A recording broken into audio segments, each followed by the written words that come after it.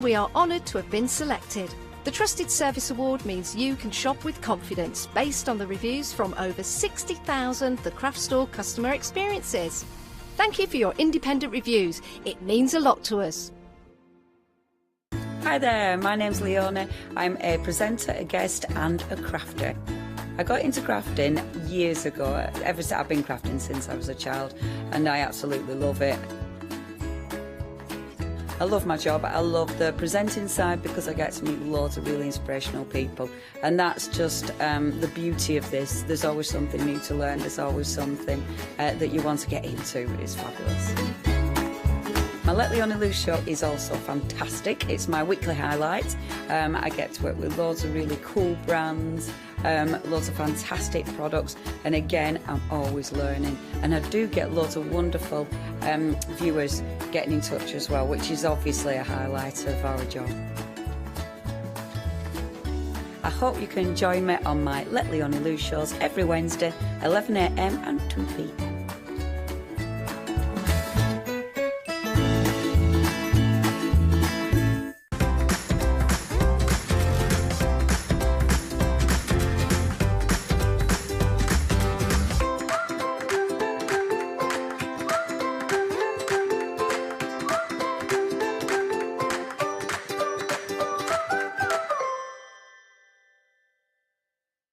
Hi, my name's Mel and I'm from Crafty Devils down in Devon.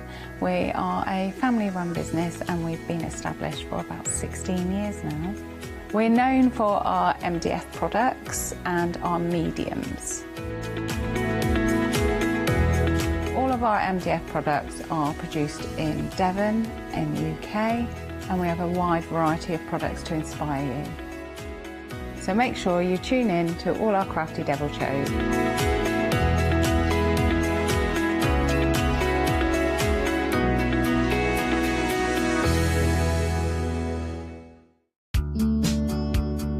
Tickets are on sale now for Crafting Live at Sandown Racecourse. Featuring exclusive offers and competitions. Over 800 make and takes. Stock up from over 50 exhibitors. And meet and greet our craft presenters. Plus, craft members save 25% off their tickets. Book your tickets now at creatingcraft.com and search for Crafting Live.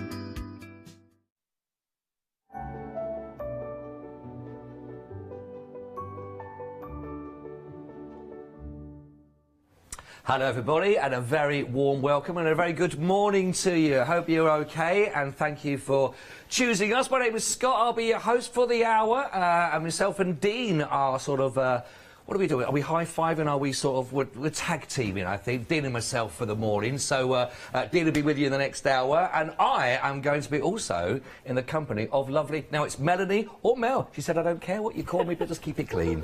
So, you know, so it's lovely Mel. A very good morning. Good morning. It's lovely to be here. Lovely to meet you. Yeah, you too. Our very first show together. I know. How exciting. How are you? I'm really well, thank you. Good. Yeah, really well. I'm very That's excited about this. It's just fabulous product for you this Well, morning. you see, the lovely thing is, and I'm sure if you are watching as well, and actually maybe it's your first time meeting Mel or going through, I have got a lot of questions because I think we're going to see something that I don't know anything at all about. How this works, what we're going to do, and I believe there'll be a lot of people in the same boat quite possibly. And again, even if you are aware of the products, you never know what you could learn. I was always told, never, you know, always.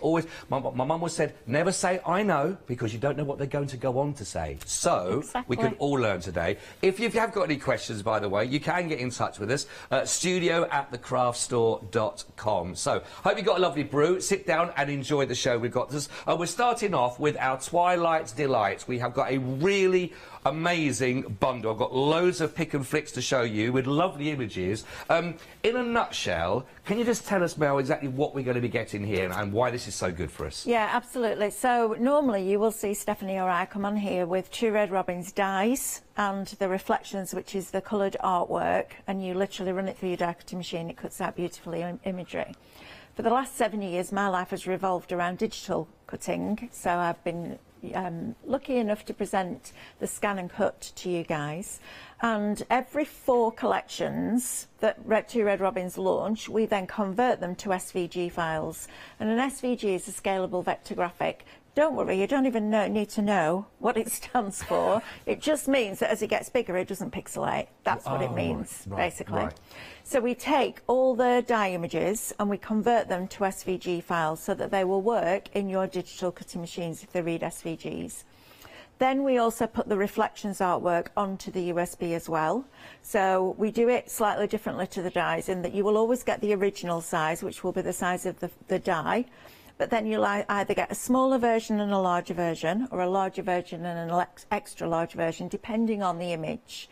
We also then give you decoupage layers where it's applicable.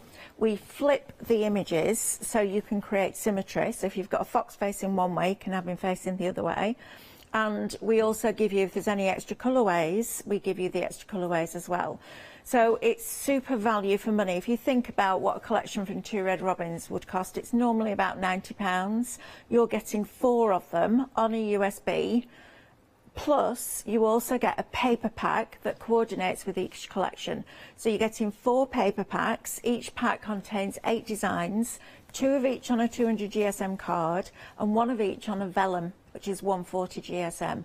So you're getting a huge amount, 96 sheets and 4 full collections in different sizes, and you can still resize it further if you want to, and reversed. Just phenomenal value for money. So if you're somebody that owns a scan and cut or a machine that reads SVG files, then this is an absolute bargain. So I imagine a lot of people now going, well, okay, I might not have the scan and cut yet. I might have something that will deal with that. Yep. Look at the small print, check if you see those letters SVG, and if we do see that, we're applicable to be working with these as well. If you haven't found the SVG on that machine that you've got, we do have the scan and cut details for you at the bottom of your screen, 979316. We will have a conversation a little bit about that later on. Let's go to these paper packs and the vellum here, and these are beautiful, and it's my first time of seeing these as well, Mal. Yeah. And like you say, we got a lovely collection even within each pad. Absolutely. We've got a lot in here. So just to reiterate, you're getting 2 of each of the designs, and there's 8 designs. They are 200 GSM, so straight away we're at a lovely weight for those. Plus, you're also to be getting 1 of each on the 140 GSM of your vellum. Now, I know I'm going to show you the front cover on these ones. I mean, this one we've got here, this is our Twilight. These are lovely images as well. Yeah, absolutely. Really lovely images. And as we go through the boards and show you exactly what's on the USB, you'll understand why you've got a night sky, because it's very moody, this one. It's about the rabbits in the burrows. And what Stephanie's whole concept of Two Red Robins is that you can create compositions, you can tell stories. And if you use just the cuts, it would work beautifully. But if you want to make it look absolutely the best that it can possibly be, then these scenes are exactly that. They set the scene and then you build your composition. And when we come to show you the boards, you'll see that a lot of the shapes are almost nested. So they go from really small to really big, so that you can create depth.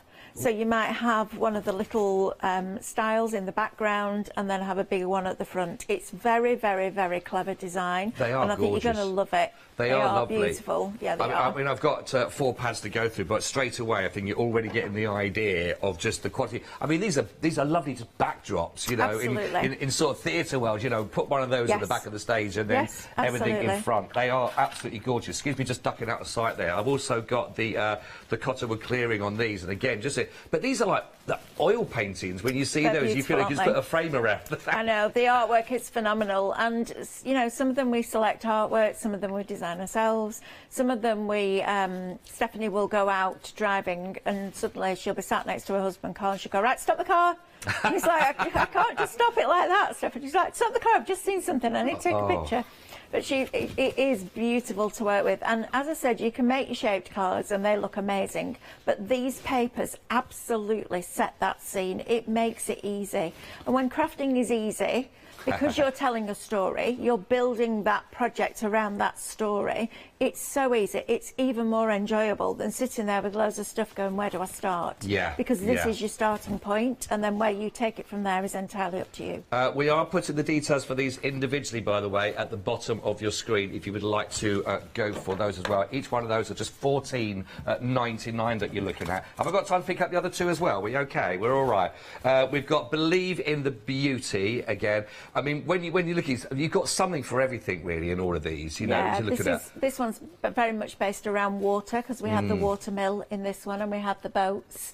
We've also got a beautiful kingfisher in there, so we've picked some of the colours out. They are just gorgeous artwork, and I can't even begin to tell you, over the last however many years I've been crafting, this is probably one of the easiest collections that you'll work with is Two Red Robins, because it's all been designed by crafters for crafters, and that makes a massive difference. It's not just a company that's popped up and gone, do you know what, we'll try craft. We've been doing this for a long time, and Highlight Crafts is quite new. And Stephanie said during lockdown she had these two little robins visit her in her garden. Oh, I see. And they kept getting closer and closer and closer to the house, and she decided that she wanted to start a new brand called Two Red Robins, go back to working with her husband Carl, go back to having a family business, and almost tell the story of the pandemic, but from an animal's point of view.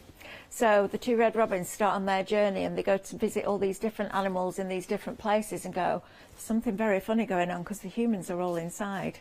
What's going on? Why are the humans inside? And then one of the little Red Robins says, well, I've heard something about a pandemic, so we need to make the most of it while they're inside, and we've got all this world to ourselves. And it was kind of like that. Wow. It was like that during the pandemic, wasn't it? We got locked in and nature just came back to life. We had kingfishers, and we had woodpeckers and dragonflies in the garden. I've never seen that before. No, it was. They took it back, didn't they? They did take it back for us. Absolutely. The details, by the way, we're on to now the Morning Delights. Details for this at the bottom of your screen. What I love about these are just the lovely way that the colours come through. And it's the details. So we've seen on some of them, it's the smaller bird in the distance. You know, you get perspective on a lot of these scenarios already, and just the mixing of them. And you've got some really lovely palettes in here to work with. Absolutely. And everything coordinates together, so we don't just go, that'll do. We make it absolutely perfect.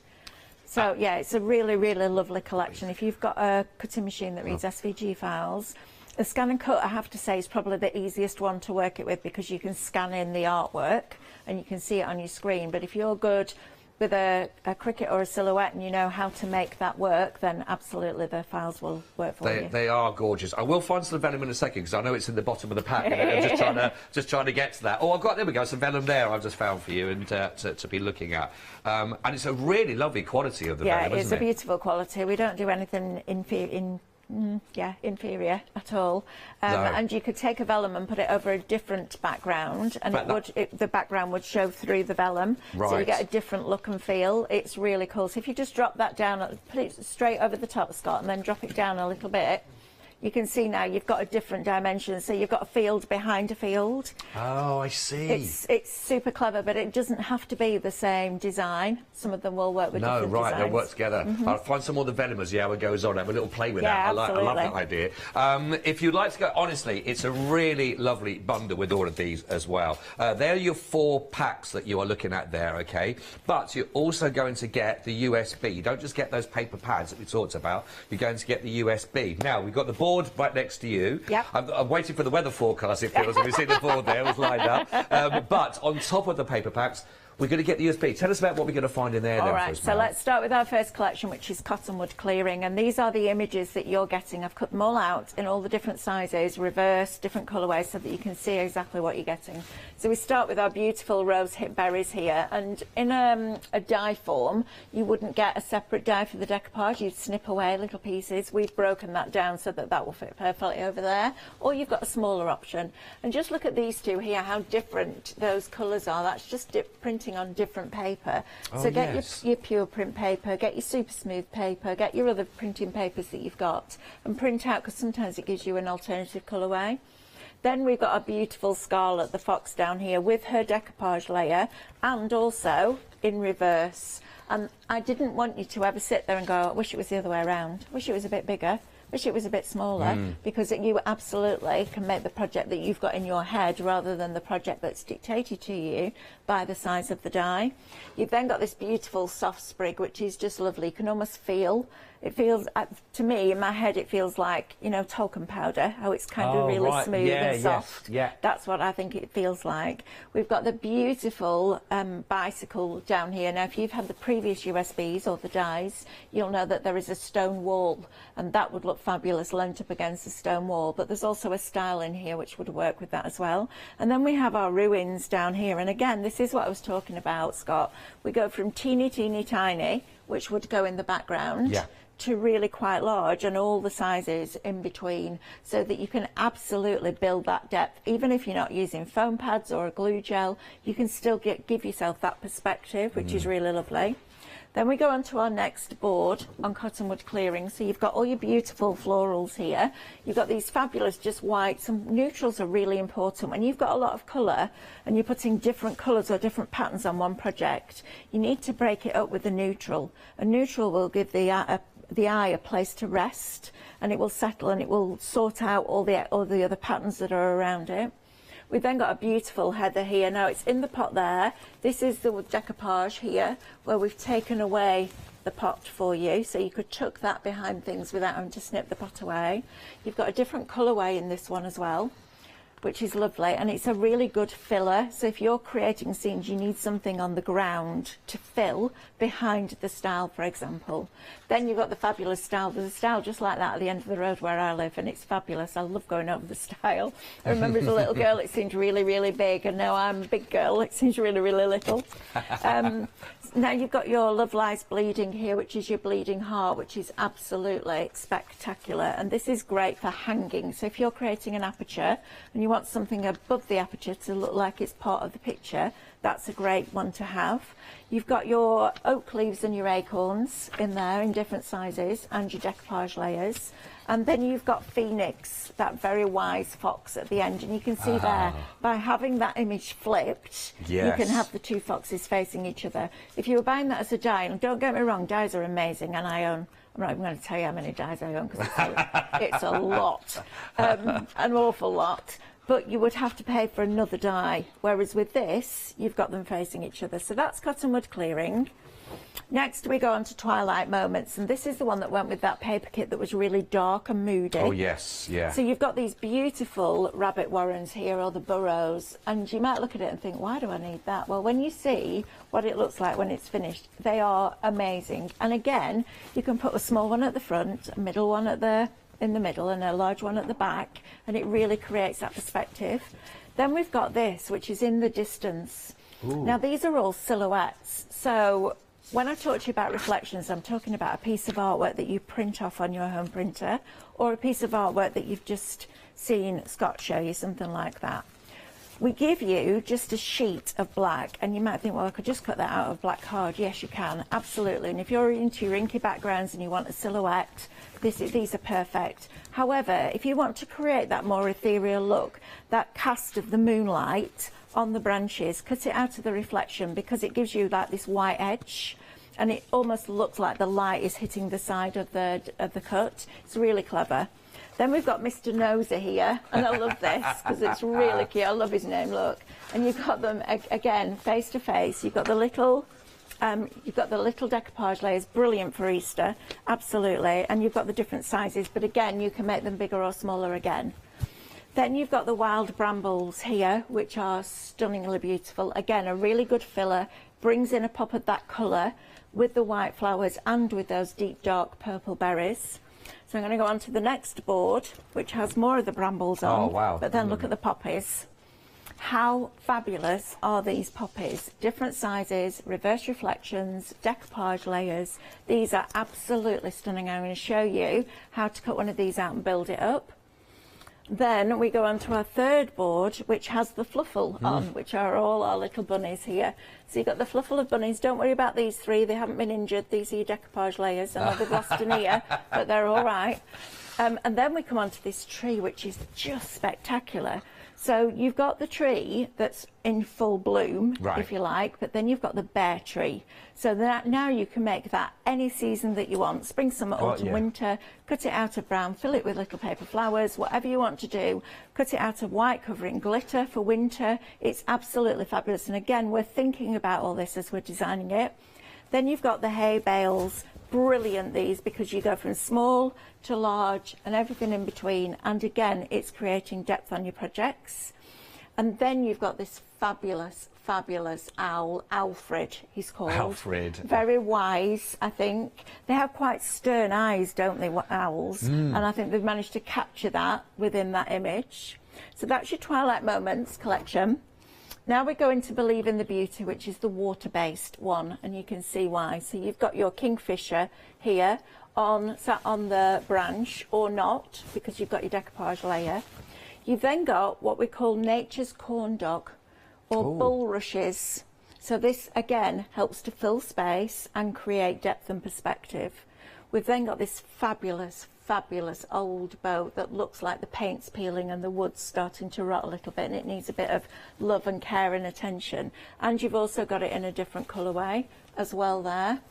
Then we go over to here and we've got our fabulous foliage. Now this can grow up or it could be growing down. It's entirely up to you. If we go down from there, we've got our fabulous stand tap at the side there, which again, nice. Fills in. It's tall, it's slim, it's perfect for using with ovals and rectangles to create that height.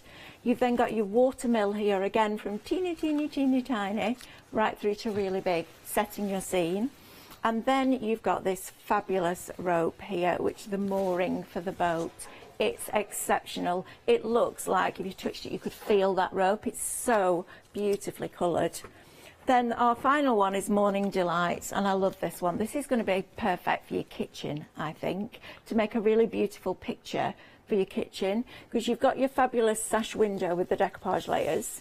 You've also got Come On In, which is this amazing door, and I love it. I love the door. It's really clever.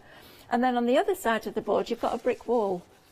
So you can put the door on your brick wall and then the window at the side, and it's really easy to build pictures with. Oh, that's great, that. Then you've got your cornstalk here, again in different sizes. Brilliant for filling, brilliant for bringing forward or behind to create that depth. You've got your corn on the cob itself, which I think is just fabulous. I know everyone's going, yummy.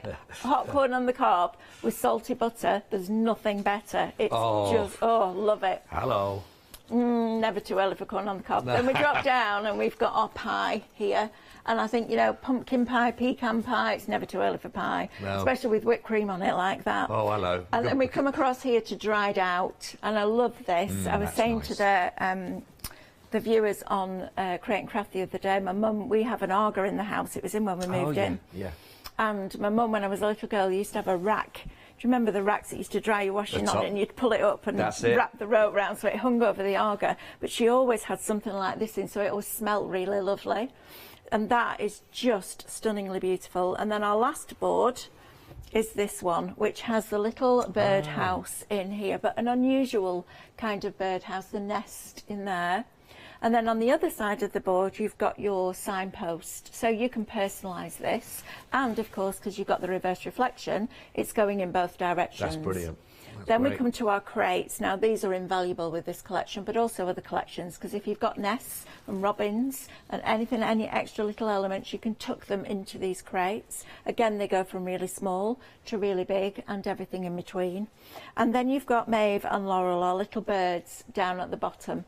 And that completes everything that you're getting on the USB. You're also getting all the reflections artwork, and I'll talk to you about that when we get into demonstration. Oh, well, Mel, thank you. So it's really lovely to see all those elements. Just to try and put them into some kind of perspective for you to sort of see what you can create. I've got some samples here that show you the papers with them and mixing these then together. And it's the whole of it. If you love perspective, if you love building up, then just look at these that you can do. All those elements that all come together, which look absolutely fabulous. Or whether, of course, you are just working with those lovely elements themselves. We talked about the owl there, and again, don't forget you can flick them as well. So, you know, and you lose nothing again in either the scale, the size, but being able to sort of move them and flip them and work them.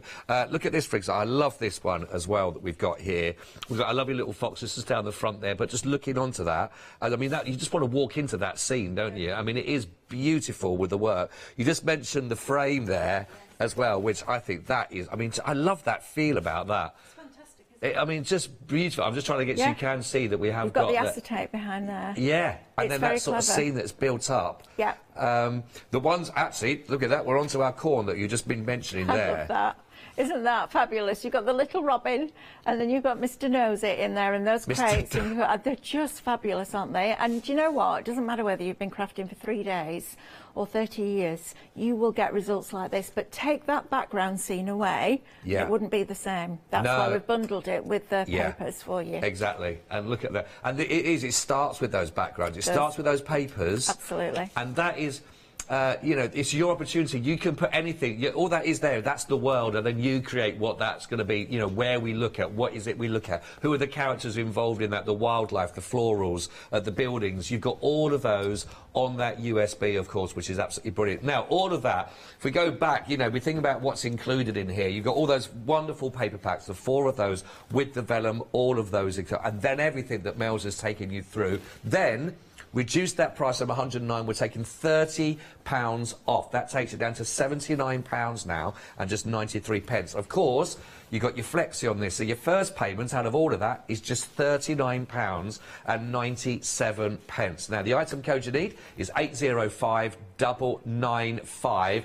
Already a lot of people are waking up to thinking, I'm loving this. If you've got any more questions about this, Mel is here, of course, the expert to take any of those for you. studio@thecraftstore.com. So, absolutely fantastic. We have got another bundle also. We've got so much jam sort of packed into the hour for you, and you've already spotted this. You've been shopping ahead, which is the lovely thing about this. And this is, of course, your SVG, the USB, the whole complete look, learn and the craft here with the USB. Talk to us a little bit about this then, Mel. This looks a really... People have already spotted it. They're already popping it in the basket. Tell us about what we've got here. So, you're getting the 2 Red Robins USB, which is what I've just shown you, but you're also getting 2 other USBs that I filmed beginning of December. So previously I'd filmed Watch, Learn, Create for the CM series of the Scan and Cut, and I had so many people saying to me, please can you do one for the SDX? That's exactly what we've done. So the SDX is the model with the auto blade, and I take you from absolute beginner right the way through to really advanced on a USB that's got over 6 hours worth of education on that particular USB. Wow. I don't skip anything. It's all shot over my shoulder so you see the screen really clearly. It's shot on a different model to this. It's filmed on the 1200, but that doesn't make any difference. And it's just, if you're somebody that's either bought a Scan and Cut and it's still in the box, you know how I feel about that, or if you just want to learn, if you don't feel you're getting enough out of it, or if you're somebody that's saving up for one, or if you're somebody that thinks, oh, do you know what, I'm going to treat myself to one of these now they're at the craft store, then you have got so much education on there, it's crazy. Then there is a web app called Canvas Workspace, and Canvas Workspace is the design area for Brother Scan and Cut. It's free. You can download it and you can use it to your heart's content. So I've also done another USB that teaches you everything I've learnt so far about Canvas Workspace. I am very much a technophobe. If so, you know, I just literally last week learned how to send something to a printer at work. I'm that bad. I am really bad, like really, really bad. So if I can so on that point then, Mel, if you know, I'm just trying to think how someone might be feeling. How did you feel when you first thought about? I know you mentioned dyes that you've worked with, etc. But something like this, that's quite a jump. Well, I didn't have a choice, to be fair. Right. So I started off 16 years ago bringing the original Cricut machine to Create and Craft. Oh, right. But then I was sat in my craft room one Saturday and I got a call from a lady and he said, I've seen the future, it's called the Brother Scan and Cut. I was like, what's that? What's that? What's the future? And then the buyer from Create and Craft rang me and said, will you have a look at it, see if you want to demonstrate it? My first question was, does it need a computer? And I am so grateful that the answer was no. Oh, yeah. Because otherwise I wouldn't be stood here doing this. And it is a phenomenal piece of kit. All you need to do is learn what the little icons mean. It's like when you got your first ever washing machine, you had no idea what those buttons meant. Now you go in and you do it second nature. That's exactly what you do with the scan and cut, and that's why I film this education. So you can go back, you can watch it, you can rewind it, you can repeat it, you can pause me, you can even mute me, which some people would say was absolutely an amazing idea, and we're buying it just for that. But I wanted to hold you by the hand. So because I am a technophobe, I learn the bit that I need to learn to do the bit that I want to do next, and I teach very much like that. So it's all broken down into chapters, and if you buy that USB with your scan and cut, you won't have any more questions to ask because it answers all the questions. Oh, that's brilliant. You know, something I could have done with that kind of tutor on a few things actually in the past as well. I still ask my son now, who's 12, how do you do this, Jen? Yeah. It's true, isn't it? Yeah. But, you know, some things it's all right to be a little bit nervous about, or maybe a little bit concerned about, or worried about. If it's new to us, some of those things are. But this will take all of those sort of pains away that you're thinking, oh, that it's all going to be answered for you, and you're going to have someone like you just heard from Mel take you by the hand and guide you through that. And of course, when you have that, it's like anything, isn't it? When you have that expert that tells you things, you pick up things, you learn things, and before you know it, you're creating things that you never thought you could have done before as well. It's absolutely brilliant. It's so simple, you know, when you have someone telling you and explaining. And it's one of the, even if you're up at advanced, I'm sure there's still learnings in that could be happening here, because I think we get familiar with certain elements. We go, I know it does this, and that's, you know what, I'm fine with that, that's all I needed to do. But there's so much more you could be potentially getting from it if you go through this, of course, with that USB. Now, it's new to us here, of course, on the craft store. We're looking at 10% of the stock here already gone. You've got a brilliant £20 saving. So if that is your reason to go in, do you know what? While that price is down like it is to £59.97, maybe now is the time to go for this. The item code you need, 082237. Do you know what, Mel? There's many moments in my life I could do with someone like yourself holding me by the hand and taking me through that. So I'm glad you're here with us to do that. Make sure that there's lots on the website. You found that before we even introduced you to it. I know that you're shopping ahead, and that's absolutely brilliant, so you don't miss out. We've got loads and loads and loads of equivalents on there for you. You've got the individuals, by the way, on your paper pads for you. If you're not going to go for the complete collection, have a look. If you already know about Mel and you know about what you could be getting here, maybe it's time to stock up on those individuals if you don't want to go for the complete kit. But loads in there for you to have a look and pop into your basket. Oh, what was that, Miss Producer? Oh, yeah, loads of different USBs. Have a good look through all those different options that you could be looking at as well, which is lovely. We're going to go through those in a bit more detail a bit later on in the show with you till 8 o'clock this morning. But, Mel, we're going to have a look at a first demo. What are we going to be looking at in this? So I want to teach you how to cut out a reflection, because it's much easier than you think it's going to be. Oh, lovely. So when you have something like the scan and cut and two red robins together, you will get this piece of artwork. There's only one rule: you have to print it off at actual size. All right? Right, okay. Because if you do fit to page or whatever your printer says, it won't line up with the cutting file. And the reason that we've done a cutting file for these rather than just scanning them in is because every scanner, whether it's built into a cutting machine or whether it's external to a cutting machine, works on contrast. So if you've got something like the soft sprig with the white edge or a very, very, very pale grey edge against a white background on a piece of card, it won't see the contrast. So what we do with reflections is we change it and we make it so that we put a bleed around the outside edge. So if you don't get it lined up absolutely bang on perfect, it doesn't matter. But secondly, it also means that if you scan that in, it would just cut it out with the bleed on. So what we do is we've created a cutting file that's on the USB that works in conjunction with this. And now you'll understand when I show you this why I love the scan and cut so much. Right. So on the bottom of your reflection, when you've printed it out, it will always have the name of the collection and the name of the file.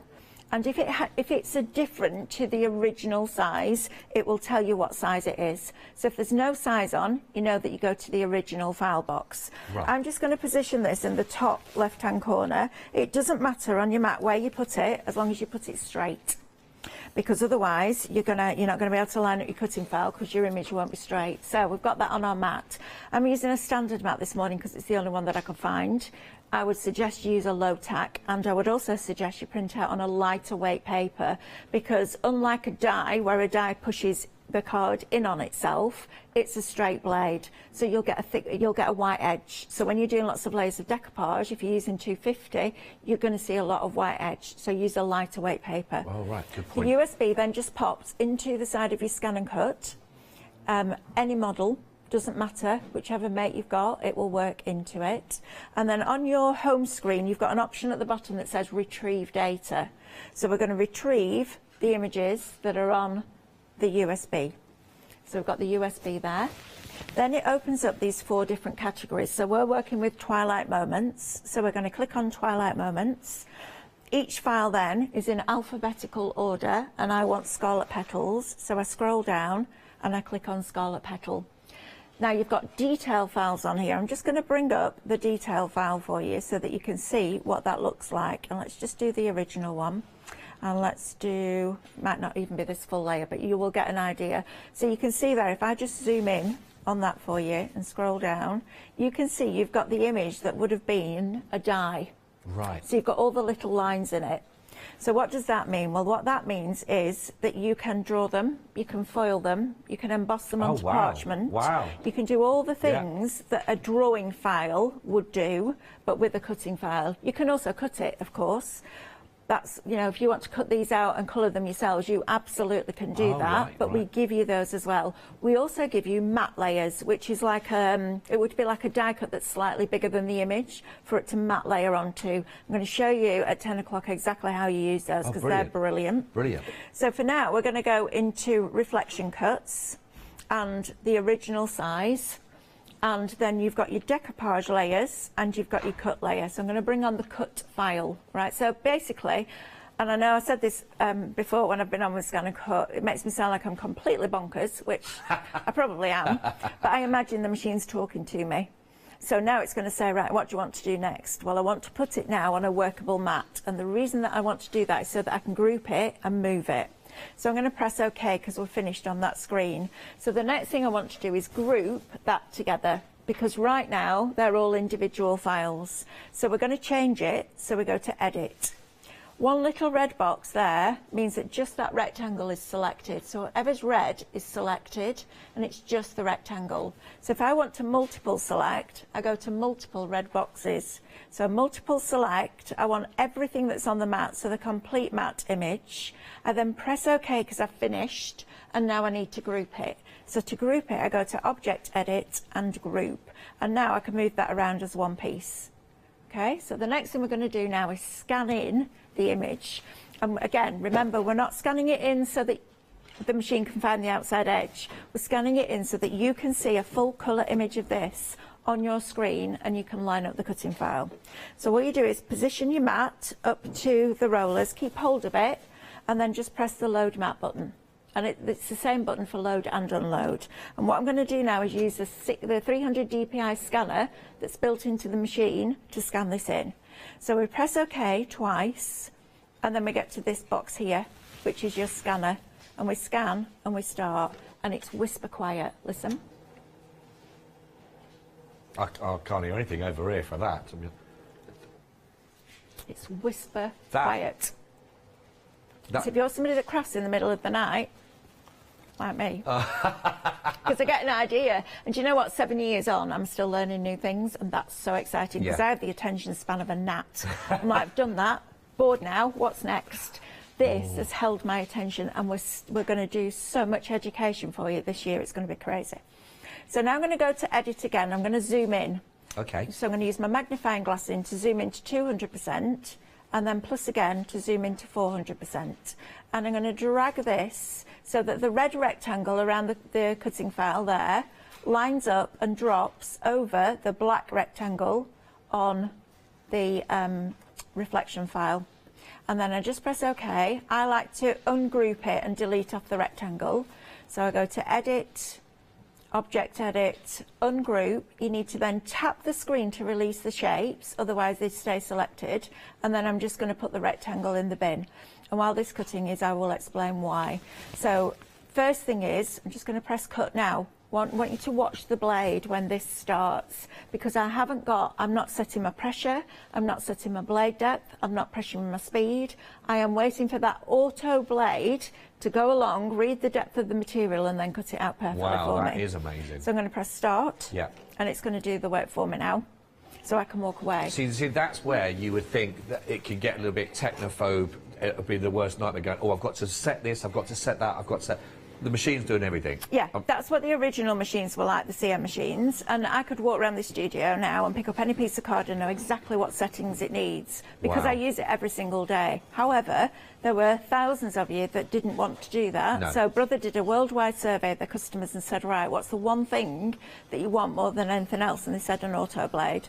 And then they brought out the SDX, which has that. That's brilliant. That is brilliant. And that gives you that sort of reassurance, you know, that the machine is using what it needs and it knows what it needs for you to actually make that. That takes all the hassle out of it, doesn't it? Oh, it's so, honestly, it's so intuitive and so easy. Brother do technology incredibly well. Yeah. They're a Japanese company, and we know that Japanese technology is exceptional, but what they also do is they make every product, whether it's a £8,000 embroidery machine or a £400 cutting machine, they make it really intuitive, so it's easy to understand. It prompts you every step of the way, and it's just a dream to craft with. It completely changes the way that you think about crafting. Let's say you're a stamper.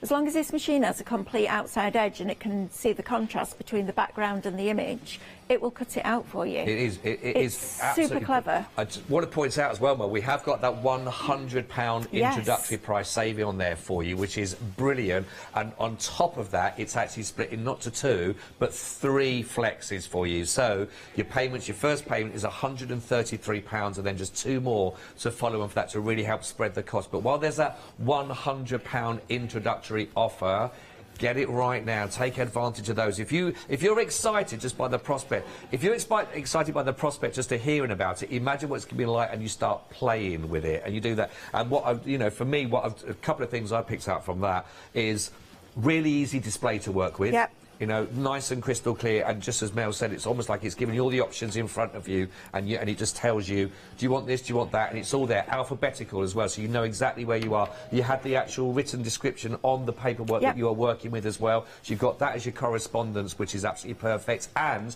no setting up. Once that is in position and it's ready to go, allow the machine to work out, do you know what, it's checking it out, it's checking the thickness, it's going with that blade, and it's doing it for you because the auto blade has come. And I think that's when you said, you know, it's from crafters' point of view to work for crafters. That's the one thing that no one wants to be worrying about. You don't, and it's that's the frustration or the panic. Am I getting the right setting? What if I don't get it right? If I undercut or it doesn't go through, how do I do? Am I going to ruin the project I'm working with?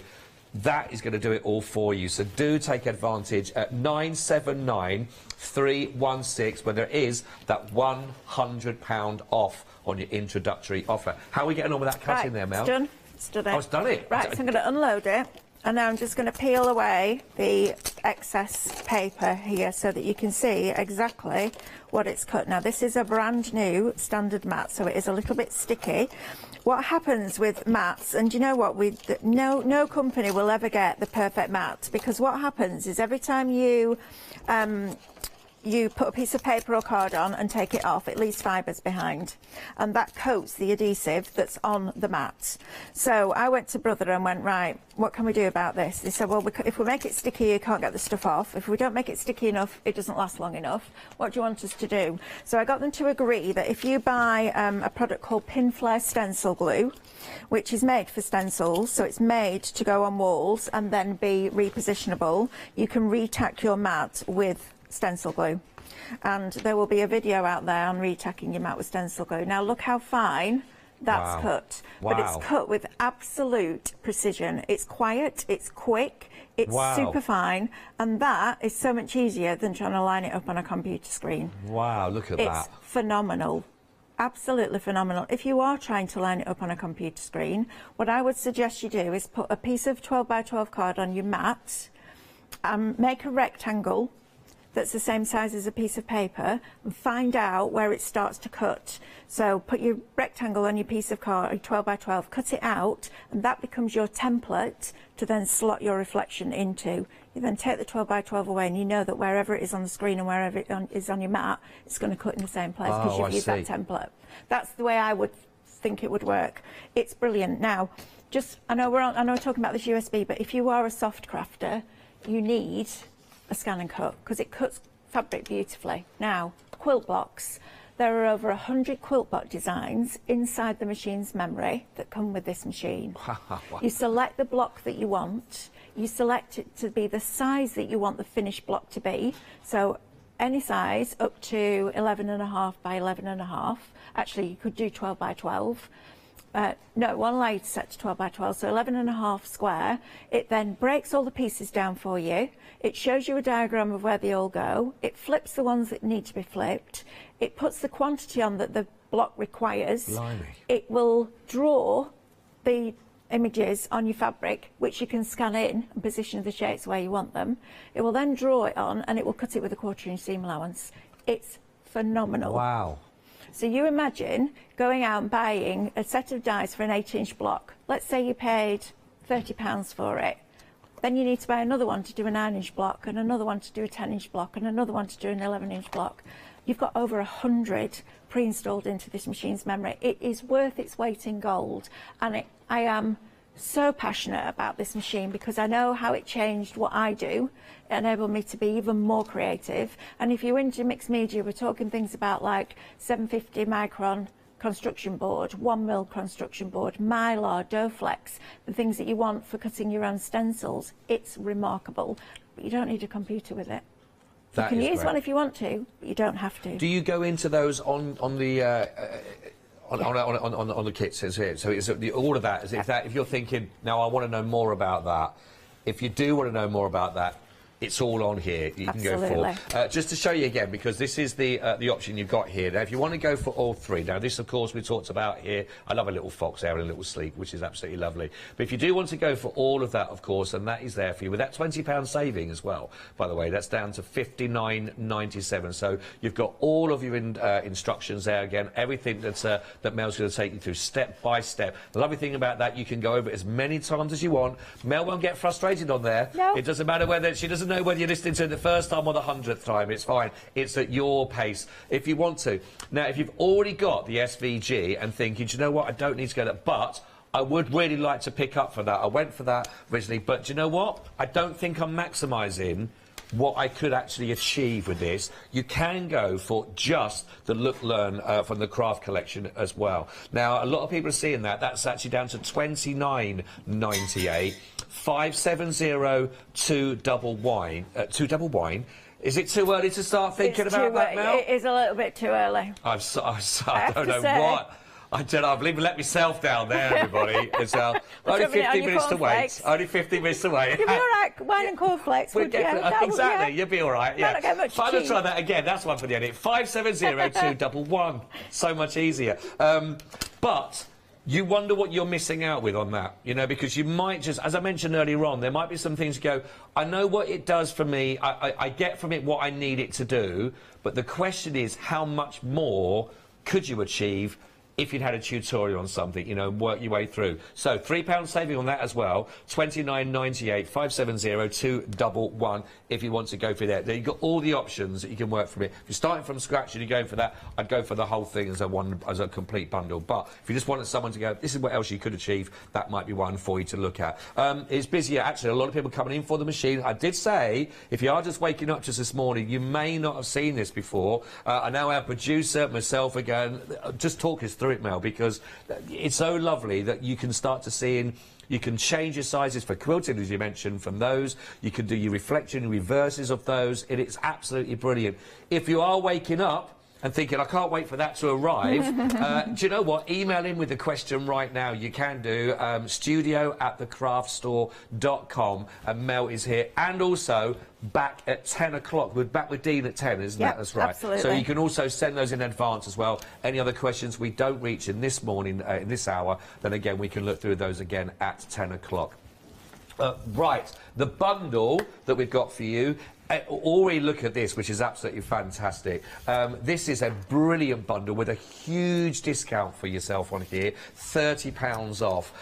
We were looking at these wonderful, brilliant paper and vellum packs, and they are your background, they are your canvas that's already painted for you, but then you, with everything you're going to get with the SVG that goes onto here, is then you create the characters, the look, the individual options you want to add in. You can add the perspective that you go, because you can change the sizes and the reflection of whether you want it in reverse or whatever you think, this is what I want. Go for this that you're looking at. The paper packs and the vellum are available individually. They're at $14.99. Now, if you think about the saving, you're getting the equivalent here of basically 2 paper packs in here when you're with £30 being reduced. That takes it down to £79.93. Let me show you a few more, because this is my first time as well looking, and I've got a huge amount. Straight away, using that idea, you talked about this kind of thing you can build up. I love that straight away, that we can link them, put them all around. We've just got a whole... Perfect for Easter, this one. I'm loving that. We've got a... I don't know what you call a collection of bunnies, but a ring of bunnies. They're called a fluffle. A fluffle? A fluffle. I don't know whether that's the proper name, or we've just made it up. What, but isn't that fabulous? A fluffle of bunnies? Yeah. I'm loving that. And what they've done there is used the matte layers and then use the offset line that's in the SDX memory to be able to build up all those mats and layers. That looks so effective, doesn't it? Looks absolutely fabulous. Let me show you. So I'm going to show one more. Hang on, because these backdrops that work with that. Right. This should be a TV series. Look at the characters on here that are all together. But again, you get your papers and your vellum, and we've not even talked about how. I know you mentioned at the beginning, Mel, about how our vellum can work with this. You know, but you've got that backdrop. And you just got a lovely little, I think it's a little meeting going on there, a little wildlife collection. But, I mean, everything. You change the scale, the size, the look that you're going to go with that. And it is absolute, oh, look at this, I love it. I mean, it's a really lovely idea. You can work with this one. Go for that pack. 805-995 is what you got that with that £30 off, and on 2 flexes £39.97. Mel, go on. Right. I'm a sponge. I'm taking it all in. Okay, fine. So let's do a card. Let's just show you how you all use this together. So I've got a cut piece of craft card, just whatever size I wanted it to be, and then a piece of one of the background papers. This is from Morning Delights, I believe. And then I took the cutting file, or the matte layer of the cutting file, for the brick wall and cut it into another piece of craft card. So I've created an aperture. I've then put 3D foam around the edges of the aperture piece, so that I haven't put any in here, so that I can tuck things behind if I want to. Then I'm going to put my brick wall just in there, but it just gives me that little bit of lilac and blue to bring in, because I'm then going to bring in the door. So you've then got the same lilacs and blues in the background that you have at the front. So let's stick this down first of all. I'm using my Pentel bookbinding glue. I don't know whether this will be on your website or not yet, but when it does arrive, it's amazing, because it's a really low water content, which means that A, it doesn't buckle your paper, but 2, it doesn't take very long to dry at all. And you need a very, very small amount of it, because it's really good strong glue. So I've now got my brick wall in there, and I'm now going to position my door on there, and I'm going to put it flat, because I want to then use all the embellishments and accessories to build that depth on my project. So I'm going to position the door in there like so, and just make sure that that's straight. I'm then going to bring in my crates. So I'm going to start with the crates at the side like this. So let's see where we get to, and just do a composition. So I like those crates there. Looks like they're right at the front, and everything else is at the back, even though everything's flat. I'm going to bring in my corn stalks here. Let's add some height. So let's add some height over there, and let's add some other little bits and pieces just behind here like this. Let's put another one of those at the front like that, so we're starting to build up our picture. Let's take the signpost, and let's have the signpost, let's move that out of the way, because this is why I never stick anything down, because I change my mind like the weather. I do, and I'm very aware that I do it. It's just... I don't think you're the only crafter to do that. You're honestly okay. You're okay. You're in good company. Terrible. And then we've got our little bits of corn here that we can now tuck inside our crates like this. So we can have one there, we can have another one tucked in there, and we can have another one that's just fallen out and is laid down there like that. Then I'm going to bring in my pie, because I think this is really quite cool. No, actually, I'm going to do these first. I'm going to do dried out first. And I'm going to position one or two of these just behind here to add a little bit more depth and dimension to the project. So you can see now I'm creating height down here and a little bit more across here. It's building up so beautifully and quickly as well with it. That's great, isn't it? I'm going to put the pie there. Who knew you needed a pie? Always. Goes with the wine in the morning, apparently. Well, absolutely. It does in your world, Scott. I think I need to come and join your world. It sounds like fun. It's all right. It's all right. Don't be for too long, though. Good. Right, so then I'm going to just bring that post up again a little bit further. In fact, what I'm going to do is move this so it just goes behind there like that. And then we've got our little birds that are just going to sit in there. We'll have one there, and we'll have another one just sat on top of that signpost right there. So if you then wanted to add in something like a pop of red with the poppies, what you're going to do is just tuck these behind, because we don't have red anywhere else. We're putting in a colour that doesn't exist anywhere else on that project. So what we then need to do is balance it. And the way that we balance it is we use the rule of threes, which is almost like what we call a design triangle, where we snip into things and we create a triangle with the images, but we use them in threes or fives. Okay. So I can pop another one just behind there, like that, and that works, but it looks like there's something missing over here because you haven't got that balance. So then I can take the little bit of this that was left over from when I snipped in and pop that behind there, and you've then got a very balanced project there. A little stamp sentiment in the corner, like that, with a brown ink pad, and you've got your composition right there. It's super, super, super simple to craft with, but it's so much fun. There's no stress, there's no what shall I do next, am I getting messy, do I need to clean up in between? Just when you get it home, cut lots of stuff out. Remember, print off at actual size, print on different mediums, try it on rice papers and vellums and acetates and all those different mediums that we can now print on. Print them on fabric. So if you wanted to do that in fabric, all you would do is print off on fabric, iron a stabiliser on the back like heat and bond, take the backing paper off and stick it down to your mat, and then use the fabric blade. You can get a fabric blade for the SDX. It cuts fabric beautifully, and it's so much fun, and it will absolutely expand your creativity. It's the best machine that I've ever used. It's so intuitive. That scanner makes a massive difference. So your children could draw your picture, you could scan it in and cut it out as artwork or vinyl. You could take your child's artwork and scan it in and get the machine to redraw it and do a whole wrapping paper roll of it if that's what you wanted to do. Wow. Honestly, the lengths you can go to with this machine are almost endless. And as I said, 7 years on, I am still finding new things because I know how the machine sees things and what I need to do to change it to make it do what I want it to do. There's this whole world of creativity waiting for you. I start you on the journey with the USBs, but let me tell you, this year we're going to be doing so many online classes where you can come and learn how to make a box from an octagon and a heart. It's super, super cool. Wow, absolutely. It's honestly, it's just, are you not excited about the prospects of what you can actually hopefully start doing? And if you are just welcoming in starting this world of that, you know, and thinking, do you know what, you've got everything here, you've got the guidance that you need, you've got the deals to go with it. It just, that's lovely, isn't it, to be able to see you can really build up all of those. The fine cutting of it was absolutely amazing. I just want to point out, we have got other options for you, of course, on the website as well. We do have other USBs, and one of them really worth having a little look at as well. And I know that some of you have found these already, and it's the one which is Nature's Homestead for the USB. £17.99, £4 saving on this one for you as well, from £21.99. But it basically complements the whole Nature's Homestead, the die collection that you work with. So this has got the backgrounds on here. This has got more again to keep working with. That's right, isn't it, Mel? Reflections artwork on there. You've got backgrounds, which is where we take one of the images and design a background around it.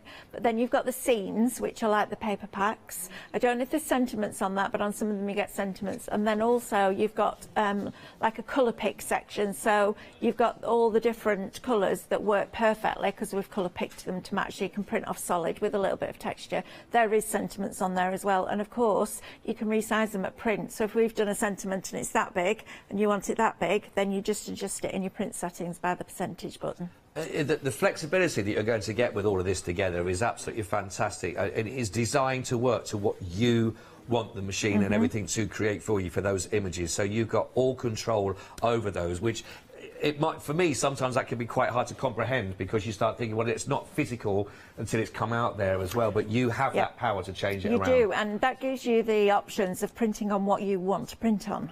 So rather than us just sending you, and there's a slight sheen on the card that we use, if you want something completely matte, or you want it on acetate or vellum, or whatever you want to print onto, whatever your printer will take, that gives you the option of doing that. And it's never ending, because if you come back to that USB in 10 years' time and go, oh, I need like a dozen of that paper, it's still there. Yeah.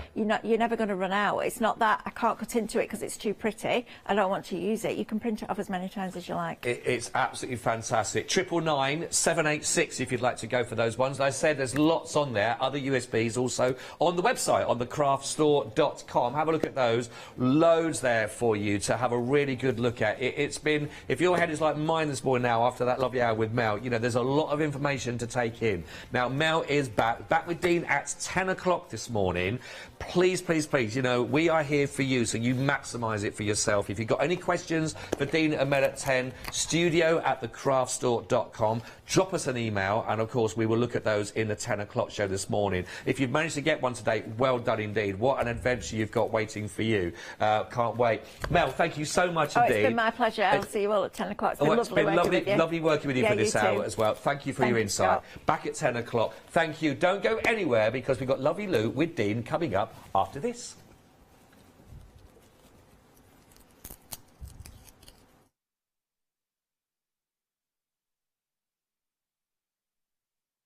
Lou coming up with your 8 o'clock showing of the one-day special, and it was busy last night. Then I'll be back with a bit of rugging as well. Can't with that, with Ragged Life. Lots more to come. Stamporama, the incredible art, stamp and papercraft show, will be taking place in the Grand Hall, Newcastle Racecourse on Sunday the 13th of February. Come along and meet many of the UK's most dedicated and gifted craft experts, all available to inspire you with their knowledge and expertise. Tickets are available to purchase in advance from the craft store for only £4. So, what are you waiting for?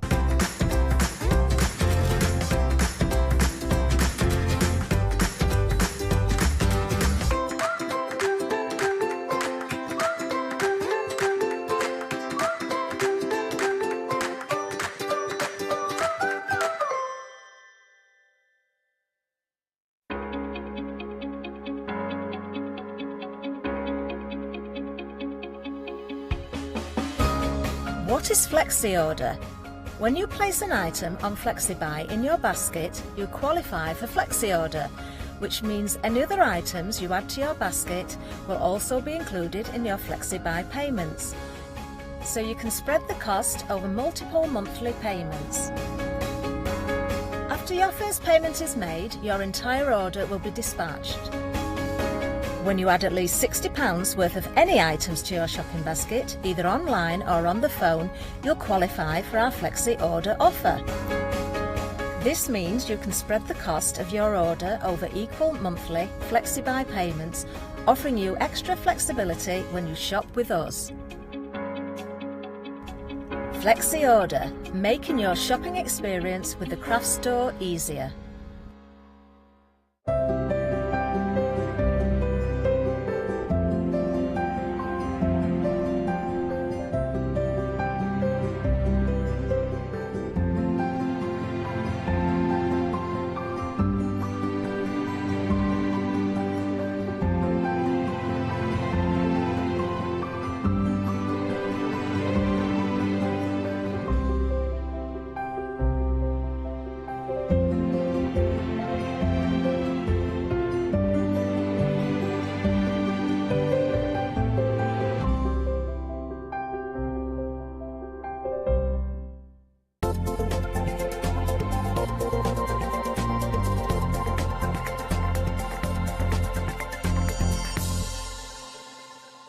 Morning.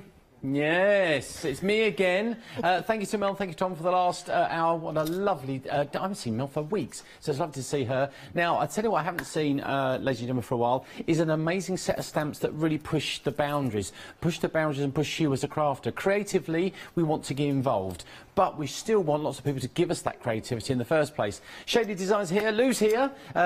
You know Lou, I mean, on this channel, you've seen her before. She's constantly being creative, but now because you've been creative and bringing her own style to you in this incredible one-day special. Can I give you a warning? I hate starting the day on bad news, but if you want this, you really have to order it in the next sort of 5 or 10 minutes. It was so busy last night. You've been buying through the morning, you're up early, and it's limited stock already. What a lovely way to start my day. Limited stock. Listen, don't panic though, because if it does sell out, we are selling the individuals of this kit as well, which we're going to go through in just a second. But just to give you the details, it's a complete collection. It has stamps, it has stencils, it has dies, so really anything you want to do with this you can do, and we're going to do that in this show.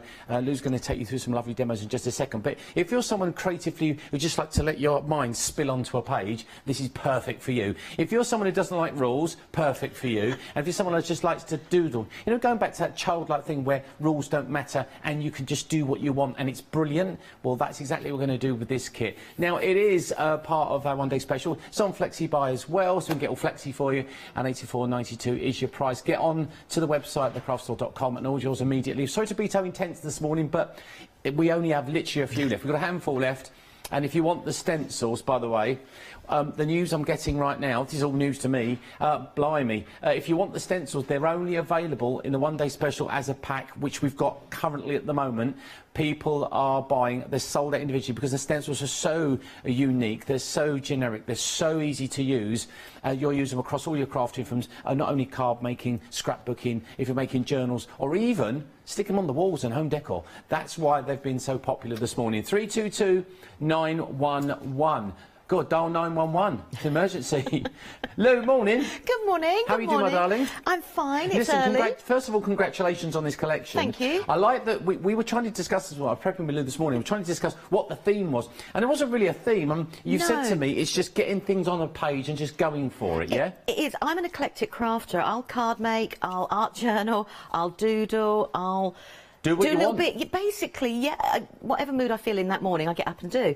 And I wanted to create a set of things that, OK, it could be called selfish because I can use them in all the different ways. But I also wanted to take away, I'm used to using a white piece of card, build a background, take lots of stamps and layer up. And I wanted to demystify that a little bit. Of course. So I wanted you to be able to stamp a background and then add all your embellishments. But it looks like you've done a real lot of extra stamping in the background to create that layered look. But then I wanted to be able to go to art journaling. I love to doodle. I wanted then to be able to doodle inside them.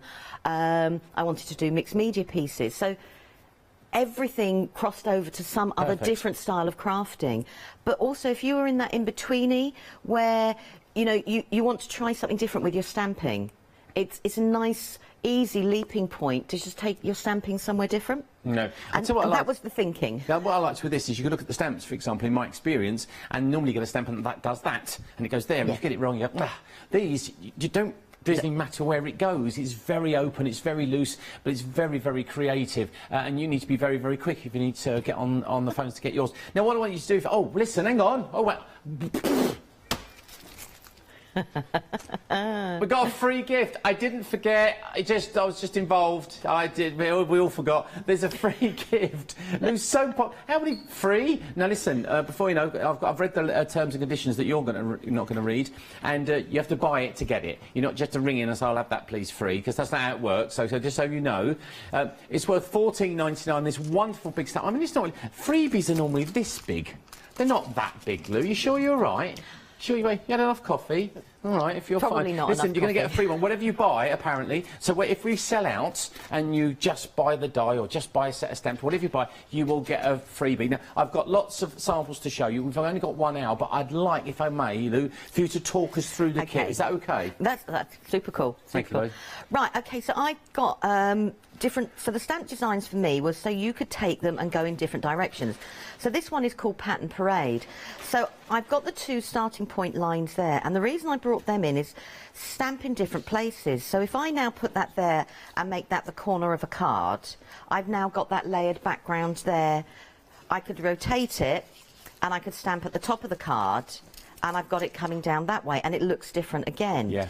If I then put it this way and I was going to do down the edge of an A5 card, I've got it going that way, and it looks different again. So it was then taking each of the elements, and you could then take them off in different directions. So if I look at, so for this sample here, this is it done diagonally instead of straight. So it looks totally different to the artwork there. But talking about the corner piece, so this was stamped just doing, if I put the L thing there, that was stamped just like that, and all I've done is stamped, and then I've layered some details on the top. Yeah. So the idea behind it is that the background looks like you've done lots of layered stamping to create a busy background, but and then just add your embellishments on top. So it's almost a decoupage look as well. If you wanted to, couldn't you start layering that way? And it's also taking me back to the days when I started stamping, and you got brave, and you created all those multi-layers. You then go, I don't want to cover it. No. And you do, because you're so happy and pleased with what you've done, you don't want to cover it. So I wanted the stamps to be that, you know, you can cover it. Yeah. Because that's what the background stamp does. So that one is Pattern Parade. This is almost like a little apprenticeship in stamping, isn't it? It is in some respect, Do you know what I mean? yeah. You can get it home and you can practice and play, and you can build your confidence, because there isn't a theme, there isn't a rule or theme. There isn't. So it's quite, you could learn to stamp if there is such a thing. But yeah, as I said, by the end of maybe your first session, you'd feel your confidence is up. Yeah. I mean, and this one is coming together, and obviously because it's circles, I do like a circle. But again, you could use the whole of the stamp, but if I suddenly cut it down that way, it looks differently. Turn it upside down, and then put it that way, it looks differently. However, I might only want the smaller circles. And now I've got a smaller topper. But then if I brought in, not the right colours, but if I brought in some extra flowers or a butterfly and a leaf, you've got the background done for you, and you just add the embellishments you want to add on top. That's a top tip, Lou, actually, getting two pieces of card and start focusing where you need to be before using the glue. I can't take that Charmaine who said to me, but Charmaine, if you're watching, great tip, because I think sometimes you lose focus. If you can see that if you've zoomed out too much, it's overwhelming, isn't it? You need to zoom in sometimes to get a little bit more focused. The perfect way. This is now in black outline, but in the same breath, I know a black outline doesn't always sing to everybody. Where is she? There we go. So if I stamp the same stamp set now in lighter colours, so that's done in soft browns, pinks and blues, the same stamp, if I turn it around that way you can see, looks totally different. And again, it's given you a complicated background, but if I just stick some flowers on, it doesn't have to be flowers, it can be whatever you want it to be. It's changed the look of the card from the vibrant colours. Just changing colour, Lou. Just changing your colour. Yeah. So, you know, go with what colour works for you. And that was the idea behind the different stamp set. But then, in the same breath, use smaller portions of it. So this is now an A6 card, and with a sentiment on, and just coloured. So you've got what looks like a complicated stamping background that you've taken lots of elements for, but then in the same breath, you know, use, this is a brilliant book by Alison, use smaller parts of it in a book. But this still just stamps. It's just stamps. Because we haven't talked about stencils yet, so this is just stamps. And so it was all about that you... And use it as a learning point. So I've got 3 circle stamps, and then I've put some lines up. So you could then look at the stamps you've got once you've got a little bit more confident and see how you can build your layers from there. Yeah, integrate some of the stuff you have already. I think this looks like one of those sets that I could use some of my older stamps that I have. Definitely, definitely. So this one here, Surround, is obviously circles. I do like a circle. Really? They're just easy to... I'd have never guessed. Circles don't have an ending point, so therefore your project doesn't have an ending point. So actually visually in your mind, or in my mind anyhow, it works that you can carry on with your project. Do I need to bring the torch, Lou? Yeah, probably, actually, after this. The thing with circles, they always then come back to where they started, don't they do, but because they don't have another ending point, your eye doesn't have to focus on one area. Yeah, good shout. Yeah, so that's what you're doing. You then don't focus on a bit that doesn't look good to you because it doesn't have an ending point. So this part here of the circle, I've just done this blue and orange in colours, but I've got the lines here, and again, I could stamp it so it goes like that, and then I could just stamp my sentiment in there, turn it around, and my sentiment could go this way down, turn it around this way, and my sentiment could go that way. So there's lots of options. But then if your colouring is in a different style, so I've gone very light and pastel, so it was important to me that you could cross over to whatever colour palette suited you. if that makes sense. Superb. Right, OK, then this is the... Well, we'll stop for a moment, because I just need to say I've got single-figure stocks left. I've got not enough for all of us in the studio. Oh, so if we wanted to buy one in the studio, there's not enough. 322911, stamps. That's just the stamping part that has been talking about. Remember, there is the stencils that you can only get if you buy them in the collection in the next probably 2.5 minutes. I'm being that strict. We've got more stamps, then we've got the dies we're going to go through. We are going to go through some demonstrations. It's a weird one, because we go through demonstrations, then I want you to... See, I don't want you to watch Lou's demonstration, because you won't buy it. And if you don't buy it, then you'll miss out. And when you do decide to buy it, it won't be there. Am I making myself complete? Yes, totally. Clear as mud. Yeah. But you see what I'm trying to say? I'm trying to help you out here, because I know there's nothing worse than I've done it all so many times. You wait and wait and wait, and then you go to buy it, and then it's not there, and the disappointment is just it's horrible. It is really, really horrible. However, there's your point. Okay, 2 payments on the Flexi if you want to go that route, so you don't have to pay for everything at once. Who pays for everything now these days? Interest free, just take it. So then that's part 1. What's part 2? Well, I haven't even finished with the stamps. You're kidding me. I know, I'm still going. So this is the freebie stamp. If I go here, painted mixings. So you could just stamp it, as Alison's done here, a little bit of stenciling and a sentiment, and that's, you know, that you can leave it just like that straight away on a card if that's what you want to do. But then if I look at what Brian's done, Brian's actually put it onto one of the backing papers, stamped it, and then just cut out the white pencil. So you can take it to whatever you're crafting. So suddenly it's changed again. But then go with whatever colours you want. So I've gone very pastel with that one there in blues, pinks and purples, and it changes again. But then Sheila, which I was like, wow, I love this idea. Sheila's taken the same stamp and stamped it 4 times. Great idea. And suddenly now it's a, you know, it's a frame. Interesting, isn't it? It becomes the design, or it is the design. Do you know what I mean by that? Because as a background piece, it's part of the design, but then if you make a topper, it becomes the design. It does. It's really weird. But it was just to show that you now, with stamping this 4 times, have got what looks like a complicated background, that you've done lots of multi-layering, but you haven't. And that was the thinking in my head, she says.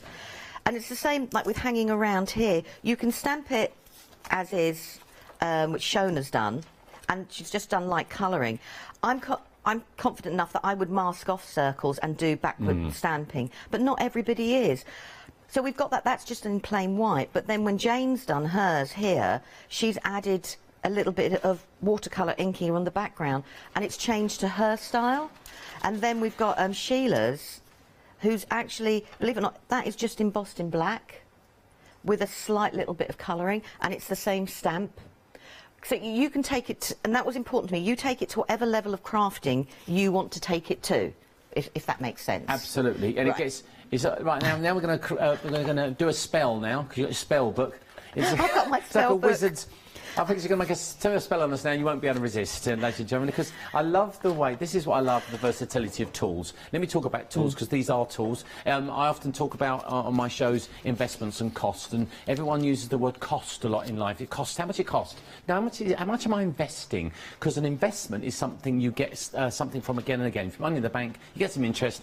That's an investment. These are investments, they're tools, they're going to have them for years, they're going to keep giving as much as you put in, you'll get out, and that's why it's important that you invest today. For example, you might not have done a journal before. No. You're a journal type of girl. Well, yeah, as you can tell, I'm a journal type of girl. Do you ever write in them, or do you just decorate them? No, I do write. I'll do a mixture. I have different journals for different moods. Do you? Yeah, I do write in them. You're quite a moody person, aren't you? I know. No, it depends. No, but in a nice way. Yeah.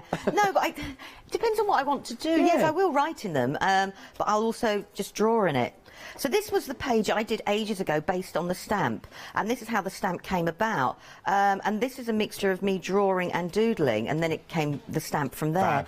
So you've now got, this is in a smaller art journal piece, so from that stamp I've quickly created a double-page spread with minimal colouring. I've stuck to the similar colours, you know, so you can take it from there. Do your design ideas come from doodling in your journal? Is that where this really collection came from, yeah? Yeah, the scary place inside my head, yeah. You used to do that on the phone to your boyfriend or girlfriend back in the day. The kids won't remember this, but you used to doodle with a pen. But the best ideas come from letting your mind go, Lou, don't they? Totally, and just going from it. This is my favourite, I love this. And this is now an A3 journal, and this is just this stamp here. stamped multiple times in lots of different directions, and then I've added on a little bit of stenciling and just some pencil work, and obviously the obligatory white pen. And so from one stamp I've now created a whole A3 journal page. So you can go from something that size to something, you know, that size, and that was important to me. But in the same breath, I love a mandala, and I'll show you some of them in a minute. So I wanted the stamps to be able to create something like a mandala design, and that is created using the stamps. That's beautiful. But I appreciate for some people making that is like, well, what do I do with it afterwards? So in the same way, I can take that design there and I take it away, and suddenly it becomes a card front. So you don't have to do a whole A4. You could use the concept and just then suddenly become, you know, use a smaller card, or take half of it and you've got an A5 card. Nice, yeah. So, you know, you can start out smaller. You don't have to be larger. And then I did demo this last night. So, you know, this is the same stamps going in a different direction on a square piece. But again, just taking a corner, I've used the same design and made a card front. Yeah. And just stamped, you know, butterflies. So this is, you know, I wanted it to be whatever you like crafting wise, but then stamping in coloured inks changes the look of the same design from black and white to coloured inks. It's like a kaleidoscope, isn't it? It is a bit, isn't it? So, you know, so it had to be important to me that you could do a bit of everything. I think, yeah, if that makes sense. We've proved the point, yeah, definitely. I don't know what the rules are here. We've got one left. Oh, okay. That's what I do. One left. If you want it, that's it, really. If you want it, it's yours. If you don't, that's all right too. So there. Now, this is interesting, because I think a lot of stamps and a lot of designs really get tested on black cardstock, in black and white. Do they stand up to the, This isn't stamps, this is the stencils. So I've actually taken the stencil. Oh, we've moved on? Yeah, we've moved on, sorry, yeah. I didn't know, because I don't... Yeah, no, I know. It's all... It flows so beautifully that, you know, that's the idea, isn't it? It's the idea that every part of the kit goes to your different way of crafting.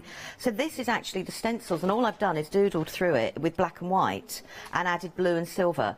But then from that, I can then take that design and cross it over and make it into a card front. But I'm glad you've done it now. I'm glad you've done it now, because they're literally about to sell out. Okay. And we can't get the stencils individually, so we're not going to be able to show that again. So that was perfect timing. But in the same way, change the colourways. Yes. And then you've got, and this is on a card front. That's so good. It's just a little bit of stenciling, a little bit of pencil, and that's it. That's a card. Beautiful. So you don't, if you're not a journaler, you can still take those techniques and put them into your card making. I think just from a mindful point of view, just stamp and colour in. Don't even have a plan. I mean, just colour it in. And this page here is stencils again. So I've actually created this design using all the stencils that we get, even down to the arch, the circle. These arrows are there as my guiding point. So you can, you know, cross over and take it to your style of crafting, however you want it to be.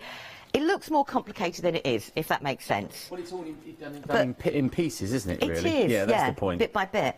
But then the stencils had to be just as important, that if you're a mixed media person and you like your lotions and potions, you could actually use that. So on this journal, I've used texture paste, I've used Pretty Gets Gritty Gel Medium, I've then added in some stamping and added in some dyes.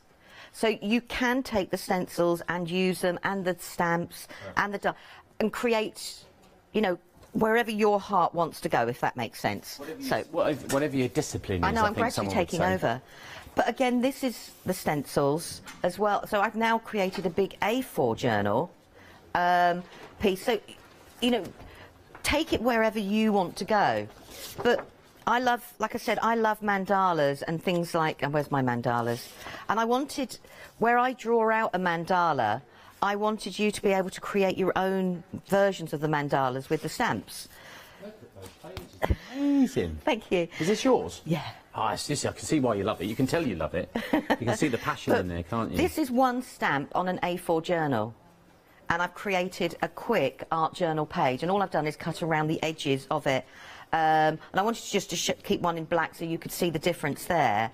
But then, using Pattern Parade, I've done exactly the same. I've just stamped it 3 times and added 2 accent stamps in. And I've got a huge art journal page which laps over.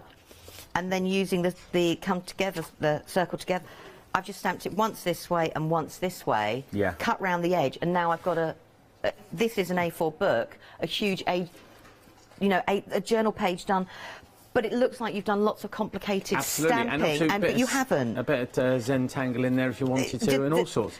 If that makes sense. Whatever you want to do. Well, here's the news. Oh, I walked straight into here and bad news already. Well done, everyone. Congratulations if you invested in this. It's officially sold out, the one-day special, and it's only 20 past 8. Well, there you go. That's that then. But the good news is you can still get your freebie. How do I get my freebie, Dean? Well, the thing you do is you order the individuals, and we've got them coming on the screen for you right now. Lou's going to do some demos for us in just a second, but before we do that, let's break down what you can actually still get. You can get, you've got the stamps. Of course, the stamps we've been talking about for the last quarter of an hour, and that shows you how much you can actually get from these. Now, the stamps are just a huge collection of stamps. I've got them here, but Lou's actually, once again, just to reiterate, you've got these wonderful circles. You've got the vine, the freebie as the paintbrush on. We're doing the A5s, are we? Oh, OK, then fine. Here we go, on your screens right now. If you want to get the A5 collection, there's only 3 of them in that collection, and they're £50.97. So you can cherry pick now, so you can choose the pieces maybe that you missed out in the main collection. And if you did miss out, just bear that in mind for the next one-day special. When you see it, if you like it, you know what to do. 240948. Now we've got the DL version, which is, have you seen a lot of this this morning? Lots of circles, and as I say, circles, really lovely shape.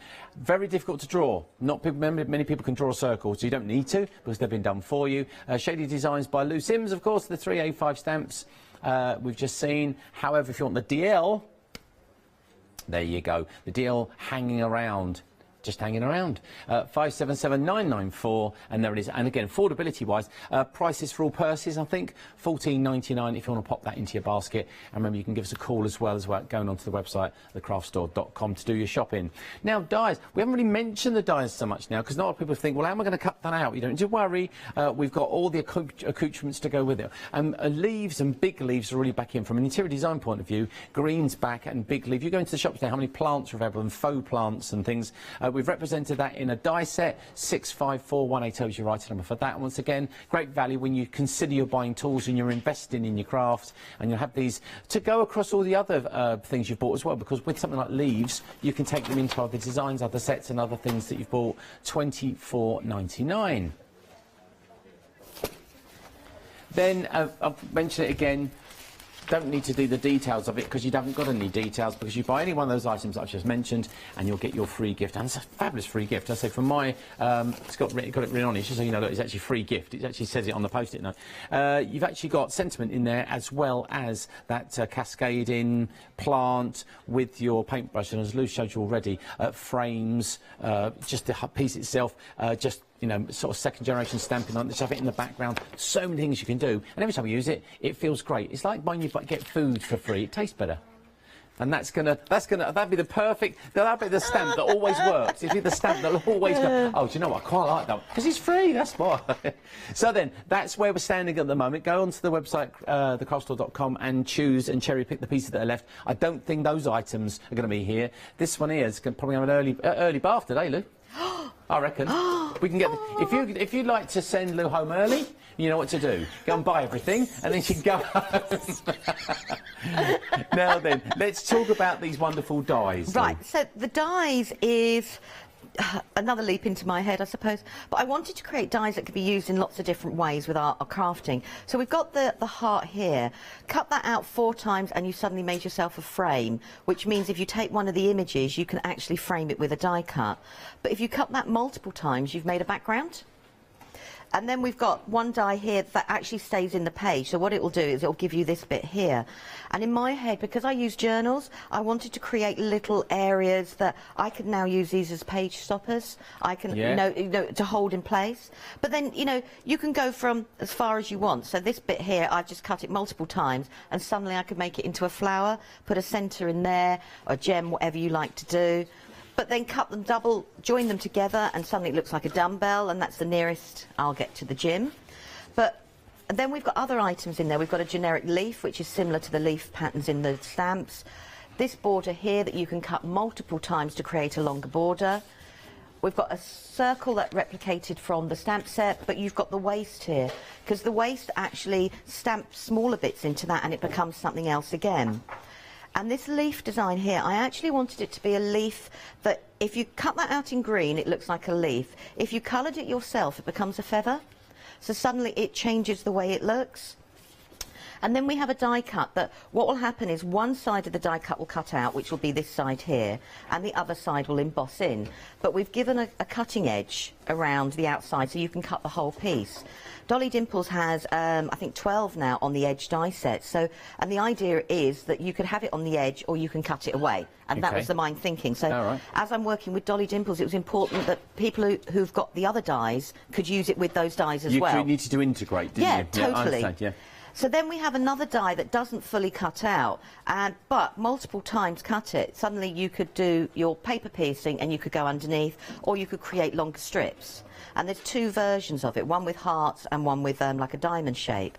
So I could carry on going there, or as I've done here, the waist that comes out suddenly becomes a background, or looks like a doodled element on top of a journal page very easily. There could be embossing powder on there. Anything. It could be an embellishment, couldn't it? And then if, you know, cutting it now 5 times, and I've done it deliberately this shape, because, you know, you don't have to cut them square or straight. And then I've just weaved a piece of paper just through, and it changes the way the dies look again. So taking the outside edge, so this is literally just the outside edge of the die, and all I've done is ink the edges and layered them up. So suddenly now you've got grass background if you wanted to cut it, and make it blue, and you suddenly got waves you've got to see. So the edge now, or what could be deemed as anything people left over, suddenly becomes something else depending on what inks or colours you add in. But also I wanted you then to be able to do it with crossing over into lots of different crafts. So this now, I've cut it and I've just left the edge here, and this part now becomes a part of a memory album. So all I've done is created it.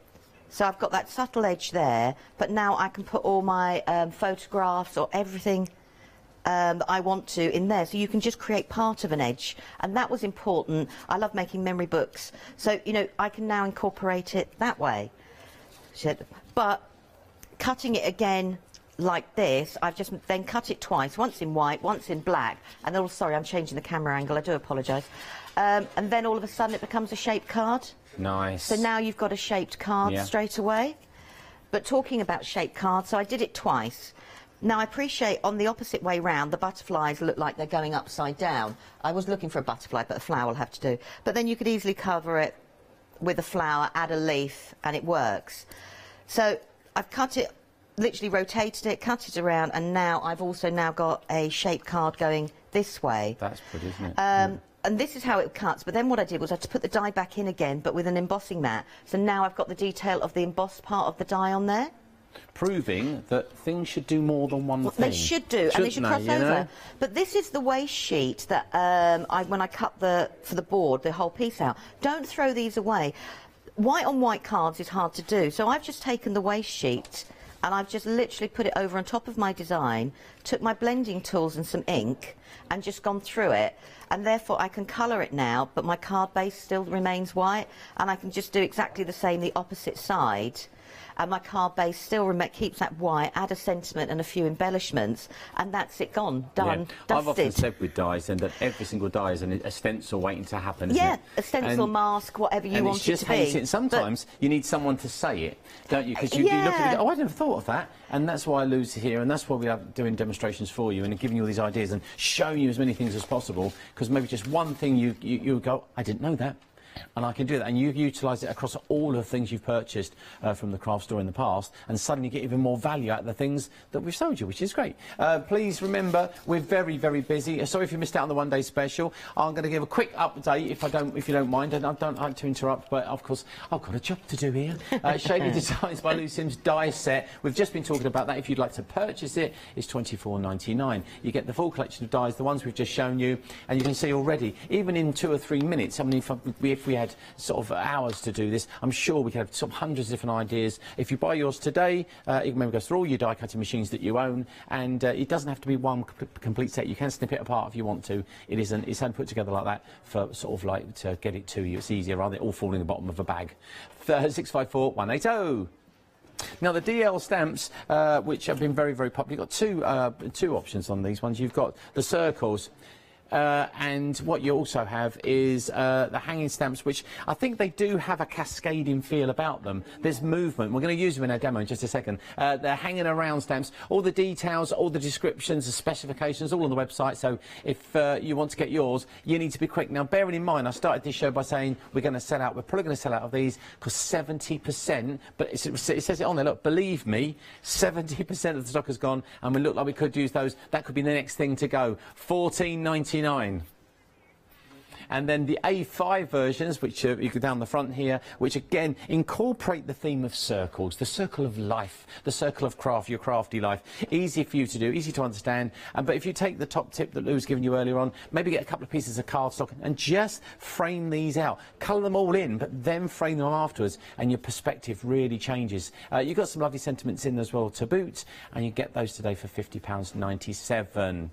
Now, there's something we haven't spoken about yet that I know I just quickly want to touch on, and it's printed papers, because sometimes, though, people don't even want to do the backgrounds. They just want it all done for them, and I've got these for you. From Shady Designs, this is the printed paper and card kit.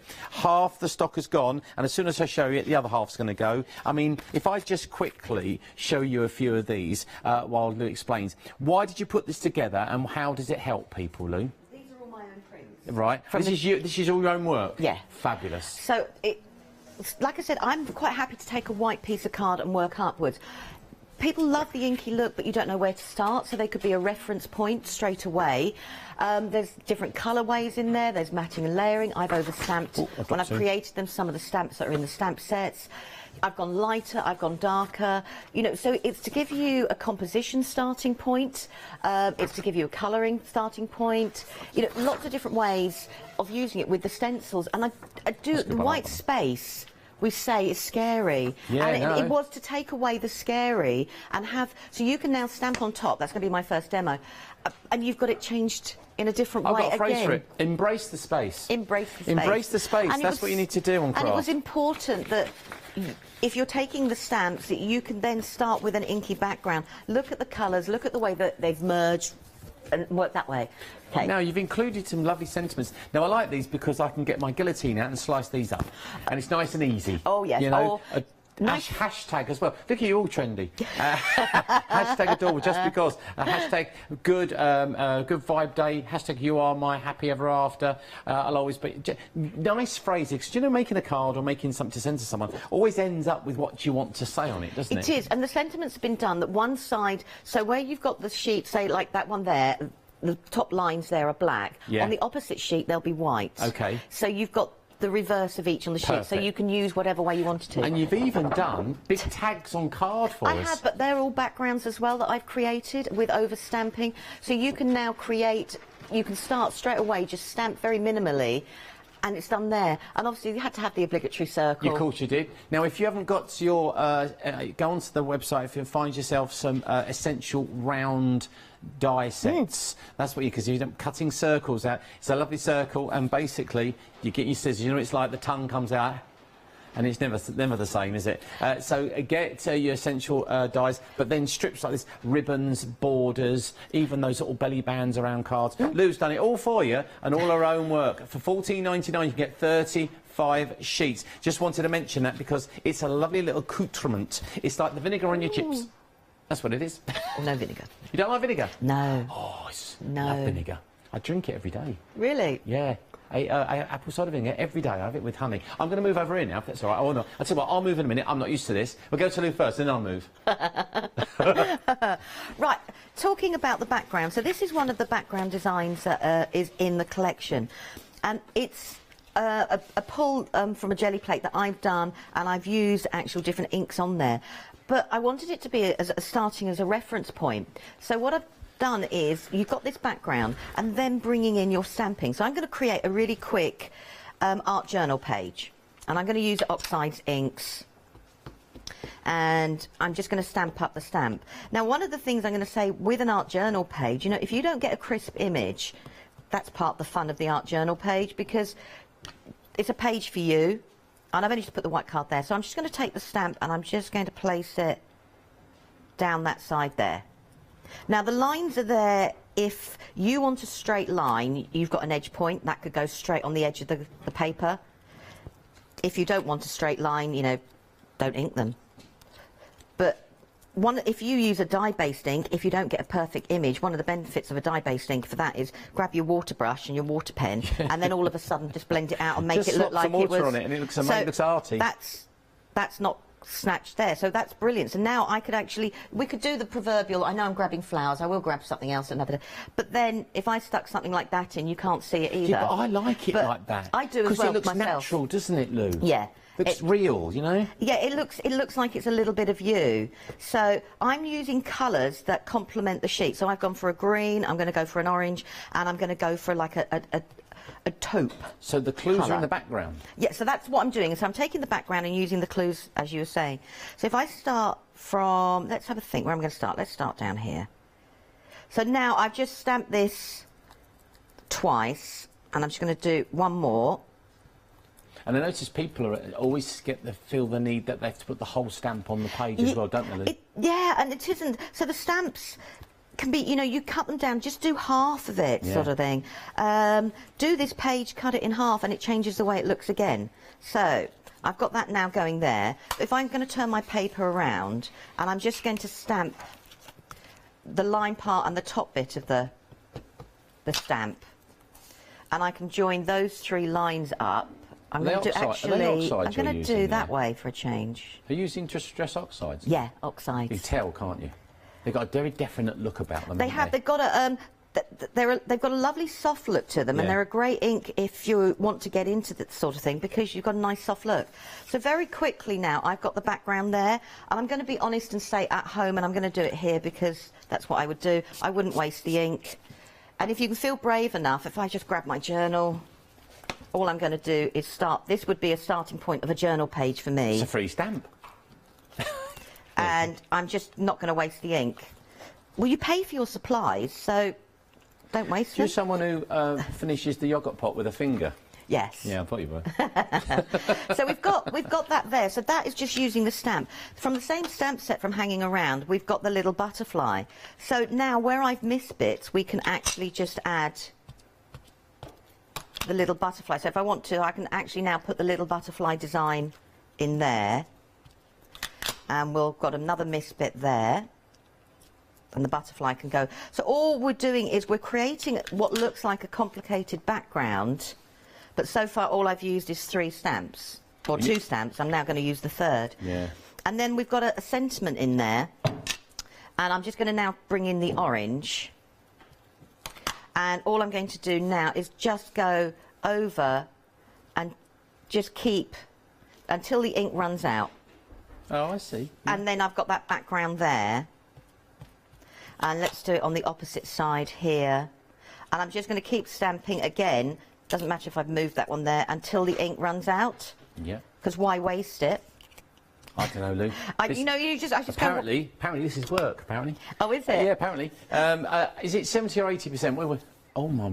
I thought it was 70. It's 80% of the stock now of the hanging around stamp that we're using on this demo has gone. Gone? What sort of word is that? I haven't had enough coffee. I know that feeling. Stock is gone. So please, just had gallons of it. Listen, if you want to get hold of yours, jump onto the website as soon as you can, because you're going to miss out, and that's not good if you're missing out. So that's the sort of first part. Now is the background done? Right. So I could put that straight away into an art journal and then work from it from there, but all we've used is 3 stamps and one of the backing papers, and suddenly it looks like we've got an inky background and we've done lots of complicated stamping. And that's where I want give people the leaping point to be just a little bit braver. Yeah. What do you say to people who say, I don't know when to stop stamping, Lou? There isn't. Just keep going. If you don't want to stop, keep going. Yeah, well, there you go. There's a licence to stamp there. You'll find a lot of us will work with, I mean, if you watch Leonie, for example, Leonie will have 2 or 3 pieces of card going, so you can then, instead of, I only wanted one crisp image, and rather than keep stamping the sentiment out, I could keep stamping it out on another piece of paper or another piece of background. It's difficult to know when to stop. That looks good, you know, because I think sometimes just one more butterfly and one more flower. I'll keep things like that, and if I don't like it, and I do have like a little reference library, and I'll write myself a note going, stop. Did you know what I mean? That's what I mean. That was, and it's stop. Stop. You know, Step you away. just go. But look at coloured inks. Now, if I'd stamped that on black, it would take on a totally different look again. The images would be more pronounced, whereas I want them to look like we've created a background, of course. if that makes sense. Now, we've got the kit there with the circles in, and I want to just bring in doing the circle design and showing how we can use that. I cleaned my stamp, and I just need to dry it quickly, and I'll move this over. Now then, obviously, I did say earlier on if you got your round dies, they'd be fantastic. But we've thought ahead. We know that a lot of people haven't got those round dies and haven't invested. So what we've got for you is a collection of card. And do you know, not just card, Lou, board. That's the thing, there's boards in here as well. Yeah, we call it dolly board. So you've got mount board there, so you've got the starting point to make journal covers. Yeah. So you could stick a paper onto it, do what I've just done now, stick a paper onto it and make it together to make a board. And the thing, board is really good. It's a nice option. Put a couple of punch holes in that and a ring, and you've... But actually, if I picked it all up, if you put punch holes in all those, look at that amazing journal you could actually make by just punching holes in exactly the same place all the way through. If you've got one of those punches that sort of puts them in the right place in the same place, that's a journal, isn't it? There and then. So you get all of those. You get the Last of Virgins as well, which I absolutely adore. Look at these. So again, these could be pieces like this, or again folded to create journal, card, whatever you want to do, they're included. And more importantly, this wonderful plethora of circles. And we've got all different sizes and colours and textures as well. So you've got your blue, you've got your linen in there, your linen creams. There's black ones in there, they're different sizes. And again, you could use these, I suppose, for mats and layers if you wanted to. Yeah. Because there's a whole sort of collection of sizes. So if you want to get this, how much do you think?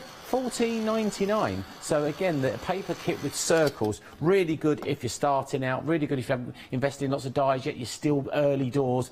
But if you're someone who has started out, you know the benefit of buying stash, and so you save your time. The most important thing we have is time. Don't want to waste it. You won't with this kit. 361670 if you want to pop that into your baskets.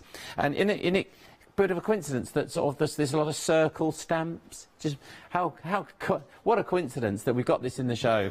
However, we're not hanging around in this show, ladies and gentlemen, because the hanging around is gone limited stock. If you want to get hold of that last design that Lou was using, you need to be quick. It's 577994. That's the item number. If you want to buy anything from us here at the craft store, literally item number, go to the website. You know the price. You know the postage. The rest is sitting waiting for it to arrive. But if you want yours to arrive, you need to be very quick on that one. 577994. So enough of that chat. You know, that's everything in the show, by the way. I've got nothing else. That's it. It's everything now, because there's nothing into the counter. That stuff over there, I don't care about. So then. Right, I've put my stamp onto my stamp platform, and I'm going to use one of the circles. Now, I'm going to put the circle down, and I would, at home, I would use my finger and push down. I appreciate for some people that's just a little bit too messy. So I'm just going to put the circle down, I'm just putting a tissue there, and I'm just going to turn my stamp platform the opposite way. You can tell some people don't like it messy. So now I've got a topper going there. Now, if I press down a little bit more, I would have got a bit more detail. But that was to go for the circle. So if I then do this one in the same colour, and... Okay, I'm not inking perfectly, because inking doesn't have to be perfect. So I've taken a white one and a cream one. See, at home, that's what I would do. But people then don't want to get the ink on their fingers. But if you flip it around in your stamp platform, and we've then got that design going there. Now, what I do want to do is just, where's my cloth there? Just want to wipe the green off. That's how I normally clean my stamps, so... There we go. And then I just want to grab a little bit of the orange. So I'm going to take a smaller circle. And we're going to have the orange. And I'm just going to choose... Let's go for that bit there. So... And if you don't press down on all the edges, you're not going to get all the image up, which is really cool as well. So we've got the smaller circle going there. So let's move you out of the way for the moment. Oop, she says, putting it there, and everything else falls down. So if I then take these circles that I've got here, and I can very, very quickly, I could carry on. Now, this is not blended out, but then as we were saying, or stamped out, if you suddenly take your water brush... I do love a water brush, Lou. We've got them at home, you know. My son's only 9, and for the last 3 or 4 years, I've introduced him to water brushes and things like this, because, as I say, it's so forgiving. It is, it's so forgiving. And also, we put a lot of pressure on ourselves to get the perfect stamped image. And if you don't get it and you've used a dye-based ink, like you say, grab your water brush, and suddenly you don't know that I missed that part there, and we've missed this circle here. If it all goes wrong, just lean on the abstract thing. It is, but... Just go, it's abstract, that's what it is. What do you see in it? And so now I can bring in a little bit and just water it out. And it's great if we can make mistakes on air. I know normally I've got loads of bags of prep beside me there, but I think it's great that to show that we don't always put everything in the bin. There is always, hopefully, a solution. So now I've created, you know, so I can ink that out, and I'm just going to do quickly here the same. I'm not going to do all of it. I'm just going to pick different areas, because I wanted to show that this will go over to card making as well as an art journal. So whilst the ink is wet, I can blend little parts of it out. And I'm not going to be particularly precious with my colouring. So I can do the same with the orange here. I can pick certain parts of it out that I want to... If you're thinking at home, oh, that looks really sort of like relaxing, I could do that. On both cases, you're right. And most people start stamping and craft, not because they want to create amazing things to give or sell, they just want to do the process. And there's so many people in, after what we've been through the last few years, are turning to craft for that mindfulness, aren't they, Lou? That's the thing. Totally. And it's nice. You don't have to think about building anything or making anything. You know, just do it.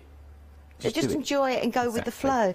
So now I can add the circles on, so I can build up my art journal page. If I ink the edges, they would take a totally different look. So I can now build up. So now I've created a different look with my art journal page.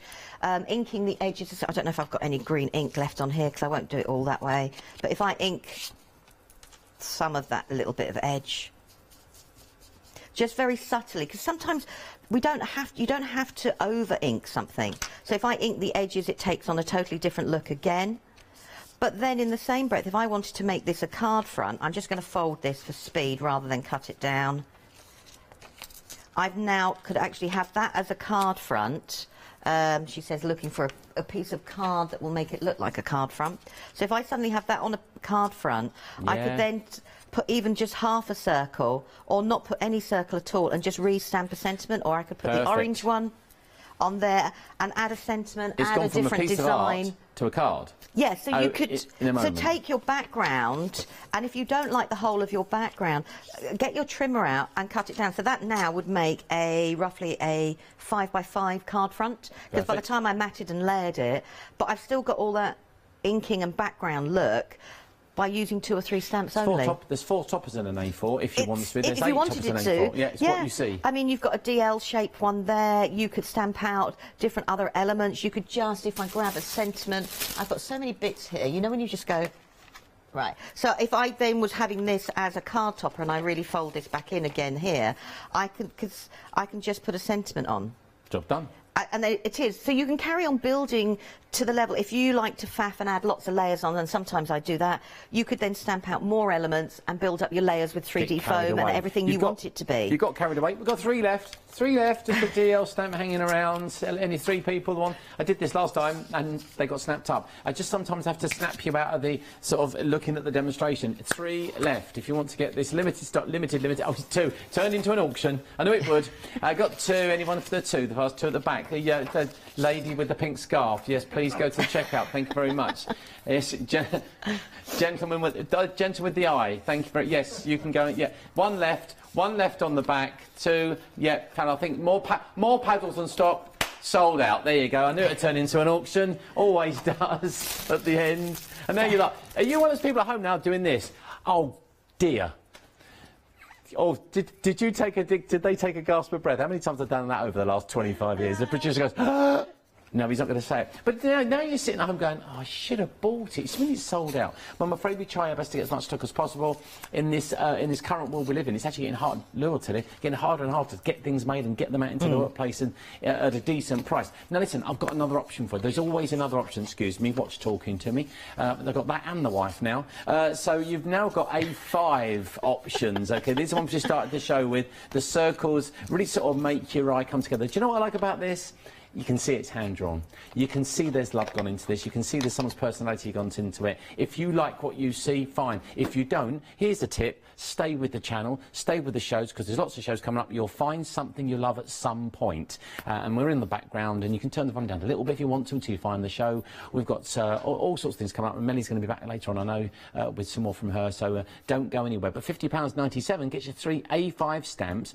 And on those stamps, normally you'd get a stamp set, Lou, where there's lots of individual stamps. Yes. Well, this is one big stamp with lots of individual designs in it. Yes. Is it? That's what you've done. It is, yeah. But then you have got smaller elements outside as well, so you can take the smaller elements and practice with those. Yeah. If you want to take them even further and, you know, to create your own backgrounds. I agree. Which is what I wanted to do. I'm glad that you're doing tags, because I'm a big fan of tags, because I think people don't put... Oh, I love them. I don't think people put good enough tags on presents. It's an oversight for me as a crafter, and these really work well for this. Yeah, it's something a little bit different, isn't it? Something, and I love tags because, yeah, you can do tags for presents, but you can do tags as mini works of art and, you know, use them as reference points.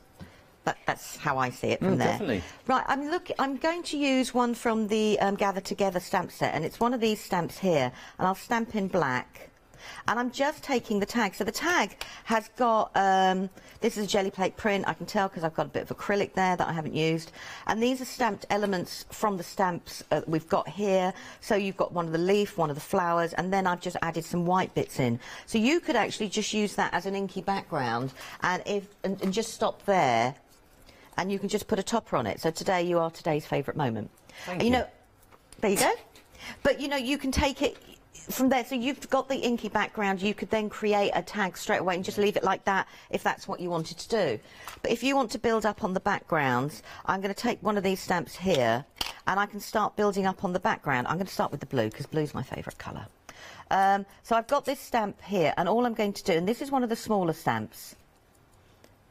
So I've got that design going on there. Now, if I stamped in blue, it would have a totally different look again.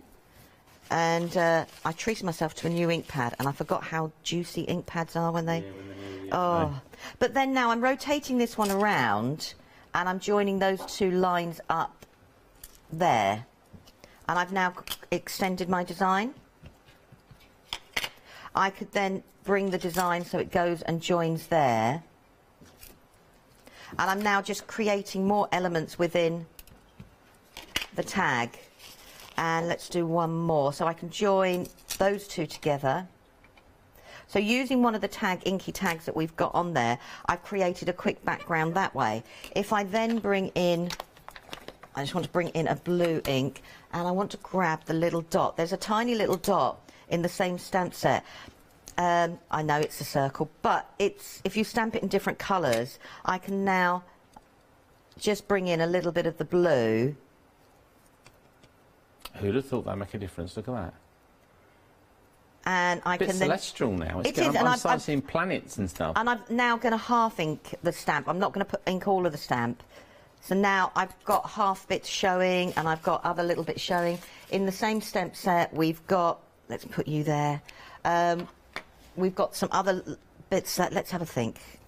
You know when you just go, I'm just trying to look for the stamp blocks. I don't want to sit here and rummage stamp blocks. So I can now, I've got a longer element piece there, and if I bring in a green, it can change it totally again. So we've used 3 stamps, so I can now suddenly take one of these lines and using... Yeah. I can begin to elongate my design. So far I've only used 3 stamps to actually create the design I want to create. I'm going to put the lid on that. And we can carry on building up. But that now looks like you've done a complicated, because you've got the white stamping in the background with the over stamping in the top. So you've got an inky background and lots of layered stamping from 3 stamps, and that was it, you know, to help people get to that next stage. So if I would carry on from that. If that was me, I would ink it. I would do lots of other things as well. So if I take this stamp here, and then I'm going to grab, sorry, I'm flitting now, and I would like to grab, I'm going to grab the big pattern parade. Okay. And let's grab it. Well, while you're grabbing, can I just say that these shows don't come together on their own, and Lou's here obviously representing, as she does, but I know it's a great design team behind the scenes that have put many hours into their cards, and it's worth giving them a shout out. On the bottom of the screen you'll see thank you to Lou's design team. Charmaine, we've mentioned, and Alison on there, Patty's on there, I'll read it slowly, Jane, Royster, Brian, and there's Sue. They got the list in there, so they're reading it before it comes on the telly. Sam, Anne-Marie, well done. Thank you very much to all you guys. And Sue Riley, Shona, and, of course, right at the end, Sheila. There you go. Lots and lots of you putting all that time in. There's a little mention for you on the telly because you deserve it. So thank you for all your designs, because we don't get a chance to say the names when we pick up the cards. No, we don't. So we've got 2 minutes left. Right, OK, so it's all yours. Taking another tag, you were saying about just using, like, half the stamp. Yeah. So I'm just going to use half the stamp. And if you get into if you want to use just half a stamp and you want to get into that mindset, just ink half of it. Yeah. Because then you're only going to use... Yeah, because you won't make a mistake. No. Because you only got half the ink on. Yeah, basically. So then if I just stamp half here, so I've taken one of the tags that's already got 2 paintbrushes on the top corner. So this mat is moving, so I'm going to have to change that between shows. I can feel it skidding. But hey-ho. So now, if I just put the stamp here, I've now got that on the tag. I don't necessarily have to add any colour. I could add colour, or I could just take that and, like I said, just grab a sentiment. Embrace the space, as we said earlier. You know, love is already spoken, love is spoken here. So that is a quick stamp tag, and all I've done is inked half a stamp on one of the backgrounds, and that's why it was important to create the inky backgrounds. Because you can't get it wrong, ladies and gents. No, you can't. We're down to the last seconds. OK. Do you know earlier on I asked you if you could possibly buy it so Shona could have, Lou could have a day off? Well, you nearly got there. We're going to have a plan B. Where we'll see you around lunchtime, we don't know yet. Okay. So she's smiling, I'll go shopping. Breakfast. We're working on a plan B, so yeah. Where do you for breakfast round here? Oh, I know where I'm going for breakfast. Oh, charming. Right, OK. Thanks to Lou, of course, over this morning. I'm starving hungry. I bought coffee, I haven't got any food. They said there's a Waitrose, but you're not allowed out. However, I tell you what you're allowed to do. Go to the website, snap up the rest of these designs, the shady designs by Lou. I'm sure she'll come back with some more. You'll enjoy it. The tools, investments, and there's so much more on the website if you have a look round. I'll see you in about an hour's time. So what's coming up next is next.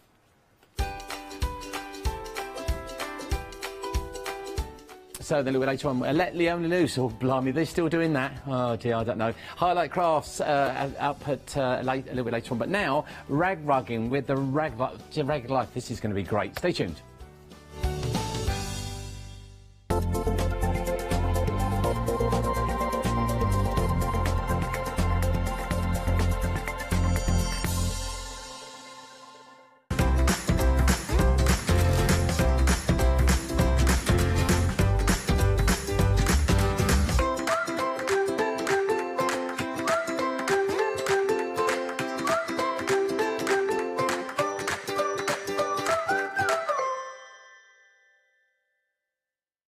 Hiya, I'm Hazel Eaton from Pink Frog. Pink Frog is an established company. You may have seen us in shows up and down the country. We have a wide range of designs, and we're particularly known for our flower dies and flower stamps. On our shows, I hope to bring you many hints and tips and techniques to inspire you, the crafter, at home.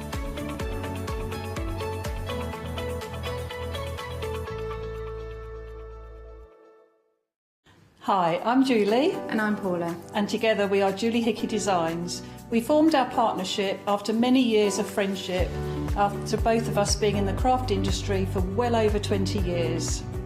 The thing I love to do most is to share my ideas, hints and tips with you, the viewers, so I can inspire you to pick up a stamp and get creating.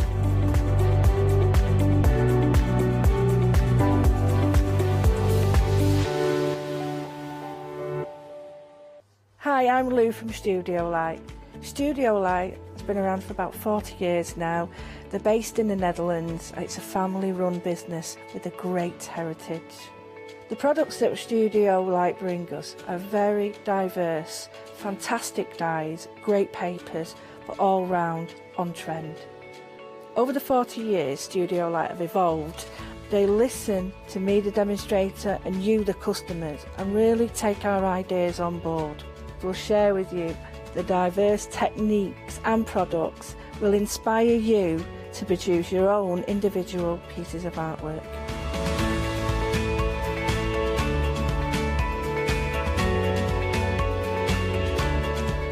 So make sure you don't miss the Studio Light shows.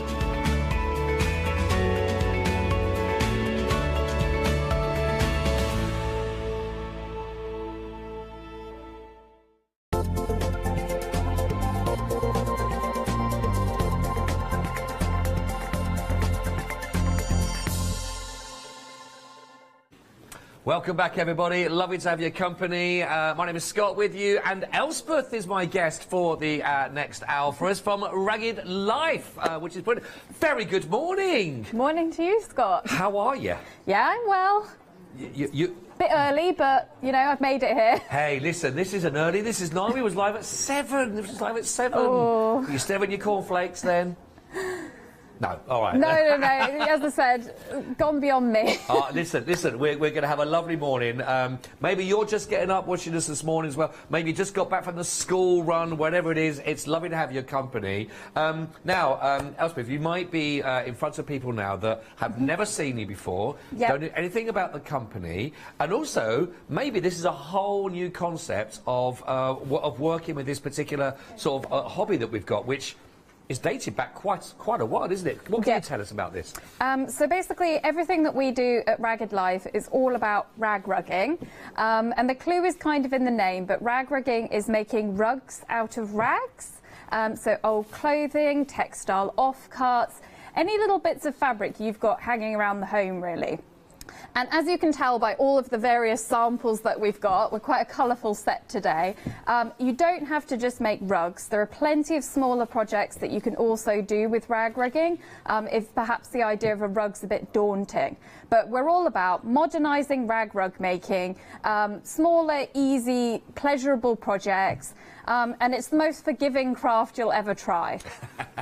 I like that already. Now, I know that Elspeth and we've had a show together a little while back, to be quite honest, and what is fantastic is it is exactly that. You can do this, and it's nice and easy. We have got the kits, but if you are looking to recycle, which is what, you know, that whole idea, upcycling, taking those fabrics as well.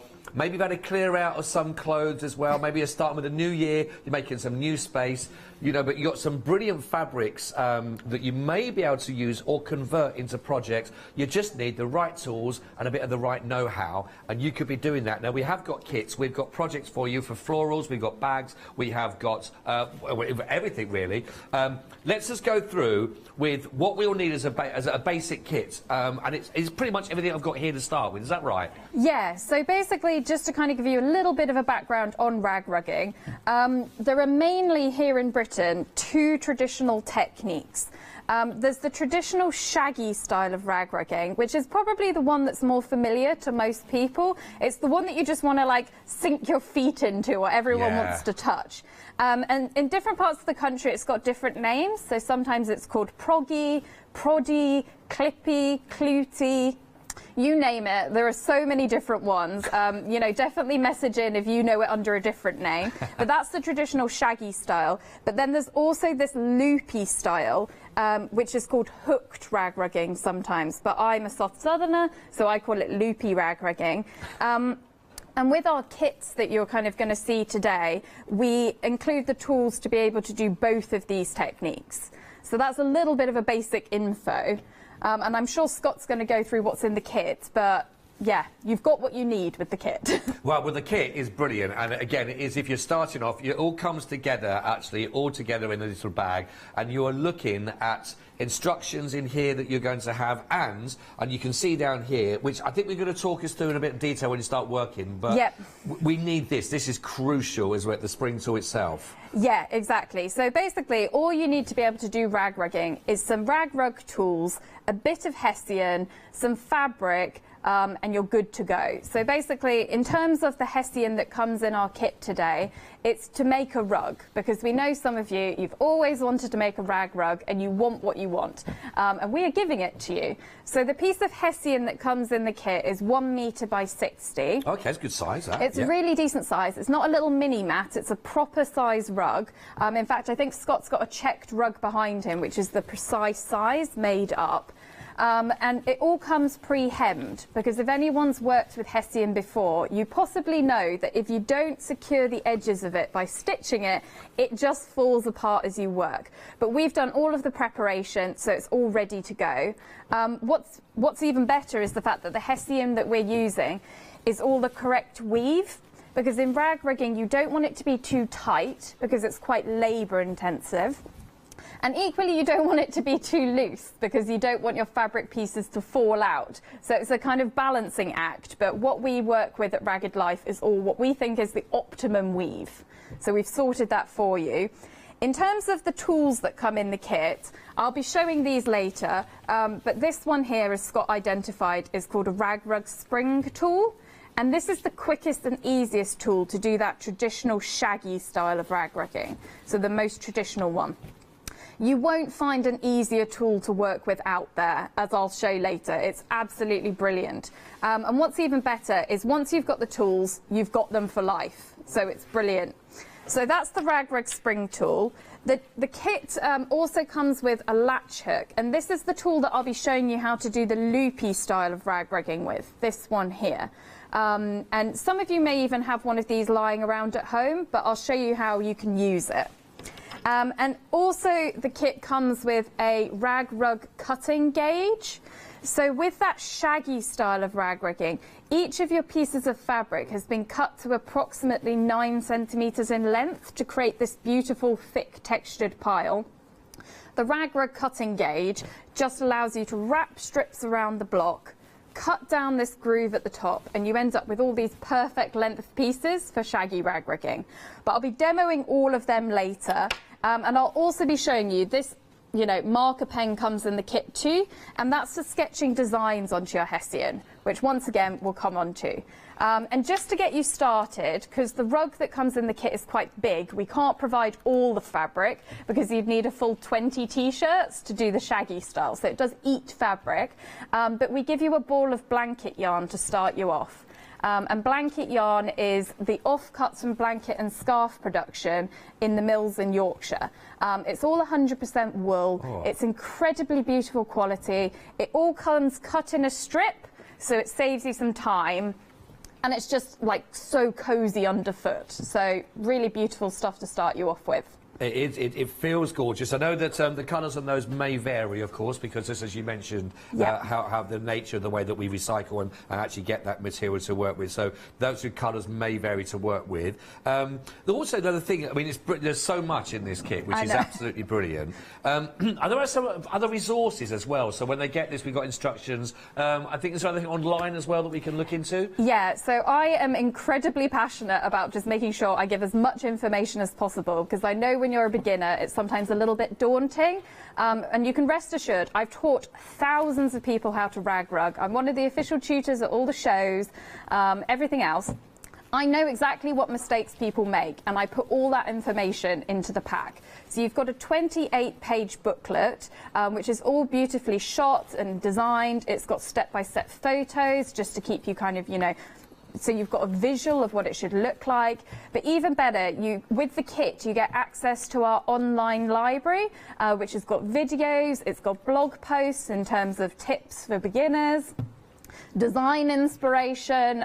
We really do overload you with information, but you're free. You can basically choose whatever you fancy from within that library. Honestly, there's so much in there. I'm just looking through and sharing the images on there. It's a really crisp, really clean instruction booklet to go through, and it really is. If you love your photograph, I love a photograph, basically. It shows me exactly what I should be looking at, and that's there. And they are step by step on that as well. Obviously, you're going to be getting those other tutorials to work from as well, and obviously from the show this morning. But honestly, you are not just left hand by hand. It will take you through, of course, once you do that, and how to work with cutting up your T-shirts, for example, for more of your materials. Now, that everything you need, all your tools, which you're going to see those demonstrated now. That's 720165. It's available on Flexi, even better. So just 2 payments of £22.50 equal that, or the whole total of £44.99. And all of that is beautifully bagged up.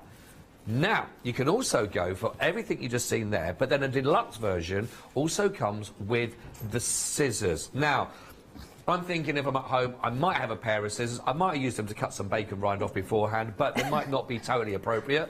So what... I got told off by Fee once as well for doing that. It was paper scissors. Tell me a bit about these scissors. So what we've got today is specific rag rug scissors, but I get people coming to me who don't rag rug, who have heard tale of these scissors and want a pair for themselves. So they really are top-notch. The difference between these and normal fabric scissors is they're made to cut through lots of layers of fabric at the same time. Right. And it just allows us to cut our strips for rag rugging very quickly and easily.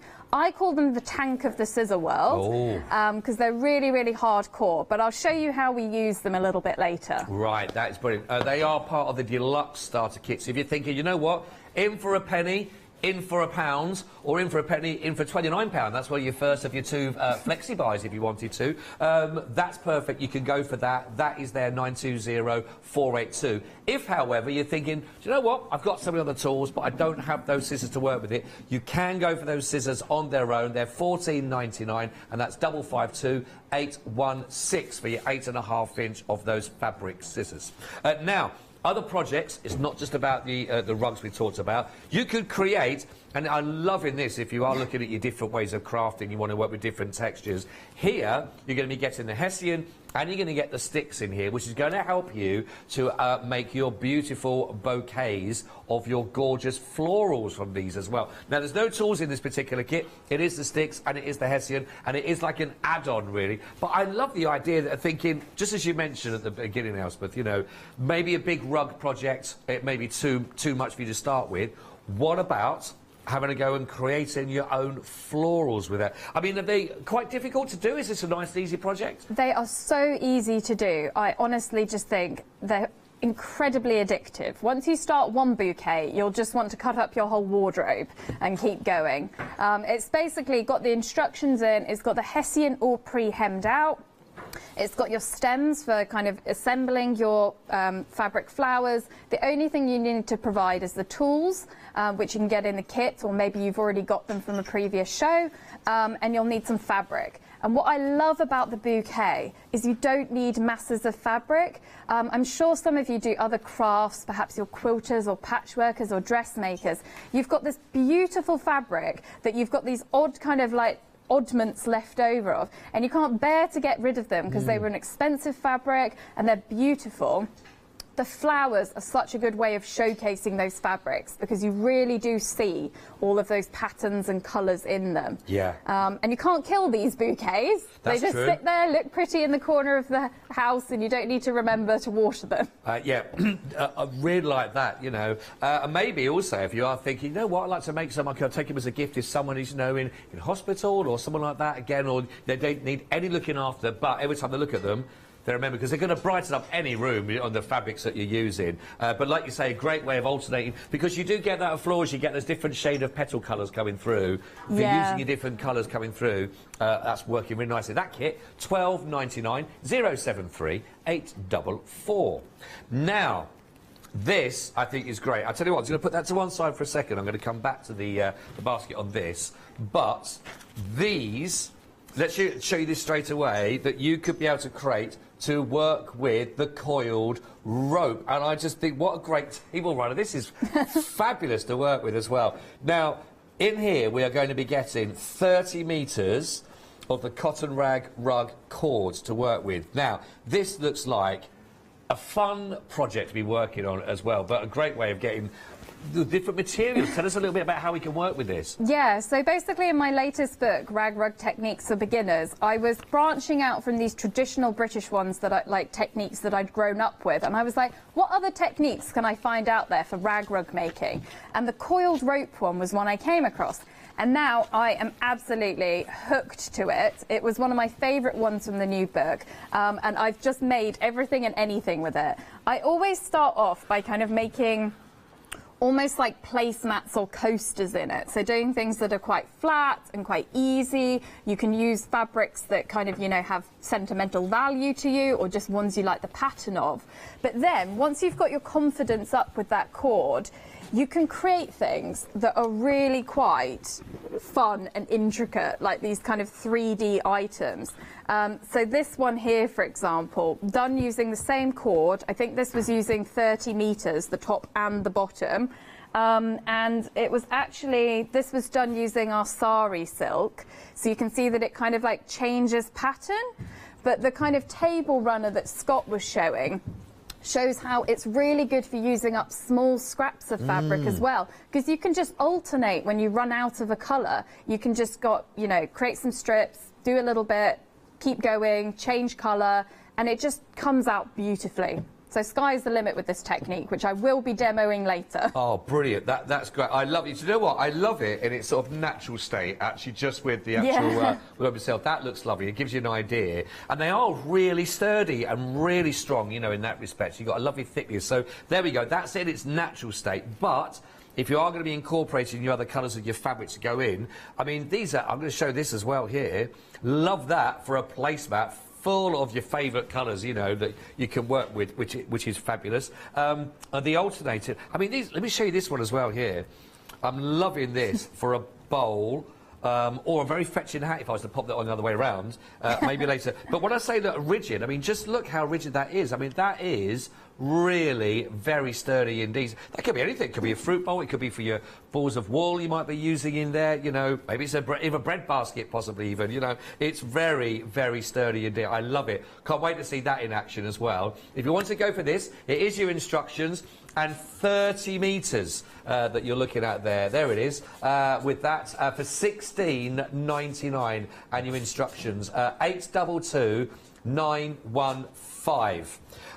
Right, I'm going to pop that into its sturdy bowl there.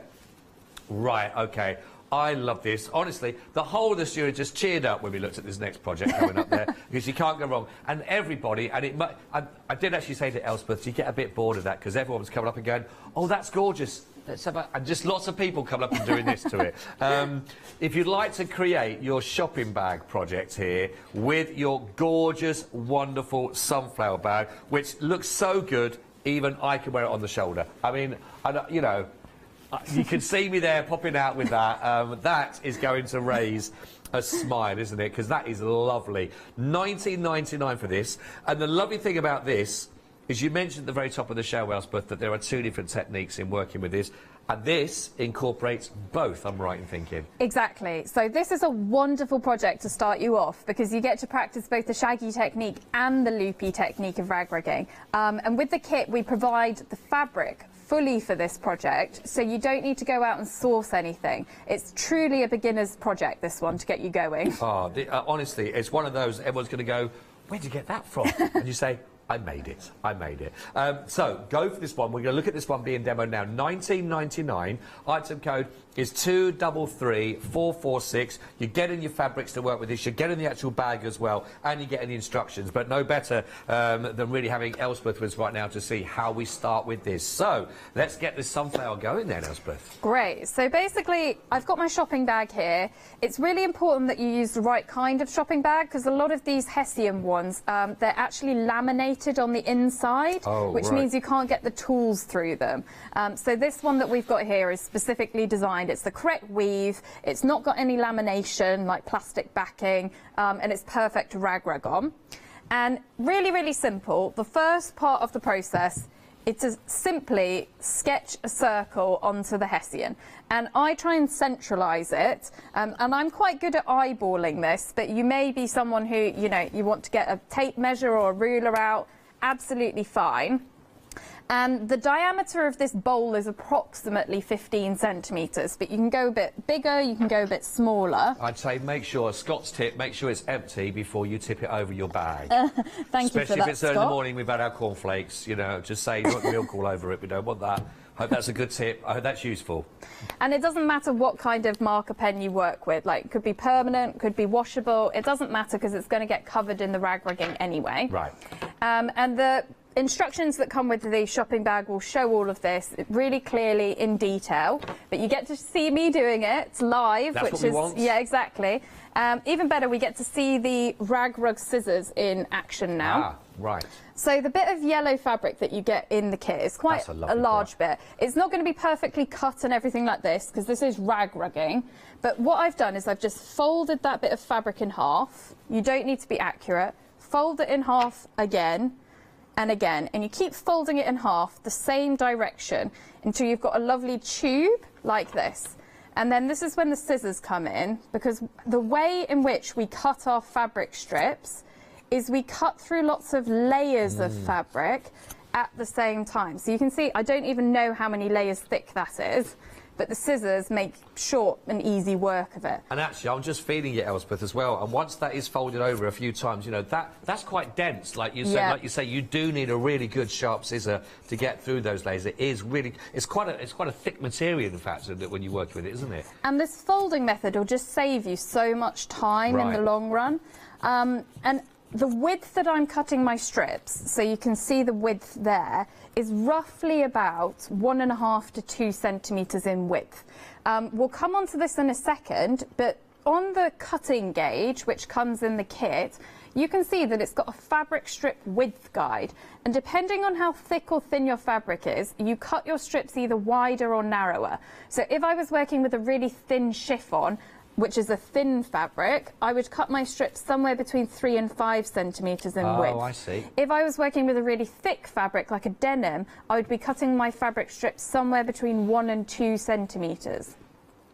So that will come in handy later on for another purpose, but I've cut a few strips now that are roughly about 1.5 to 2 centimetres in width, and I'm just going to grab a few of them, and I think I've got 5 here, but normally I'd maybe do 6, or sometimes if I'm working with a thinner fabric I'll even use more strips.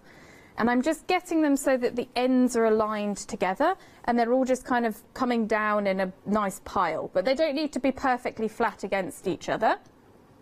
And then this is where the cutting gauge comes in, so it's got this groove on the top, and you want to align the tops of the strips so that they're at one end of the gauge, so that the tops are vaguely aligned with that groove at the top. Right. Doesn't have to be millimetre perfect, really inaccurate craft, so don't panic. And then what I do is the first wrap around the gauge is just to hold my fabric strips so that they don't fall off. So you're just kind of locking them in position. And then all you're doing is slightly overlapping, wrapping along and down the gauge. And another way people do this sometimes is they twist the gauge instead of turning the fabric. Okay, right. So there's 2 ways you can do it. If you were running out of gauge, you could actually push all of the fabric up. Right. Did you see I kind of concertinaed it up to create a bit more space? But you're looking to kind of have it all nicely wrapped around the gauge. Because the fabric has a bit of elastic in it, you don't want to stretch the fabric, so really tug it. You just do it firmly, but without yanking it. And then you can probably see where I'm going with this. But I'm just cutting down that groove at the top. That's cut through nice and easy. That's lovely. Da-da-da. And a bit like a pom-pom maker, some of the strips didn't end up the right length because we had some kind of odds and ends that were kind of just cut off. But majority of the strips are all approximately 9 centimetres in length. The precise length of them doesn't matter. It's the consistency which is kind of going to make things nice and fun in rag rugging. So these would be perfect if I was doing a traditional shaggy rug. That would be the end of my fabric prep process. So there's loads of shaggy rug examples all about the studio. I think I've stroked them all. Yeah, exactly. Scott's been getting around. But basically, they're the ones with the thick, deep pile. But because we're doing our sunflower shopping bag, we're actually going to play around a little bit and shape the ends of these pieces to make them more pointed, because it'll make it look more like a realistic sunflower. So what I do at this stage is just very kind of vaguely, it doesn't have to be millimetre perfect again, I stack a pile of these yellow strips on top of each other, and as a kind of bunch, I just kind of cut on the diagonal just to make them pointed on each end. So can you see I've almost cut those kind of corners off, and you know, they're not all exactly the same, but nature is never... It's like a little leaf shape we're creating Yeah, there. exactly. And you could be far more accurate than me when you're doing this, but this is kind of, you know, a fun little, not particularly labour-intensive project, and the easier you keep it, the more you'll enjoy it. So just cut those corners off. And you would repeat that process with all of your kind of shaggy pieces that you've cut. I can imagine this being quite fun. If say, for example, you know, a partner may have just, you know, there's been harsh words and you've gone in different ways, but a shirt's been left in the wardrobe. You know what I mean? I can imagine this being quite therapeutic as well. You just happen to have those 8.5-inch scissors that really can cut through lots of layers together. I think I'll put an extra smile on your face and satisfaction when you're making a bag out of them. Yeah, they'll be missing some hems from the bottom of their trousers and things. Just it's a couple of inches shorter than when they last wore it. Exactly. Oh, it's a slow torture. Wow, wow. Right, so I've now got my circle sketched out and I've got my petals that are created, but I would prepare the whole yellow fabric before I get going normally, but I've just done a few to show you. And then obviously with a shopping bag, it's got a front and a back, and you just need to make sure that you're not going through both the front and the back at the same time. So I'm just holding this up so you can see that this is only the front part of the shopping bag. Right. And what I'm doing is with the spring tool closed, so you can see that it's not open. This is it open, closed, open. So keep it closed to begin with. You poke only the very tip of the spring tool into a hole on the drawn line. Only a very, very small amount of it. And then you're coming up 2 strands away and kind of just wiggling across the top of the hessian. So you're trying to pick up 2 strands onto that barrel.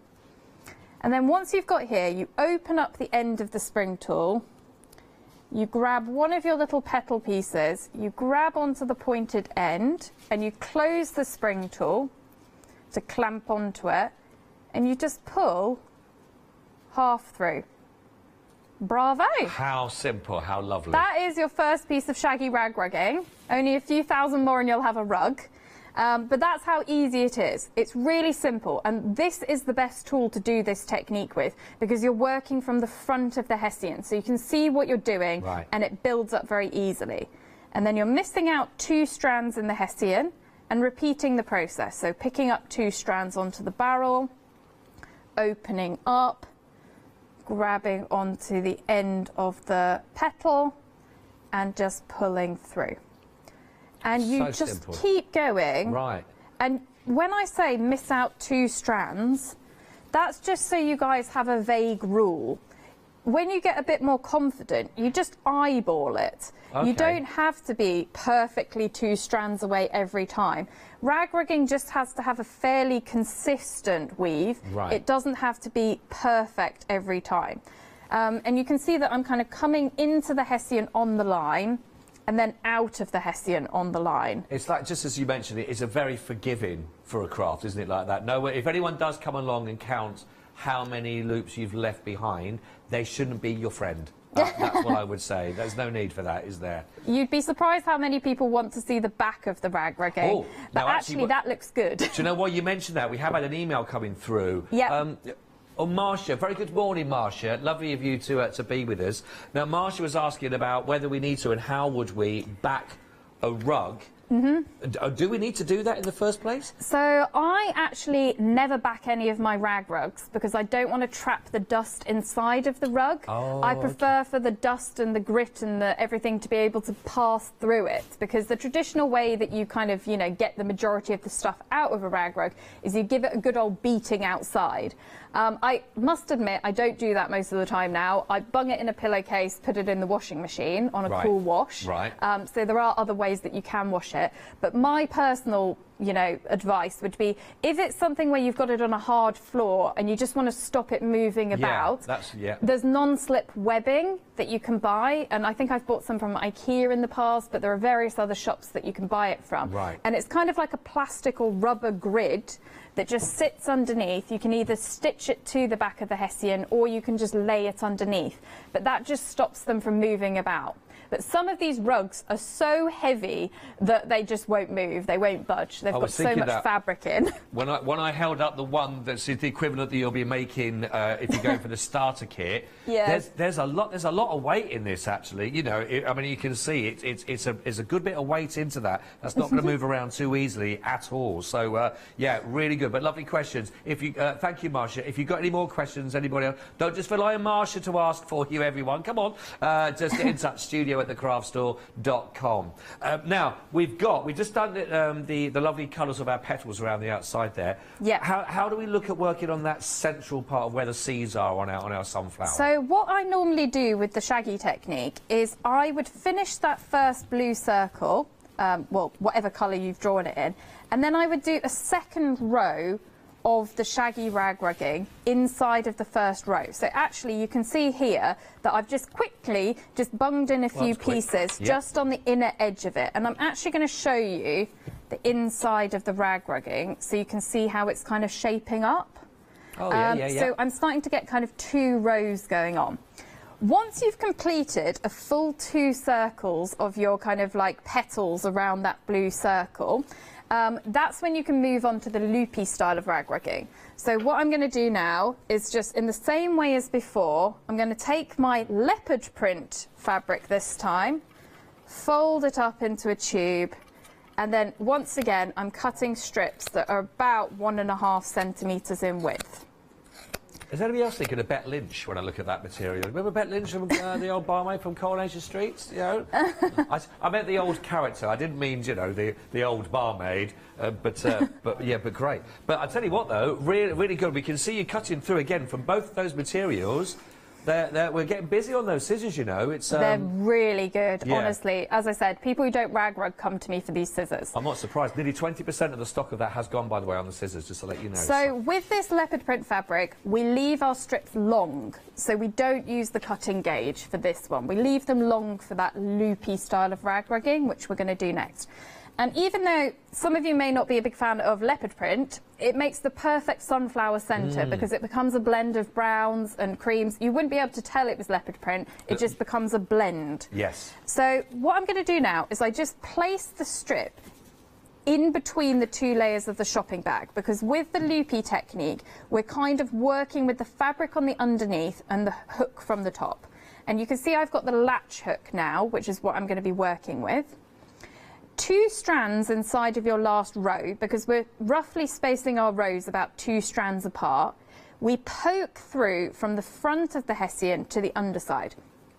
And normally you don't look on the underside, but I'm going to show you what I'm doing just so you can actually see how it works. So I'm now on the underside of the Hessian, and you can see that I've got my hook through to the back, and then you want to place the strip into the hook and hold it nice and tight into the hook. Right. As you pull, what happens is that this latch bit starts to close.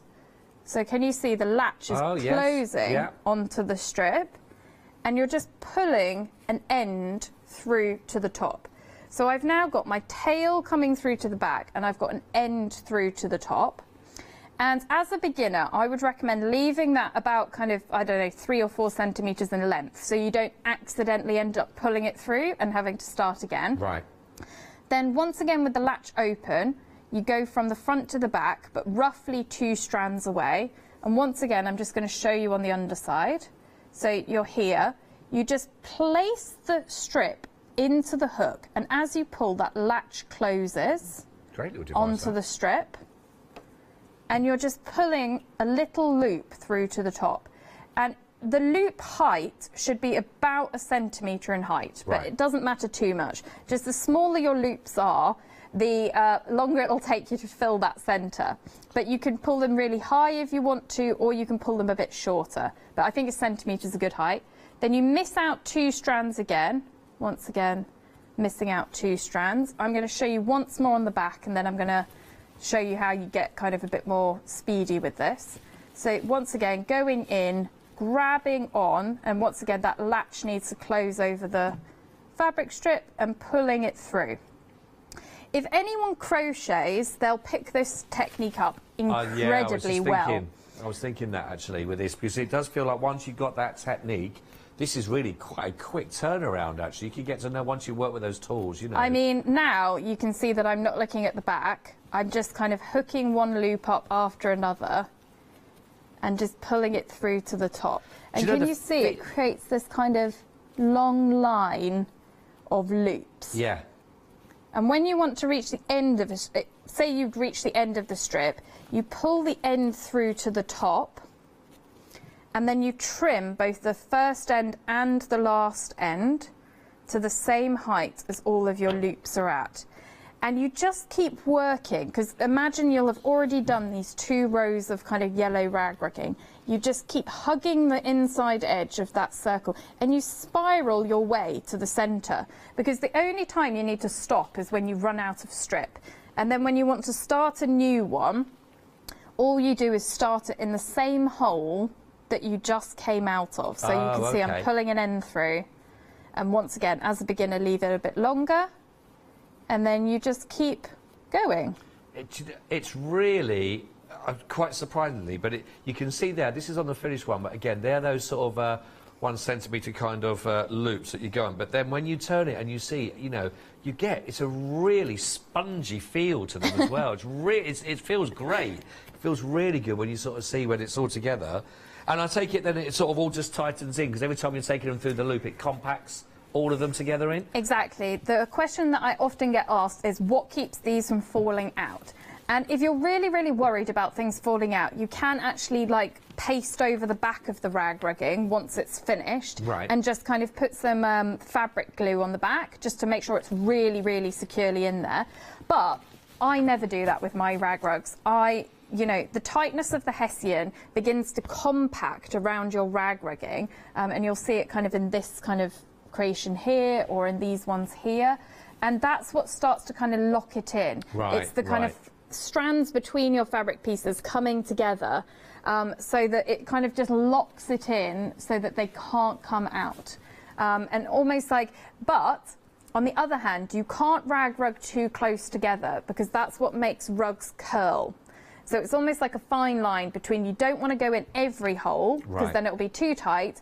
You want to leave a couple of strands between each, just so it's got enough space to breathe, really. Right. Oh, I'm loving this. I will tell you, thank you for showing us. Don't forget, there's both techniques in the one project on that. We are approaching now a quarter of the stock on our sunflower. Don't forget, the reason why you're going for this kit, of course, is making sure that you do have these are the proper bags that are designed to do your rag rugging with, which is really important. You get your materials, you get instructions. Now, you will need to add your tools onto those as well. If you haven't got them, then you want to go for those. You can get the tools on their own, or go for the starter kit as well, because you're going to get even more projects in there to work with. 233 446, of course, if you'd like to go for our sunflower shopping bag. Now, if you are thinking, do you know what? I've done a bit of rag rugging before. I'm looking for a larger project. You might want to go for, now this is lovely, because this is around about 2 metres worth on this, which is your lovely, brilliant design. I hope you can see it. There it is. There, isn't that lovely? The Lantern Hessian runner that we've got here, and it does drop right down. You can't see, but actually, because we've, in fact, you know what? Shall I just move that for a sec? Oh, we're going to get a lovely picture on there, so you can see it drops right down. I said I can't hold that, and it goes down a bit further even as well to the very bottom of the hang on. There we are. So you can see the sort of the length that you're looking at on a lovely run. This is really lovely, lovely pattern on this. Thank you. Really like this. $16.99 if you'd like to go there. You're going to be getting the pre-printed, and it is a limited edition, by the way, on the Lantern Hessian runner. $16.99 for that, and it has the markings on there already, but you will need your tools to do with this, of course, which is really important. But if I just show you the actual Hessian itself, it's all marked out. Great for you to go. 431933, and that is it. £16.99. Right then, if you are looking for your yarn, the blanket yarn, we have 2 options for you. We have got a 250-gram ball that you can be looking at. They're $9.99, and again, you can be quite specific on the colours that you want to go for on the web, can't we? Can look at those. Yeah, so basically when we get the stuff from the mills, we don't know what we're going to get, because every time they make some scarves and blankets, they may be for a different designer, but we can always guarantee we've got a lovely selection of blues or greens or autumnal colours or neutrals or just multicoloured funness. And because we hand pick the balls when we're packing all of your orders out, if you order 3 blues, for example, we're not going to give you all the same blue. We'll make sure that they're different shades and that they go together. Yeah, well, so there we go. If you want to go for those, that's $9.99, 574 213. Or, you know, if you wanted to, you might want to go for a whole kilo, basically, which is, I'm thinking, right, is it a minimum of 10 balls we're looking at there? Yeah, so the kilo's like our lucky dip pack is what we call it, because it just has minimum of 10 small balls. They're all different colours and patterns and plain. We just bundled together a whole load of different ones. You don't get any choice in terms of the colours, but they're all different ones. So for that lantern rug, for example, that was done using the blanket yarn. Right. And the kilo bundle is really good for getting you started on something like that, because you can take the lanterns one at a time and almost take one of those balls and fill in a lantern and kind of build it up one lantern at a time, really. How many balls would I need if we're making the lantern runner, roughly? So, yeah, you'd need a lot, to be fair. You'd probably need about 16 in the shaggy technique. Okay. So that's the fluffier technique.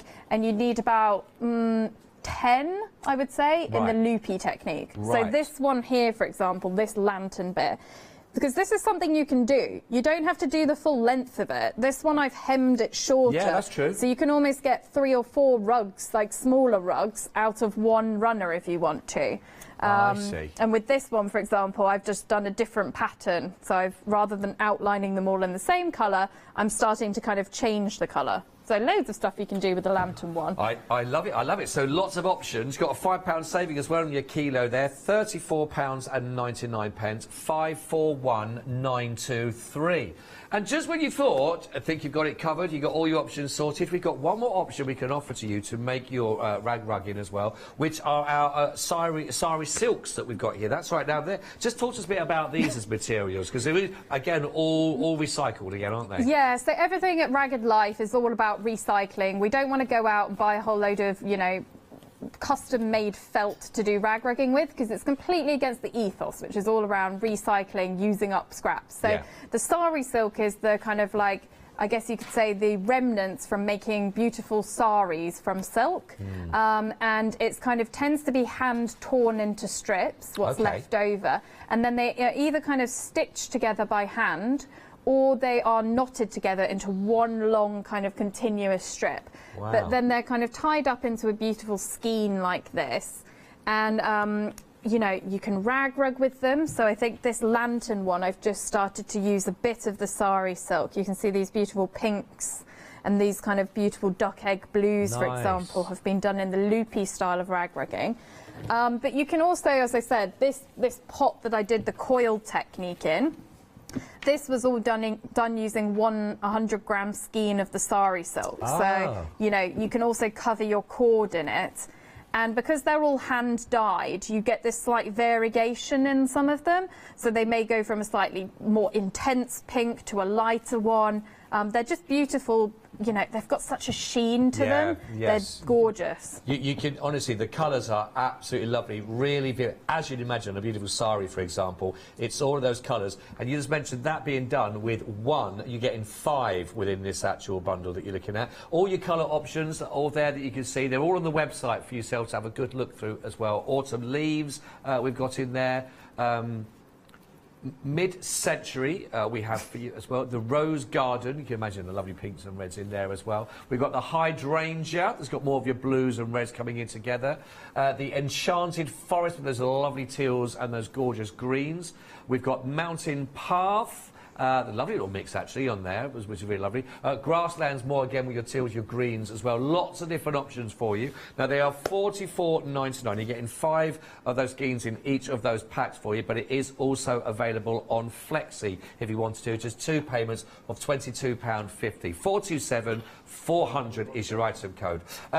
Just to just cover some other areas, because I know an hour's not enough. I know you're back on a bit later on as well with us at 1 o'clock, I believe, isn't it? You're back on. 1 o'clock. But you have got a book. Have you got the book there? Just you can tell us a bit about the book with regards to. I've got it right in front of my face. I was like, where is the book?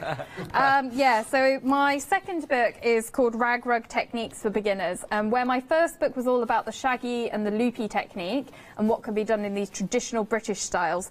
Rag Rug Techniques for Beginners has got 8 different techniques of rag rug making from across the world. It does include the shaggy and the loopy technique as well, but it's got an additional 6 ones, including the coiled.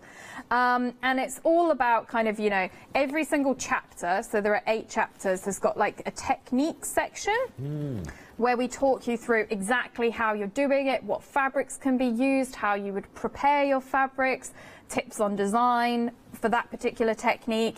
And then every single one of the techniques has got at least 3 projects.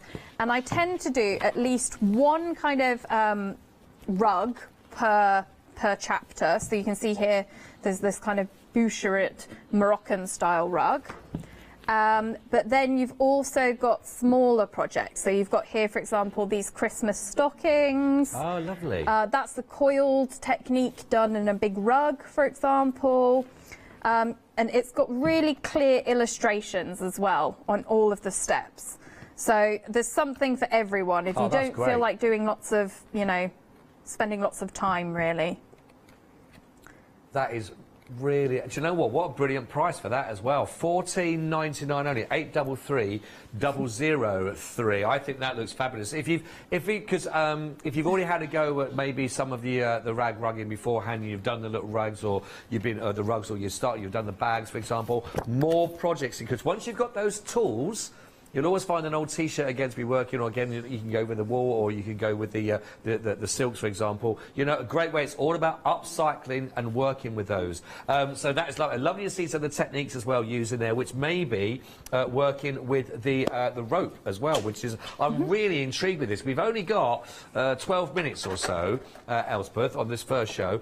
Is there something you could share with us as well on how to do this? Because I just think that the whole idea of the coiled rope sort of techniques, it'd be really nice if you can create this that you're looking at, which I think is fabulous. I love the table runner as well, and they really are lovely and sturdy as well. And I'd imagine these brilliant for your placemat, really durable, and I've got a nice sort of strength and protection to that. You know, if you don't want to get your card, the actual surface marked, and they are rigid again. Just really lovely ways of working and bringing those sort of soft furnishings to a different level, really. $16.99 is going to get you the instructions, and you're going to be getting your 30-metre of the actual cord itself, which is all coiled on there, and that's what 30 metres looks like when I mean, once you've undone it, don't try and cord it back up again. You'll never get it looking like that. It's like trying to get a tent back in a bag. Where do we start with this then, actually, Elspeth? So basically what we've got is we've got the 30 metres of cord, which you always find the tail of first. I know it seems fairly obvious, but you find the tail, you just kind of like undo it, and then it'll start to kind of unravel. But I normally unravel it from this kind of big hank. So you keep it kind of vaguely, you know, in its original shape. But you find the end and it'll look something like this. And then what I tend to do is I chop that end off. So I've got a nice clean end. Right. And then, I've stored them in my little coiled pot here. You cut some strips of fabric. So you can see here that I've cut strips, and they need to be about 1.5 centimetres in terms of width. The longer they are, the better, because you can use more of it, but it doesn't have to be a certain length, because you can chop and change any time you run out of fabric. Then what I like to do is I always start off by just stitching my fabric strip to the cord at the very top. So all I'm going to do now is just pop it underneath my foot, and I'm just going to put a couple of stitches in there. just to anchor my fabric to the kind of cord itself. Okay. And it doesn't have to be pretty, but I'm just going to, what's it called, trim my threads off once I've done that. And then equally you can use a glue gun. If you don't want to get your sewing machine out at this stage, you can just use a glue gun and just use that. Right. Once you've got that tail kind of like attached to there, you start wrapping your strip around the cord. So you're trying to just kind of wrap your end to kind of create a bit of a mummified top onto the end. Quite a tight, you're quite tight around it as well? Yeah, it doesn't have to be perfect, but you're kind of keeping it vaguely tight, and you're diagonally wrapping along and down the cord. You're trying to overlap ever so slightly. Right. But can you see how it's kind of building up? Yeah, it that is, end bit will always be a little bit chunky, but it doesn't matter because that's going to be generally in the centre of your bowl bottom or in the centre of your placemat. And you keep going, wrapping like so. And you get quicker at this, I promise. Oh, I'm sure, yeah. If you ever want to stop partway through, you just sandwich clip it, just to stop it from kind of unravelling. When you reach here, you need to join another strip. So I'm actually just going to grab this, that one's a bit longer than I was expecting. I'll grab another strip like this. Once again, mixing different fabrics together. You overlap the ends inside of each other. Okay. And then just continue to wrap. Ah, so we don't need to re-stick or sew or anything, no?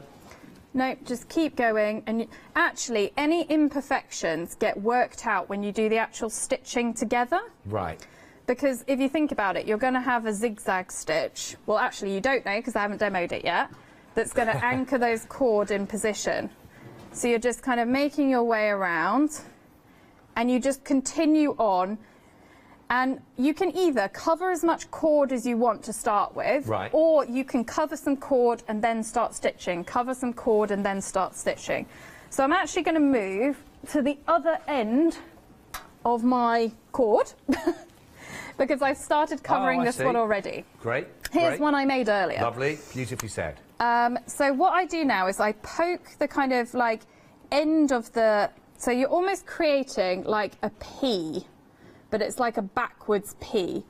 And you want to be stitching together the sides of that P so that they're kind of anchored together so that they can become the beginning of your coil.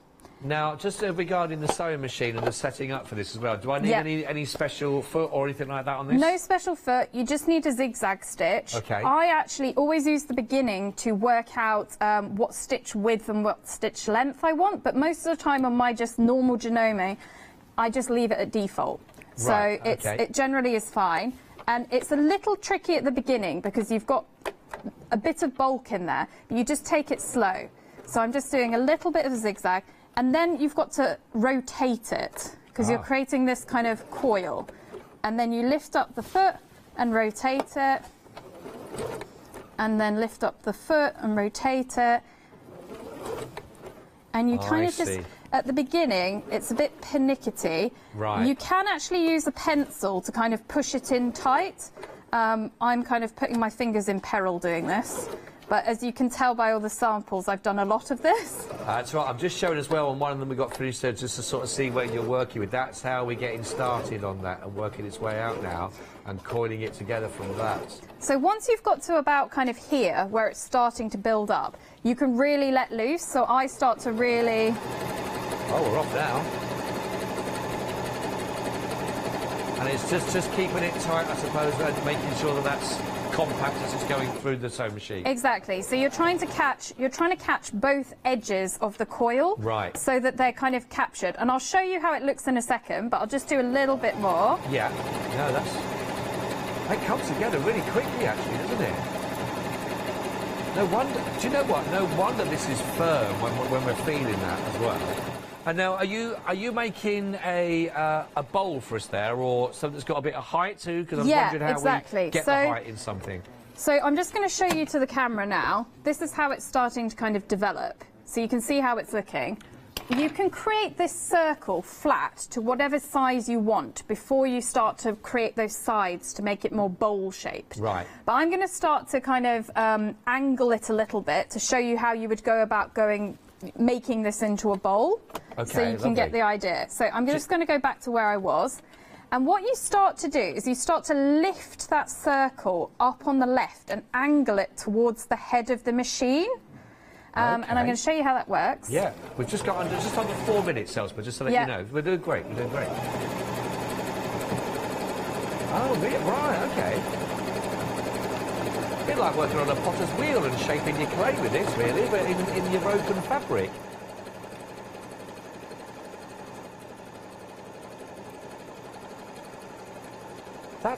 It's really coming on this now, speed. So this is almost like creating a little kind of ring bowl. Can you see how it's starting to angle up on the sides now? Because I started to change the angle at which I was holding it. So you can basically build up whatever you want by changing the angle at which you angle it. So if you kind of hold that circle that you've created, the flat circle, quite at a shallow angle, so around this kind of angle, your bowl will become more kind of like shallow in its edges. Whereas if you do what I did, which was like properly crank it up towards the head, that's how you get those really steep angles on the side of a basket. One little tip when you're doing this coil technique is the direction that you have your tail coming through to the front is important. Right. You need it to build on the left of the sewing machine, not on the underneath. So you need that tail. Can you see mine is always like a backwards P? Yes. So it's coming towards me, towards the right of the kind of coil. And that allows the bowl to build to the left of the sewing machine as opposed to underneath the sewing machine. So just make sure it's facing the same direction when you start. But it's just lovely. It's great for using up scraps. You can choose whatever colourways you want. And the sky's the limit. I've started doing all kinds of Christmas trees, wreaths, everything in this technique. Wow. Well, do Addicted. you know what? I'm loving that technique. Not seen that before. If you would like to go for that, you are getting 30 metres, and it is really good, proper rope as well that you're looking at there. And you are getting your instructions. So going to go through a lot of that. $16.99, 822 915. You could be making lovely table runners or placemats or bowls, just like you can see here. Don't forget you got your skeins as well with those lovely silks. You might want to be using those. Add those in your bundle of 5 to colour up your rope for those. They are gorgeous.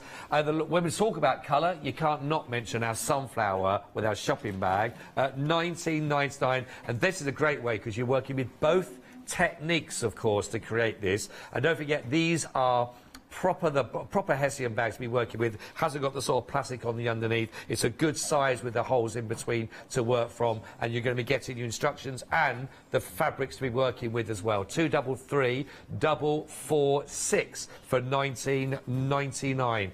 Loads and loads and loads of different things on the website to put this together and your materials to work with. But I promise you, I think you'll really enjoy that. Elspeth, thank you so much indeed. It's always lovely to sort of see those techniques. You know what the great thing is with that message, as you mentioned as well, we're upcycling, we're working with materials that we've had sometimes in the past anyway. So you're back at 1 o'clock. Yeah, is that back correct? At 1 o'clock, demoing again.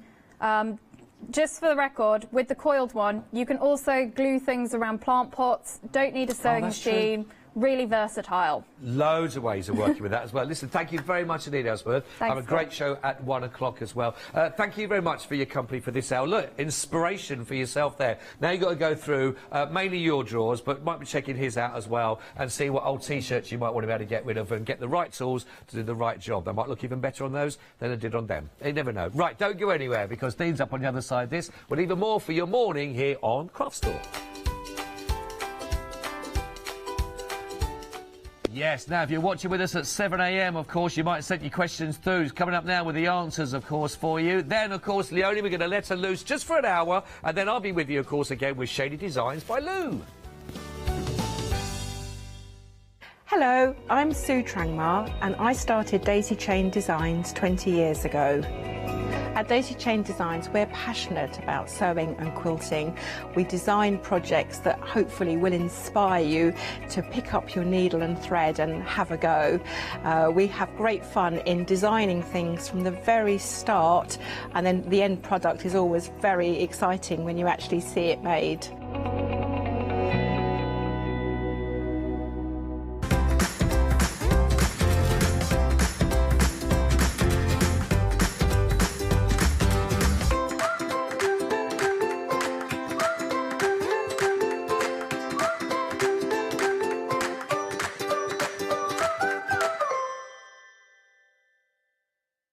Shopping online with the Craft Store has just got easier with PayPal's Pay in 3 plan. Spread the cost of your basket, whether there is one item or many, with 3 interest-free payments. Simply choose Pay in 3 at checkout and pay for purchases between £30 and £2,000 over 3 equal instalments for the next 3 months. No fees and no interest. Spread the cost of your shopping with PayPal's Pay in 3 plan at the Craft Store. Hello, my name's Kay from Indigo Blue, and together with my husband Alfie, we design and manufacture our own in-house red rubber stamps. We also have our own range of paints, lushes and stencils. We're so proud that we've now got a reputation for such high quality products and the detail that we can manage to get in our stamps.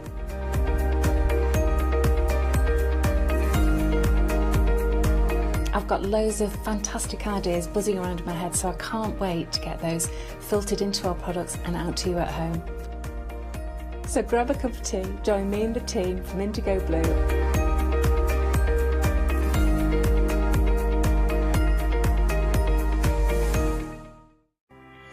Hello, I'm Carol. And I'm Hayley. And together we are the Dreamies. Dreamies have been around for 11 years now. We started with CD-ROMs, we've developed into stamps, paper pads, dies. We've now got the Dinky Inkies range as well. We design everything in-house and we manufacture in the UK. We produce tutorials to inspire you to get the most from our products.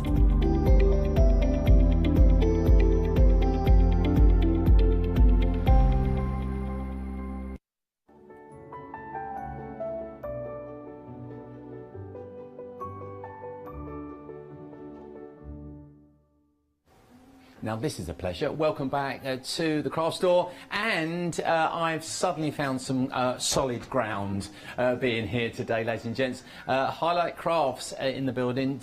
We've got the most amazing collection. Now let me start from the outset by saying I understand there's a lot of you who may not have come into contact with this and may not quite understand what it is, and maybe it's stopping you from maybe investing. What I would say is, if you love craft for the memories that it brings you, if you love crafts for the nostalgia that you get when you're crafting, and also from the pure joy of being calm and things you recognise, robins in the garden, a gate that you go through every day when you walk the dog, and maybe that bike you rode when you were a young girl or boy, or just going to the garden because you love the flowers you see every single day. All of those memories and all those feelings you have are encapsulated in these collections, and the idea is they're made by crafters for crafters. So when you sit down and you start crafting with Highlight Crafts, especially 2 Red Robins, you will have a wonderful experience, and at the end of it you'll end up with something amazing. Now the thing about this is, there's an education. You need to learn more. We're here today to tell you not only about this wonderful products which you've got in front of me, the SVG USB with the complete look and learn and craft USB, which means we're going to show you how to do this as well as sell other products to do it. And to help me is a very dear friend who I haven't seen for...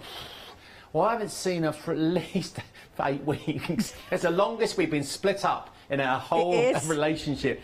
Mellie's here with me this morning. And Mellie, but just as an overview, this is a very interesting situation, because with this collection, once you buy one, you're in. You're emotionally committed, aren't you? Yeah, absolutely. Well, yes, you are, because we know what crafters are like and we need everything, don't we? We're collectors. That's what we are, not hoarders. No, we collectors. We collect crafty stuff. But you can dip in and out at any time with 2 Red Robins. That's the whole thought process behind it. It's all about buying products that enable you to build a story, to create depth and dimension and perspective. So whether you're into your mixed media, whether you're into your fabric crafting, whether you're into your paper crafting, it will span right across all those genres, and that's the great thing about it. But we've got some really great deals for you today as well. Okay, then, thank you for that. What we'll do is reiterate what's on the screen. Now, all of this in paper form is down here in a USB.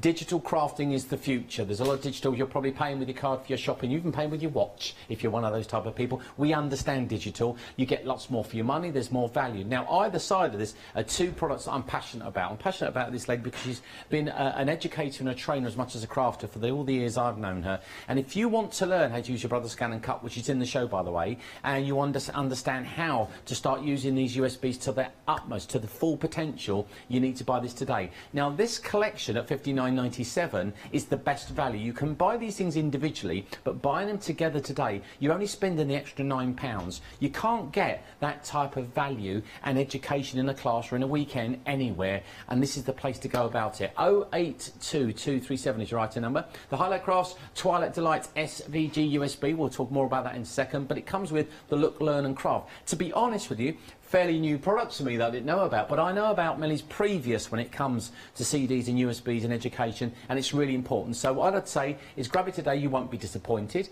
If you're coming to us and you've bought before, well, you know about what you're just about to see, and there's some new stuff that you haven't seen before either, and I'd get buying early doors. So it leaves me to say, Mel, they're the USB, SVG files, they're the new thing because they're the thing that are they're very craftable, aren't they, these files? Absolutely. It enables you to be the crafter that you want to be. That's the statement that I would summarise it with. An SVG file is different to a die in that, first of all, it's digital. Secondly, you can resize it, you can flip it, you can weld it, you can do all these amazing different things with an SVG file. It's called a scalable vector graphic, like that. Out my head. All you need to know is that when you make it bigger, it doesn't pixelate. It's fabulous, and it enables you to be the maker that you want to be, to make the things that you want to hang in your home or gift or sell or whatever you want to do.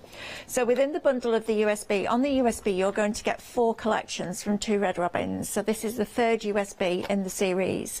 So we wait until 4 die collections have been launched, then we convert them all to SVG files, which isn't a quick process, let me tell you. And then we put them on a USB, and we also put all the artwork, so the Reflections artwork. And Reflections artwork, in case you're wondering what I'm talking about, is this. So this is the digitally coloured artwork that works perfectly with your cutting files. And I'm going to show you exactly how to use these as we go through the show. But when the team rang me and said, right, what do you want on a USB? I said, I'd like 4 collections, and they went very quiet.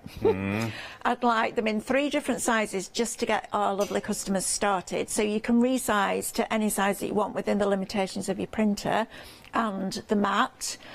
But we've given you 3 sizes to start with, just because it's easy for you to get going. Then I said I'd like any other colourways that we might have done. Can we have a couple of different colourways on for some of the images? They were like, yes. I said, can we have decoupage? Well, we don't do that for the dies. I went, I know, but I would like it, please. So they went, okay. And then I said, and I'd also like all the image reversed, so you can create symmetry. So you can have your Phoenix Fox sat one way and another Phoenix Fox facing in the other direction. So that's what we've done. So I'm going to take you through what's on the boards, and then I'm going to talk to you about the education that comes with it, because that is invaluable. So we're going to start with Cottonwood Clearing here, and you'll see as we go across we've got all this beautiful, beautiful artwork. The way that they digitally colour the images is absolutely phenomenal. I've never seen artwork like it. It's so realistic. You almost take a double take because it is absolutely brilliant, and all you need to do is line the cutting file up with the image, and that's super simple as well. So we've got the rose hip berries at the top in different sizes and reverse, so you'll never sit there and go, wish that was a bit bigger, wish that was a bit smaller, wish that was the other way around, because we've done that for you, which is brilliant. Then we come down here and we've got this fabulous sleeping fox here, Scarlet, and if you know what, if you snuck up on her, you could hear her just snoring very, very quietly, and her eyelids fluttering while she's dreaming. It's that good. You know, when you're in that deep sleep and you're all snuggly and warm and you're all curled up, that's what she reminds me of. The look on her face. This morning. Oh, I don't know. My alarm went off at 4 and I was like, no, legally, it should only be 4 o'clock in a day. We remember that feeling, 4 up in bed, don't we? Then you've got this lovely soft sprig that you can see almost, it's so soft. Cotton. Cotton. We've got some at home. Cotton. Mrs. Dean got some. It's lovely, isn't it? What's that? It's cotton. It's beautiful. It is beautiful. And that looks like the real thing. Yes, it does. Then we've got the fabulous bikes. If you've got the previous USBs or you've got the dies, we do a stone wall. That would be fabulous against a stone wall.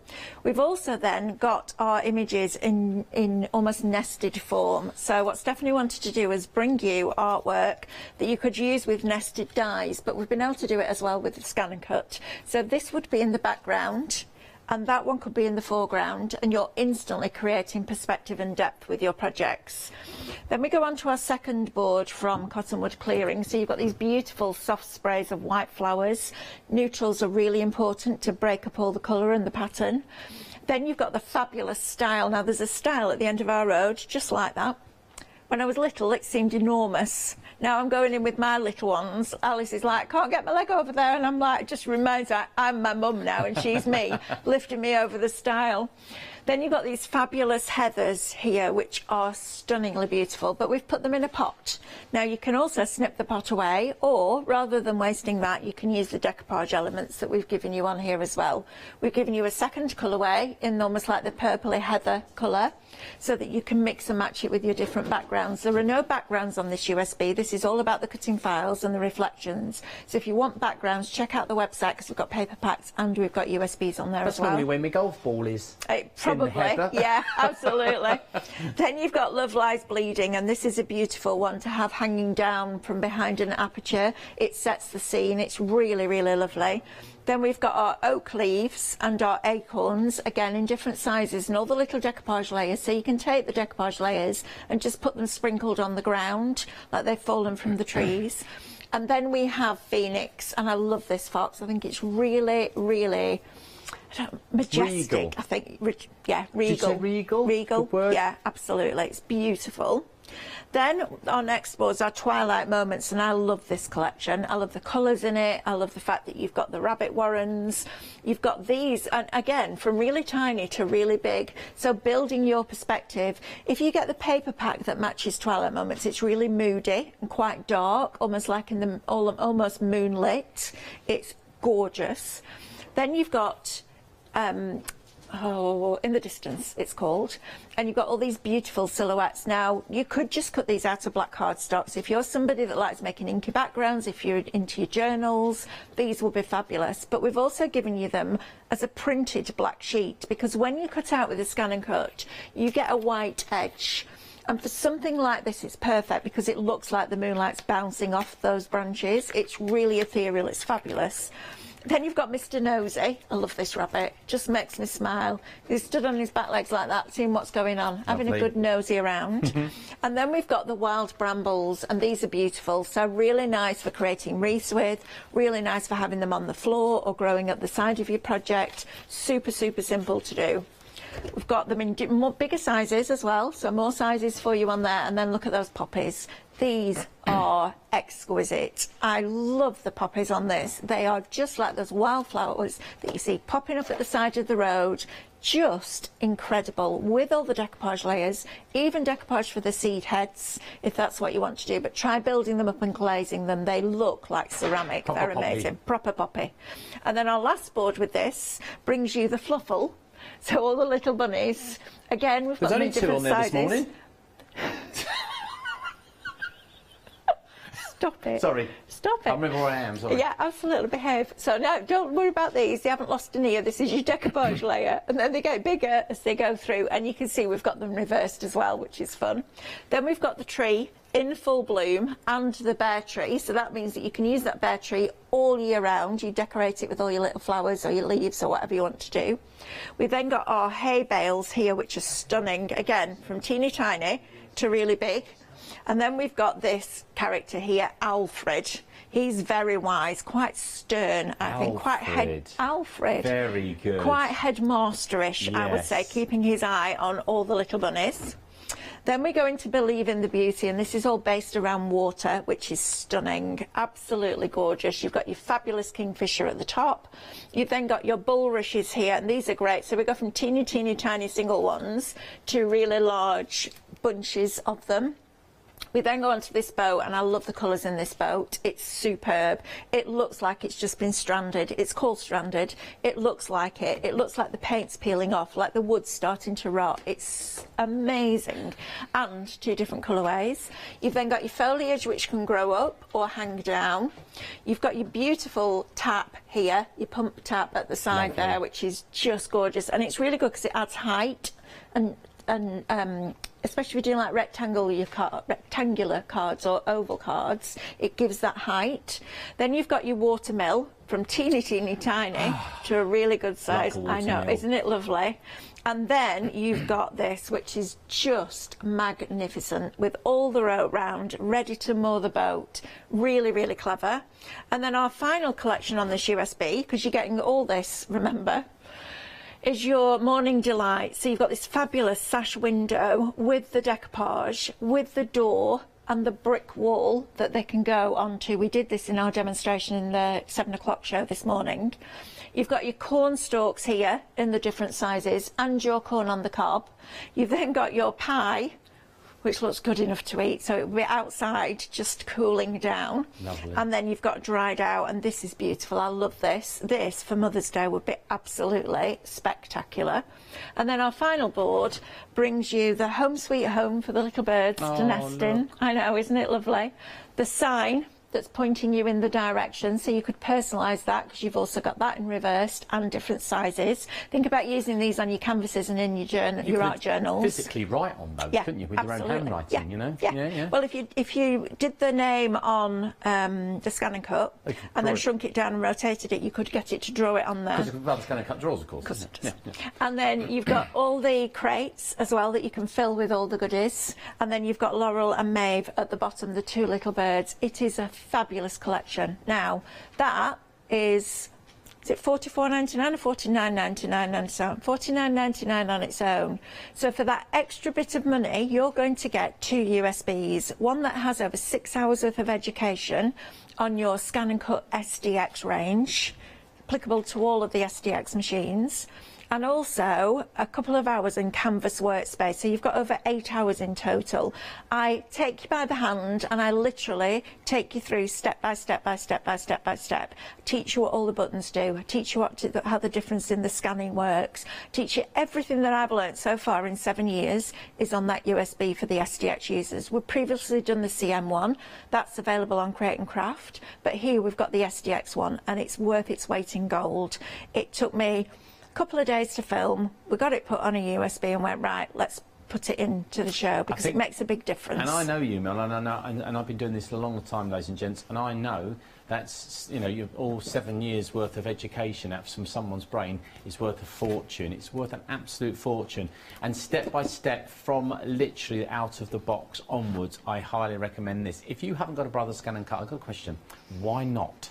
For me, it is personal. It's the best on the market. We've had people who have different machines. You might even have another machine at home right now. This is, I believe, personally, quieter, more intuitive. It's something you'll have for the future. It comes jam-packed full of images anyway, but how do you use it? Half the battle when you buy something new, when you buy... And back in the day when we bought fax machines, and then we went on to bought mobile phones, and then we bought printers, all this digital stuff. Eventually, we learned how to use it eventually, because by trial and error, maybe making mistakes. No mistakes. This is what you need. And if you want to buy Brother Scan and Cut, I got told this morning in a meeting that SDX 900 was under £400, and I said, no, it's not. You need to check that. It is £399 today to get you started and take you forward. And back in the day, we had to set the blade up and how deep it went and how fast it went. Not anymore. It's a super, super intelligent blade. Brother have made it easy, but Mel's made it easy to use. So please buy this today. Put it into your flexi-buy basket, and you'll get the education. Of course, I know I've got a handful of cards I'm going to show you. That's why I've got one hand. And then Canvas as well, which takes it to another level. I would say Canvas straight away is your second part of your... If this was a 2-day course, that'd be Sunday. Okay, Saturday's the first one. You come for Saturday, okay, and on Sunday, you've got a bit of hangover, but it'd be quite easy, because you'd have lunch in between, wouldn't you, and dinner. But this is fantastic. The reason Mellie's in a great spirits on here, because she knows that you're going to have a fantastic time. And just going back to those boards, it's lovely to see images, it's lovely to know how to manipulate them, but what you need to know is, yes, you can, is something I've been saying for many, many years on the TV, especially in craft. Look at this. Yes, you can. You know, if your card making is pretty good at the moment, it can get better. It can. And Mel's absolutely right with her phrase. She said, be the crafter you want to be. Look at this. Look at the dimension. If you're going for the set of free, which I think you should do, you've got all these images forevermore. You own the art. You own the license, pretty much. We're giving you the opportunity to do that. Mel, just going to double check. If I want to get out there and make some money out of my craft, am I allowed to sell my stuff? Absolutely. You can make and sell anything that you make for yourself or for charity. You can even cut the pieces out, put them in bags and sell those. Oh, that's taking it too far. Now, look at that. Look at Badger in here. Ready? Do you make cards like this? Ready? You see what I mean? Stand out. Good, isn't it? We're talking £4 or £5 a card. Not available in the shops. Not this product. I mean your cards. Even smaller cards, dinky cards, cards that the kids can make. Your next Fate and Fair is going to be incredible. Your website page or whatever you've got, your Facebook that you're selling your cards on. And apart from that, you're just going to have a wonderful experience doing it. You can get it today, not just the USB, but those two extras. I implore you, for an extra £9, I think it was extra £9, you get the USB in a tin, which is beautiful with those wonderful images on, but these are worth their weight in gold. Education is key, absolute key, because the more you know, the more you know. I could do it again. 082232 is your item number, and this is the most popular item this morning. I can see why. Now, if you just want these on their own, by the way, and you say, I want to learn how to use it, I'm going to get a Brother Scan and Cut, tick, and I want to know how to use it first before I dive in with sort of images. That's cool, that's why I understand that. You can buy these on their own, and just to reiterate, actually the value really, $29.98 for the Look, Learn and Craft collection, USB, so you're going to get a canvas workspace, and you also get the Brothers Scan and Cut, the SDX, which is quite important, because the SDX is the one that sort of does a lot of the work for you. And when you think about this, you're not just learning to cut, you're learning to draw, you're learning to weld, you're learning to foil, you're learning to emboss, you're learning to... This thing does so many things. It's like buying 5 or 6 different machines in one, and Mel's going to teach you how to do it all. So without further ado, I think you haven't worked hard enough yet. Do you know? Okay. No, I normally do the balls. I know. And I feel like, oh. A bit redundant. Yeah, a bit redundant over it. See, listen, first of all, someone's bought a Brother Scan and Cut this morning. If you are buying one, well done. What's your first thing you say? So what's your first thoughts? Get it out of the box. There you go, thank you. That's the first thing. Please don't leave it in a box. And that's another reason why I filmed that education, because I do not want you to spend £399 on a machine and leave it in the box because you're scared of it. Because you're not scared of it, you're scared that you won't be able to use it. Well, that education will absolutely take you from getting it out of the box to creating a box with a pattern put into it, with a flower on top from 2 or 3 shapes that are inside the machine's memory. Within the machine, you've got 683 images pre-installed. Now, I want to talk to you about a circle, first of all. You can cut that circle from 3mm to 298mm, and every millimetre in between. So you've got 295 different sizes of circles. That's one shape out of 683. With an oval, because a circle's a circle, a square's a square, but with an oval and a rectangle, there's lots of different sizes and shapes. So, for example, you could have an oval that's twice as high as it is wide. You could have one that's 3 times by half width. There's so many different shapes. On the Scan and Cut, you've got one, because you can separate the height and the width. So you can make that oval fit any other oval shape that you've got. So maybe you're buying some toppers and you want to mat and layer that topper. You use that oval, you decide how big you want it to be. It's phenomenal. But what's taken it to the next level is working out how we do reflections, or charisma as it was known when we first worked it out. And there's only one rule, and when you're printing off, so when you put your USB into your computer, and you'll need that to print off the reflections, you must print it at actual size, otherwise the cutting file won't fit. Because so they've been designed to work on actual size. And once you've printed it out, at the bottom of each sheet you will have the name of the collection. So this is Twilight Moments. You'll have the name of the file, which is Scarlet Petal. You'll have the size of it, and if there isn't a size on there, it's always the original, but this is extra large. And then you've got the reversed reflection, so this tells you that it's back to front. All right, so you can have poppies growing that way and poppies growing that way, which is superb.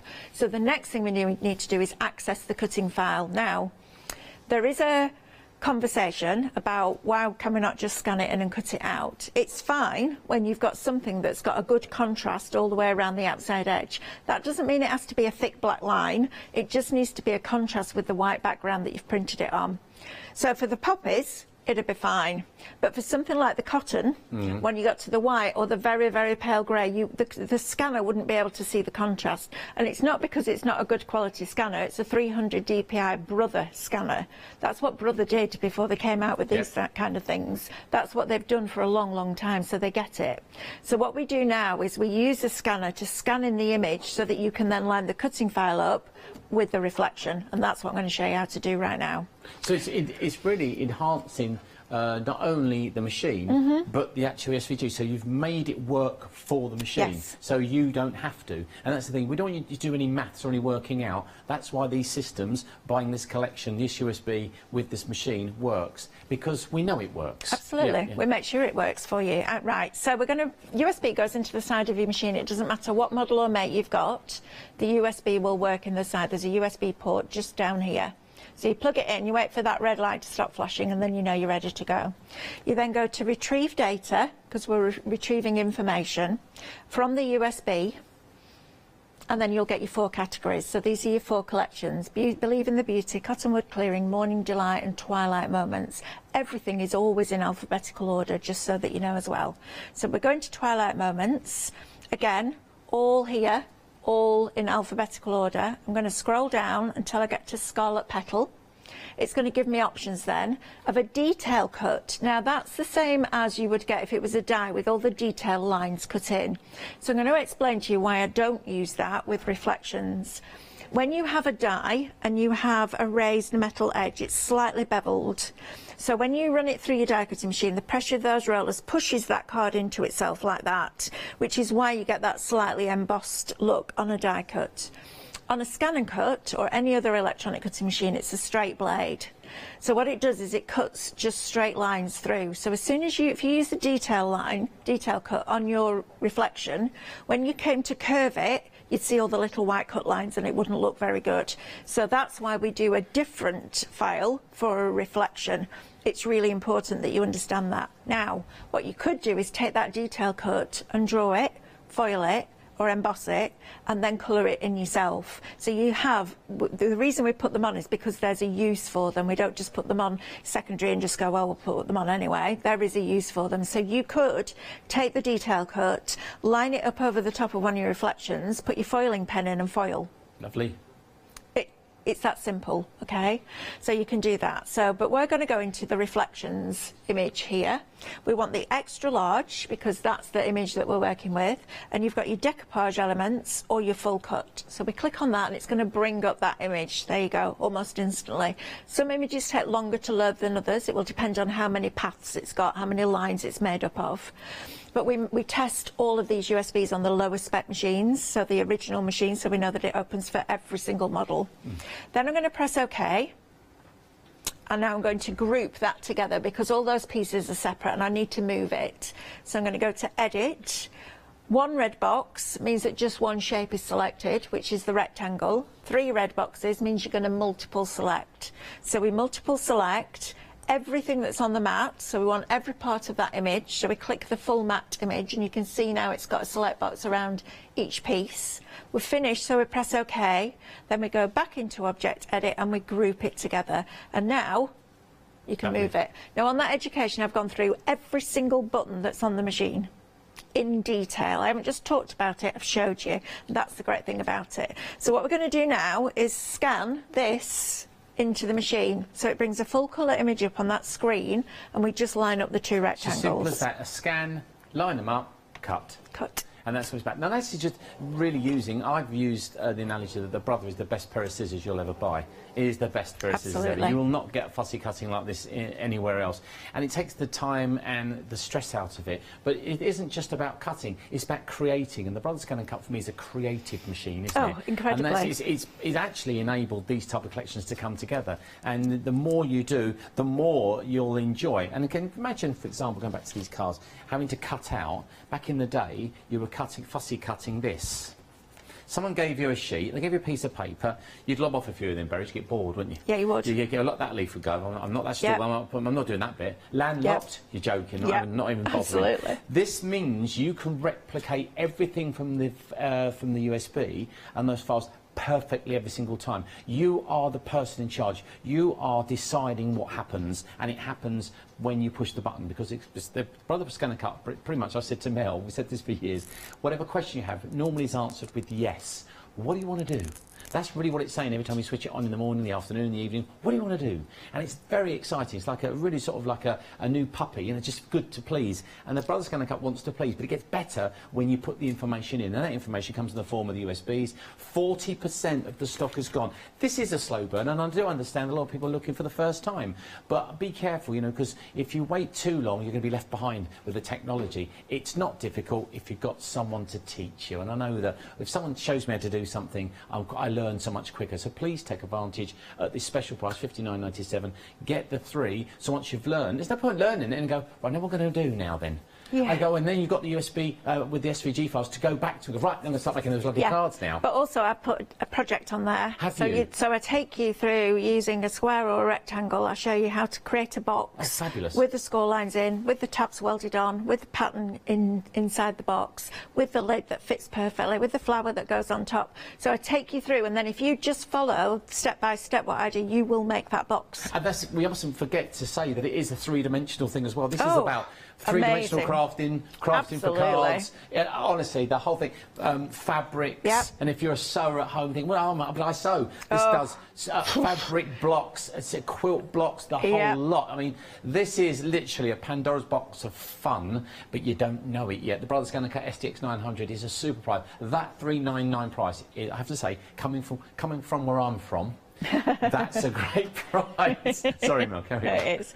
Right, so what I'm going to do now is scan from here. So when you switch on your machine at the beginning, there's 2 scanning options. For this, you're not going to scan from there. So I'm going to scan here. So we just press that, and then it tells you to start.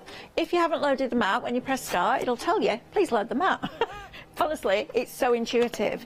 And 7 years after I first started using this, I am still learning new things, not because it's overwhelming and it's taken me a long time to learn it, but because I now understand how the machine sees things, and I understand a bit more about files and how we format them. I can make it do all sorts of different things, and it's just great fun.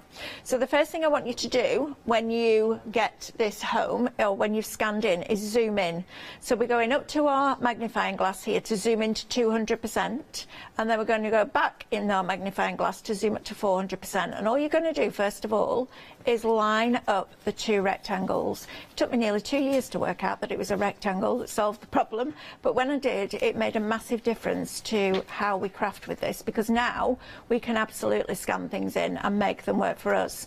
Now, if I press OK now, you will see that that doesn't line up anywhere near where it should, because it's a reversed reflection. So this is the difference. So all you do then is go into Object Edit, and this little button here is called Flip. And you flip it, and then it all lines up. So if I unflip it, it doesn't line up. There you go. Flip it.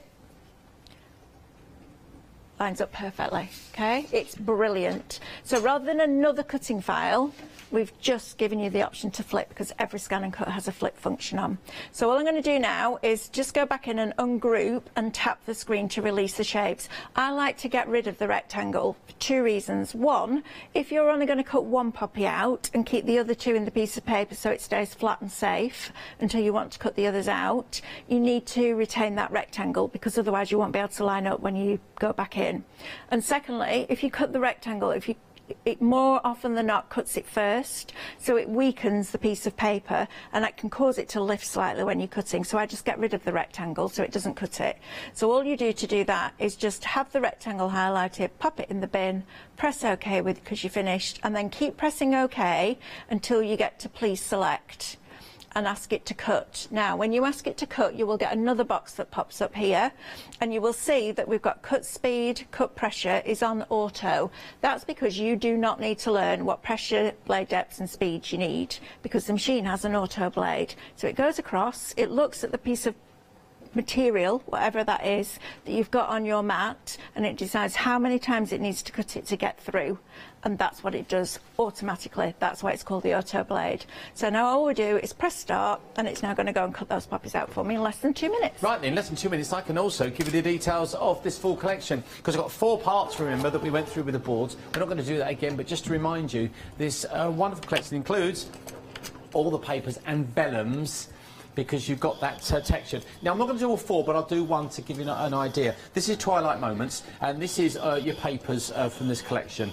And it's really nice to see that you don't have to do very much. The artwork's already been done for you. So, you know, whether you want to go to a moonlit evening, oh, that's like a harvest evening, isn't it? That beautiful? That is that one. That is absolutely stunning. I'm not going to show you them all, because you have to buy it.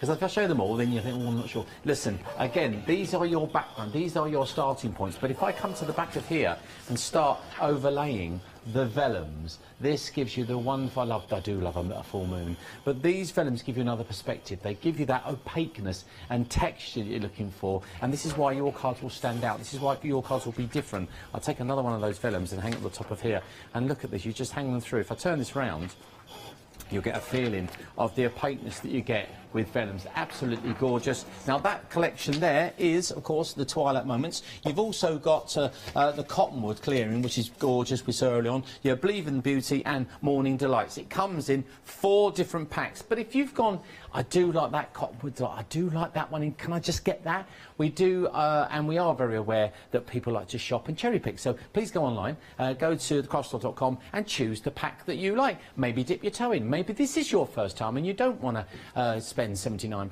Well, just to dip your toe in, and there is a paper pack and vellum for you, I'm sure. But the value is there, right there in that USB, where you can delve into those SVG files for years to come, manipulate them as you see fit, and make the cards that you really want to make. Make the cards you think you can't make. That's the thing, and it's about an education, and the more you learn, I think this is really like a little apprenticeship in card making. Even if you've been card making for a long, long time, it's a different road. It's the digital way, and maybe with the perspective and the expertise of the team behind this, because everyone behind this is a crafter.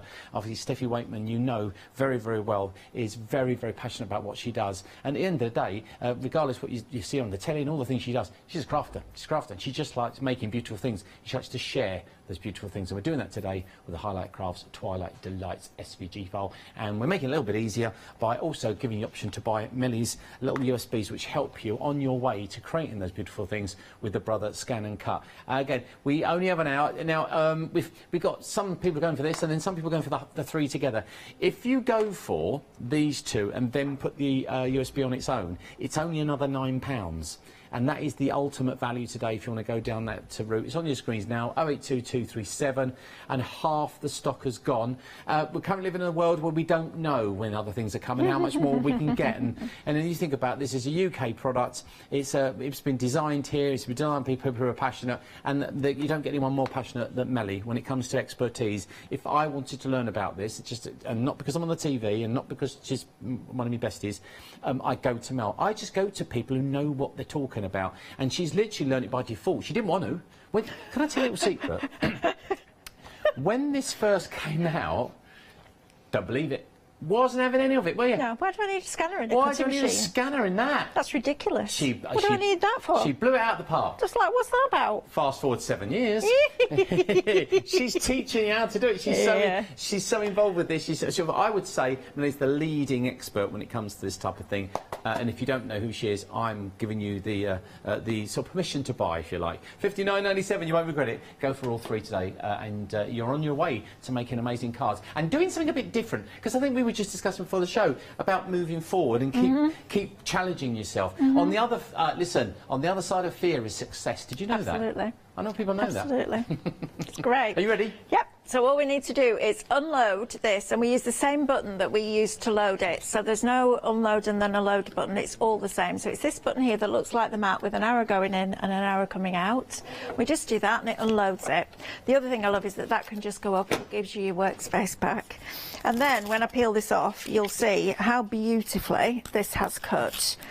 When you're printing your reflections for scan and cut, I would recommend that you use a lighter weight paper rather than a thick cardstock. And the reason for that, again, is that white edge. If you're using 250 GSM and you're building up the poppy in 4 or 5 layers, what you don't want, rather, is that thick white edge. What you want is a nice fine white edge, and then you curve your decoupage and it looks beautiful. I mean, that is incredible. That's the extra large. This one that we cut this morning, look how fine that is. Look how fine it's cut. Oh, those stems there. That's the quality of, first of all, the artwork, because it looks beautiful, but secondly, the scan and cut. And that just, I mean, it's stunningly beautiful. The blade turns on what, 3mm? Yeah, it needs a 3mm turning point. So 3mm is the smallest that you can cut, and then as big as the mat, depending on whether you've got a 12 by 12 or a 12 by 24 inch mat.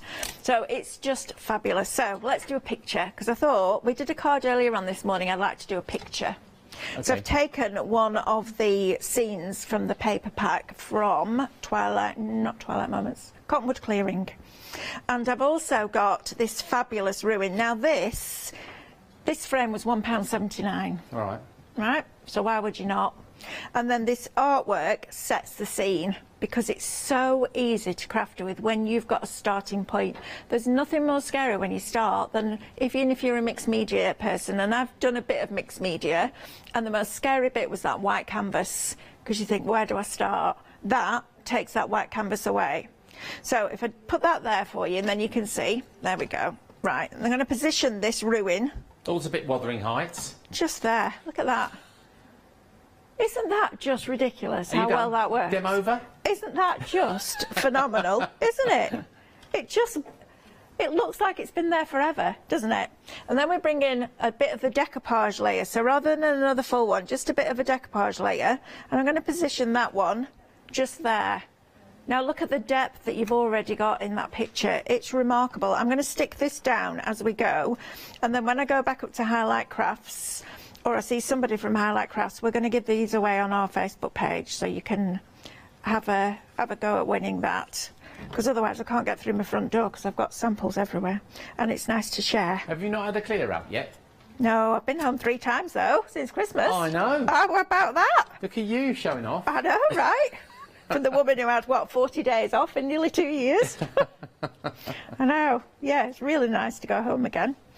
So, it's lucky you love it, isn't it? Oh, I do love it. You know. Yeah, I do love it. I love it. Yeah, I'm just craft right through. On my days off. What do you do on your days off? What do you do to relax? Well, craft. What else would I do? So you've then got your ruins there. Yeah. So now what we're going to do is start to build our picture around it. So this is why I wanted extra colourways on, because we've now got the heather, and we can just start to pop the heather. And these are just the decoupage layers. And the blues that are up here in this tree here just reflect those colours, and it brings it right the way through, rather than using the pink, which would have had to really work hard to balance. This works perfectly. Then I'm going to bring in some of these rose hips and just have these coming up the side like this, and we can have another little one just tucked down at the bottom there, and then another one maybe in the other direction. This is why I wanted reverse reflections just coming in off the side, so you just get an idea that there's something growing back here, but you don't see the whole thing. Then I'm going to take our lovely, lovely Scarlet here, and she is going to nestle down in that corner down there and start dreaming You about. can be an artist without being an artist. Oh, can't honestly, you? it is just the nicest thing to do. And I can't tell you how easy it is to build because everything works together. It's not a might be able to do that, might not be able to do that. You can absolutely do what you want to do with it. It's just lovely. From mixed media, you know, think about cutting that out of dough flakes or a piece of card on your scan and cut and using that as a stencil. Why not? You know, because that's the thing. An SVG file is a file. If you cut it, if you draw it, if you foil it, if you emboss it, it doesn't matter. It's a file. So you could absolutely make your own stencil out of that. It's brilliant, and it takes you on a whole different creative path. Not taking away from what you do now, but enhancing what you do now and adding to your crafty stable, if you like. I'm going to tuck this behind the heather, so this is just growing out here, and we are tucking that back in like that, so you're building this depth and dimension. Just when I think, Mel, I go, oh, she's done now, that's just about right, she won't be adding any more to that. And then you add the cotton, I know. This is a whole new look, isn't it? Yeah, absolutely. And then we can tuck our oak leaves just behind there, like that. And it just adds a little bit more green in at the base. It adds a little bit more of the soft brown that's in the oranges that are over here. And then I could add one more just in this corner here, like that. And then you could go onto the frame. So we could then add our phoenix down there. So he's watching over Scarlett, making sure that she's okay, like that. And then we could add some more oak leaves just round here, just on your frame, like this, some little smaller ones just going up the side. And if you're somebody that likes to change the artwork in your house, or your cushions or your throws as the seasons change, this is a perfect way of doing that, but you're creating it, and there's nothing more exciting than that. And somebody will come into your home and go, oh, that picture's beautiful, where did you get that from? And you just go, I made it. And that's the most wonderful words that can pass your lips as a crafter. I made it myself. I made it myself. And then they go, this is the next thing happens. No, you didn't. You never did. Yeah, and fabulous, isn't it? And then they go, how? And then suddenly you're educating someone else, and hopefully you're turning someone else into a crafter, because everyone's got creativity in them. They just need to let it out. And this does that. No glue required. I've watched Mel sit in a room on her own between shows for hours doing this. You open the door. You know when you open the door and go, yeah. don't talk. Did you go like...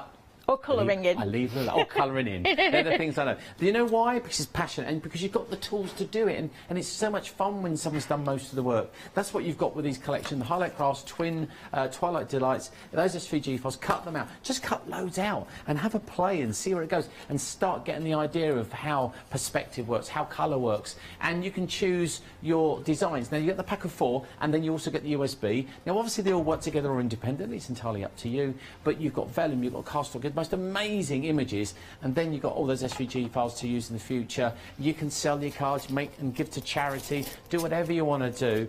But the flexi buy means today a couple of payments of $39.97, and you're on your way to crafting differently, with a different perspective, with high quality goods that you can use with the Brothers Scan and Cut, of course. 805995 for that one gives you the 4 paper packs and the vellum packs and the USBs. Now, can I just say, this isn't the only one. This is the number one.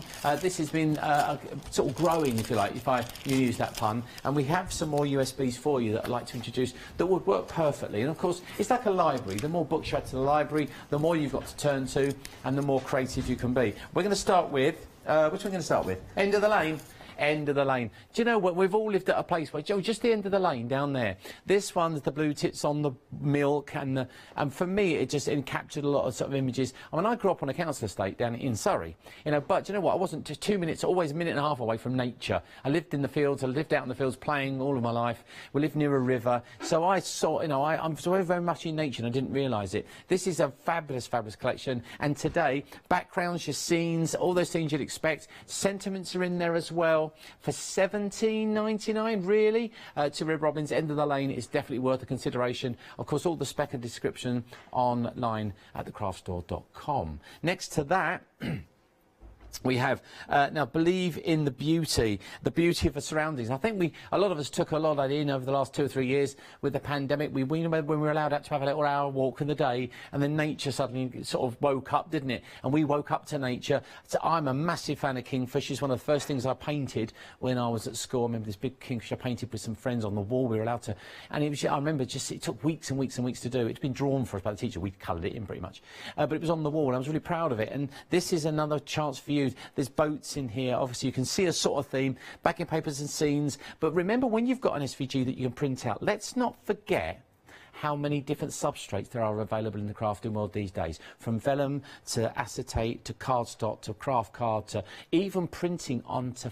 fabric. You can print onto fabric now. So this isn't limited to being a crafting paper product, okay? So bear that in mind. Again, $17.99 is almost a giveaway from when you consider that you're sort of buying the license in some ways, because once you've bought it, it's yours.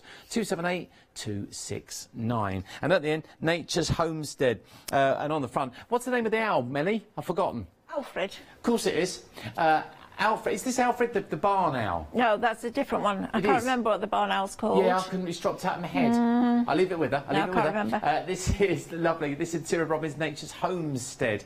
Again, they all have the same form and same content when it comes to what you get, like backing papers and all that sort of stuff. But again, you're going to a complete collection. But if you were lucky enough to be able to buy all three, Mel, everything works together. It's not a collection. It's a series of collections that come together. It absolutely is, and a scene is a scene. You know, it's not specific to a collection. You can absolutely use those different scenes.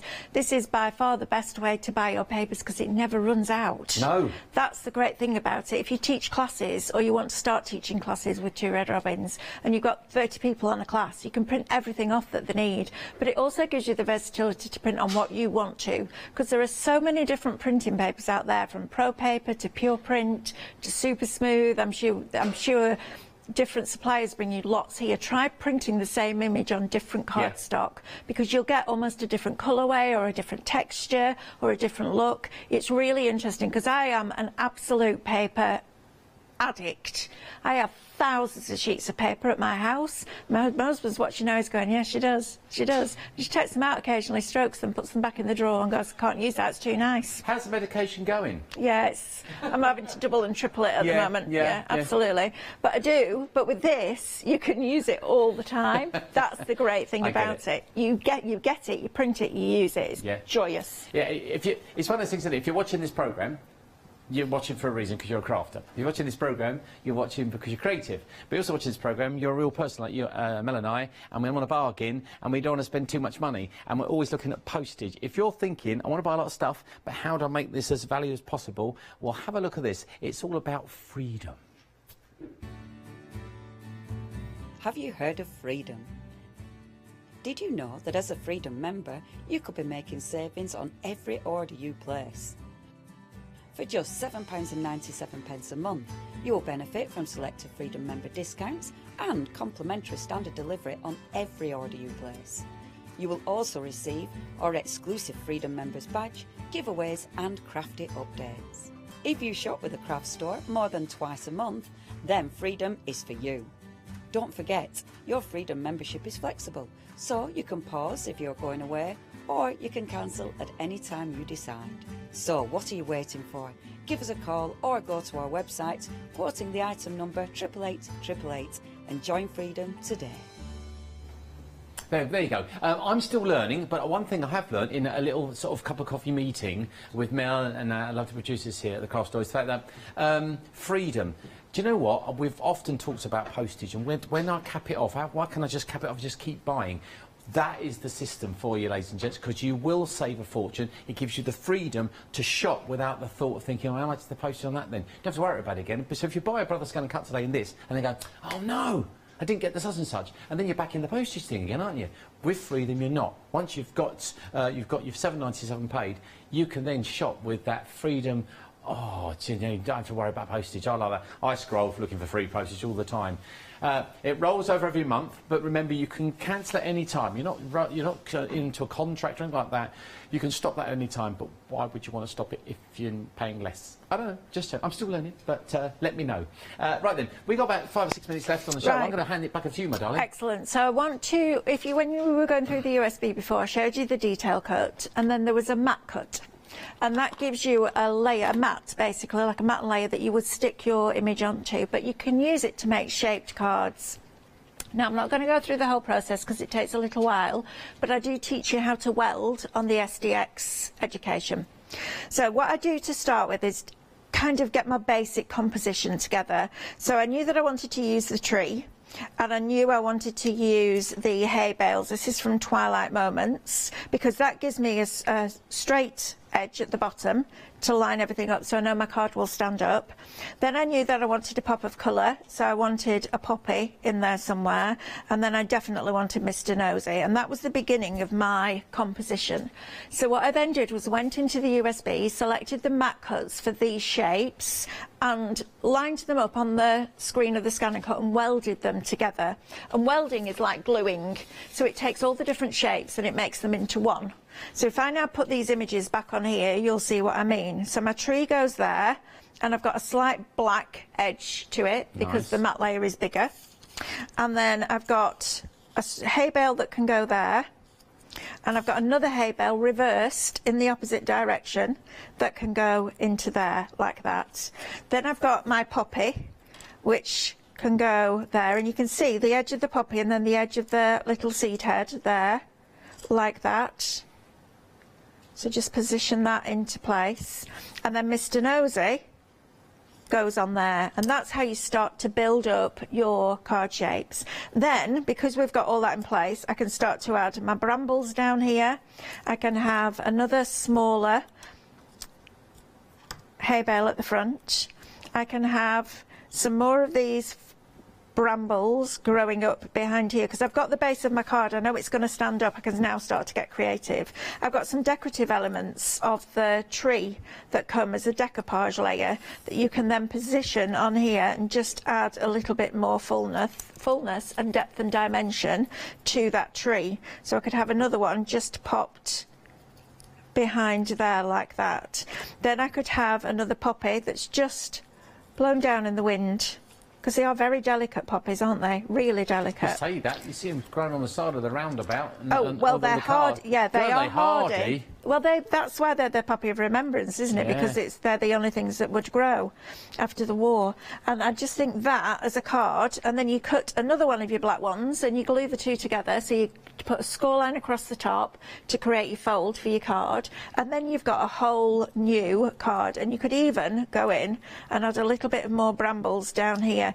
It's so much fun when you start playing with things like this, and it is playing, you know, it's sitting there and auditioning your ideas. And then when you do something like that, take a picture of it on your phone or your camera, and then next time your Crafty Mojo does a runner down the street, you can actually stay there. Just make sure that you keep everything above the bottom level like that, because you've got your little fluffles there. Mr. Nosy keeping an eye on them, and it's just a joy. And what you've got here, the confidence and the comfort of knowing, is with a normal kit, with a normal pop-out kit or sheets, you know at some point in the back of your mind that's going to run out.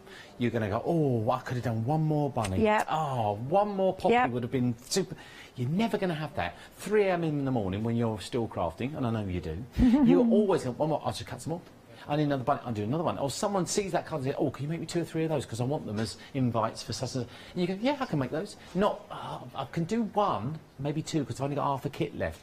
Never, ever again. You're buying into the future. You're buying forever when you're buying the Highlights Craft Twilight Delights SVG USB, because you're never, ever going to run out again. It is a mouthful, isn't it? It is. It's a bit of a mouthful, but I'm used to it. But the thing is, you're buying not for now, but for later. But please think of the triple collection there. If today you're scared, don't be scared. We're going to hold your hand, and Mel's going to take you through this new journey of yours, this exciting journey of craft, which includes the Brothers Scan and Cut. Buy yourself a Brothers Scan and Cut. Get this this collection, that there, you're halfway there, and you'll enjoy it. Listen, there'll be a sound that comes out of your body when you when you make your first cut. No, don't be like that. You know what I mean? You know the sound, and it's when you cut it, you wait for it, you go, oh, yeah, and that'll happen. And whatever it is, a square, a circle, where you've cut a shape or a teapot, you'll go, oh, cut that out. And then it's the simplest of things, but the satisfaction level. But you imagine that's the base point. If you're feeling good about that, imagine what you're going to feel like in 2 years' time when you're creating cards like this. 60% of the stock has gone. Historically, people buy after the show, so we're going to get a huge influx of people making their purchases. And remember that you can get this with the paper packs as well. So if you're not a digital crafter yet and you like to craft with paper, you can still do that and have that a little bit later on. So we've got the full collection with the vellum and the paper packs, the 4 collections, for $79.93. So there's a bit of something for everyone. There's budgets for everyone and where you are in your crafting life. But wherever you are, at least consider the Twilight Delights collection. You know, because of $39.97 today, get it home and start trying, Mel, because you don't know unless you try. No, absolutely, and it will be easier than you think it is. I think it's getting over the fear of something that plugs in and you have to use it and you have to learn it, but that's the joy of crafting. You learn new things all the time, and because I've done that education for you, it's not, you're not working blind now. You're not pressing a button to see what it does, because I tell you what it does and I show you what it does and I show you all the different reasons that you would need that. And that's the great thing about having the education. Now, I did tease it a few weeks ago when I came on and said it was coming. Now you've got it, and that's the best thing that you can buy to hold your hand to go through that fabulously creative journey. Words are cheap sometimes. It's pictures, isn't it? This is what it does. It's pictures, and that's really what crafters are all about, is pictures. And when you're making pictures like this and cards like this, cards you will not find in the shops, cards that just take a little bit more thought, pieces of art, I think, miniature pieces of art now, they're not just cards. That's what you're getting when you're, look, I just got to show this one, it's one of my favourites. Look, mine always are about lots of stuff, just an acorn wreath on the background, absolutely perfect. Melly, as always, my darling, thank Pleasure. you. Lovely to see you. Yeah, you later? too. No, I'm back at the house now, designing an Eiffel Tower on the scanner cut. Of course you are. Because I can. OK, that's what she does. I'll be with you in just a few months' time, letting Leonie loose next door, which is going to be chaos. But check out your baskets. I'll see you in just a sec. So then, rag rugging with Ragged Life. I can't wait for that one later on. Shady Designs, Lou's back with that a little bit later on. Let Leonie loose, please. It's coming up next with the Cat King Crafts. See you in a sec.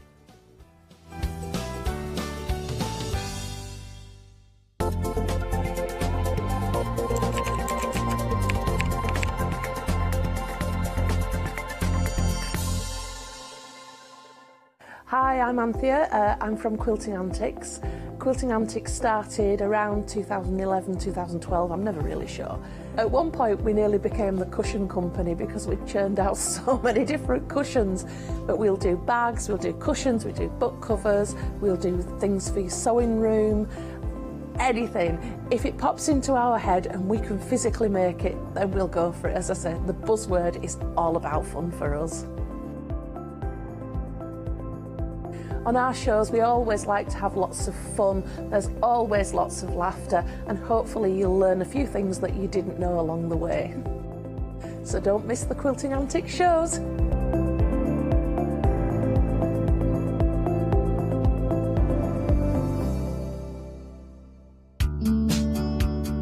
Tickets are on sale now for Crafting Live at Sandown Racecourse. Featuring exclusive offers and competitions. Over 800 make and takes, stock up from over 50 exhibitors, and meet and greet our craft presenters.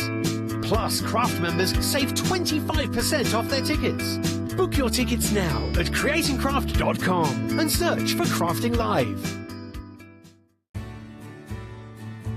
Have you heard of Freedom? Did you know that as a Freedom member, you could be making savings on every order you place? For just £7.97 a month, you will benefit from selected Freedom member discounts and complimentary standard delivery on every order you place. You will also receive our exclusive Freedom members badge, giveaways and crafty updates.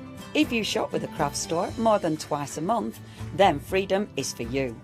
Don't forget, your Freedom membership is flexible, so you can pause if you're going away or you can cancel at any time you decide. So what are you waiting for? Give us a call or go to our website, quoting the item number 88888, and join Freedom today.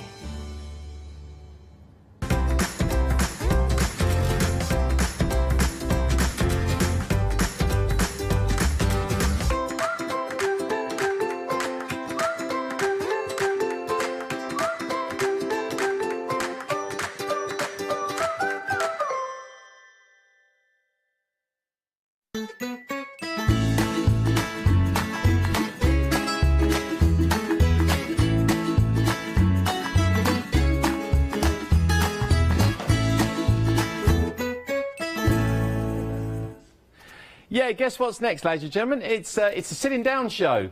Apparently. Welcome, welcome, welcome. I can't wait for this. I really can't. Do you know what, when you sort of don't see someone for a long, long time and nothing's changed? Two reasons I say that is, number one, the lady I'm about to introduce you is as original and as honest and as prude as she can be. And the fact she doesn't change is an absolute compliment, because you know what you're getting. I was told, you're coming in, we're going to let her loose, and I said, really? Really? Have you been training her with treats and stuff? Surely you've done something since I saw her last. But no, she's just as wild as I remember. Leonie. Hello, love. Oh, it's so, you know, we saw this. It's been 10 years. It's 10 years. It is ridiculous, isn't it? It's because she's never invited me to a party. She doesn't write. She doesn't phone. No, I'm joking. Hey, Dean, do you remember doing a VT at my house? Yes. You, Dave, and Nigel. Do you know what? Interestingly enough, later, I was looking at those pictures just last week. Really? They That's popped up. funny. You know that they on your computer they pop up. And it's Sean, lovely Sean was there as well. And I remember being at your house, just drinking tea or coffee and laughing all day, really. Yeah. Nigel dressed in his leather miniskirt. There's Nigel for you. There you go. Listen, I'm gonna leave and let you get on with it. But before you, just for me and because I don't know, and there may be some people who don't know, because we've got some new viewers. Absolutely. What's this hour about? So I'm particularly lucky. I get to work with brands I absolutely adore. Sometimes I get to choose products in the early days, but it's got a bit busy these days. But I work with brands I love, and it's just, I'm not going to lie, for me, it's just a real nice time for me to play, to experiment. It's quiet time, so we essentially just craft. And so it's inspiring people. Hopefully inspiring people, introducing incredible brands. We've introduced a lot of new brands as well, and the brand we've got today is new, but you know the people behind it, but it's new. Okay. So yeah, it's just a lovely way of bringing incredible products. Okay, well, on that note then, I'll hand you over to Leonie to tell you more. Bye. Thank you, lovely Dean. Okay, folks, hello and welcome. It's lovely to have your company. Now, Cat King Crafts. So, Cat King Crafts, and I have to say it slowly. If I don't say it slowly, I fall over my own tongue. Cat King Crafts.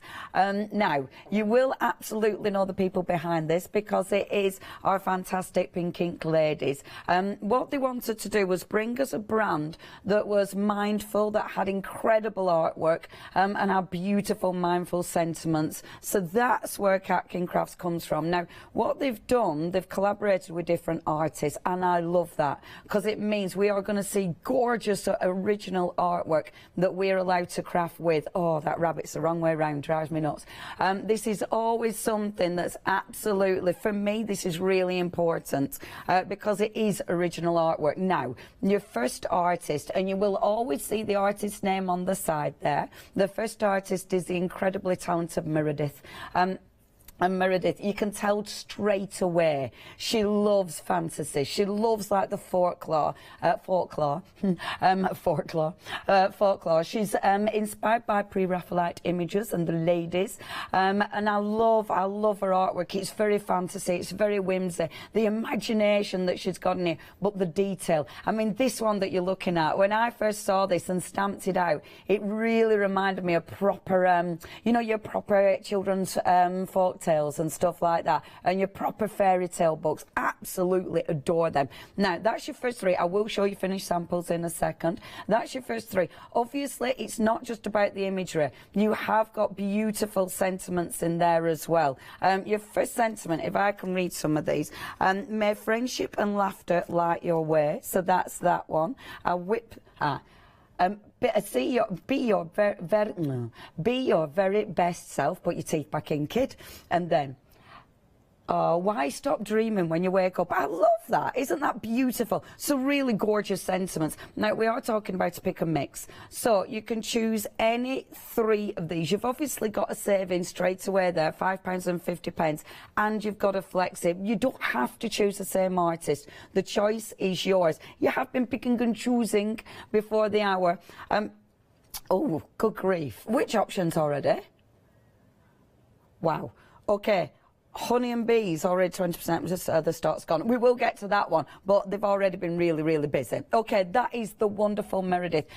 She lives over in the States, and yeah, I absolutely adore her artwork. The detail is sensational. Now, the next artist that we've got is the wonderful Laura. Now, this again is absolutely beautiful. When you look at the detail, it's just incredible, because what you're going to see with this, and if we can zoom right in on the detail, because they are absolutely sensational.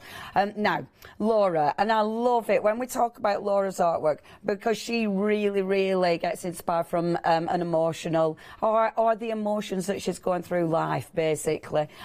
So it could be anything, you know, it could be love, it could be passion, it's anger, it's everything, and everything gets brought to us in this beautiful, how does she word it? It was gorgeous, actually. A visionary art. It's through an emotional, dreamlike works of visionary art, which I think is absolutely beautiful. And this one, let me just show you this one properly, because if I spin that round, because that's the wrong way round as well, but if I spin that round, it's an actual tree.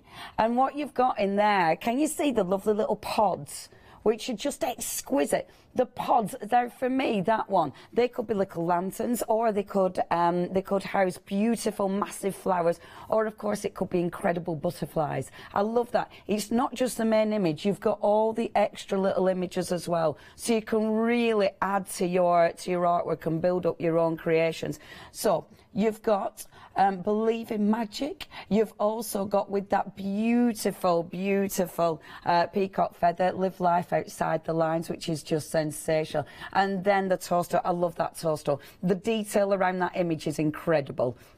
And that one says, all things good are wild and free. And look at that. See the artwork. Honestly, Laura's artwork is absolutely beautiful. And I do love, when you have a look on the website of Catkin Crafts, they will talk to you about the artist. And I love this. It says, and I'm going to read this out to you. It says, a restless sea of imagery. She delights in the wild and the mystical and the inspirational. Isn't that just beautiful? Really, really beautiful. But please have a look about the artist, because it's so interesting reading about these beautiful and very talented artists. Now, we've also got the Catkins original. Now, the originals are, of course, are Kathy and Mel. So although Kathy draws, it's, you know, the pen is in our Kathy's hand, but Mel is very inspirational. They work together. I mean, it's a team effort. And it's funny, actually, because when I first saw the stamps, these two were very much our lovely Kathy. But that one, it's like, oh, is that Kathy's as well? And again, it is the detail. So when we get in, you can really see that detail. You're not just getting the main stamp, you're getting all those extras as well. So you've got that lovely little pudding. I love that cat. I mean, it's just so squidgy. You've got the beautiful, oh yes, time wasted with cats is never wasted. You've then got in that incredible hair. I love that. The florals are beautiful. That amazing border. Again, absolutely exquisite. And then now the peacock is exceptional. Initially I didn't recognise this as a Kathy, but it is a Kathy, and it's stunning. It's absolutely stunning. Let me show you some finished samples, because oh my gosh. Ooh, I don't know where to go first. I'm going to go through Kathy's journal, because look at this. So Kathy sent in a beautiful journal that she's been working with. Now remember, you are choosing any 3. These are brand new, not been seen anywhere else. This is the launch. I'm going to move there. This is the launch of the wonderful Catkin Crafts here on the craft store. I nearly called us a Chanda then. I'm getting mixed up with so many names. See, I love that. She's done the extended page. Isn't that just beautiful? Absolutely beautiful. And look at that. That's that toadstool. That is so magical. The way she's done it, she absolutely captures that movement. And I mean, that's the thing about these. When you look at that image, it doesn't look still. It looks like everything is happening around it. It just looks like it's full of energy. I love this one. What I love about that, round the actual image is a solid stamp that really creates drama, that really allows that main image to pop. And I love that she's put it onto the, like, it looks like pages out of a storybook. That really does look like something out of a storybook. And you can see where Meredith gets her, you know, where she gets inspired by her pre-Raphaelites with that one. I really think that comes over in that image. This one, of course, is a beautiful Cathy design, absolutely exquisite. And what I love about this is the way you can extend those images. So the beautiful extra stamps allow you to extend the images, and again bringing it up the page. Let me show you some more samples, because seriously we have got some incredible samples. I'll show you one from each of the stamp sets at least, because have a little look. I mean, isn't he beautiful?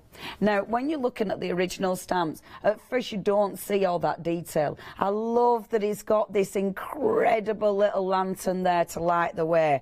Absolutely stunning. And I love the movement as well. Again, really stunning. And look at that one. That is incredible. You've got again that, I love the way she's done it in that circle. I think that is beautiful, and it's really showing that white light, which is just stunning. We've then got the beautiful little fairy there again, which is incredible, with the dark in the background, which again really does allow Ben's come to see you, which really does allow that fantastic image to pop there. We've then got our lovely little honey and bees. Look at her. Isn't she beautiful? Look at the detail of that image.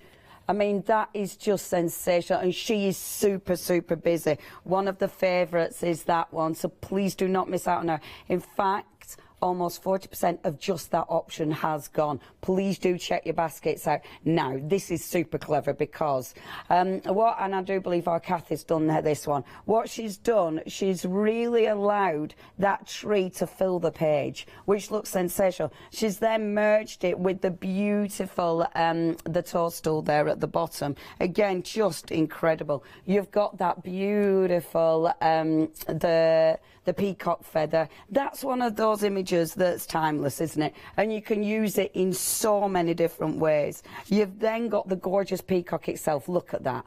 That is stunning, and they will work together beautifully. You've got our cat. Look at the cat. It's so gorgeous. And then last but by no means least, our gorgeous hare. Oh, look at that image. Now, if you do want to get these, look at that saving, £5.50. You can get them individually. If you do want to get them individually, the details are zooming up. However, your best saving is getting them in the bundle. And of course, they work together beautifully. £17.49 if you did want to go for them individually. However, you can go for Flexi. The Flexi means today £23.49 for 3 of them, and the choice is yours. 769-937. However, Freedom members, even better for you. So you can go, if you are a Freedom member, bear with. It will spin round eventually, but if you are a Freedom member, it's actually, that price drops to £21.14. And that is going to be that's your first Flexi then, is it, Arlotta? So that's going to be your first Flexi pay. So it is a substantial saving if you are a Freedom member. It's basically a further £4.70, and of course, you've no postage there as well. Right, okay, if you want these, please check your baskets out.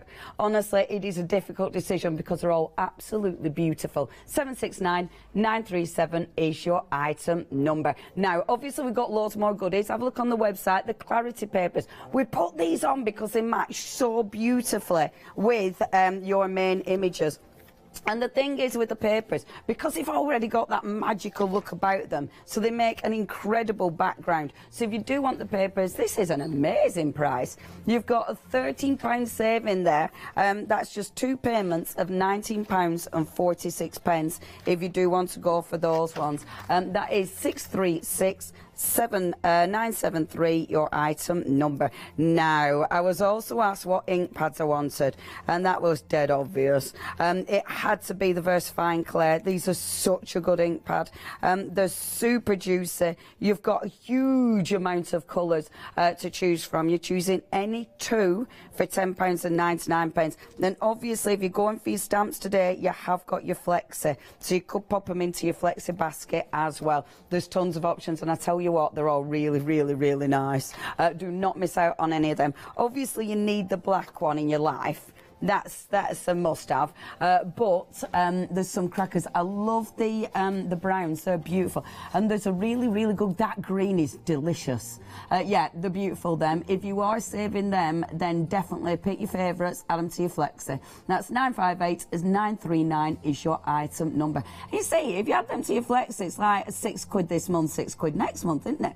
So, or £5.50 even. £5.50 even. Maths, never my forte. Now, if you do want anything, check it out on the website, or of course you can give us a ring. If you've got any questions, email in. And ladies, our lovely pink ink ladies, I know they are going to be watching. Hiya, ladies. The images are so lovely. And I tell you what, they're beautiful to work with as well, which is really important. Right. What I wanted to do, first of all, in fact, I'm doing my usual thing and changing my mind straight away. So what I wanted to do, because I think this image it's one of those images that you can do so many different things with. So I'm going to use this one first of all. This is one of Meredith's, and I love the movement in this. Meredith, it's so obvious she gets inspired by fantasy and magic, and you know, she brings them to life. What I love about this stamp, when you have a look at this, let me just put that to one side. Every time I say a folklore, the K always comes in. There isn't a K. Folklore, Leona. Right.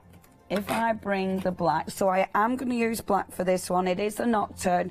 These are brand new, so they're really nice and juicy ink pads. Highly, highly recommend these, because well, look at that. As soon as I stamp that, look at the detail in that stamp. That is exquisite. And I don't know if we can get any closer, but I mean, you can see the detail in her ear. You know, she's got a beautiful pointed ear. And you can see the detail in her dress. It's absolutely phenomenal. Really, really beautiful. So make sure it's all inked. You want it to be perfectly inked, because all of this is solid, and that gives you that incredible shadow when you actually stamp. And oh, look at that image, beautiful. So when I stamp this out, now I am just using a stamping block, I'm not using my stamping platform, but I've got a lovely juicy ink pad, so everything should be fine. And what I love about this image, because of the shadows, it makes it really different. You don't get that on many stamps, if the truth be known. Let me show you. See, can you see this? The dark around her really, really intensifies that image. She really is framed by the sort of the shadows and the trees behind her. I love that. I think that is so unique and different. But what I really like about this, you then get this stamp in the kit or the set, and what you can do with this is start to build that image out. Now when you look closely, these, you can see the leaves, and it's like the leaves in silhouette. Honestly, it's such a clever image, is this one. Let me just get that off. I've got some on my stamp. I like stamps like this because they're different, and it means you look at it different. It means when you start using it, you use it different. Like when I use this one now, this stamp is great. Look, immediately you start expanding that image. This allows you to stretch this image. Now this one, I think this is one of my favourites. Over half of the stock has gone. This, she's called Fairy of the Night. Oh yeah, definitely one of my faves is this one. Look, and what I like about this, you don't really need to think about this too much. You don't really need to think about its placement too much, because it just seems to work. You know, even though the lines are your tree lines, you know, you can see it's definitely your tree lines, but it's one of those that's quite forgiving. So just build that scene up, and it allows you to build up extra sort of scenes within the open space. So where you don't stamp it, you kind of already build up, can you see, you're building up an extra kind of, what's the word, an extra picture, if you will, just with the white space. So use that one to create more density within your image. You've then got these beautiful little things, and these are cracking, because again, these allow you to build up that image. So if I take this one, I haven't stamped the full thing. I've just stamped the top of the little branches. The detail on this stamp is ridiculous. You can see every tiny little leaf. It's absolutely beautiful. See, so you're really allowed to, this really allows you to build up that image. And I love that, because all of a sudden, I mean, look at that, all of a sudden it's becoming a really quite a substantial image, and it really does allow you to create something completely different. Every time I could approach this differently. Every time I could create something completely different with this. And obviously it'll work with other stamps that you've got on your stash. These ones are cracking, that one. And yeah, I haven't used anything apart from black ink, and I really like that. I think that is a real testament to the imagery and the quality. I mean, the quality of this is sensational. So bringing that on as well. Isn't that pretty? Now, I wanted to do this. I didn't want to faff with colouring in with this one, because I just wanted to show you just how easy it is to build up the background. I have actually done one where I coloured her in. So this one, I did colour her, but what I did, and I'm not going to spend time colouring in, because obviously I've just dropped my mushrooms, haven't I? I've dropped my mushrooms. I know, right? Something you never expected. Oh, I've dropped my mushrooms. Normally it's my tangerines, but hey, it's all right. I think I've lost my little one. Oh, for goodness sake. Oh, I drive myself mad. I've lost loads of things this morning. Anyway, so what you've got is building up that image, and you can see I started with that. So it's expanding it, and when she's coloured in, honestly, she is beautiful. That's my favourite. I have got a lot of favourites. Okay, so stunning is that one. I'm going to put a sentiment on. Obviously, I'm not going to be colouring in, but we need a sentiment. The sentiments are gorgeous. Now, the sentiments in their own right. I mean, you could... Ooh, where shall we pop this one? I'm going to pop it up there. Why stop dreaming when you wake up? Absolutely. Depends on your dream, though, doesn't it? Not going to lie. Sometimes you hope it's going to end. You know, it's like you wake up going, oh, I'm so glad I'm awake. But this is a nice dream. Leonie, stay away from that side of life. Yeah, stop being dark, Leonie, for 1 minute. But then, look, bring the beautiful, the lovely little leaves and your foliage in. And it just, again... Look how you can build it up. I love this. Anyway, right, move away. Love that. It's my favourite is that one. So that's your first one. Now, that is Fairy of the Night. Exquisite. Doesn't that look like it's taken straight out of a storybook? Imagine that is, you know, when I were a kid, well, you probably don't know when I were a kid, to be fair, you weren't there, but when I were a kid, I bought this, it was, well, I didn't buy it, but this beautiful storybook, little, you know, all your nursery rhymes. But the nursery rhymes, the artwork, and when I was a kid, I always really appreciated the artwork in books. And the artwork, it absolutely reminded me of that, because it was just magical artwork, and that's definitely what she's done. Right. Okay, now, that one almost 70% of stock has gone. If you want it, you need to be checking your baskets out. You can get it individually. If you do want that one individually, it's that at the bottom of your screen, £17.49. But today, for not much more, for just £23.49, your first payment, you can actually get 3 of these incredible images. Brand new. This is the launch. This is, and I'm so pleased for the ladies, because it's so nice. They wanted to do something different, you know, and bring us different images and work with incredible artists. And I'm so pleased because it's just such a pleasure to work with incredible artwork like this. And I say this on the art inspiration shows, when we work with original art, I find that quite it's amazing that artists allow us to do that. I find it such a privilege because they don't know what we're going to do with that incredible artwork that they've designed. So I do think it's quite a privilege, and it's also quite brave of them, you know, to just let it be out there. It's a big old deal. Anyway, next. So I'm going to take, this time I'm going to take the brown. I love this pine cone. It's a beautiful colour. Again, really nice and juicy because these are brand new. These are busy. If you want, you can add them to that flexi. Obviously, you're getting 2 of these, your choice, £10.99, 958939. So what I wanted to show you first of all, I'm going to show it on this page, but then I'm actually going to work on the one of the papers. But it's easier to show you on this page because it's white, so you'll see how crisp it is. Oh, the detail of this stamp. Now, we're working with Laura's imagery. This is sensational. This is also, I mean, the movement, the detail in that is phenomenal. I love the stuff she's crammed into it, and all these little extras, you know, like the little stars that are coming off it are beautiful. I really love this. See, I'm terrible because, as you well know, I have a lot of favourites, but this is another cracker, absolute cracker. This one is super busy. Almost 60% of the stock has gone. I mean, look at that, beautiful. Straight away beautiful. Now this is called cocoon, and you can see, because yeah, our little cocoons. Now there's numerous ways you can use this. You could just use it like that. You could, however, I mean, if you wanted to, you could stamp this again so you have it coming round. Do you know what I mean? So you could actually create a beautiful, just do it, Leonie, don't. Why are you talking about it? You've got a stamp, ink and paper. Just do it. And oh, I know what we'll do. We'll just talk about it. So, look, so you can actually have it. And I think this looks like, when I go on one at dog walks, there's this beautiful, it's like where the trees have all bowed over and they've created an incredible arch. And I think that gives it that archway. But extend this. So what I want to do, I'm going to bob a little bit of paper there. And you need the paper to come out because obviously you've got a long element to the stamp. The only bit I'm inking is this bit.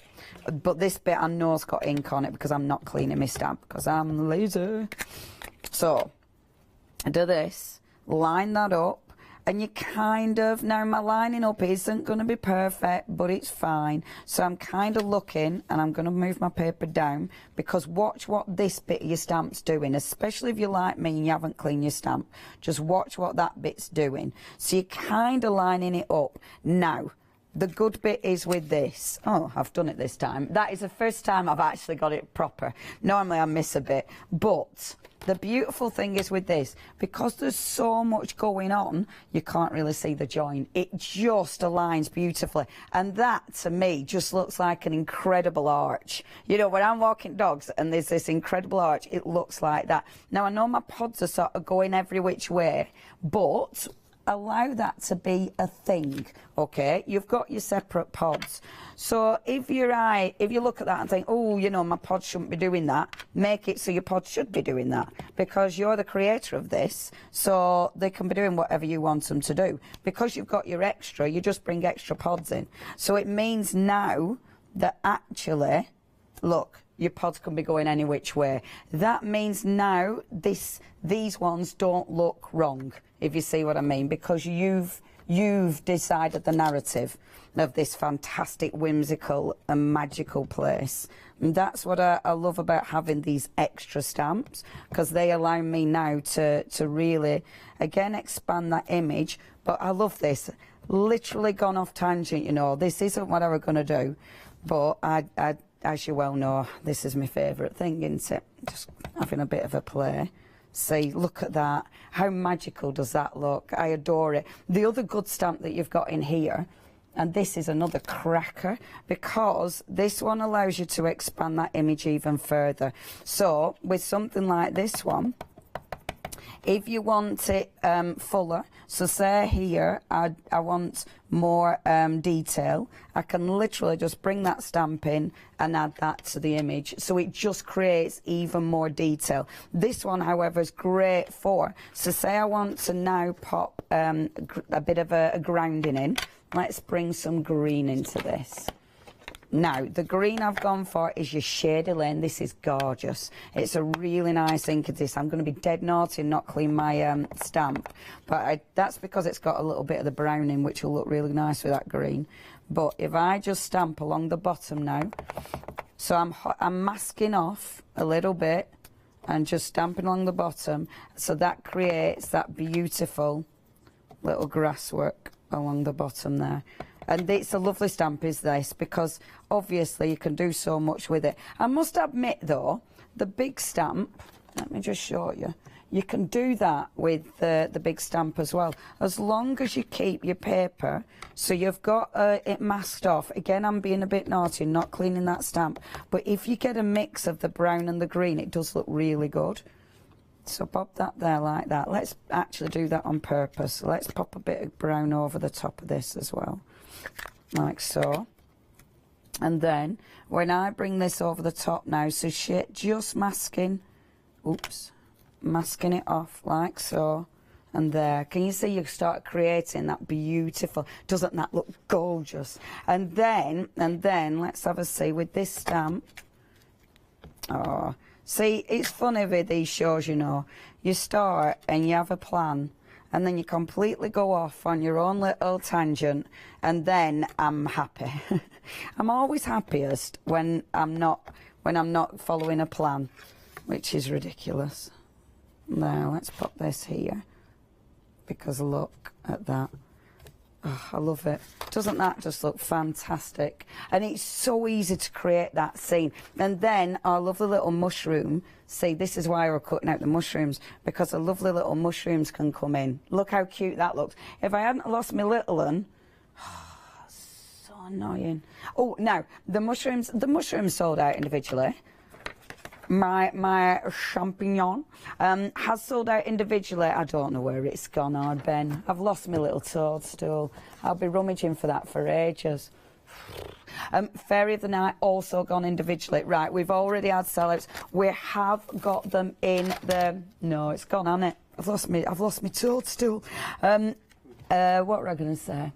Anyway, they've gone, but they're still available in pick and mix. That's exactly what I was going to say. See, if I do a cheeky bit of clever stamping, because with our wonderful mushrooms, our little champignons, if I bring that one in, look, because you have got a diddy one on its own. When I'm doing this, and I say this a lot, use a stamping block that fits the stamp. You'll find it a lot easier to work with if your stamping block isn't too big, especially when you're pattern building like this and scene building. See, oh, how fabulous. And like, I've got that one now, and then I can bring this one in. See, doesn't that look pretty? I love it. Imagine colouring that in. You want to bring loads of glitter into this, don't you? And you kind of want your little fairy. Oh, but that's where our lovely little fairy, where's he gone? Where's it gone? That Meredith have done. See, and this is why the images, I'm not going to stamp him, I'll just pop him over at top so you can see. But he would be beautiful. See, this one over the top there, how beautiful would he fit into the whole scene? Stunning, absolutely stunning. I will put my little sentiments on this one as well. On that one, with your beautiful... the little mushrooms, you've also got this stamp. Now this is another cracker. I love it when you've got loads of extra stamps, because these allow you again to build up those scenes. These are the things that allow you to be utter creative. You know, this is yours. It's completely changed, and that's why these stamps are absolutely essential. And then this one, look, allow this to start entwining up here, so it looks like the grasses are then like reaching up into that beautiful little tree, or the vine, whatever it's going to be in your life. Isn't that fabulous? And then bring in this one, the brown, because allow that at the bottom like this, So that again just brings it all together, because that brown, you don't want it to just end, you want it to flow into the grass that you've created, so you've got the full story. This is a cracker. So on the mushroom one, this little stamp, this is a lovely little stamp, because if you put this one in, look, that's your filler innerer. So this one now, you start creating more deep detail, more depth to the image down at the bottom. And then all I'll do with this, I mean, this is, you then need to take like hours to just colour this in, because colouring this in is just going to be amazing. It's one of those where you'll just lose yourself. But if I just do my little sentiment, see, all good things are wild and free. Isn't that just fab? All right, love. I'll finish that sentence. Yes. You and me. Wild and free, let you. Well, no, actually, I'm wild, but not free. I'm not wild anymore either, kid. I'm owned, you know. but personally, professionally, if someone owns me somewhere. Do you know what I like about Wob? I'm sitting here watching, being absolutely engrossed with this, is the fact how accessible stamping is for people. Oh, yeah. If you want to start crafting, I mean, do it a long time, not as long as the only, but for my experience with this and my exposure to this sort of thing isn't scary. If it goes wrong, throw it in the bin. And I know I get letters about that, but don't worry about it. But that's so accessible, isn't it? You absolutely. know, play, because that's what kids do. They just play until they get it right. And it's awful that we lose that as adults. Correct. And I love that crafting allows us to do that, and we don't feel judged. You shouldn't ever feel judged that this is what you're doing, because it's so... I agree. Just so good for your soul. But not just that, it's the fact that we tend to back off from it and not go ahead and do it because you're told at school, well, you're not very good at art, you're not taking art, are you? And then you get retracted from being creative. With something like this, someone's done the art for you. They're saying, well, here's all the stuff. You go and be arty with it. And so they've broken all the pieces down. And that's what makes... I mean, I haven't seen Captain Crafts before. These, you are right, they're stunning images individually. You start pulling them together, that's when you're going to get the great results. And that's when you're going to get the most from all your crafting. And at these sort of prices as well, $23.49 on your first flexi payment, you can enjoy, you can jump in. And most of, I think, that hobbies generally should be about losing yourself. I don't care whether you ride a motorbike or whether you stamp. You're losing yourself in the moment, in wherever you're doing. And that's what you do with this. It's a little bit of fantasy. And why not? With the world we live in, and when we're bombarded with the reality of life all the time, this is a lovely way of just disappearing from that. Oh, that's a nice sound. Thanks. 769-937 is your item number. Leonie's done a marathon job there. But remember, this is a pick-a-mix. You get to choose 3. Now, that's the hard bit. And I think they're so lovely. How do you pick 3? Well, you might as well have 6, and then you might all have the whole lot. And before you know it, I know you lot out those crafters. I'll have the lot. It doesn't matter. Whatever you do, choose wisely and choose what you love. They say the first thing about art is it's about you. And don't choose art because of the price. Don't choose art because it fits in your room. Choose it because you love it. Choose it because you actually love it. And if you're there, that's your first... Would you agree with that? It's your first port of call? Sorry, I'm giggling because of the noise in my head. I'm ignoring it. Yeah, you do it very well. I'm just giggling. No, definitely. You have to... Sounds like a musical interlude. No, it's definitely, it has to be what sings to you. You're drawn to. Yeah. First, because and that's otherwise probably it's hard to work with. I agree. If you go, oh my gosh, I just love it, and you can, right away you can see you're colouring it in, you can see it cutting out, then that's the one to go for. Exactly, it's a feeling. And I do an analogy to clothes, and I do lots of analogies, and I think the clothes are great. You can pick something up and go, oh my, you put it on, you go, don't feel right. Yeah, if you don't, I don't care who, if you're into fashion or not into fashion, if you're a girl, a boy, you're old, you're young. If you go, my young son, he's 9, he goes, don't like these trousers. And it's not because he looked at them and didn't like them, he just don't. And some of you don't just feel, or you put on, for example, I'm a slacks and a jumper, and I feel comfortable. I don't have to think about what I'm wearing. Same with craft. If you see something you like, buy it, because it's going to something that talks to you, but you need to be quick. But you're not the only person buying these this morning. Leonie's so popular. She has been for years. People trust her, and people are buying because they go, yeah, I want to do that as well. And these are big stamps. These are absolutely gorgeous pieces of art. I'm going to indulge myself here by just holding up some of the images that the team have done. Kathy and Gail here have done a couple of cards. Here's a good one. If you're a cat lover, look. How fun is that? Oh, fabulous. Sitting, I love sitting watching telly, cuddling a pillow.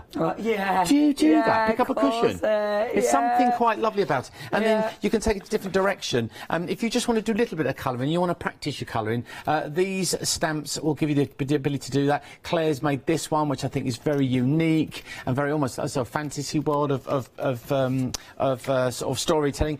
Stick with just sort of greys and monochromes, etc. It's amazing how one stamp, Leonie, can look so different in different colours. Absolutely. And how you can, and that's why I love stamps. Yeah. I mean, that's why they're such a good tool, because you can literally invest in one stamp and make it work for you in so many different ways. Thank you. You've used the word.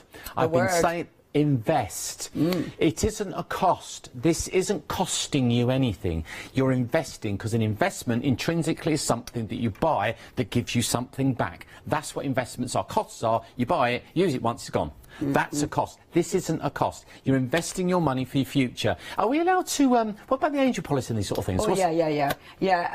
I'm pretty sure with Cat King Crafts, because with Pink Ink it's full angel policy.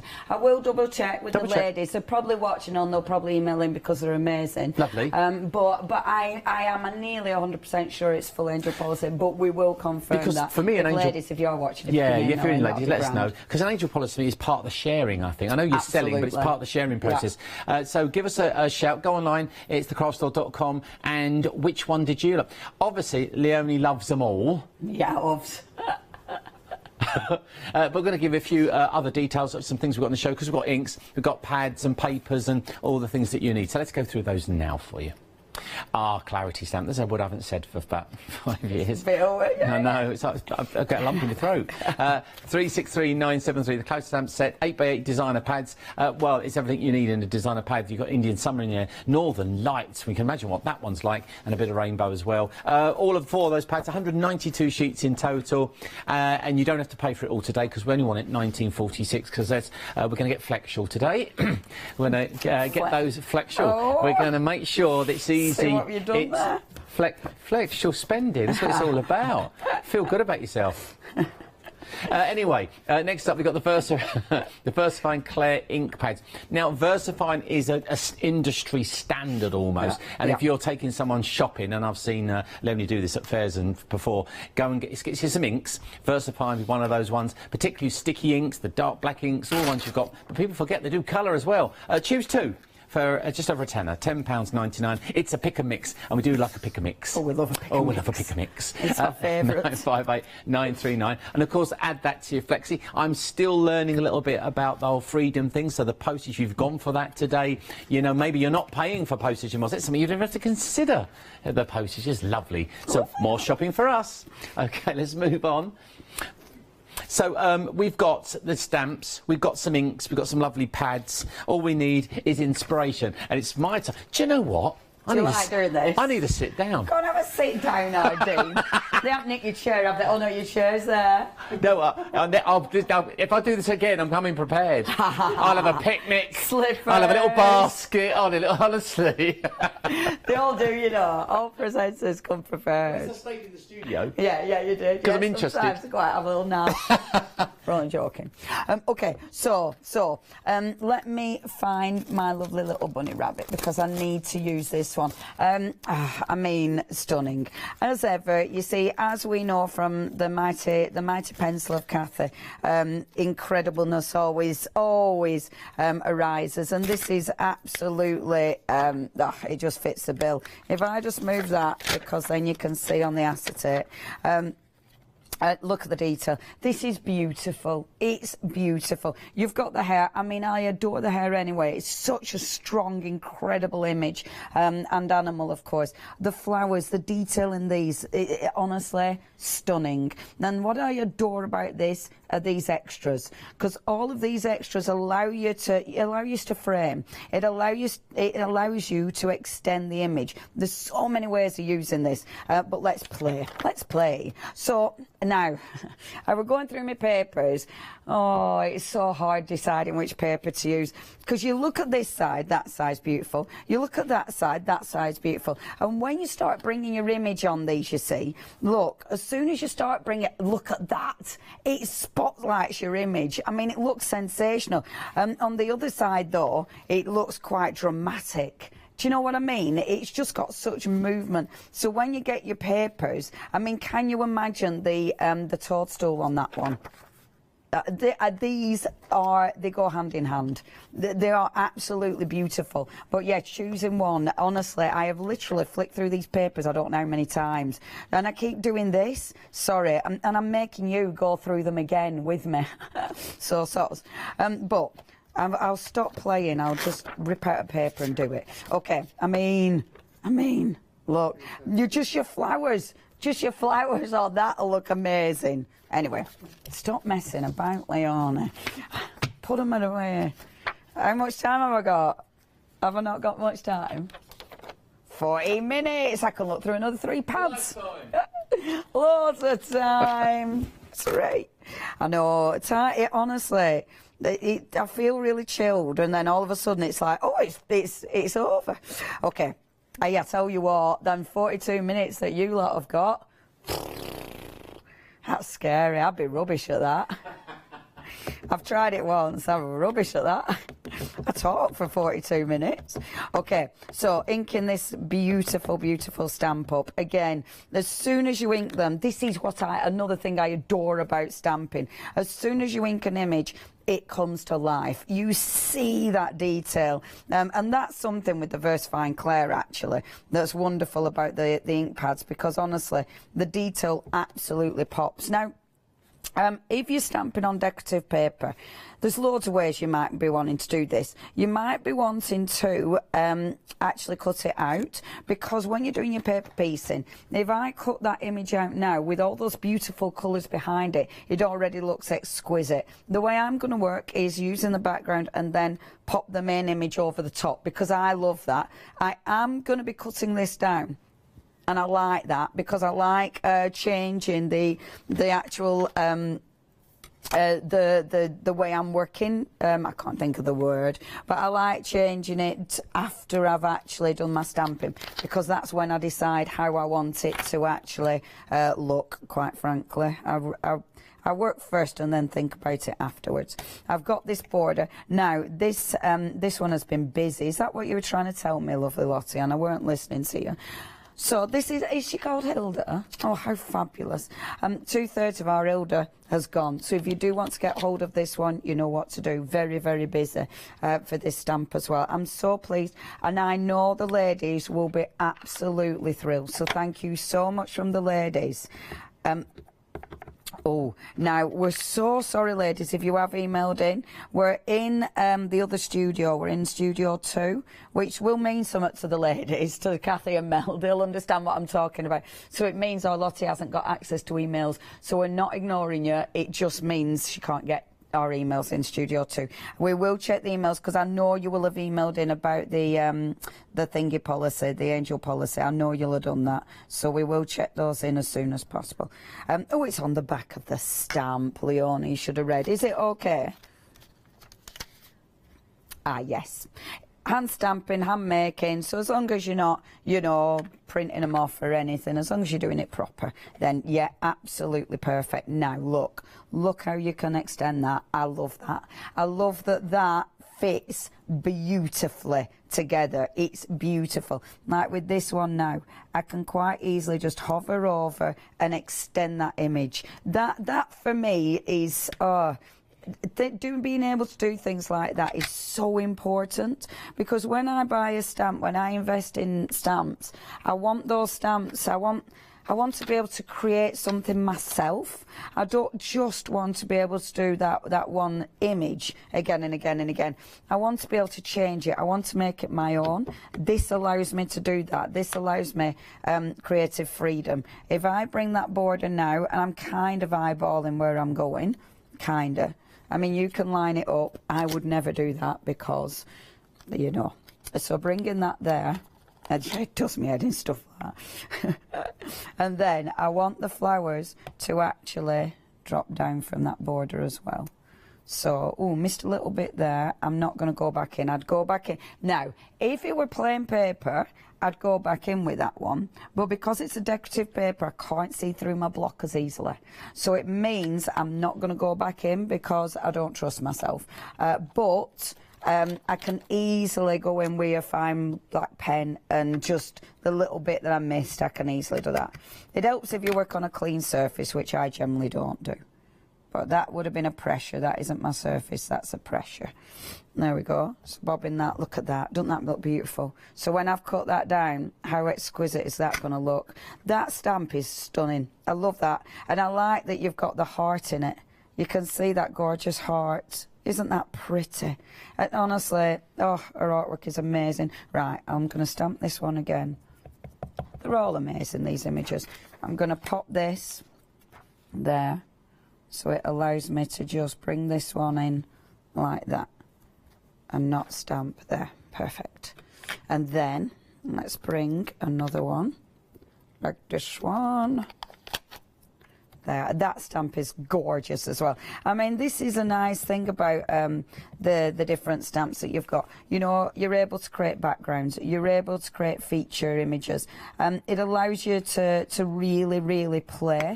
And I love that. I'm just... Now, our gorgeous little Hilda is not available individually. So if you wanted Hilda, you now can only get her in the pick and mix. But over 2/3 of the stock has gone. Now this one, I don't know if I'm going to like the way I've stamped that because of that. But no, I'm going to be happy with that because I'll put a sentiment there and then it'll make sense. I'll show you what I mean. Get my sentiment. The other lovely thing about these sentiments, because they're on a straight line, if you wanted to, you can easily allow them to bend on the block. So they can go around things, which I like. I like that. I also like that there's enough spacing, so if you wanted to, you could easily cut these out as separate words. Not the actual stamp. When you've stamped them, you can easily cut them out as separate words. And I love that, because again, it allows us more options. See, if I pop this one here, then it means that flower being at that angle, look, it works. So that angle there, it was at first when I did it, oh, I don't know if but now I've made it work for me. So it's always nice, is that. So with something like this, what I would do, I'm not going to colour it in as ever, but what I'd do with this kind of image on this paper, just take your white pen and go around, and honestly, just a white gel pen on this paper will look phenomenal. And just a few little dots like this. How much time have we got? Oh, 7 minutes, that's okay. Look, so we've got these little dots, and this is all you need to do, okay? I wouldn't start colouring in any other. I mean, you can add extra colour. Oh, I'll get lost now in doing little dots. But but with this, I'm giggling because I can see Dean out the corner of my eye. What? He's been made to stand up. Yeah, they're just saying. This has been I think, been frankly rude. Yeah, just think what it could have done. Yeah. Just think, you'll never know. You're taking the mickey out of me. Oh. Do you know, I realised something I was sitting over there. I've had time to cogitate and reflect. Oh, heck. How's your cogitations? Yeah, cogitations. Oh, what did you do today, cogitations? You've been cogitated. I sat on some mushrooms. I don't know if you missed any, but anyway.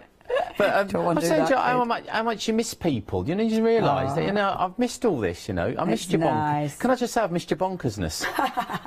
And I mean that in the nicest possible way. She knows as a you know, friend. It's just so like, funny because I never feel that I am particularly bonkers. Oh, no, you are. Oh, no, you are. No, no. Yeah, completely bonkers. And that's why I love you. And do you know what? This is what everything craft should be. Just relaxed. Yes. Just go and do it. Don't beat yourself up about it, you know. Absolutely. And I think, have a lovely time. Yeah, exactly. More of it. I think more of it. Do you do this every week? Yeah. Do you? Yeah. Yeah. Twice a week? Once a week. Once twice, yeah, but twice, yeah. So, yeah, twice a week. Once, yeah, but twice. Do you see what I mean? Once a week, but twice. Yeah, so, it is twice, yeah. So right. one day, but two shows. Yeah, okay, yeah. So you did need me after all, didn't you? Sometimes my brain. I walked into a door this morning. They think I'm bonkers back there. They think it's me. It's not. That's why I come here. She makes me look normal. Oh no! So what? This is great though, because you get a chance to take over and just that. Do you have the studio to yourself as well? Sometimes nice. I get kicked into the studio. Oh, it's nice. Nice. It's lovely. Your own but studio. It's nice because I get to leave all my stuff as well. Love it. When it was good old lockdown, basically I took over the studio. Did you? And I just had stuff everywhere. It was great. I bet you were in heaven, weren't you? I was. I had a lovely time. I mean, obviously lockdown was awful, and I do know that, but I did have a lovely time in the studio. Oh no! We carried on. We've only got 5 minutes left or so, but for me to say really.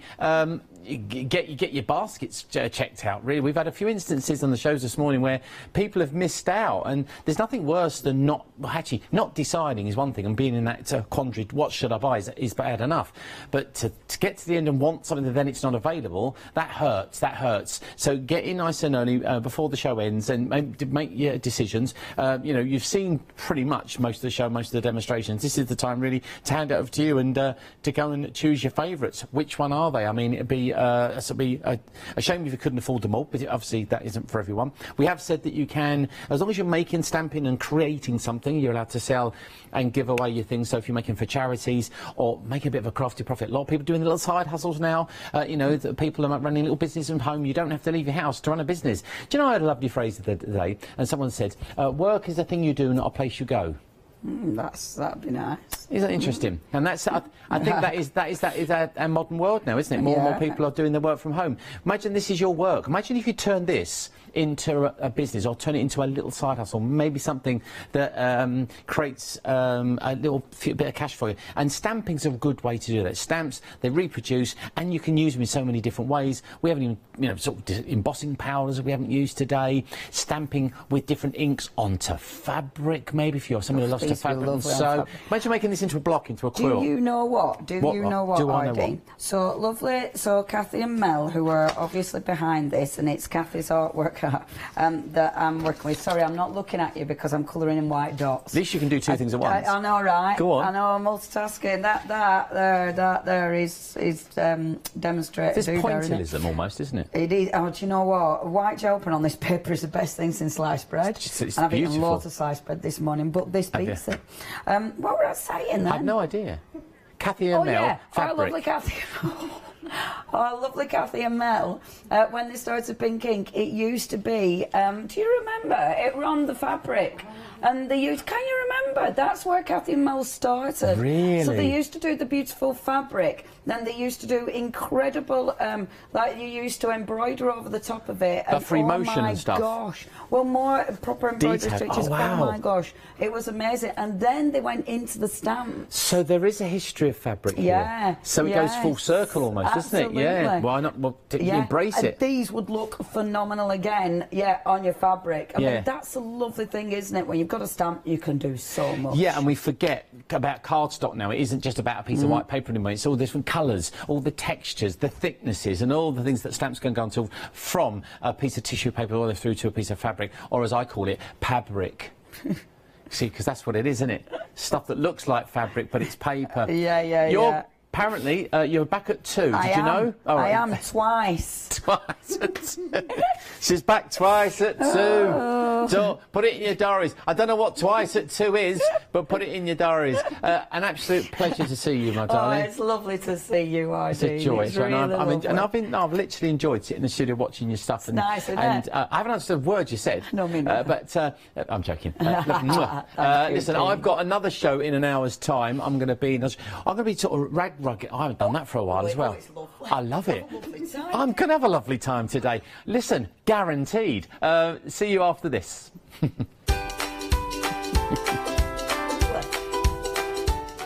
Right then, let Loli loose again later. Yeah, we said rag rugging with myself in a little while, in an hour's time. But Shady Designs, Lou is back with what's left of that amazing deal.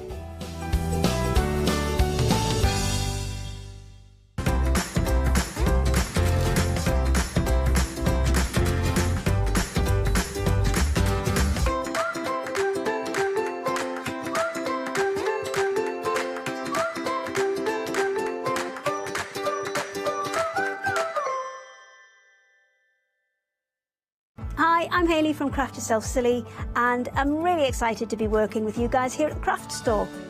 We've been here since the very beginning, and hopefully we'll continue to bring you lots of new and exciting soft craft projects. We've got everything from things like our Fabazine, which contains 12 different projects that you can do either in one go or split them up separately. And that's a journey through all types of different soft crafting. And then we've got things that are really specific, like our Stitchery, which is a journey through all kinds of embroidery as well. So make sure you join me and craft yourself silly here at the craft store.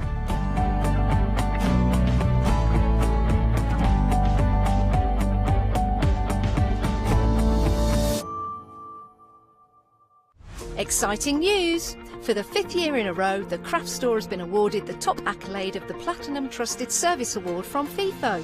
These awards recognise businesses that deliver exceptional experiences as rated by you, our customers, and we are honoured to have been selected. The Trusted Service Award means you can shop with confidence based on the reviews from over 60,000 The Craft Store customer experiences. Thank you for your independent reviews. It means a lot to us. Hi, I'm Catherine and I'm the guest presenter for Zura Designs. Zura Designs are based in America and they bring to us their exceptional quality silicone moulds. If you watch the Zura shows, I will share with you lots of hints and tips. I will show you how to use different mediums ranging from your clays and your resins through to things like even your hot glue. So make sure you don't miss the Zura shows.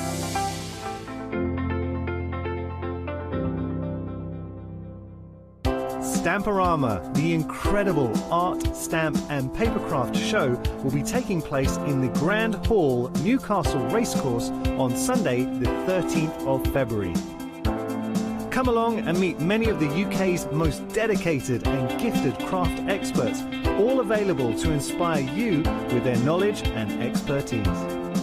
Tickets are available to purchase in advance from the craft store for only £4. So, what are you waiting for? Good afternoon, everybody. Yes, you are today's favourite moments. Well, this is today's favourite moment.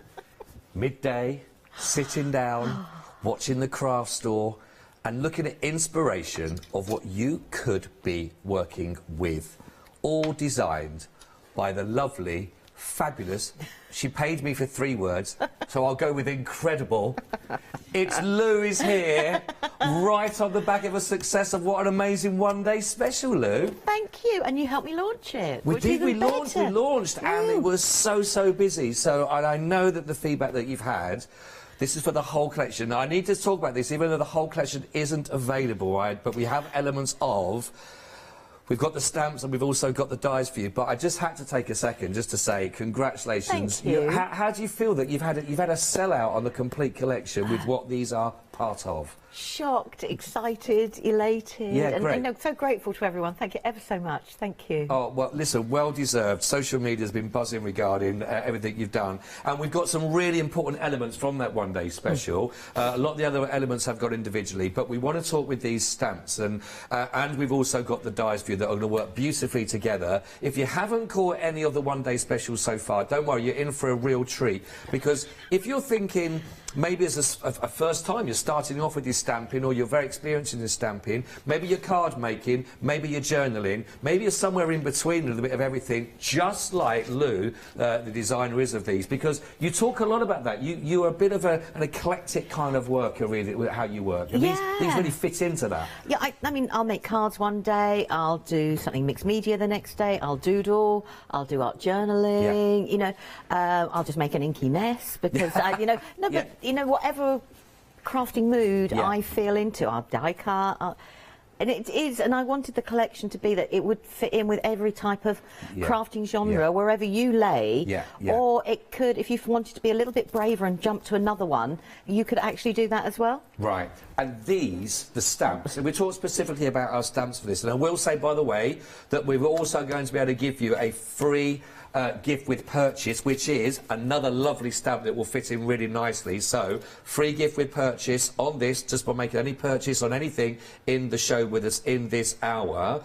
This is going to fit in really nicely. And the use of colours of these, I'll just so you can see the full scale of the actual stamp. But these are great, like you say, for card making, but you're making some really instant hits with backgrounds on these. 30%, by the way, of the stamps has already been allocated. This is following on from a sellout of the complete collection. So if everything, I know. So Lou, you better talk quickly about this because this could go in the same direction very, very quickly. Talk to us and show us how we can look at these stamps. Right. Okay. So for my idea for the stamps was that you had a background that looked like you had done lots of detailed stamping. So, for example, I'd taken 3 circles, I'd added on other areas, but you don't have to do the masking. It's there for you. Can you just flip them the other way around for us so we can have a little look on that's it. I think that keeps our director happy. All right, and we all know we have to do that. But I'm actually going to flick it around again. So no, exactly. But we won't name and shame Marcus. We won't do that. No, that would be horrible to Marcus. Yeah. But a double whammy. I love it. I'm starting to wake up now, so that's fine.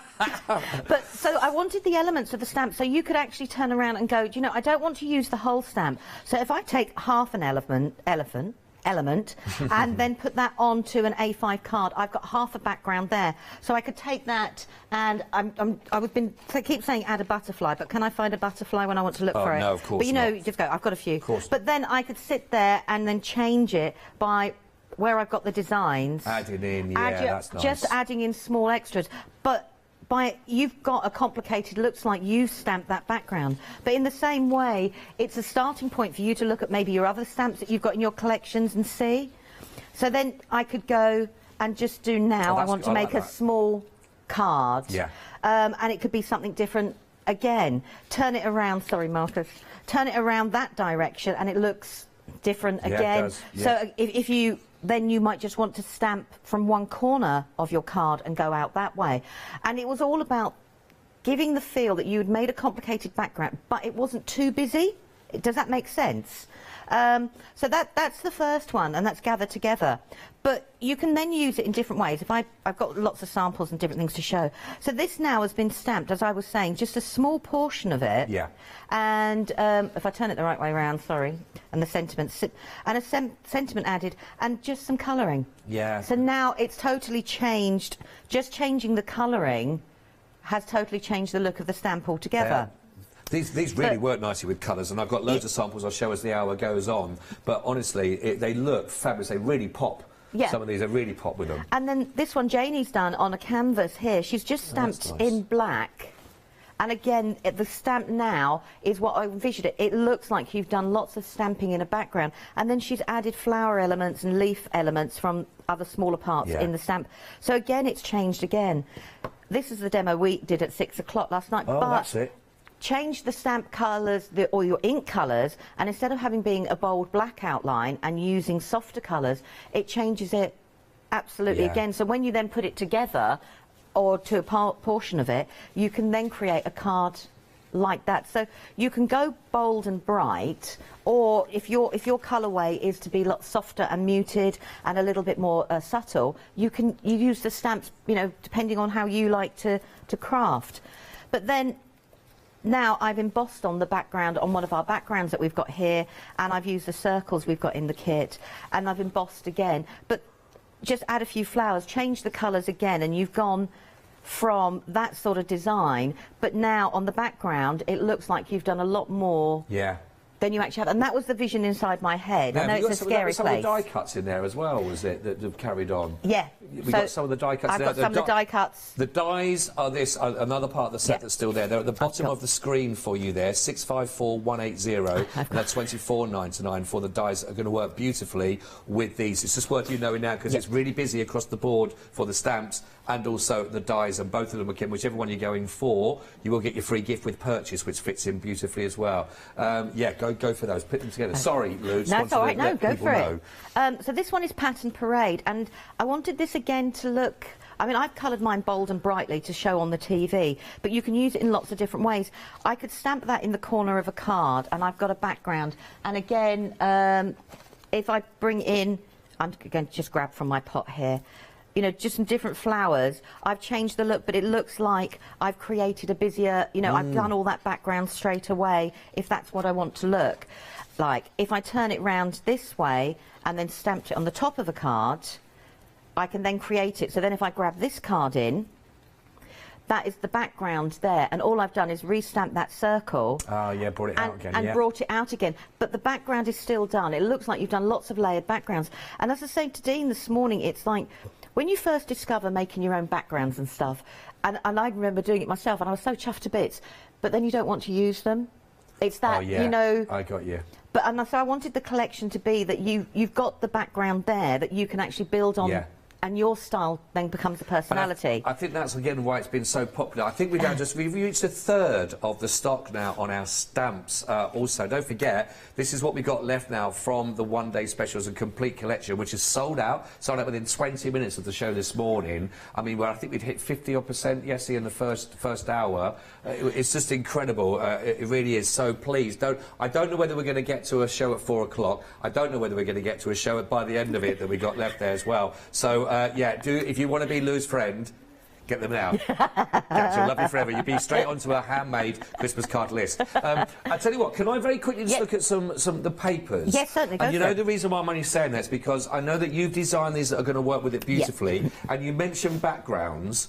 And if you're looking at another way to really accentuate what you're going to be getting with the stamps, then these that Lou has designed and worked with for you, do that for yourself as well. I mean, I'll hold up and show, but I mean, these are beautiful papers that work so nicely with all of these, Lou. They're all based on jelly plate prints that I've done, whether with ink or acrylic paint.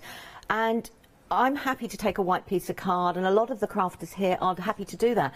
But I wanted it to be that you wanted an inky background, and you could then carry on stamping like I've been doing on top of it, but you've got a starting point. Yeah. You've got, well, I know that's jelly plate print. That was a clean-up. I can see the mess in the corner. But, don't tell us the secrets. Don't tell us, Lou. But it was all of that. So also layering of colours, you know, putting shapes on top of it. But it was a nice inky background to start with. Some are darker, some are lighter. And that was important to me. That it's great me saying that you've got all these background stamps, but how about having some backgrounds, you know, to take it to the next level, if you want to take it to the next level. I love these darker papers as well. Yeah, I mean, that one, if you love your embossing, that works absolutely beautifully on your embossing.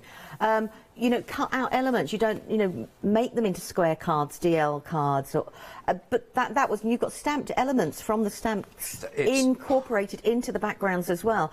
So one side has got a bit of decoration, the other side's left blank. So you could cut that in half and then stamp. Yeah. You know, on the other side. So it was giving everybody a little starting point with inky, because I know inky and mess aren't everybody's cup of tea, and I know they aren't, sort of thing. No, that's fair enough. And also for some people is what do you do with all the backgrounds when you've made them. Of course. But you've got, I mean... there's a little bit of every colour palette we could do, including purple. I mean, I'm flying through these, by the way, because I've still not even started. Where I know we've just done the papers, but I've not done the cards, I've not done the sentiments, I've not done the circles, I've not shown the tags. I think it's working out 43 pence a sheet we're looking at there, and that's for the whole lot, you know. Whole lot. And we are 60% gone. Sorry, no, I don't interrupt. I'll just keep showing the card as you saw. The card you've got is 300 GSM, so actually trim that down, fold it in half, and you've got a card base if you wanted to do that. Yeah. But you've got elements there that you can cut out if you want to. Just put a sentiment on and one or two stamped elements. But also, it's like a reference library, whereas you can see the main outline of the stamp in black, but then you can add other bits. And obviously, because we've got lots of circles in the stamps, we've got the circles here, and they do fit most nesting dies. Well, they fit... I've got a couple, or about 4 sets of nesting dies, and they worked with those. And so you can do it that way. But the ribbons are important to me. I love using my jelly plates and cutting them into ribbon shapes. Yeah. And then just putting the ribbons on there, and Shona's done a couple of cracking cards with that. And then a tag. I know I love a tag. Yeah, I know it's not everyone's. I mean, just look at these. They're beautiful. But you've got some of the stamped elements on there already that you can actually add, and just a minimal amount of stamping on the top. Yeah. You've suddenly got an inky background with a minimal amount of stamping, and it's... It's making people feel confident to maybe try something a little bit new. Yeah, absolutely. And these definitely do give you the confidence to do that. Also, by the way, 120 GSM on your papers, 300 GSM for your construction, lovely for your cars to work, and your tags. And you've actually got your sentiments in here. Now, you've got a sort of a yin and yang to go with this. So you've got the same sentiment, do what makes your soul shine. You've got that in white background with your black image, and then you can have the black bold background with your white font. So you've got that, and there's a complete reverse on everything, so you're getting 2 sheets of those, and you'll see, as I show samples throughout, you'll see these really pop up. And do you know what, with those colours that you've got there on those papers, and specifically, these really stand out. And you know what, they're nice, short, sharp, and they're sweet, and they work, don't they, nice and direct. I mean, I think the difficulty is that we've probably all got a happy birthday stamp, and we've all got a thinking of you stamp, we've all got a congratulations, and I wanted some different sentiments, and that's why we had the collection that we did. Yeah. So can I just give the details of the papers in, sorry, Lou? And then, because I know we've still got more to bring you, this is 329 and 887. We want to see Lou do some work, actually. She's been riding high all morning. I think she's going to get her feet on the ground. 14, right, I did say this yesterday, by the way, it's really worth pointing out. $14.99 for all of that, and it's getting £11 introductory price saving on there for you. That's a phenomenal deal. 35 sheets in total. 329887 is what your item code is, but really important that you go for those and get them in there, because they're a perfect work with your die set if you're going, and they work beautifully with your stamps. And don't forget your free stamp, that whole lovely image there, free with purchase for yourself as well. So absolutely phenomenal. Now, we've also got some more dies. You didn't see these earlier on. I know, worth popping back for, wasn't it? So these are your 8 dies you've got here on the Edge die set at £5 saving. So the right side of £20 at $19.99. 968104. That's really lovely. That's set 2. Lovely edges on those. Really nice. They're going to really add to your project. We've got set 3. We're again same price, 233,223. You've got there. Really lovely. Wonder what set we got next. What do you reckon, Lou? Yeah, probably about 10 next. It is. Well, she could have gone. Knowing us, he would have gone to set 4. That's probably sold out. No, we have got set 4. 12 dies there. Really beautiful there. 359675. See if we can chuck another one in for good measure. Oh, yeah, I like it. It's in order. 607028 at $19.99. That's what we've got for you. So, again, you want to pop those into your basket, then please do. Right, we're going to be coming to a lovely presentation in a second now from Lou to see what we're going to be working on. But before that, we have a very important announcement from said management.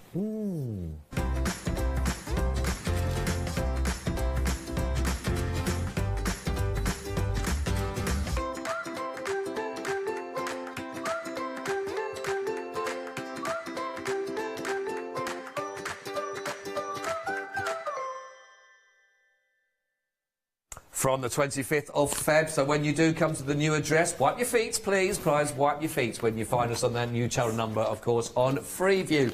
Yes, all changed, but all positive is what we want to say. Right, Lou. Oh. Are you right? Yeah. You okay? Put your gin down. Are you okay? You ready? Don't drink gin. Oh, you don't drink. Oh, we talked about this, didn't we? We talked about this. Oh. Approaching 40 would be a lovely birthday to be receiving, but we're actually there approaching 40% of the stamps has now already been allocated. So don't hang around, especially when you see what Lou can do with them as well, and when they work with the papers, you know you're going to want to go for them as well. So we'll put the paper details for you, bottom of the screen. We'll keep the stamps up there for you, and we'll see what we're going to be working with. Lou... Yep, go for it, sorry. Yeah, no, I'm just saying for all of these, if anyone is in, you know, 2 minds, they're thinking about that, they're still maybe even nervous regarding backgrounds and creating those as well, even though you've made it so easy with all of that as well. What would you say to someone that's maybe just getting into stamping and is still that kind of... It's all right, Lou, I'm just being devil's advocate. Yeah, no, it's all right, Lou, saying, oh, these are easy to do because we can rotate them and turn them around, but I'm still finding my way with stamps. I still, you know, I don't know about possibly the odd numbers or the corners, etc. What would you say? What would you say to people in that respect? Actually, just stamp them out onto the white card and just do it black and white, or go to your favourite ink colours. If it's blue, I go to blues. Okay. They're my favourite colours, blues and green, so I would stamp in blue and green. Have it stamped out and then cut it up. If it's an A4 piece of card, stamp in the middle, cut it into 4. And now suddenly you've got 4 different positions. That's true. Then turn around and rotate them, and you've got 4 new positions, and that's just doing a small part of the background. Or stamp at one edge and you know, cut it in half, you've got 2 DL size, or you've got an A5. Got you. And then keep those bits and work how. It's all about what pleases. Go with what pleases your eye first, right? And then it makes it easier to create for somebody else or something, another project in mind. Yeah. Because if you're not happy with it, you won't feel happy giving it. No, that's true. That's true. If No, that that's makes, lovely. if that makes absolutely, sense. it does. Lovely advice. Yeah, lovely. Thank you. So, what are you going to be making for us first? Well, I thought what I'd do is I would have a play. I've got some tags here. Oh yeah. Okay. And I thought I know tags isn't everybody's thing, but if this was just a plain piece of card, it would then suddenly turn out to sit on a DL card. You know, you could just cut one of the backing papers along those lines. And I just want to grab a block, and I'm going to go for the surround stamp set. Typical, isn't it? I don't grab the biggest block. It's because the biggest block is the messiest block, that's why. You know when you go, the biggest block is the messiest block. By the way, the tags that we're working with, they are part of that paper and card kit, 35 sheets in total, and that's got that £11 saving. That's 329,887, 14.99, and the stamps are now moved to the bottom of the screen. Right, so I'm going to I'm happy at home. I'm mixing in, and I would just leave these like this. I would ink my stamp up, and I would stamp. And I wouldn't mind if they moved, because I would just move from there. But if you're not confident in doing that, grab your stamp platform, still put 2 pieces in, and line that up. So two opposite colours, so I'm just going to put the magnets on there. And if you take 2 pieces of card or something like that, as we were talking, and I can now, let me see how I want this to go. And this is where the fun comes in. Which way round should we make it go? Let's make it go a little bit like that. It probably won't please the director, whichever way you go. You know what he's like. You know what he's like. So I'm just going to move it so it goes up the top there. Oh, bless. I know. And we can put it that way. So, just putting the stamp down, and if I'll stamp in black just to show the stamp off. And the reason that's bubbled up and I've got ink on there is I didn't roll the stamp down. No one's judging. So, no, I just wanted to show, because if you don't roll the stamp down, when I go and press that blob of ink will actually go onto your project. Yeah. So when you're putting a larger stamp down, actually make sure you roll it down or you make it flatter, because that's when the ink transfers over to your project. So that was me just slapping it in place. So this time, as you can see where I've rolled it down, I've got no ink in the middle. No, yes, there we see. It's really hard to make a mistake, and it's great when we do make a mistake, because everyone makes a mistake and you can show why. Yeah. And learn from I'm a visual learner. Yeah. I'm not a... You see, I've made loads of mistakes, but I don't always learn by them. That's the problem. I'm talking in life, not just in crafting. It's the bigger picture. The bigger picture is true. So you're going to do it that way. Let's check to see if it's all gone on. So now I've got the one big from the surround on there. So if I take these out, and we'll move the stamp platform out of the way. Suddenly, I've got 2 different style of tags, but that's the one design. Yes. So now it totally changes altogether, and I can carry on building from there. So if we then bring in, let's move you guys out of the way. You know, I pulled out so many different stamp blocks just in case I might need different bits. So I'm going to now, jump to the gather together, and we've got some other little stamps in there. So if I look at this one here, I could add black on here, but I'm going to go for a red colour. Okay. Because in the background here, I can see that there's some red flowers. So I'm just going to go for a plum shade, and I can then start adding some extra detail in and just build up a quick background. Well, that's what's lovely about these stamps, because you do have lots of those little elements that do help you really sort of build it up slowly and gradually, aren't they? You've got loads of them on there. So we've just got those going there, and if I grab my professional cleaning tool, i.e. a rag. Yeah, nice. So I've used the red on there. So if I look at this one here, it's more of a muted colour. So I'm going to go for, let's go for a brown colour. So I just wanted to create two at once so you could see how it would look. Yeah, yeah, and let's go for the coffee. Only because that's been my drink of choice today. I could do one of them. I'll have one of them as well before I head home, I think. So, and I can now, it's the same, I can now start adding on. So all I'm doing is building up little elements. Yeah. It doesn't take long to build up the pictures on these, does it? If you want, because I mean, we were talking about this yesterday. If you really want to go quite minimalist, you can. These actually look great, sort of stripped right back, as you were showing earlier on as well. But if you want to make them really quite busy and sort of quite intricate, you know, it doesn't take long to get there with these stamps, actually. And then all I'm going to do is take one of the sentiments, and that is from the Gather Together, and get a bigger block would be a good idea. And so I've got the sentiment there, and I'm just going to go for a really light grey, because I just want it to look like a watercolour effect in the background. Oh, OK, nice. So all we're doing is we're making it look like we've created a complicated background. And I'm just going to... And this is a great way of stamping off the edge. Or what I could do is put it back into my stamp press, and then if I then go... Because I'm not worried about seeing the whole words. So if I put that's in my stamp press, I could then stamp this over and bits of it go into both. Yeah, yes, I got you. So next time when I stamp it, I'm going to put more on this side and less on this side. What's nice, and a complete compliment here in regards to it, it doesn't take... I'm looking at some of this, and I know that if I'd watched Let the Only Loose, for example... Yes.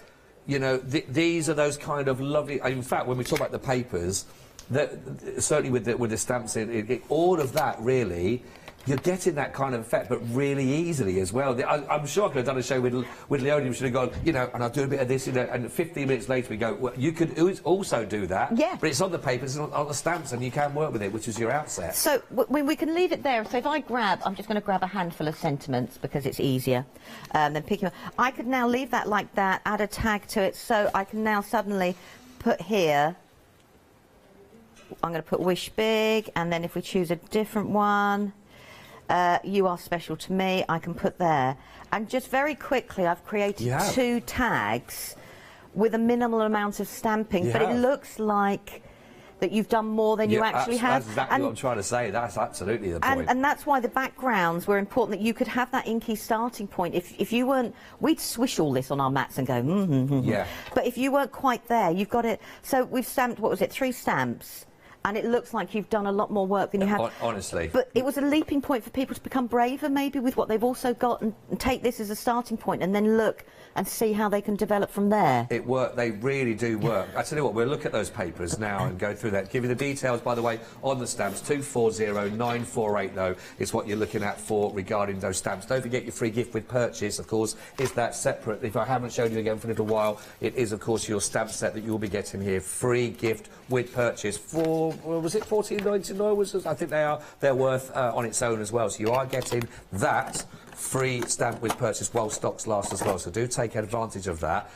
You've just seen the benefits of working with the stamps, with those papers. Also, those sentiments, they come from it. Don't forget your card stock that you're looking at here. Your card stock is 300 GSM. That also includes your black and white on your sentiments that we were just working with. And so the black and white, basically, they're the same sentiments, but you've just got a reverse for those. So we've just been looking at there.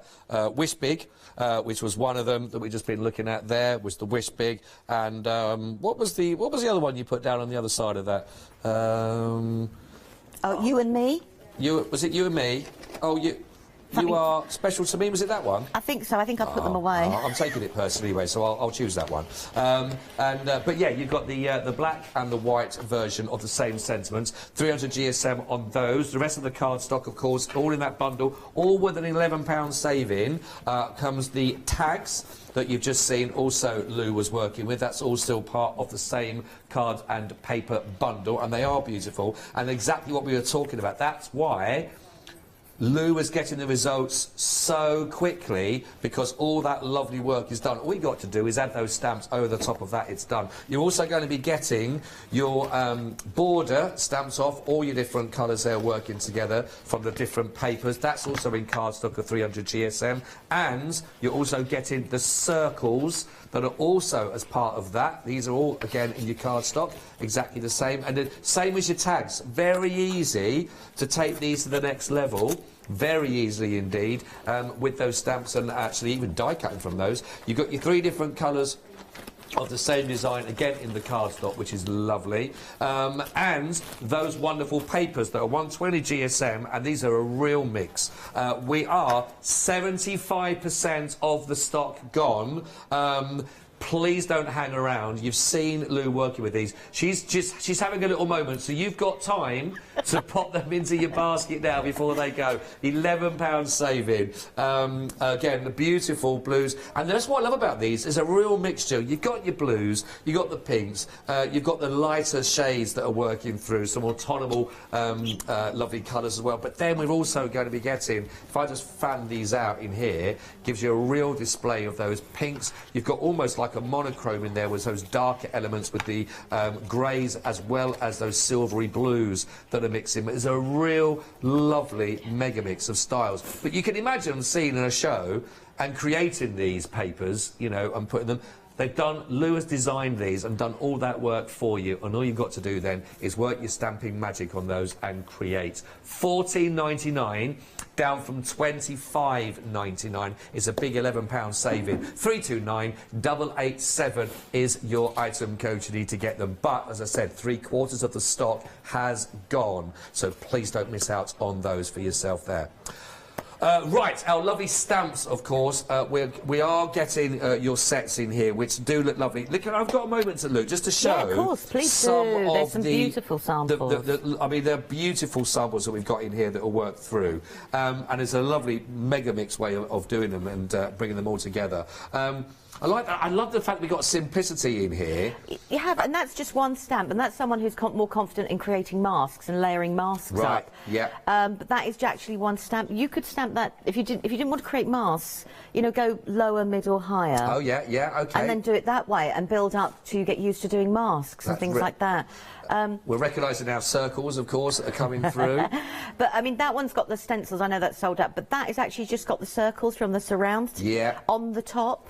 And very simply just done as like bubble effect. That's nice, and isn't it? It's totally different, isn't it? And that's just two stamps repeated to make a repeated pattern on that one there with the words on there, and it looks really cool and effective straight away. They do. Look, I love that one as well. And I love this one because Brian's actually used it to show that he's just stamped it onto a background, and then he's just stamped it again onto mirror board and just cut those circles out. Doesn't that look and it looks impressive? So cool, doesn't it? That is really nice, that. And then stamp the sentiment on black card with white, and suddenly it changes again. I think you're in the stencil pile. I think I'm just looking at that thinking I recognise those last night from said stencils that we're going through. That's a probably better one. Let's bring some more of these in as well. Here we go. Oh, there we go. Let me look at this as well for yourself. So that one was the one we did at 6 o'clock, and that was where I stamped it the whole, and then we split it in half. So go a subtle colourway if that's where you want to go. Go bold and bright. You know, if that's the way you want to go, because that's the same stamp, believe it or not, that you've got there. And suddenly, two different eyes looking at it can take it in two totally different directions. And that's one wonderful thing about crafting. You know, we all look or visualise or pinpoint one particular area, and that sings to us. Do you know, I know you've got some there on your desk. Should we just go through some more of what you've got as well and pick up from there? Don't hang around for these stamps, by the way. Like I say, the one-day special is a complete collection, has gone. The paper pads at the bottom of your screen are also, they're not going to hang around for much longer, if I'm honest. Grab them whilst you can, if you get the opportunity. Just talk us through a bit more with the stamps in, Lou, if that's all right. We did the Gather Together earlier in the show, so I'll finish off with the pattern parade. Oh, lovely, so I was saying that when we look at stamping it into a corner, you've got this design here, and this was what this card design was. And I've just then stamped the circle again and just layered it up. But in the same breath, Anne-Marie's done it, but she's just stamped it now as a diagonal. So she's stamped it that way, and it's totally changed the background and just added 1 or 2 of the leaves. So again, you can change the way it looks by, you know, go with what your crafting style is, and which is what I wanted it to be. And then the surround, I love moving it around because I wanted this portion blank so you could actually stamp inside your own sentiments, die cut sentiments, put your own handwriting in, you know, whatever you wanted to do. And this is the one we did on the papers just now. But in the same way, the lines are there as guide points for cutting off your design. So if I bring this in, suddenly if I cut this off there, I've got a panel now that I could stamp a sentiment and just a small bit of detail. I could turn it around and I could go that way round and just stamp so it's going like this, and your sentiment can just stamp that, colour it, you know, cleanly, simply. And this is in 2 colours. I've just used blue and orange, so you know it works in different ways. But in the same way, this is exactly the same stamp set, stamped but used in more pastel tones.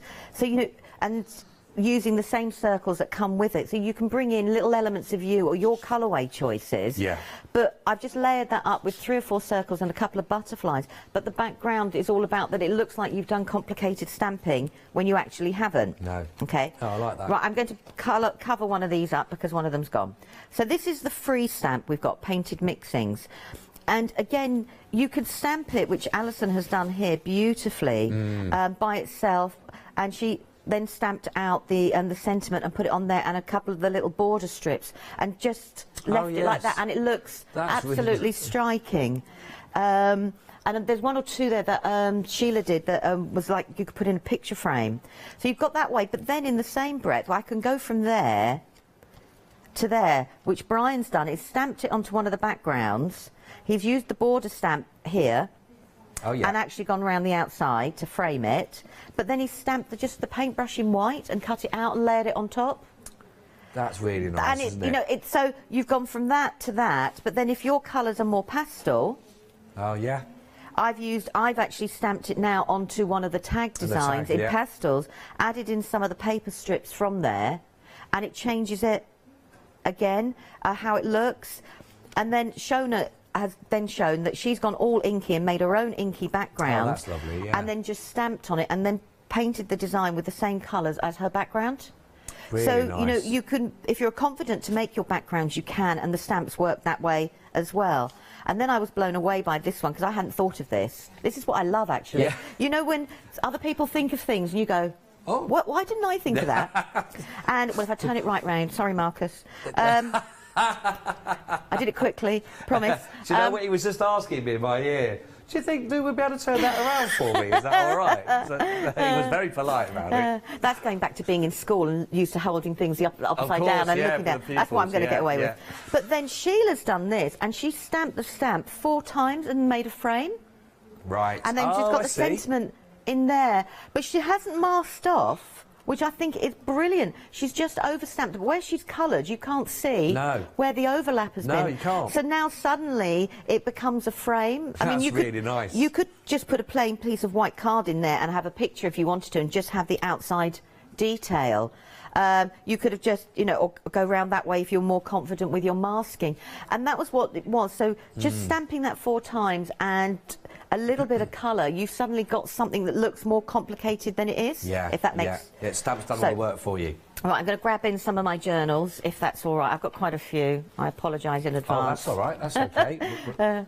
And so this is from the Gather Together, and this is in an A5 journal book. So, and this is an old book, as you can see, it's falling apart, and this was the starting point. All of these are like starting points from different doodles and different designs I've actually done.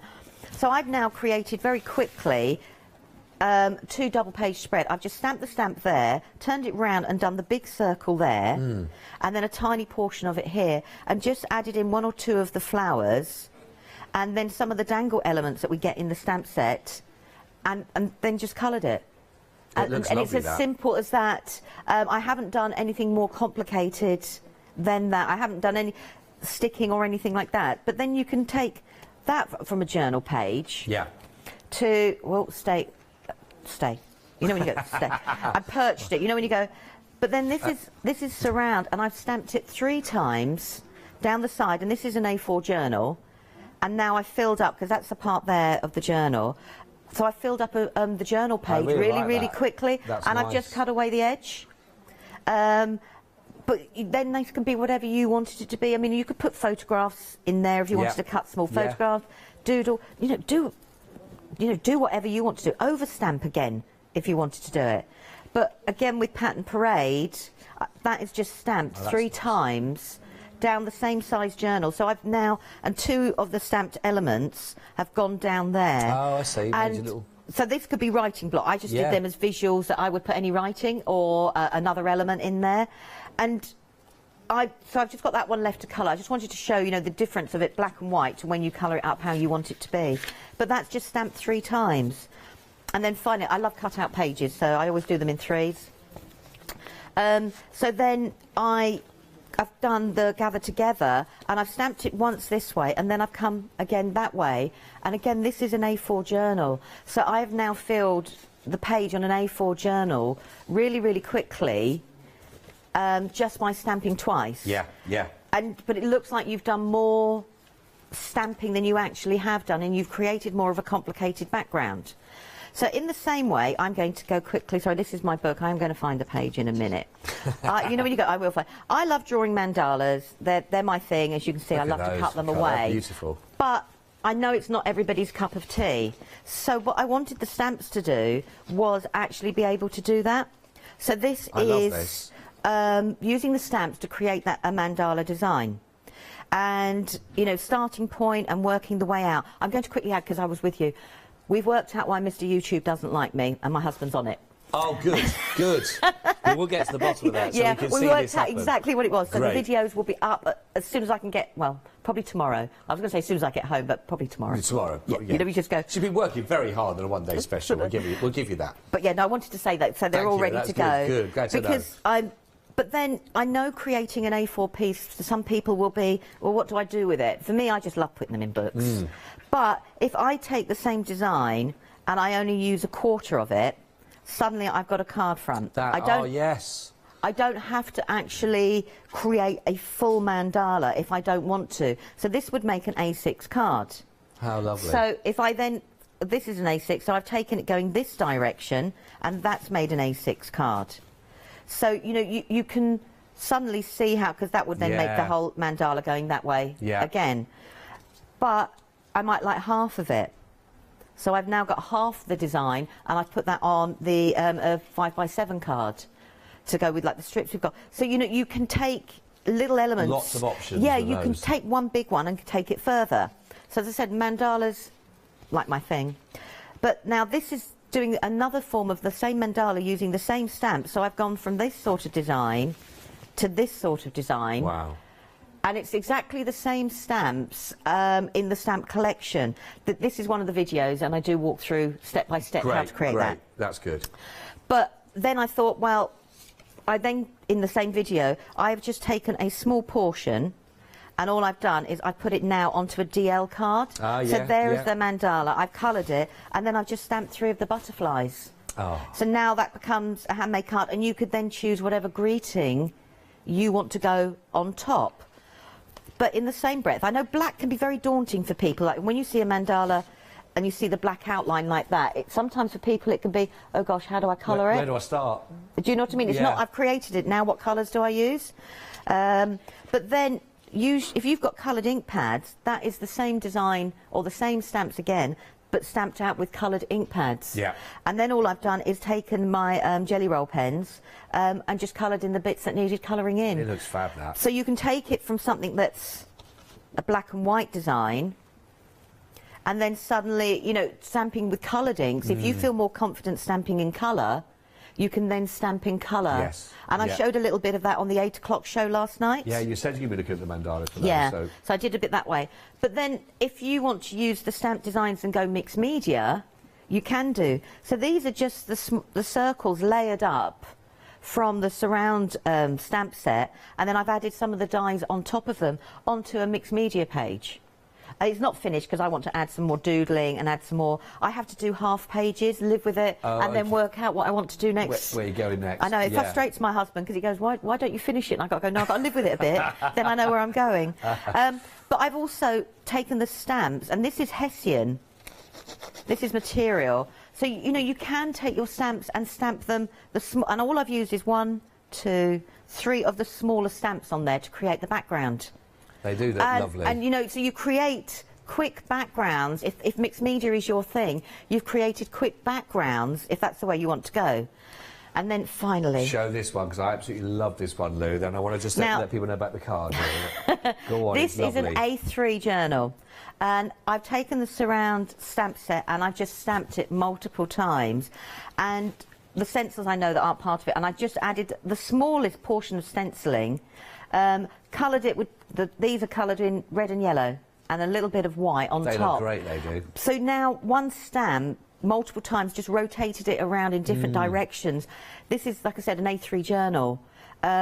You can create the smallest project to the biggest project. They work. And you can cross so many different styles, and that's what I really wanted to do, because I don't have one style. I like to do bits of everything. But you know what, Lou? That's what's really come across, you know, just showing all those different elements. You know, there was so many different ways of working. You know, we talked about tags, we talked about card making, we talked about your journals that you're keeping and all of those. There are so many ways of working with these in so many different aspects and so many different projects with lots of different mediums. Even the colour of your ink that you're using, you're going to get a different effect working with these particular stamps. They are fabulous. It's very busy for those stamps, so don't miss out on those. Also, just want to show you, I've not had a chance to show you these on the show yet, but I want to show you these because we have got a brilliant card set for you here. And in fact, you're going to be getting 80 sheets of your card. Now, yesterday, Lou was working with these on one of the projects. I think it was in the launch, but actually just taking your longer lengths that you have in, cutting those down and actually putting those together and creating 2 projects side by side, and then we're having 2 separate. And that's when she was doing the stamping across the centre of both, separating them off and having 2 projects from cutting. So all you've got to do literally on that, on the longer length,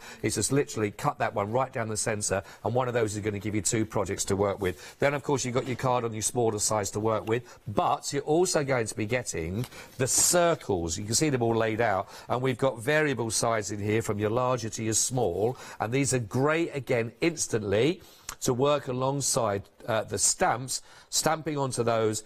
Use a bit of foam on those as well to just raise up those images on your cards or your journals, for example. But really nice way of working. And if you're looking for instant, quick ways of creating something, this kit alongside those stamps, honestly, really easy to create something very, very quickly that's going to look very impressive. $14.99 for all of this that you're looking at. 361670 is what you're looking at here for your paper kit with the circles. Now, don't get that confused with the papers that we've got for you that are designed, and we are really, really busy for these now. And I honestly don't believe this, it's at a great saving of £11, but I don't believe that is the reason why we are so busy here. I know it's a great price at $14.99, but the reason is because Lou has designed all of that work, and it's been done, and you've got a multitude of different colours. You've got elements in these. You've got your butterflies. I mean, if you were to take now a plain white piece of paper and then start to put all these colours down, then start in all those little elements that you might have to stencil in, etc., and then putting a bit of stamping in with the other images on it, how long again to create just one of those that you've got? And would you get the same effect? Would you get the drama? Would you get the colour? They are all ready to go, and they are really beautiful. Whatever your palette is, whether it be the pink, whether it be the greens, whether it be the blues, we've got more rustics, we've got more monochrome in there as well. I mean, everything on here has got a very different feel, and that again is one of the reasons why I believe that these are so busy. Some of them are stripped right back even. You've got elements in here, but some of them are busy right across the whole of the image. I want to show you that one there, which I think is coming up there, with just loving that, almost like a tequila sunrise mix that's going in there. Why does it always come down to alcohol, Lou, when I'm with you? I've no idea, but it does, it tends to. Not saying a word. I'm not saying anything. Those are your papers, but don't forget, they're 120. You're also going to be getting your cardstock, and that is at 300 GSM. That includes your sentiments in here. So you've got the yin and yang in here, same sentiments, but with your white fonts, with the black backgrounds, and you've got the black fonts with the white background. You saw how Lou was demonstrating earlier on. She took one of the tags, which I can show you in a second in the cardstock, then a little bit of stamping was part of that, and then in here, one of those is your sentiment, and your job was done. They're your sentiments you're going to get. You've also got, in case you thought, well, I'm liking those circle elements that are part of those stamps, I don't have to start working out and cutting out and getting circles. So don't worry, Lou's done that for you as well. She's done that for it. So she's already done a design for you, taken all those lovely colours from the papers and then done them into your circles. Again, all done on your 300 GSM cardstock. So really lovely to make a real feature of. The tags also that are on there that we showed earlier on, really easy fixes to create something that looked like you spent lots and lots of time with. And then finally, you've also gotten there all of your borders that are put together, which is lovely. $14.99, 35 sheets in total, but I've only shown you 32 of them because there's 3 more here that I forgot. 329887 is your item code for this, but we are really busy. If it was a final call, it would have done well to have got to it. 329887 at $14.99. Right, we've got just under 10 minutes, Lou. What can you share with us in that time? What wisdom can you impart? Oh, gosh, that's a bit daunting. Right, I've just taken one of the stamps. I was going to make a start on, and all I've done is taken a clear embossing ink, and I'm just adding some gold embossing powder on the top.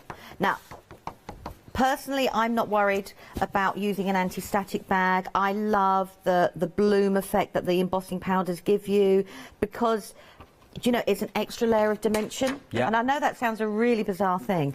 So I've taken Pattern Parade and I've actually stamped it this way round. So what I want to do, I'm going to try and just do the heat embossing in one go. I've then taken this corner.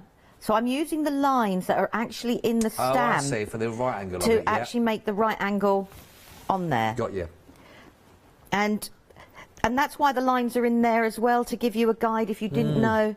I'm using a really dirty clear Finish ink. the sentence quick, otherwise, okay, that's good. Yeah. That's good. It was all a bit panicked then, Lou. Do you know, if you have I'm going to say, a really dirty clear ink pad normally scares everybody, but it is fantastic because you know where your embossing ink is. So, is that the positive out of that? That is the absolute positive of it. I'll take that. Sort of thing. So, I'm just going to put that on there. So, as I said, and then I'm just going to emboss these with gold. Now, this I'm looking forward to seeing with those. I bet Right, I should have done that on the card. So let's move you out of the way. I'm going to put this on the floor quickly because I should have done it on the paper, but I won't ruin that. I won't lose that. No, don't step on it now, Lou, will you? No, I know I'll it's warn there. you it's there at the end. Yeah, it's going to be it's going to be this side that I would step on. So now, if I emboss this... I'm sure there was more space around your feet when we started this show I yesterday. know, I did clear. There was definitely. Yeah. If that was a dance floor, I'd get my money back. That's definitely depleted. Well, this is harking back to the days of putting your handbag on the floor and doing that little shuffle, isn't it? Something from side to side. Your musical influences were being also talked about yesterday from the chat from the 6 o'clock show. So yeah. With a real Slim Shady. Yeah, absolutely. That's what I'm saying. And that's how it all came about, how the Shady Designs came about, was of a certain type of music I do like to listen to, and then it was obviously alluded to a certain rapper, and it came from there, and then it was sort of thing, because it's taken a long time for me to actually stand here and do this, even though I do demo. Yeah. And that was being in the shade as well, so it was the combination of the two sort of thing. I see. They wanted to see whether you're going to come on with a baseball bat being worn backwards. No. No. I'm not a hat person. No, I'm not either. I don't do anything at the top of my head. I think it's because I wear glasses, that's why. Because you wear glasses? Yeah, because you can never find a hat. They either look really funny with you know, like your glasses are suddenly wearing the hat, in my case, you know what I mean, because they come down too far. Yeah. Or sort of thing that they oh no, I can't be doing it. Baseball caps for me, per se, I wait for someone to grab me by the hand and take me to lost property. If I'm wearing one of them, it's never a good look. It's never a good look. No, and I've never been into, you know, the style sort of thing, you know, where your jeans are halfway down your legs or stuff like that. I would just be sitting there yanking them up. No, I know. Either buy your So- belt or stay at home is what we say. Sort of thing. That's our advice on that. Or I'd be going around telling everybody, look how much weight I've lost, my clothes are falling off me. But Oh, that so wouldn't call be me the old- same. Call me old-fashioned. I'll have a white ankle sock with a sandal, and I'm all right with that. You know, it's okay. Mm. Okay, I've got to disagree with you Yeah, so there. no, I have so to I've be got to honest disagree there. with myself. Don't Oh, worry. good, phew. We're okay. Right, so I'm just putting embossing. time while you're doing the embossing. That's all I'm doing. I know, the embossing. It's because I've done 2 designs. I was hoping to try and catch up with one of the designs while you were talking, but I wasn't quick enough. So I've got some of the embossing there, and I just want to grab a couple of ink pads. And I'm just going to do very subtly, just wipe off the embossing powder in different places. So this Okay. is now my tag, and I've just done it in either way. And I want to grab, where's my brush? We're down to a final 5 minutes. Okay. Lou. That's all right. 5 minutes. So I've just put a little bit of oxide, probably a little bit too much oxide, so we'll take some of that off. I'll be making a background between the shows. So now I'm just going to do the tiniest bit of blending. That's a nice colour. Yeah, carved pumpkin. Do you know, I've only got into orange, and I'm going to blame Leonie. Oh, go on. It was a colour Name I a always chain. avoided using, and we were on Why? demoing one day, and she said, and I was doing this project, and she said to me, do you know what would really make that project pop? And I said, no, sort of thing. And she said, would you try a bit of orange? And I went, ooh, you know, like orange, ooh. And it was one of those moments where she was 100% right. You know, when you just go... Why is it about orange then? Why are we scared of and it? she was right, it really... Did it work? I think it's because I always associate orange with certain seasons, and not necessarily just as a colour in its own right, or I did. okay. So I've got that basic background there, and then picking up my water brush, all I'm going to do is take this ink that I've got here, and I'm just going to fill in. And because I've embossed the designs, it doesn't now matter if I go over. Nice. So I've just stuck to one colour. That's why I got that backing paper out, because it was a similar colour that I could show that on the backing paper, but I didn't realise the time had gone so quickly. So now, I won't do both sides, I'll just do that. So I can just bring in just a little bit of extra colour. That's nice, that. So you don't have to be a whiz with your blending brushes. It was just, as you saw, I've just put the colour on and then just blended the colour until it got lighter and lighter and stopped where the edge of the stamp stops. Right. So we've got that. Now, I've got another colour there, frayed burlap, that I could have added a darker edging on it, but... Right, so just do that there. And the colouring now is minimal. Well, as you can see, the colouring's hardly any colouring there. So we'll do that there. So now, when I do that, if I then suddenly put that onto a black card the right way round, it suddenly changes it again. And I'm just going to grab my cloth, because that will bug me. Oh, look at that ink being wasted away. Sorry. So I've got the card there. So if I put that there, and I've got that there, so I've got a complicated background. And then if I just grab a sentiment just to go smack bang in the middle. I love that. And we've got, there we go, small steps equal big moments. And that can sit there like that. Now, you could add in other elements, but that was, you know, a really quick way of creating a coloured background. Now, if you know your oxides, and those of us who do would splash that with water and let it react and pull that water up, so you could take it that little step further. But that, you know, you've got the emboss it. If you like to emboss your stamps and go that way. And that's, like I said, I was hoping, you know, but if I did that on the same piece of coloured paper, I've got that background paper. If I don't want to be inky, I could stamp in the corners like I've done here. Oh, right, yeah. Do you see what I mean? I could stamp in the corners like I've done here, still embossing gold, and I could do it in all 4 corners, and suddenly I've got myself a really quick A4 art journal page when I can add some extra wording to it. I really like those papers as well. They work with that beautifully, and you know, so don't they? So go, if you prefer to emboss, go with your embossing sort of thing, and then do it that way, and just bring in tiny minimal colours, and suddenly it changes. You could add extra elements. I could add, you know, flowers. I could add, you know, the die cut, for example. You know, you could change it. The die cut could go down the side, take that black away, and I could have the die cut element going down the side, and it changes it again. Yeah. Well, Lou, honestly, it's been a real treat. The papers you were just bringing in there, because I really like those ones as well with those colours. We've got some real mixes for you. If you'd like to go for the papers, as you've seen how it's going to work, they are absolutely stunning. And you're getting 35 sheets in total of your papers and your cardstock in there. $14.99, 329 887. Lou, do you know what? It's been an absolute pleasure. I don't know what's going to happen at 4 p.m, but you know what? Enjoyed the launch and I've enjoyed this show with you. Thank you ever so much. Congratulations on a brilliant one-day special, and I can't wait to see the second album and see how that comes about as well, which I think really lovely. Listen, if you've got anything from Lou, of course, this hour, enjoy that and send pictures when it's all done. From Lou and myself for this hour, thank you very much indeed. Don't go anywhere. More after this.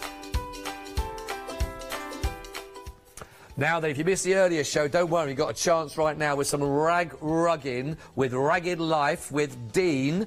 Oh, that's a mouthful there. Then we're going to let Leonie loose twice in one day, can you believe it? And then craft yourselves silly. Have fun.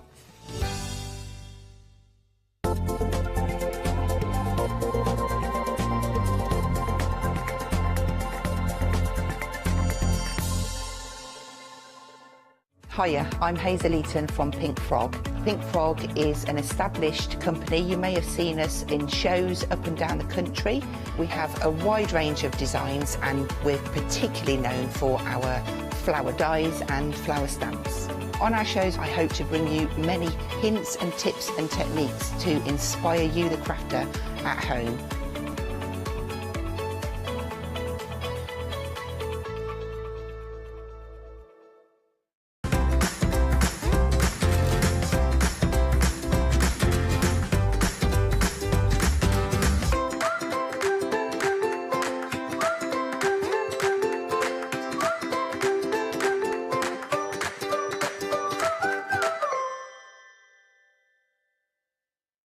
Hi, I'm Julie. And I'm Paula. And together we are Julie Hickey Designs. We formed our partnership after many years of friendship, after both of us being in the craft industry for well over 20 years.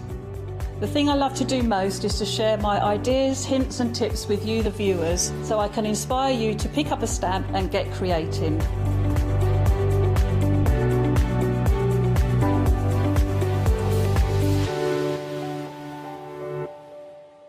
Hi, I'm Lou from Studio Light.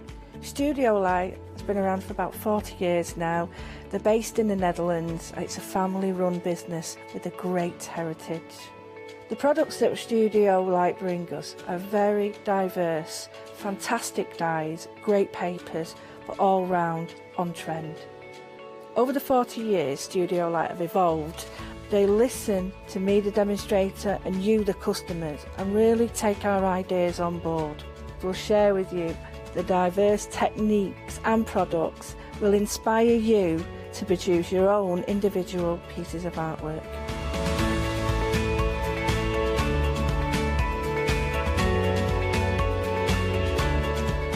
So make sure you don't miss the Studio Light shows.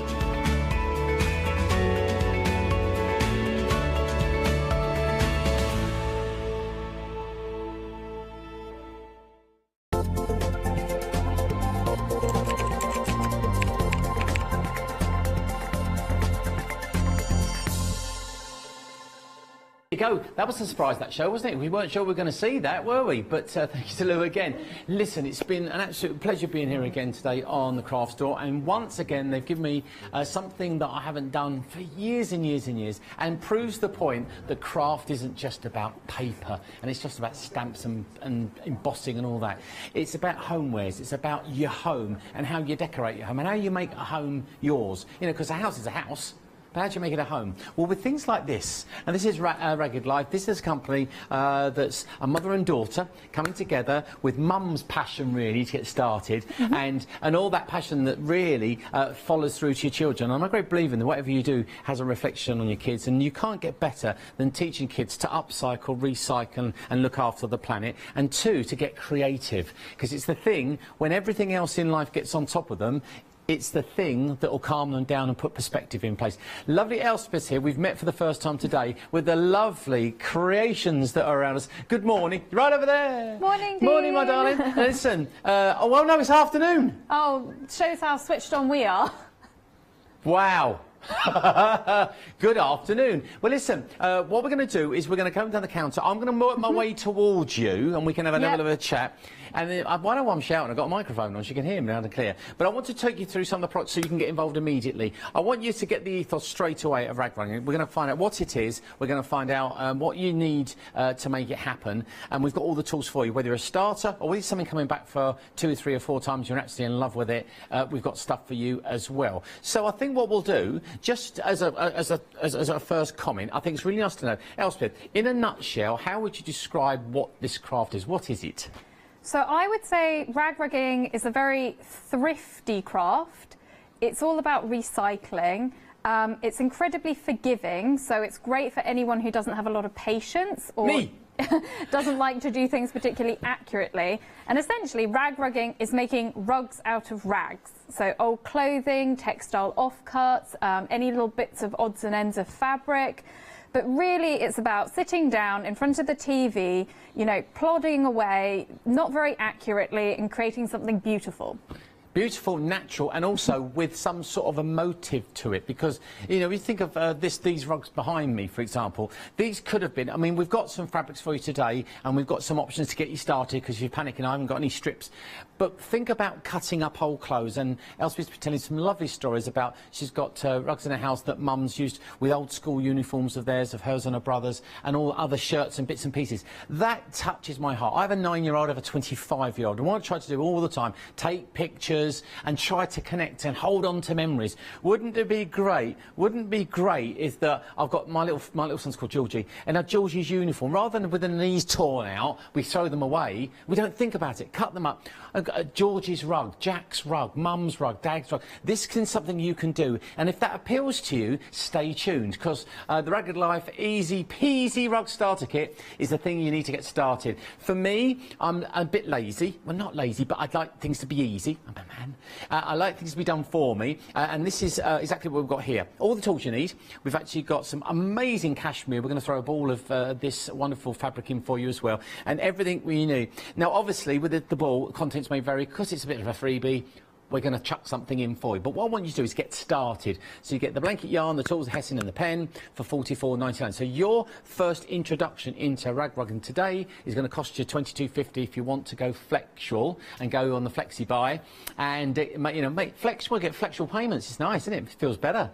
So that's the starting point. I won't go through the tools, because I'll tell you why. Because I don't know what they do. That's why Elspeth's here, because she's the expert. OK, so there you go. We'll go through that in just a second, but please, please, please think about that. Now, the other thing we said a few moments ago was cutting things up. And Elspeth said to me, you need some decent scissors, but not ordinary scissors. You need scissors to get the job done. And if you are cutting up lots of fabric, layers of fabric, sheets, whatever it may be, you need this. Now, this is the next option. So the same as I've just given you, but with these incredible scissors. I am a bit of a scissor fan. I own lots of scissors, but I don't own these ones. The Ragged Life Deluxe Kit includes instructions, blanket yarn and scissors. OK, all of this will become very apparent in just a second. I just want to help you with your shopping list early doors. 2 or 3 shows today. I've been telling you, you know, 40, 50, 60%, 80 limited stock sold out, and then you're disappointed. Don't be one of those people. £57.99 or £29 on the old Flexi there. 920482. So there's your 2 options of the tools and the getting started. Then, if you're someone who's coming back to us, who's shopping again, you're already rag rugging, you love Ragged Life, you love all their products, and you want some other things. How about, just as I talk about rugs, you don't do rugs. Well, how about flowers? Everyone does flowers. Well, you get the odd person, don't you? Look at this. This is beautiful. The bouquet hessian kit. You get the hemmed hessian, the stems, and the instructions. Everything you need to make these beautiful blooms. Now, we don't put any fabric in. Why? Because whatever we put in, you'd want something else. And also, you've probably having a bouquet of flowers made of maybe you know, one of the members of the family. Do you know what? I'm going to just touch on a point here. Someone who's passed as well. If you've maybe got some few clothes left over. I lost my dad last year, and when he passed, and there's very, you know, apart from photographs and memories and a bit of video and this, that, and that, what do you have tangible that would really remind you of them every single day? Well, it would be a product like this, or maybe a cushion, or a sort of a rug, that sort of thing. There's lots of ways you can involve that, and I can't think, just cuddling maybe Dad's cushion at the end of the evening, you know, when you're having a bad day. can be done. Maybe flowers in the pots that just they never die. They don't need watering. You can't do anything to them. But you can always you can make it just that little. Every glance, it makes you feel better because they're there with me. I don't want to bring the thing down, but this is just honest, true, and this is why people make memories and use these products to their best. 073 084. Or if you just want to brighten the place up a bit, just put a bit of perfume on there. Lovely. Nice. Valentine's Day's coming. Make it a recycled Valentine's Day. Yeah, use last year's candles. Yeah. Anyway, £12.99, so affordability is the key, so everyone can get involved depending on your budget. Here's my favourite. Now, what Elspeth doesn't know, and I haven't mentioned to her, is I'm a massive sunflower fan. Love sunflowers. Sunflowers for me representative of not only the sun, which is energy, which is brightness, which is fun, which is everything I love. I love the warmth that it brings and the joy, you know, the positivity, because we're waiting for spring and summer, aren't we? And then it's a food as well. It can feed you. Look at this beautiful bag. If you're after a bag for life, but you're sick and tired of the boring ones that they try and sell you, make your own. 2, 3, 3, 4, 4, 6. You get the bag, okay, and you get the fabric and all the instructions you need. Now, you've bought the kit before, obviously. If you haven't, this is a kit you can jump in. Look at the way we've used this, almost like this leopard print, to create the seeded inside. Isn't that gorgeous? Craft is about looking and it's about doing, but it's also about feeling. Textures are really, really important. So you've got the smooth texture of your soft fabric here, and then you've also got this wonderful... It's 2 different styles here. We'll talk about it in just a second. Elspeth's going to talk you through 2 different styles. This tighter weave. It's more of this sort of loose look that we've got for you. How much? £19.99. Bag for life for £19.99. Everyone in Tesco's, Asda, Aldi, Waitrose, Marks and Spencer, Sainsbury's, wherever you shop, they're going to go, where'd you get your bag? And you go, what are you going to say? I made it myself. You didn't. I did. Anyway, let's move on. Behind me is, over here is another, this is one of my favourites, a runner. And it's not the thing and the stupid person that runs about doing all the work. What it is, it's a piece that you have in your home either on the floor, on the back of a sofa, but this is the lantern. This is a beautiful piece of Hessian, because of course if you've collected your fabrics or you've cut your own up, or maybe you're going to collect some from the show, I've got some for you in the show. 431933 is the Regular Life limited edition. Oh, Elspeth, limited edition. So not when these are gone, they're gone then? Yep, absolutely. No more? No more. Promise? Yeah, promise. She said, oh, she means it. I've only known her for half an hour. My goodness, she means it. The pre-printed lantern Hessian gives you this look. Now, 30% of the stock has already gone. You're going to chase me. The stock's going to chase me today. You use your Freedom system with the postage, $7.97 per month, and then it's all your postage covered for everything. Great system, but $16.99. Now, I'm going to stop there because I want to get on with some demonstrations, because I know you love to see how it works. But please go and look on the web at thecraftstore.com. Not only do we have all of the items you've seen, some you haven't, and some wonderful fabrics you can get. We've got sari silk in the show, so if you want to go in a different direction, you can do that as well. But I'll leave you to do the shopping. You'll sort of get what it is, and you'll sort of understand when you look, scrolling through. Thank you, guys. Look, you got regular. Look at your 5-star reviews, 4.5, 5 stars. Do you know what? If I saw all those, I'd just buy. Because you do, don't you? If you see 5 stars. And I'll tell you why I do that, ladies and gentlemen. That's not us putting that on there. That's the viewers. That's the customers. The people who've bought it have gone, yeah, 5-star. So if you want a recommendation, go to that. Right, so that's me done. That's what you can buy. How does it work and how do you do it? Well, funny enough, Elspeth's going to tell you. Great. So basically, back to basics rag rugging.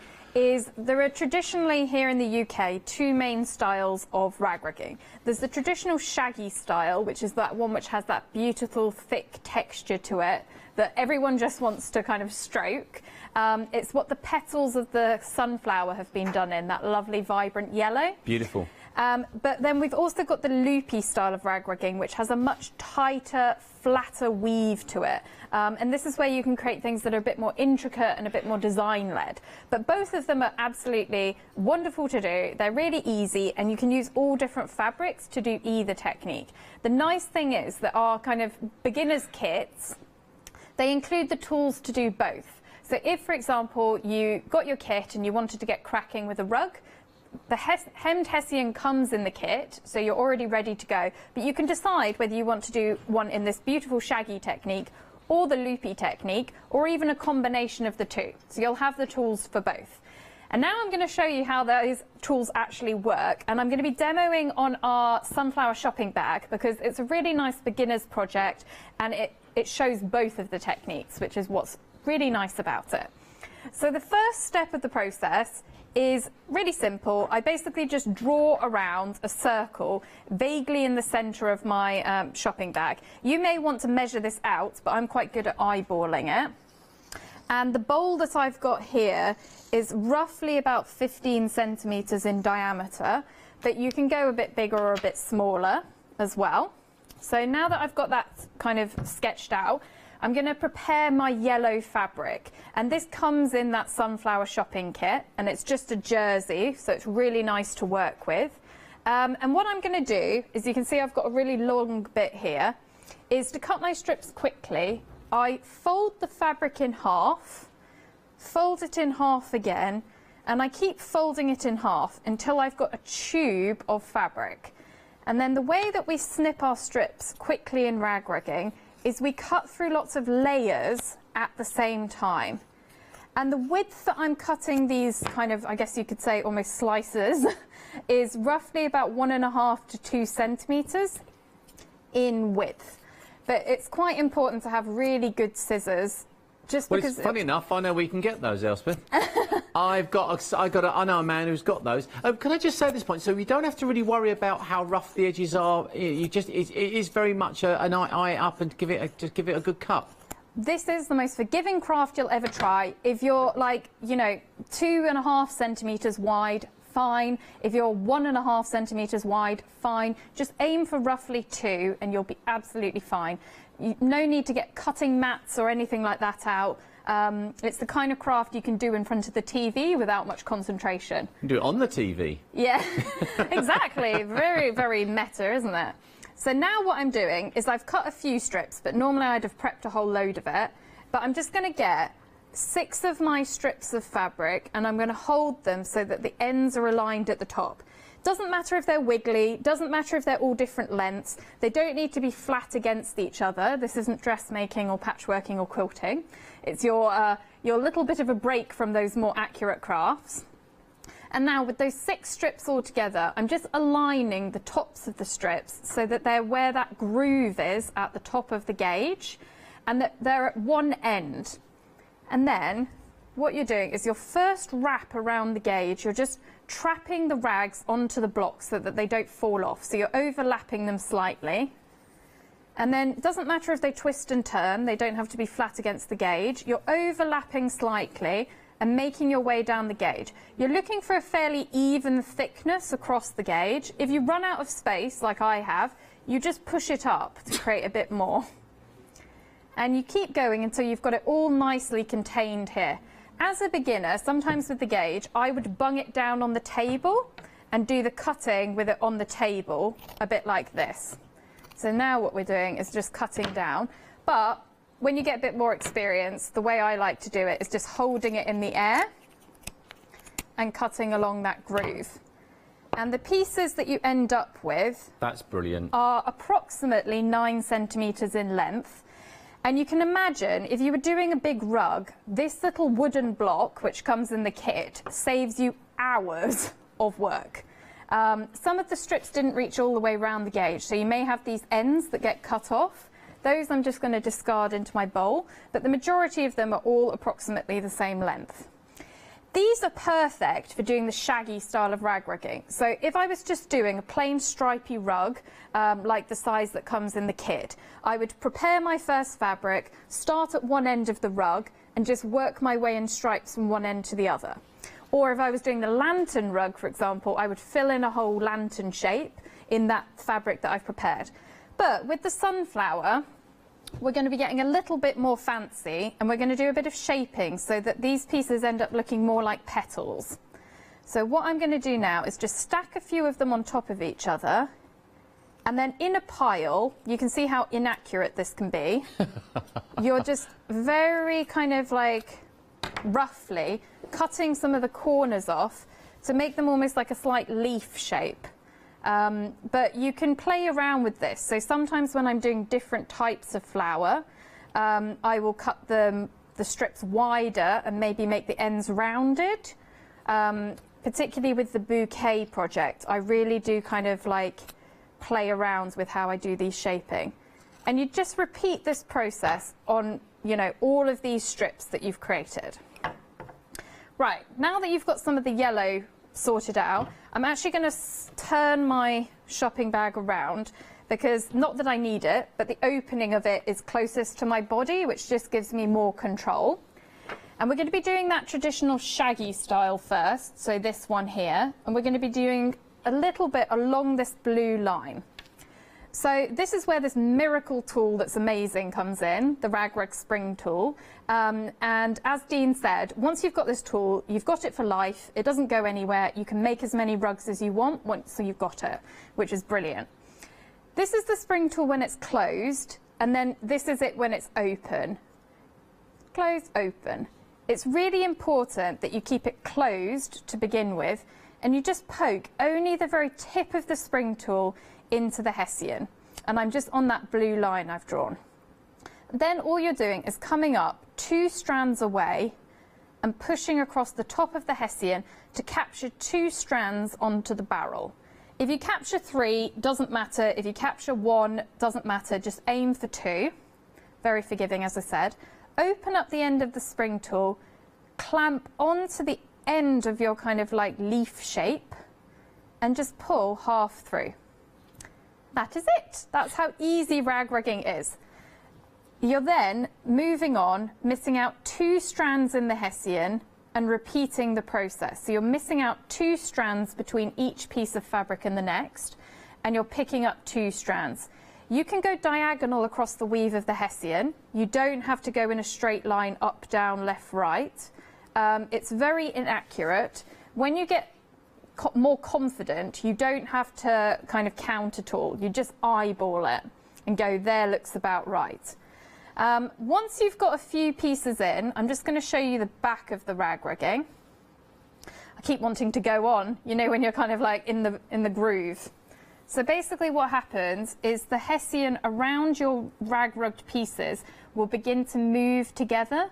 And the more fabric you put into the Hessian, the tighter the weave becomes and the more it locks your fabric pieces in so that they don't fall out. Because I'm thinking, some of you are probably thinking, what's to stop these getting yanked out? It's all to do with the correct weave of Hessian. So everything that we sell at Ragged Life is the correct weave for ragrugging. And it's all about that tightening process of getting the Hessian to come together. And what I would do is I would complete that full circle, and then I'd do another circle, so I'd do 2 rows of yellow petals, but I'd come in 2 strands inside of my last row. And particularly as a beginner, what you could do if you wanted to, particularly if you bought the kit which comes with the marker pen, you can even sketch another line onto the Hessian so that you know where you're going for your second row, particularly while you're getting your confidence up. But as I suppose the unevenness and the randomness of it is actually what makes it what it is, Elspeth, I suppose, isn't it? Yeah, and you know, there'll be some people who are watching who are far more accurate than I am. They're used to doing these precision crafts. You can make these petals sublime. You could, you know, carefully cut each of them in a very nice, mindful way. You could make them a bit longer to make the petals look a bit fuller. You can vary this design which I've given you as much as you want. But you don't have to. This is all about enjoyment and doing a craft and taking time for yourself. I enjoy the stack it and hack it approach, to be fair. That's stack it and hack it, that's what you want, because there's a freedom in that, isn't there? There's a joy in that, and that's what this is all about, enjoying it. But it's amazing how something so ragged, something so loose, something so not so perfect looks perfect. And that's the whole point. And you can start with your kit today.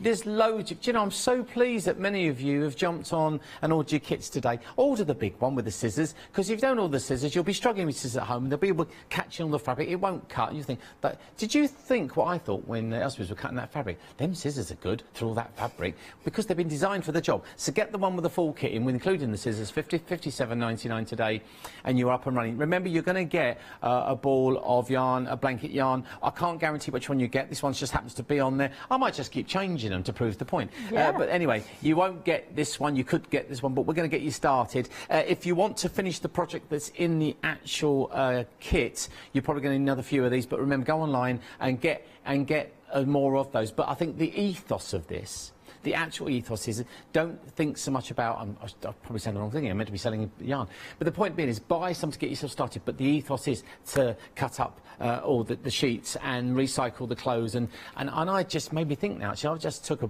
a big bag full of clothes that I sorted out from wardrobe to the charity shop the other day, and I always take it to charity, I like to think to pass on, but then you think to yourself, Dad's had some cracking shirts, some flannel shirts, which have been great for this. Tartan flannel, and you think would have made great cushions or something. So it makes you think, can I get the most out of... You've worn maybe a shirt for 3 or 4 or 5 years or a blouse, then you're going to give it another 10 years in your home, and it will be a talking point. A cushion on a chair that's made of different things, not just talking point about someone who made it, but about what the fabric and where that shirt was worn. So grab yourself the kit. So once you've got that, we've got the kit. Yeah, you've got that in your basket. It's good, right. Then you've got to decide, do I want one of the kits to carry on making a bag? Do I want to make a bouquet of flowers, for example? If you do, we get you the little sticks to make your flowers. Now the Hessian, of course, you can see cut 7 flowers in here. There's 3 small and 4 large. You're going to be ragging through these and then cutting them out to make your flowers. Full instructions as always. I haven't mentioned this yet, but you will be guided through instructions that the ladies have done for you, so you know you're not left on your own. And I'm sure I don't know the answer to this, but I'm sure there's lots of social media surrounding this product. Elspeth's young, so yes, there's lots of social media. And if you get caught, then you got someone to turn to. No watering required.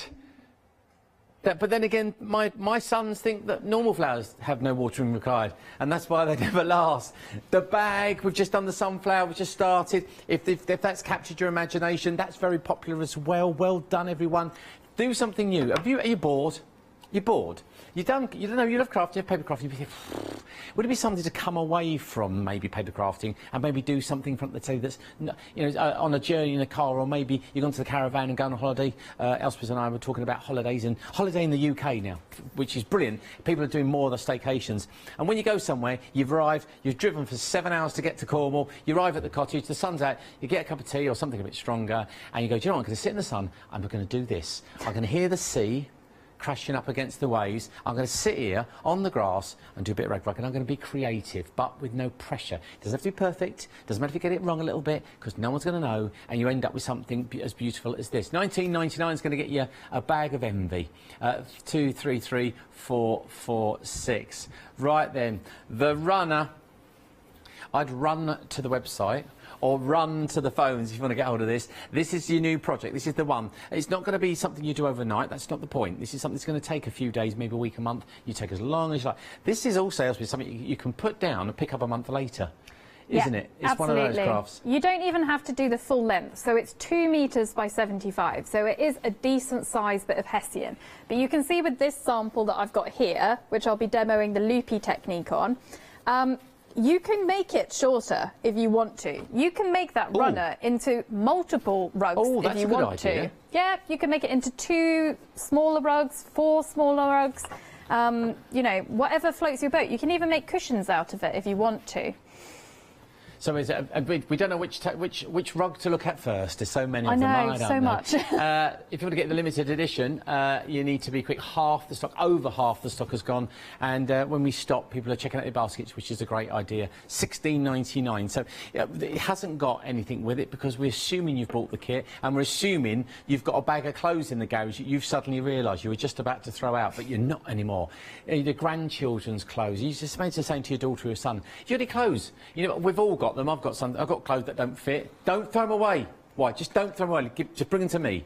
And you can imagine them presenting them with a rug or a cushion, saying, well, that's this year's school uniform. You could have the shirt in the middle. You could have sort of like the trousers around the outside, couldn't you? And maybe the sweatshirt in the corners. That would, honestly, I'd probably cry. If that was, honestly, if someone gave that to me with George's, I'd probably cry. I really would. I'm a bit sentimental like that. 431933, limited. Right. Let me not push you into a corner. If you don't want to use clothes, don't worry. If you cut up the kids' clothes, Mum, I'm still wearing these. Get off. you could use this, the Regular Life 100% wool blanket yarn. Now this is going to be, contents may vary, so we've got 5 different options. So we've got blues, greens, neutrals, multicoloureds and autumn. So you're going to choose one of those, and when you choose one of those, what's going to happen is you're going to get something, because obviously the very nature of the product, this is a product that's a recycled product. Product comes from other products that have been made, so the offcuts of products that are being made are used. So this is so environmentally friendly, you have no idea. 574213 9.99. Right, okay, so I'll leave you to choose that. If you want, you need about, I don't know, get yourselves a good 8 or 9 balls to create something decent, keep yourself going. That's what I would say. Right then, before we do that, they're quite big ones, aren't they? But I've got a kilogram bundle, so if you don't want to go, oh, I can't think about it, Dean, don't worry. The Regular Life 100% wool blanket yarn 1 kilo bundle. This is our contents may vary, so once again you're going to get a whole collection. And I think, Elspeth, that's the very nature of it. I quite like that I'm not going to choose the colours. I like the idea that it's going to be random. Yeah, I do too, to be honest. Like, it's nice having all of those different shades.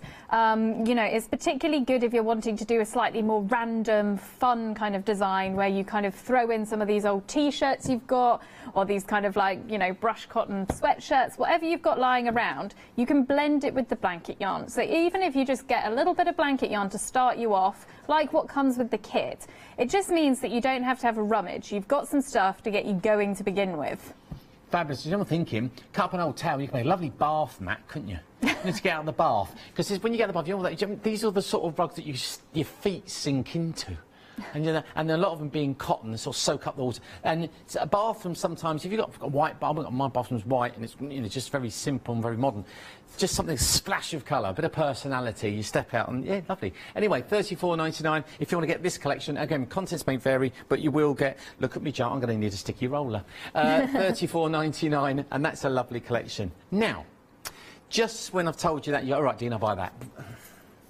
If you want a completely different texture and a completely different look, silk or mix and match. Bit of wool, bit of silk. Ooh, if you had a wool jacket with a silk lining, oh, lovely. 427-400, we've got this. There's lots of colours. Now, I've been told not to worry too much about the colours. We've got sort of greens and reds. Some of them got mountain, pitch and hydrangea and mid-century. They're all online at craftcraft.com, but basic. This is proper sari silk, isn't it? The real stuff? Yep, absolutely beautiful. It's got this lovely sheen to it. When I'm demoing the loopy technique in a second, I'll show you how it works with the sari silk, because it just pulls through very smoothly. Yeah. It's just beautiful to work with. Do you know what? I just thought of something. This is not on Crankcraft, is it? Oh. Listen, I'll say what I said in Leonie's show early on. Right, I'm going to use this for a little while. I'm new. Leave me alone, I'm new. Thecraftstore.com. This isn't on Create and Craft because, of course, it's the craft store, because that's why I'm here at the craft store, ladies and gents. I'm ever so apologies about that. Chuck, throw me a bone here, for goodness sake. 427-400. Yeah, the sari silk. I like this because I just think that luxury, you know, if you are someone who's like, no, darling, I'd rather do the silk, please go for it. They're all your different options. And at £44.99, that is your thing. I've got a couple of other things I'm going to talk to you about in a little while. We've got a brand new style coming to you in the show, and we've got a book as well. So please don't make any plans to go anywhere. So then, Elspeth, what you got for me? So we're carrying on with our sunflower? Yeah, I think so. Maybe a little bit, but then I'll show you on this lantern hessian as well. So basically, we've covered this shaggy technique of rag rugging, and hopefully at this stage, you're sitting at home and you're going, wow, is that how easy it is to do? Yeah, that's how easy it is to do. Doesn't take lots of skill, it just requires patience and, you know, fabric, really. But now we're going to learn how to do this loopy technique of rag rugging. This one that has a much more kind of like tight-knit look to it. And any of the hessian that you get today, you can do either technique with it. The bouquet, so those kind of like 3D flowers, lend themselves much better to the shaggy style of rag rugging. But all of the other kind of rugs and things like that, rugs, cushions, even the sunflower, you can do it all in the loopy technique or the shaggy technique if you want to. So the loopy technique is using this tool here, which comes in the kit. It's called a latch hook. So basically the kit comes with those two that you need for the shaggy technique, and it also comes with this one for the loopy technique. And for this technique, you need long strips of fabric. And you can see how completely wonky this strip has been cut. honestly doesn't matter. Once again, I'm cutting my strips about 1.5 centimetres. If I was working with a thicker fabric like denim, I would cut my strips narrower to make them easier to pull through the hessian. And if I was working with a fabric that was thinner, maybe something like a chiffon, I tend to cut my strips wider to make sure that they kind of like anchor into the hessian okay. But you don't need to worry about that too much. As long as you're working with like a medium weight fabric, generally about this width is right. And what I'm doing is I'm just placing the strip inside of the shopping bag on the underneath of the hessian. And what I'm going to do is from the front of the hessian, I'm just going to poke into, actually, where am I going? I'm going to, because I want to fill this sunflower centre, once you've completed the full yellow 2 circles, you would go 2 strands inside of your last row. So I'd go roughly here, and I'm poking through from the front of the hessian to the underside with the latch hook. And actually what I'm going to do is just turn the hessian like this so you can actually see my latch hook on the underside of the hessian. And then what you're doing is just grabbing onto the strip, and I hold it nice and taut into it. As you pull, the latch bit closes onto the strip so that when you pull through to the front, can you see I've managed to pull that whole end through to the top. And as a beginner, you leave that a bit longer so that you don't end up accidentally pulling it through to the underside. I'd leave it probably about 3 centimetres or so. But then what you're doing is you're missing out 2 strands in the hessian, and you're going just inside of your kind of previous row, so about 2 strands in. Missing out 2 strands between the end and where you're going in, and once again going from the front to the back. You are placing the strip into the hook. As you pull, the latch bit closes onto the fabric, and when you pull up to the top, you're pulling a little loop, and then you turn the latch hook upside down to release it. And the loop height, you can vary this, so you can do them really short if you want more detail, or you can do them longer if you wanted to pull them almost like petals. So there's lots you can do, but I think about 1 centimetre in height, about the depth of a pinky finger, is a good height to practice at. When you get good, you don't look on the underside of the hessian. So actually, what I find is anyone who crochets really gets on well with this. You know, I was just about to say that, Elspeth, if you're a crocheter, this is going to come second nature to you, isn't it? Yeah, I can always tell crocheters in my workshops because, like, you hand them the hook and then minutes later they've got a whole row and you haven't even, you've barely even turned away. I haven't said go yet. Exactly. So what you start to build up is this kind of row of loops. And when you want to reach the end of a strip, when you reach the end of the strip, or if you want to change colour, you pull your end through to the top, and then you would trim it to the same height as all of your loops are at. And you do that with both your first end and your last end. So no sewing, no gluing? No sewing, no gluing, no nothing. If you wanted to make this rag rigging incredibly secure, you'd do all of the rag rigging, and once you'd finished, say this was my finished back, you could see the shaggy technique on this side and the loopy technique on this side, you could go over the back with some fabric glue just to really lock it in there.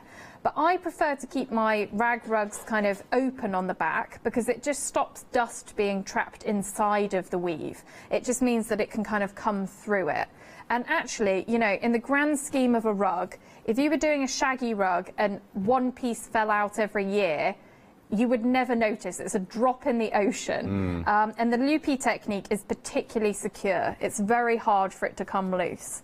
And I've got a kitten who, you know, claws at things and all kinds of things. Because by the very nature, the more you put in, the tighter the hessian gets. Exactly. And that's really how it works. It's a bit of technology, because it's... I'm working this out while I'm standing here. Because the hessian's bound, they've got nowhere to go. So the more you put in, the higher the harder the hessian gets and the tougher the thing is. It's a lovely, lovely skill. I think you've already noticed I can do that. If you've said I can do that, you should be at the checkout. You should be at the checkout for this, though, our most popular item of the show. Do you know what it is? It's this. It's the runner. You knew it, didn't you? The limited edition runner, which is behind me, actually, ladies and gents. Look at this. This is definitely one of those crafts you just have to touch and feel. 3/4 of the stock has gone. If you want to make this, as Elspeth was saying, cut this down into 4, make 3, I don't know, 6. If you want to make smaller pieces, if you want to. But I think as a runner, it's a stunning piece. Maybe running down the hall or something on the back of a sofa. Again, it's just already pre-printed for you. You don't have to worry. You just have to get going. I've noticed with yours, you've sort of done the shapes first and then fill the holes in afterwards. I love the lantern one because it's essentially like paint by numbers rug style. So basically the runner that's behind you has been done all in blanket yarn, and we just did a single row on the white line, which was the outlines of those kind of lantern shapes, and then literally any kind of colours you just filled in one lantern at a time. But I was feeling a bit experimental with this one, so I started kind of outlining some of the lanterns in cream, and then I thought I'd do one in the middle that was kind of grey, and then I was going back to the cream. And then I was going to kind of work my way in concentric rows of different colours to the centres. So that's a good way of using up little scraps. But you can see here I'm using some of the sari silk, and I'm actually blending it with some of the blanket yarn. So it's just a good example of you can use lots of different weights of fabric together in rag rigging, and rather than it making things more problematic, it adds beautiful texture and almost more interest to your designs. Do you know what? It's really amazed me. I've just looked on the back of this, and you look at the texture and how deep that fabric is. I don't know how close we can get, but look. Look at the back. It's hardly anything at all. You think that I'd be covered in fabric, wouldn't you? But it isn't. It's really clever. It's actually really quite neat on the. Do we have that thing like cross stitchers have? You know, don't look at the back. Is it like how neat it should be? We shouldn't really be looking at the back. No, but you know what I was going to say? It doesn't represent the amount of work that's on the front, does it? Because it's really neat. The Heads Here Runners limited stock, guys. You need to be quick if you want to get hold of this. Well done if you've got yours. I could touch that all day. If you want to get hold of yours, green on the screen, if you know what I mean. If you know where I'm from, you know what that's all about. 431933. So on that note, do you often change your mind halfway through a project? Do you sort of get hang on, I'll do that now instead of this, or? I just love experimenting. So that lantern project, for example, is done in the shaggy technique of rag rigging, just cut a little bit shorter, whereas this one's done in the loopy technique, and you're always thinking about the next thing. So you're like, with this lantern design, for example, I've got another 2 pieces where I cut this shorter, and I'm already thinking about what I want to do for the next part of it. Yeah, honestly, it's very, very addictive. With the raggedy style, if I'm a bit new and it's all up and down, can I trim it? Yep, you can give it a haircut at the end. I said this repeatedly, but rag rigging is just so forgiving. It's like, if you don't like something, you can pull it out and re-rag rug into the same area. So if you put a colour in and you're like, ooh, that doesn't work, you can pull it all out. In fact, that lantern rug back there behind Dean is actually a work in progress one by my mum, the original rag rug lady. And she took one of the lanterns, she took all of the fabric out of one of them because she didn't like how it worked with the other ones. Oh. So she it doesn't re-rag stretch rugged the it. hessin, it doesn't make it unusable. It does stretch it, but it's fine. Perfect. It doesn't, you know, it's absolutely fine. It'll re-move back where you want it to go. If a hole is stretched out, you rag rug near the stretched out hole, and it'll close up when you rag rug near it. Do you know what? Forgiving. From a stress-free point of view, I think we found the craft.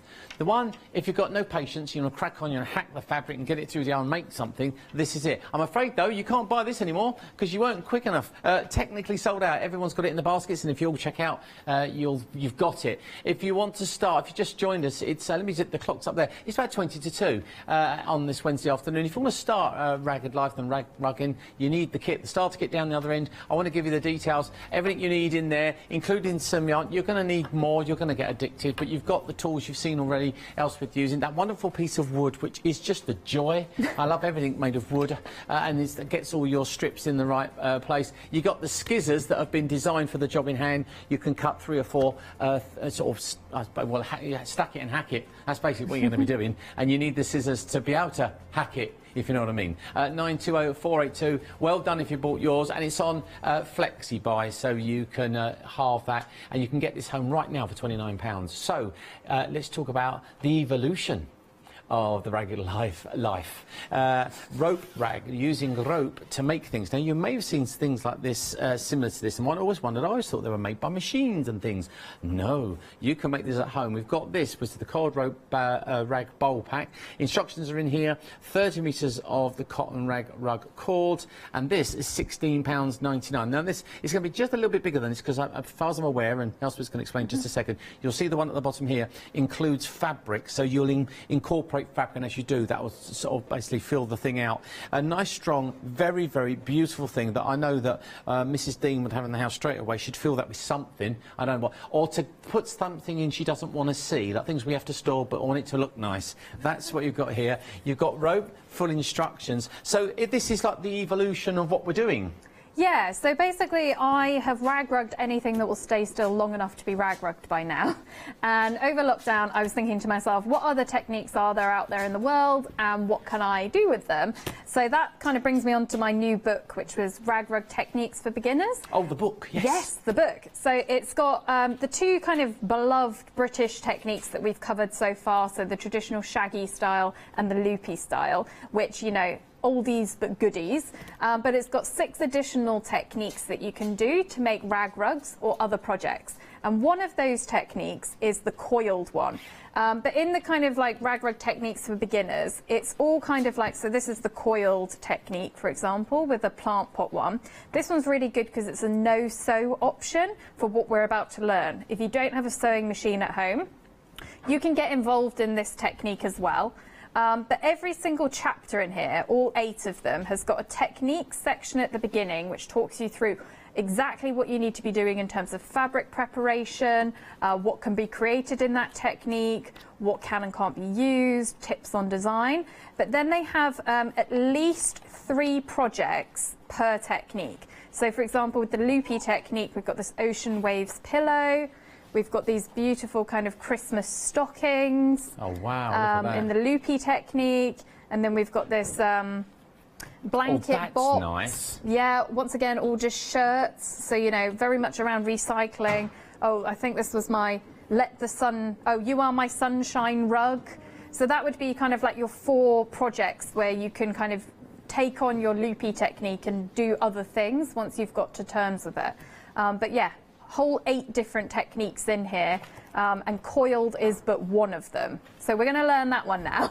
Oh, yeah, come on, pull yourself together, we've got nothing we've got to learn. I know, exactly, I need to get to work. So basically our rag rug cord kit comes with 30 metres of this beautiful cotton cord. It's perfect for this technique. I've done a whole load of kind of testing of what works well, what doesn't work so well, and this one's great because it works well under the sewing machine, which makes things very, very easy. It's perfect diameter, it's very soft, but it also makes things very structured as well, because you want your bowls and baskets to stand up well. So you get 30 metres of cord with the kit, as well as your instructions. But once you've got this kind of hank, it basically unravels to become a cord. And I'm just going to kind of cut it here, just so you can see. But normally you'd have a big, long 30-metre one, and you'd just find the tail and kind of find it here. You can do this 2 ways. You can either cover all of your cord in fabric, so you could almost like start covering it in fabric and do the whole thing, and then start stitching together your project in whatever format you wanted. Or you can basically cover some cord, stitch a little, cover some cord, stitch a little. That basically allows you to kind of help see how the pattern will develop if you were doing something like a big basket. But first of all, we need to cover the cord in some fabric. So I'm going to show you how that works. And what you need to be able to do this is some strips of fabric. They don't have to be a specific length. It's just the longer the strip is, the more it will cover the cord. But you can use lots of shorter lengths if you want to, and it'll just mean that your pattern will be more varied. So once we're here, I'm going to get my sewing machine up, not very elegantly, and just switch it on.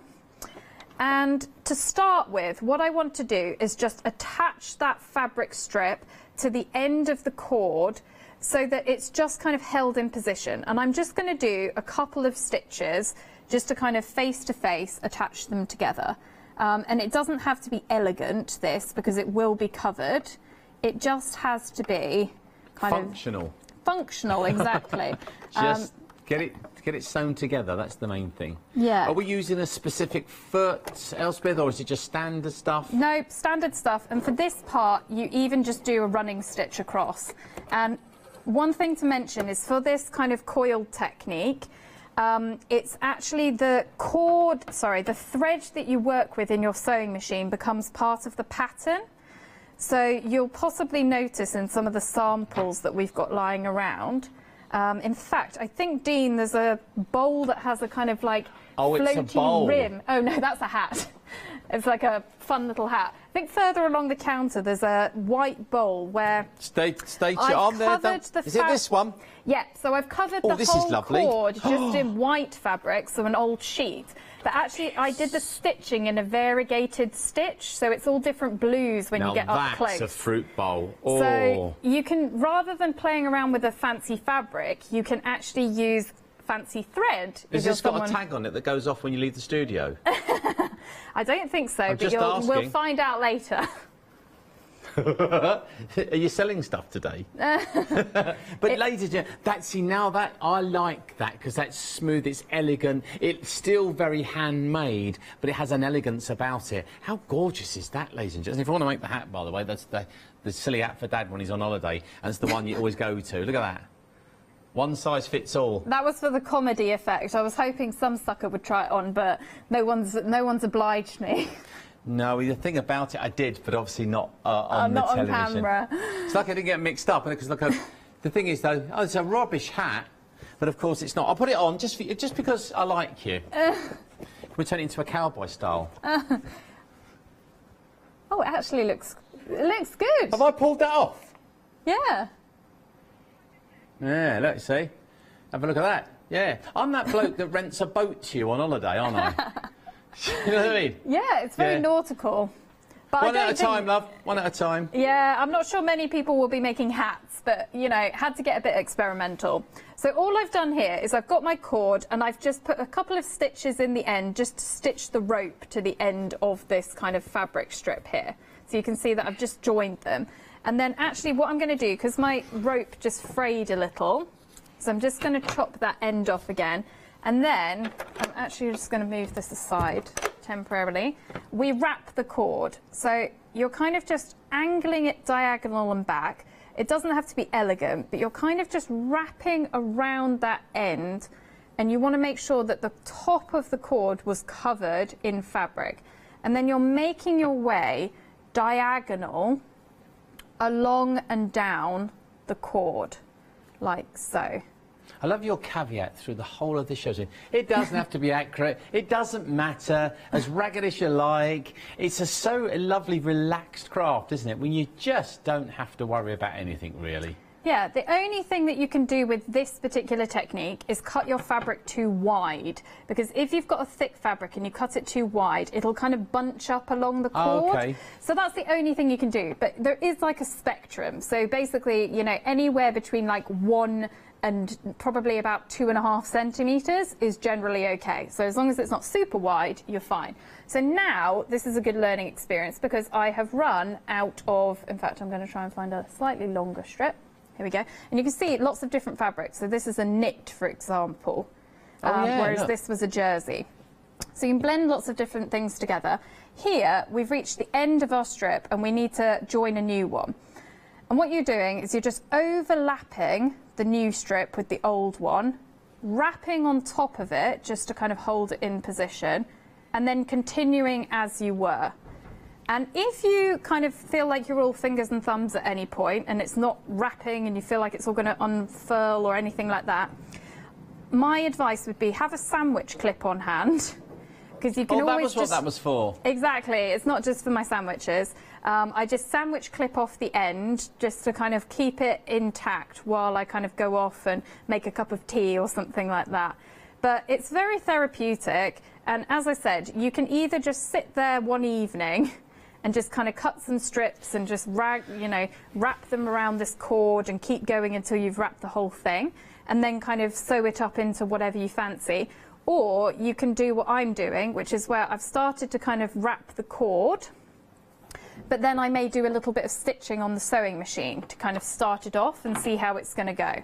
Now, I've noticed that a lot of the stuff, I'm going to show another one of these very quickly. If you want to start out, this almost is the sort of the starting point, making circles and mats and maybe sort of, you know, things to put the hot pans on and your cup of tea, and to get yourself started before you go into a shape. Look at this lovely thing here. This is a mat all sewn together, but I get making a circle. It would be a natural thing to do with rope, wouldn't it? Yeah, so I think the starting point for most beginners is to basically make a coaster or a placemat.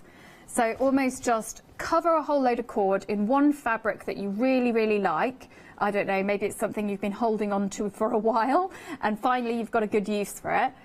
Once you've covered the cord, just choose a thread colour that you like. If in doubt, white goes with everything. So to be honest, most of the things I do, I'll just use a white coloured thread because it, you know, ties in most colours.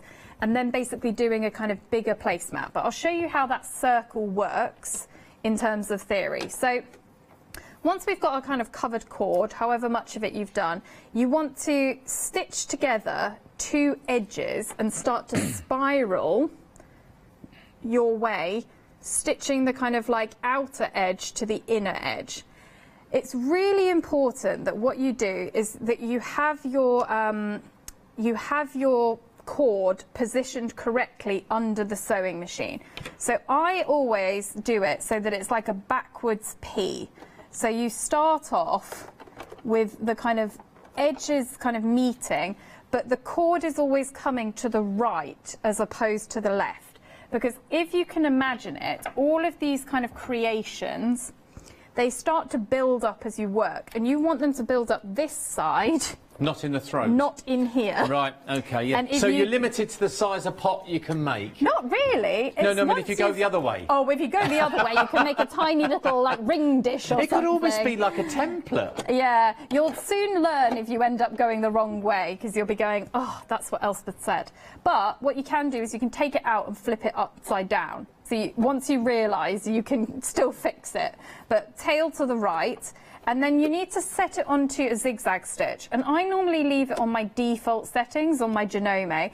And actually, you can use the centre of your circle to work out whether your stitch length is correct and your stitch width. Because you want it to capture the two edges of the neighbouring kind of coils. But you don't want it to cover the whole pattern. So if you've got a stitch width that's too wide, it's going to cover more of it up. Once I've gone on to zigzag stitch and it's all sorted, sometimes people like to use a pencil or something at this stage to kind of poke their two edges together to hold them taut, but I'm just going to let my fingers hopefully not get trapped. And you basically adjust going in, and you do it very slowly to start with, and once you've got a few stitches in, you turn it, but once again you're trying to press it close together. This is one of those things, surely, that once you've done one, it's the first time and maybe the second time, and after that, you sort of really you've got comfortable with it. It's like anything new, isn't it? It's those first baby steps, but once you've taken them a few times, then it becomes second nature, and you start doing it. And you say, I like the idea, just do 2 or 3 stitches, and then, yeah, there you go. I mean, I think these make brilliant gifts. Yeah. So coasters, placemats. If you're someone who you love crafting and you're looking for things to give people, these are really nice. So once you get here, you can really let loose if you want to and start to... Oh, hang on. But pottery. So you're basically just holding the edges so that they kind of meet together, and it's easier than you think. Actually, the piece coming in from the bottom is just like a piece of fabric coming into the machine and going out the other side. But instead of going out the other side, it's going in a circle. Yeah. So basically, I would kind of keep going and just keep building it up as I go. Fabric lollipops. Well, we've had fabric flowers, why not? That's what I was saying. I'm just going to say to you, we've got about 3 minutes left, not even that, 2 or 3 minutes left. It's been an absolute joy. Before we finish up, can I just say to you that if all that was a bit of a blur, don't forget the book. You go to the book, we'll put it on the screens for you. Elspeth's written a book about not only the rag rugging, but also the rope version as well. Techniques for Beginners by Elspeth Jackson. There it is. Everything you need to know about rag rugging in one book, including your rope designs. You're back Are you back when? Oh, I don't know. I only do it every few months. Oh, do so you? A little while, It's a pleasure that I've caught you. Thank you, Elspeth.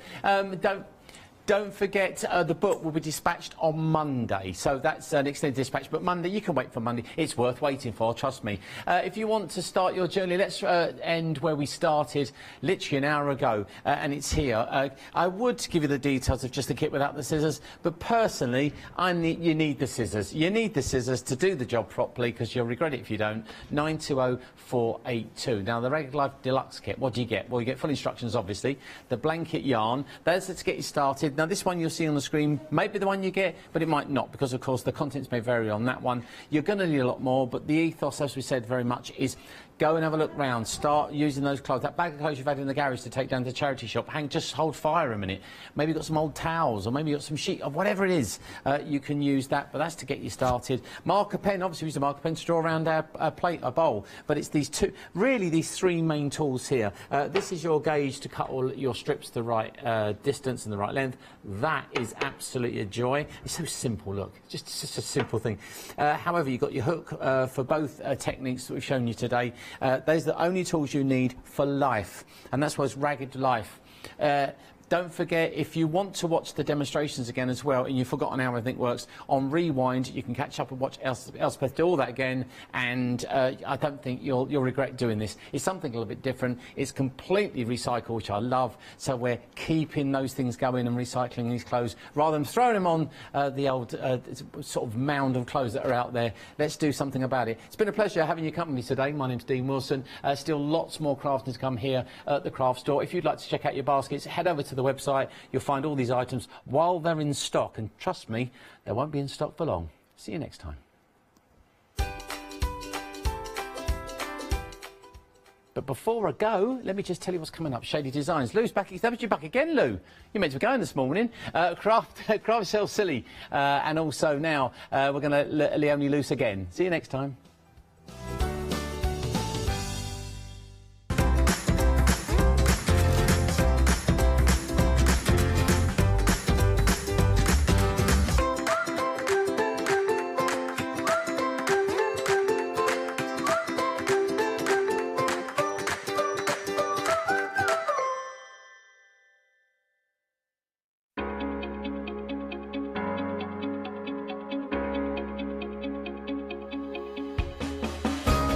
What is Flexi Order? When you place an item on FlexiBuy in your basket, you qualify for Flexi Order, which means any other items you add to your basket will also be included in your FlexiBuy payments. So you can spread the cost over multiple monthly payments. After your first payment is made, your entire order will be dispatched. When you add at least £60 worth of any items to your shopping basket, either online or on the phone, you'll qualify for our Flexi Order offer. This means you can spread the cost of your order over equal monthly FlexiBuy payments, offering you extra flexibility when you shop with us. Flexi Order, making your shopping experience with the craft store easier.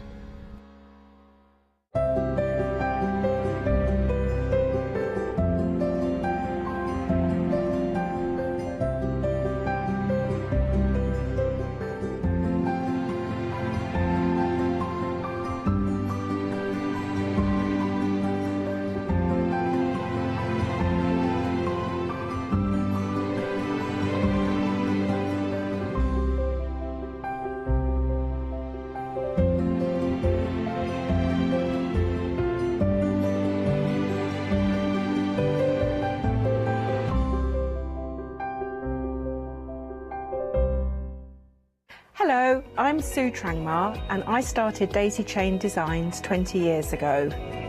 At Daisy Chain Designs, we're passionate about sewing and quilting. We design projects that hopefully will inspire you to pick up your needle and thread and have a go. We have great fun in designing things from the very start, and then the end product is always very exciting when you actually see it made.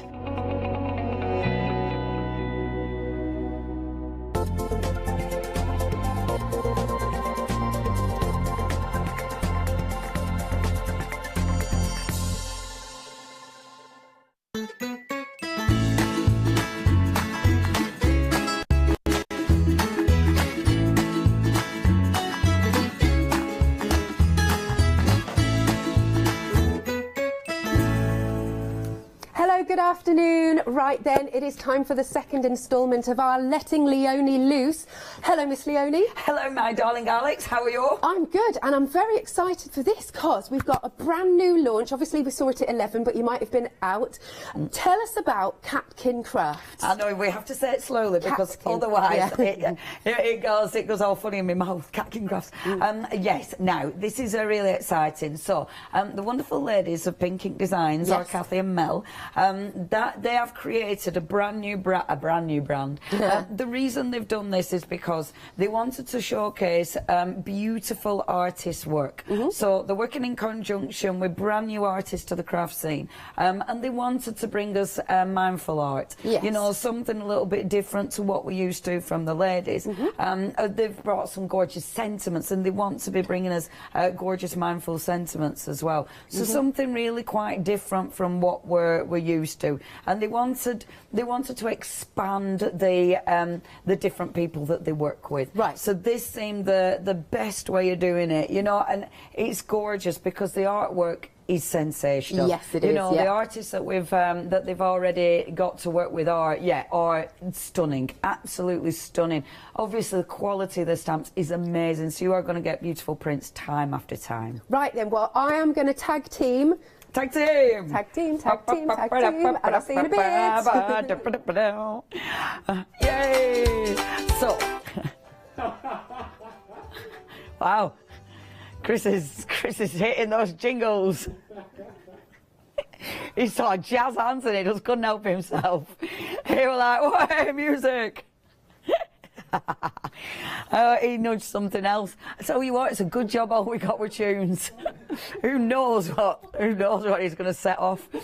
Now then, okay, well, if that was funny. I love that it matched with jazz hands. Ching, ching, ching. Anyway, sorry. Back in the building. So what we've got, let me take you through the artists. First of all, we've got the beautiful Meredith. I love that name, by the way. Meredith, such a gorgeous name. Now, Meredith lives in America, and her artwork is absolutely stunning. The design, the detail, and hopefully we're squidging a little bit to see the actual detail of these. You can tell her influences straight away. You know, she loves the fairies. When we get to see more of Meredith's work, or if you do look her up on Instagram, you'll see lots of foxes. She loves her foxes. She loves fantasy. She loves folklore. I can't say that where it's sounding terrible. And then, when you do look at her artwork as well, and you can tell she's inspired by pre-Raphaelite ladies, you can definitely tell. I mean, look at that. Straight away, it's like, yes, I can see where she gets her inspiration from. She's known for her colourful watercolours as well, is Meredith. So again, please look her up. When I looked her up, I think she's also known for her baking, because quite frankly, that looked quite fabulous as well. She looks like she's good at cooking. And I tell you what, when you work with these, I know when you look at the packaging, because you're looking at the stamp through the packaging, sometimes you don't get the crispness, but trust me, these are sensational. Now, I will show our samples. I'll show you samples when we've shown you all three, because they're a bit all over the shop. So that's your first artist, okay? That's our lovely Meredith. The next artist that we've got are the next three, and this is the beautiful artwork of Laura. Now, again, the detail is ridiculous. I mean, they're obviously, Kathy and Mel, they chose artists to work with artists that, as a crafter, as a stamper, we can get a lot out of this work. And oh my gosh, when you look at Laura's work, look at that. I love the imagination that's gone into this. It's absolutely stunning. Now, what you've got with Laura, and I'm going to read out a little bit because I did write it down. So it says, she creates a restless sea of imagery delights. A restless sea of imagery. She delights in the wild and the mystical and the inspirational. How fabulous is that? All her creations are autobiographical, a blend of subjective reality experienced through her emotional, dreamlike works of visionary art. Isn't that gorgeous? I had to read that because I couldn't remember it. But she really works on her emotions, does Laura. So it's whatever's bubbling up from the trials and tribulations of life, and she allows that to come out through her artwork. I adore it. I think it's just honestly, absolutely beautiful, the detail. So you've got, of course, Meredith and Laura. We've then got, moving on, we have got our very own Kathy and Mel as well. And I love this because when I saw the stamps originally and the ladies were showing me and they said, Kathy might have done some, can you guess which ones? Initially, well, the cat one, yes. It was like, that's a Kathy. You know, straight away, you can tell that's a Kathy image. Beautiful. All the extra flowers, amazing. The next one, I couldn't. I didn't guess that as a Kathy, actually. It's just sensational. The detail, oh my gosh. The next one, I got this one as a Kathy. Oh, I love this. This is lovely little Hilda. It is Hilda, isn't it? Did you say? I love that. I love that she's called her Hilda. Beautiful. Absolutely beautiful. Do you know what else the ladies do? Have you seen their logo? They do that well. You know, their attention to detail. Yeah, the branding. The ladies' attention to detail. They think about the packaging. They think about how it's going to look. Literally, they do think about everything to the ladies, and it works. Now, the artwork is sensational. Let me tell you what you've got to choose from. So, basically, you can go from individually. The details are zooming there at the bottom, $17.49. However, there aren't many left individually. We had a lot of sellouts individually. What has been going are the pick and mix. So you can choose any three. It doesn't have to be in the selective groups of artists. It is up to you what you go for. So you can choose any three. Now, please be a Freedom member. Freedom member, you're saving a whopping £10.20. I never say the word whopping, I like it. And no postage, remember, 2 payments of only £21.14. Definitely worth it for 3 sets of stamps. You know exactly what's coming out in a month's time, and of course, you don't have to pay for postage and you don't get any interest out of that. The most popular is our lovely little mushrooms there, the champignons. Yeah, I can't say it. But mushrooms in it. But that one is the most popular. I love that. I mean, oh my gosh, these stamps, they are just a joy to work with. 769937. Let me show you. Can I show finished samples? Can I show finished samples? Because I'm going to show these. I tell you, because sometimes we don't see these now. Look at this. Kathy's done this. I mean, oh my gosh, what Kathy's done here is create a full scene.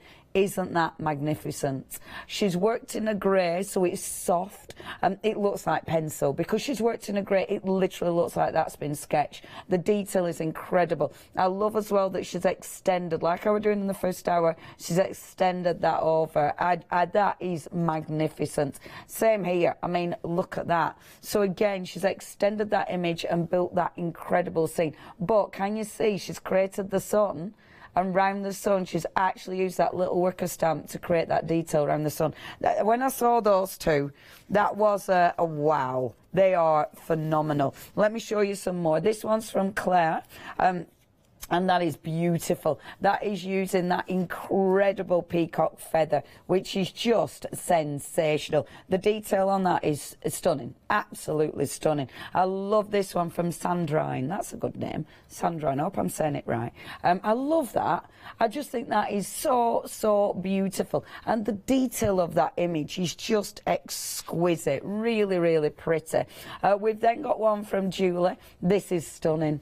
Obviously, that peacock. I mean, the peacock is such an incredible image. You know, so many ways you're going to be using that. But yeah, really beautiful. We've then got our little puddy cat.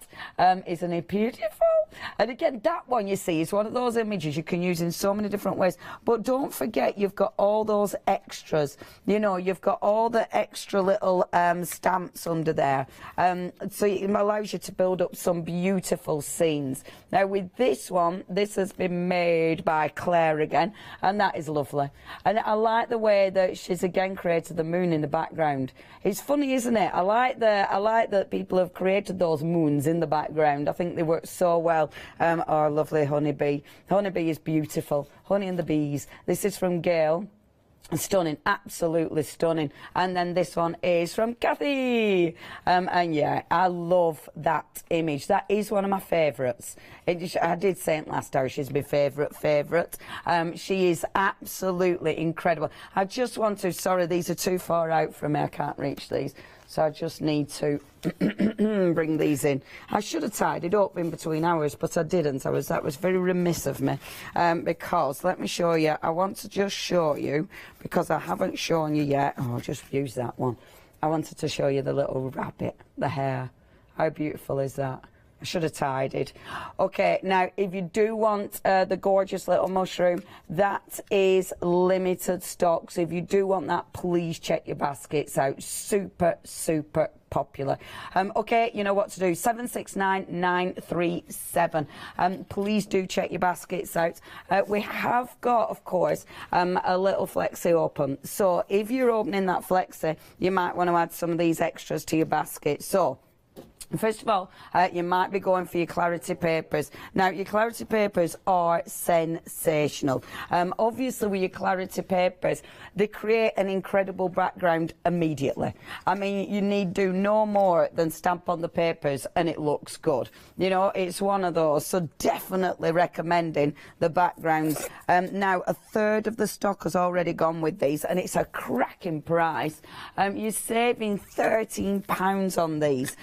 Really, really good saving if you want to get hold of those. Now, that's your cardstock. We've also got our ink pads, Diversify.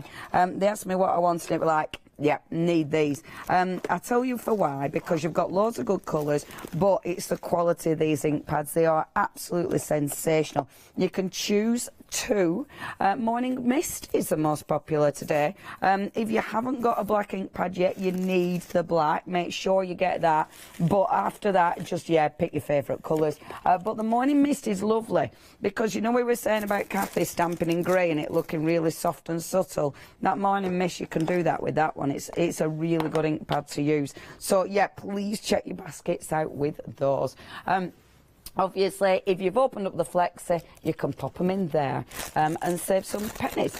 Okay, if there's out you want, please check your baskets out. But otherwise, let's get stamping. So what I wanted to do, first of all, you know me, messing about, but I wanted to, that one, because I haven't stamped this little guy yet.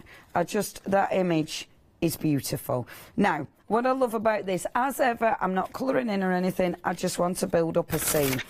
This is such a beautiful image.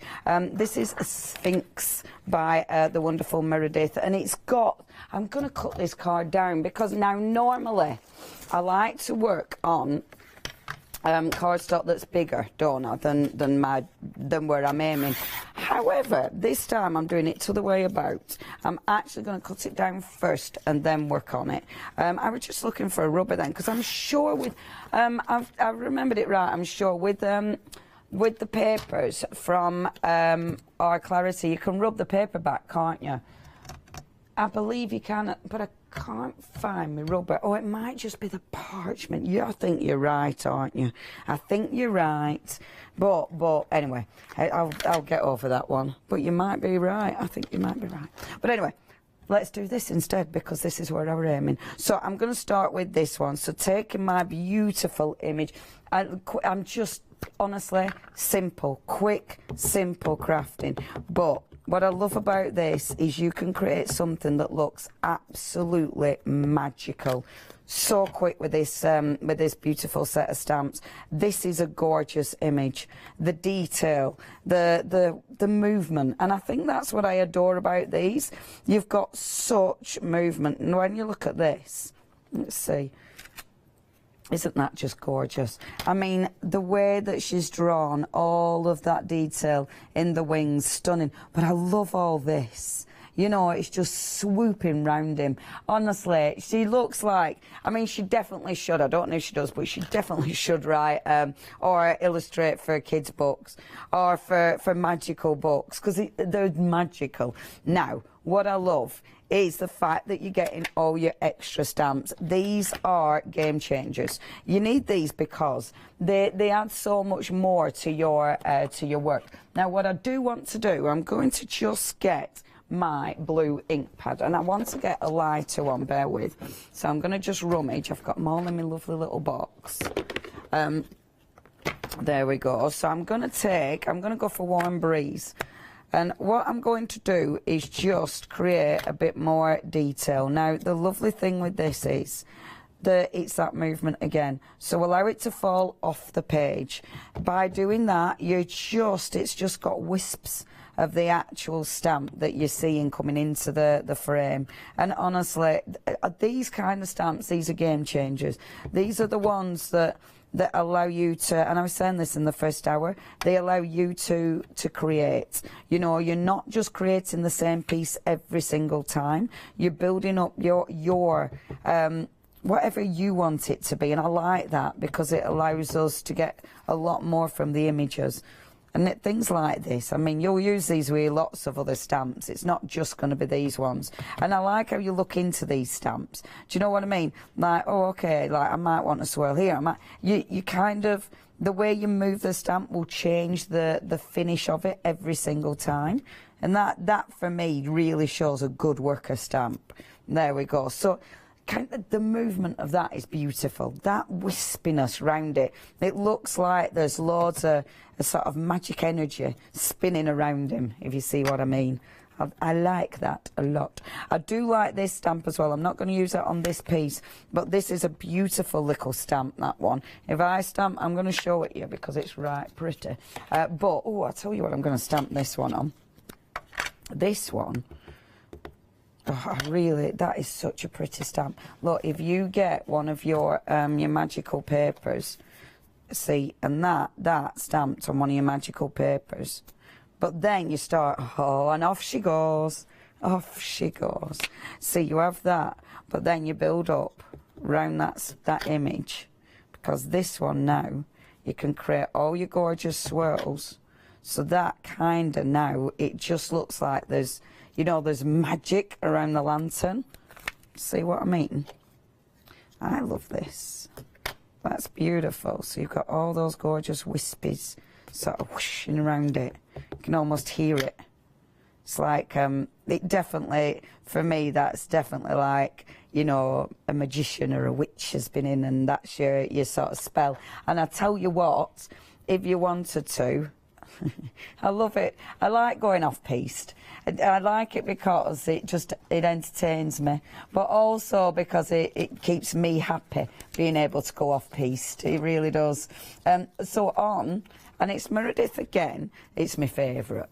I love the Fairy of the Night. That is my favourite stamp. It's absolutely beautiful, just beautiful. But if I take that stamp there, and then with this one, if I bring this in like so, oh, I'm going to bend it. I want that. Do this before you've inked it up. Yeah, Leone, we would. You wouldn't, but we would. Leone. But have that, so your lovely branch is coming in like that, and then I'll allow it to bend the opposite way, because then I'll allow the branch to come out like this. So it means now, like if I cut that down, the lantern is on the actual branch, so it's not just sort of floating in the middle of nowhere. It's 2 for 1, this, isn't it? And then I get that one there, more branch, like this. There. So I could chop that down. So the beautiful, oh, smudge the ink. Chop it down. Oh, that's annoying. That's annoying. That's where your sentiment goes. Right over there. That's the point, actually. Do be careful on your papers. I did notice this. They take a little bit longer to dry on your papers. Be careful with that. Because when you're cutting them out, like I did with my fairy, I was cutting her out and I did smudge her face, which was very, very annoying. Let me pop a little sentiment here. Now, what I love about these sentiments, because of the way they're designed, you can quite easily allow for movement of the sentiment. So it allows you to get that beautiful arc, or however you want it to move. So with this one, because I'm doing a 2 for 1, so that one we're going to have it there. Why stop dreaming when you wake up? That's beautiful. Obviously we're ignoring the smudge, pretending that hasn't happened. So that's one. The way I decorate that, if I was now finishing that off, I cut it down so it was actually a little card. I'd put glitter glue on it, so where the smudge is, it'd have Stickles glitter glue. I'd probably add a little bit of extra colour, but only a little bit of extra. I'd probably, with this one, where have I put my pad? I'd probably just take, and I'd let it dry. I mean, I have learnt that lesson, allow it to dry. But once it's dry, if you take, like I'd take a blue, and I'm not going to go on the line because I know it's not going to be 100% dry.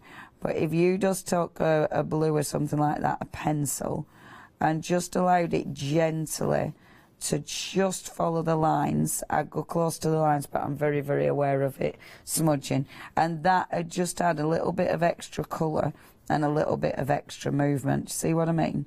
And that'd look, when that's finished, that'd look super pretty. I've got all these things, as usual, to finish. Literally, I have so much. I have a pile of stuff over there to finish. I do this every show.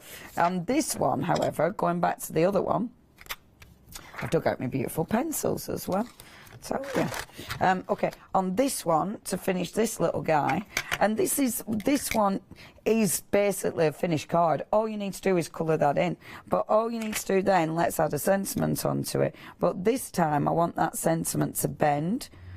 So, bend it and then check that it's bending the right way, which it is because I did it upside down. Yeah.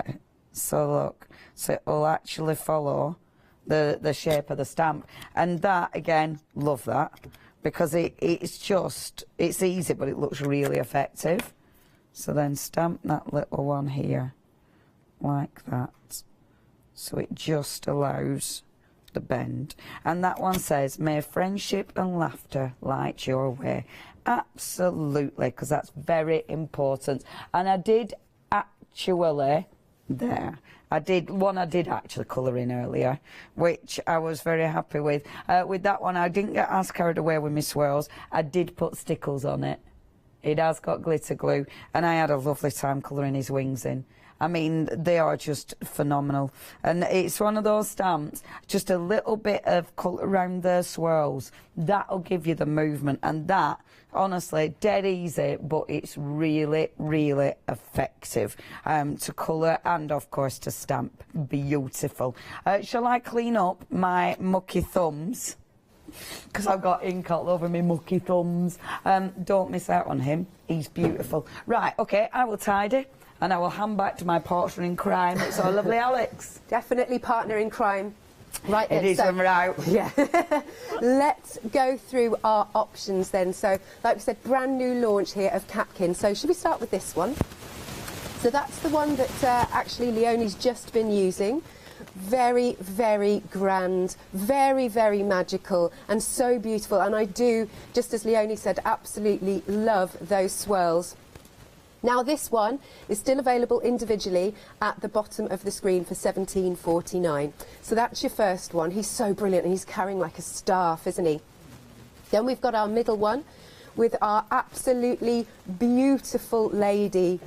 Now this is the Honey and Bees, and this sold out individually earlier on. Oh, and it's nearly limited in the pick and mix. I love her hair and everything as well. But what nice combination with that idea with the honey and stuff. That's cool. And then moving along, here's our absolutely stunning lady. So this is our Fairy of the Night. So magical. Now, oh, okay, right. Some of these ones did bounce back, and it's at the bottom of the screen individually if you want to go for her. Then we have also got, shall we come down here to the bottom left, that wonderful, again, beautiful, it's Laura's work, and you've got that wonderful cascading branch with the leaves. So this is called Cocoons. And then the next thing that you've got, oh yeah, right, so this one sold out individually, but you can still get it on the pick and mix. Then moving along to this one, this is the Plume. Isn't it gorgeous? Now this one, can't believe this is still available individually actually. So it's at the bottom of the screen, but it's a big focal point stamp. You're going to really enjoy colouring that in actually. Then I think my favourite for me are the champignon. Couldn't say that then. But it almost looks, because you've got that bigger one, I almost feel like it's a beanstalk in mushroom form. Yeah. You know, like Jack and the Beanstalk. Now, we are limited stock for this one. And again, don't forget all those little workers. And then we have got the beautiful cat. And she's got all those flowers. That's my cat. Yeah. The cat is called Just Chillin', and that's what cats do. The best. 20 hours of the day. They just ask you for food and then go back to sleep. That's what they do. Oh yeah, at the bottom of the screen individually, you've got the item number there. And then moving along, we've got the really beautiful, picturesque peacock there. I love peacocks, absolutely stunning. I love them. I think they're the most beautiful animals. And then finally, we've got Hilda the hare. Hilda the hare is just beautiful. $17.49 if you want to go for that individually. But just very quickly, have a look. You can pick any three on Pick and Mix, and you've also got it on a Freedom and Flexi-Buy. Lovely. Okay. Over to you, Miss Leonie. Oh, thank you. I have started colouring in the little cat, even though I say I don't colour in, but these images are addictive to colouring. Our Alex loves colouring in. And the thing is with something like this, because you've got all these lovely little elements, it takes, I love it because you'll get lost in this. You'll get lost in the colouring, you'll get lost in the gorgeous image, you get lost in the creation. It's just... oh, it's just so mindful. And that's the whole concept behind all of this. You know, that's exactly what the ladies wanted to bring us. And that image is gorgeous. So I'm working with a little cat now. It's beautiful because there's that much in it.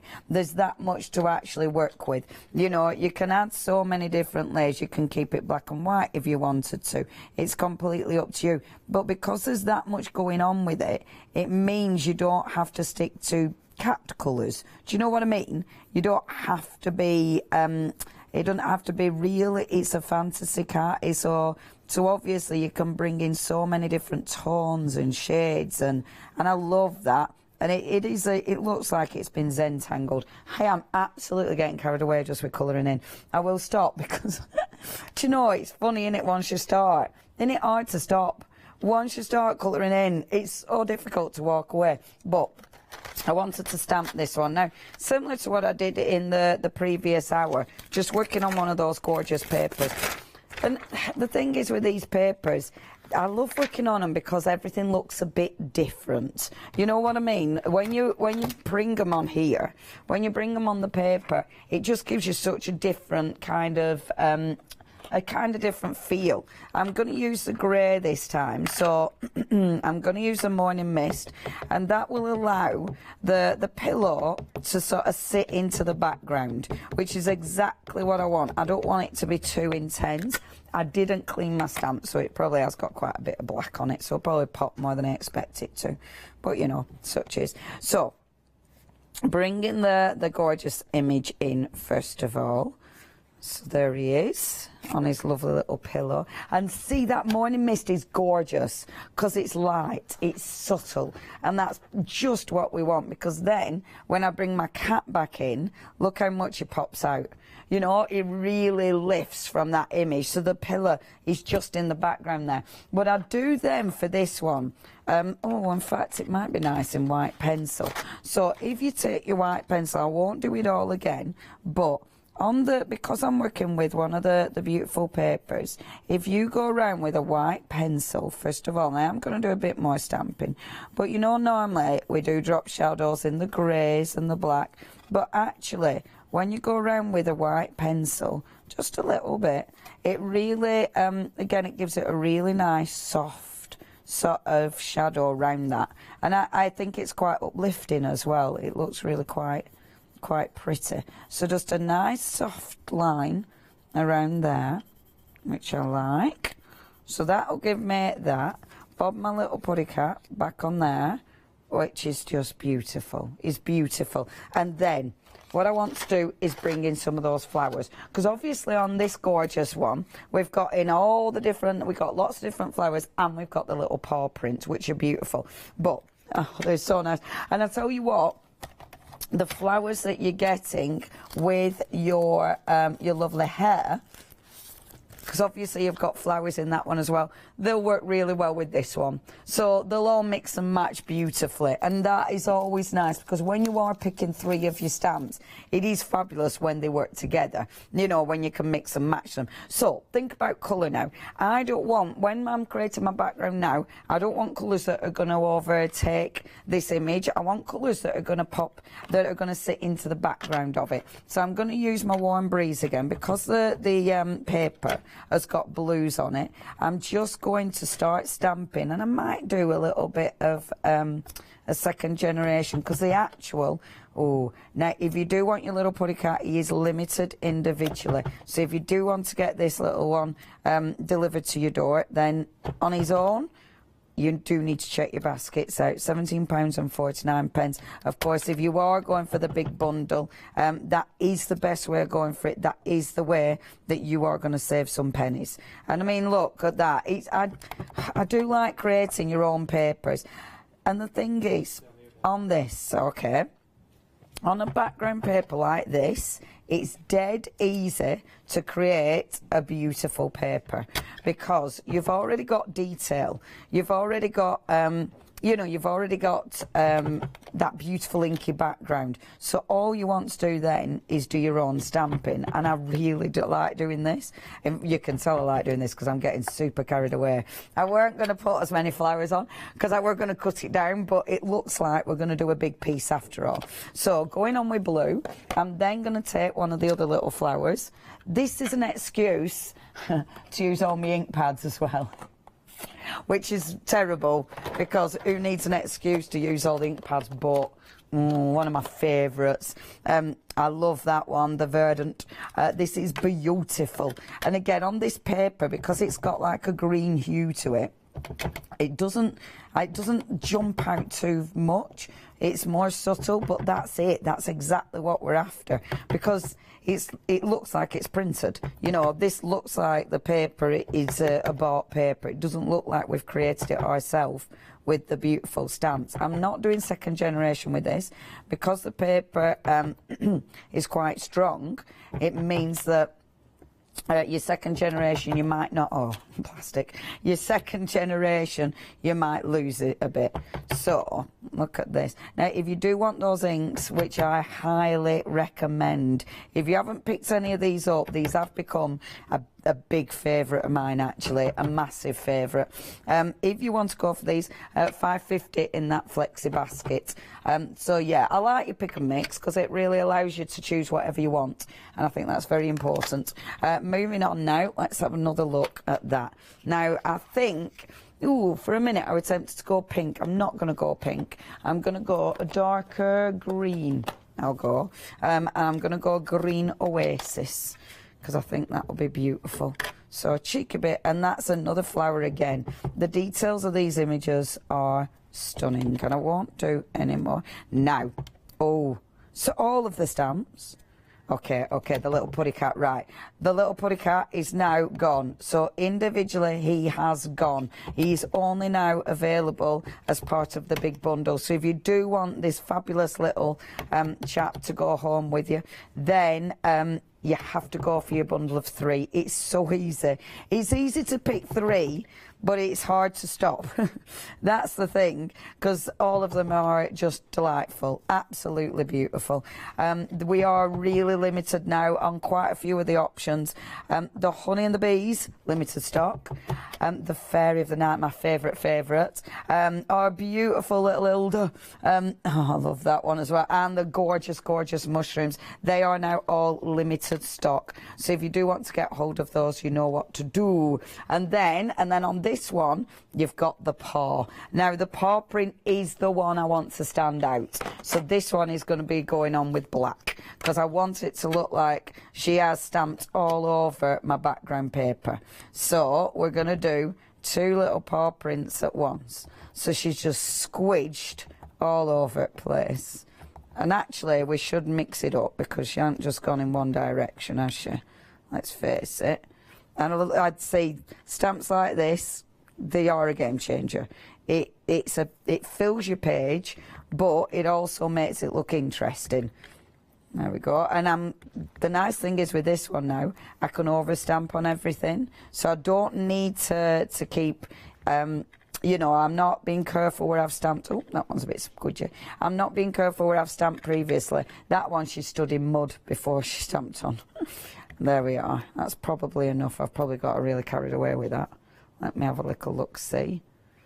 Oh, no, I like that. I think that's cute. Do I need any more cat prints? One more.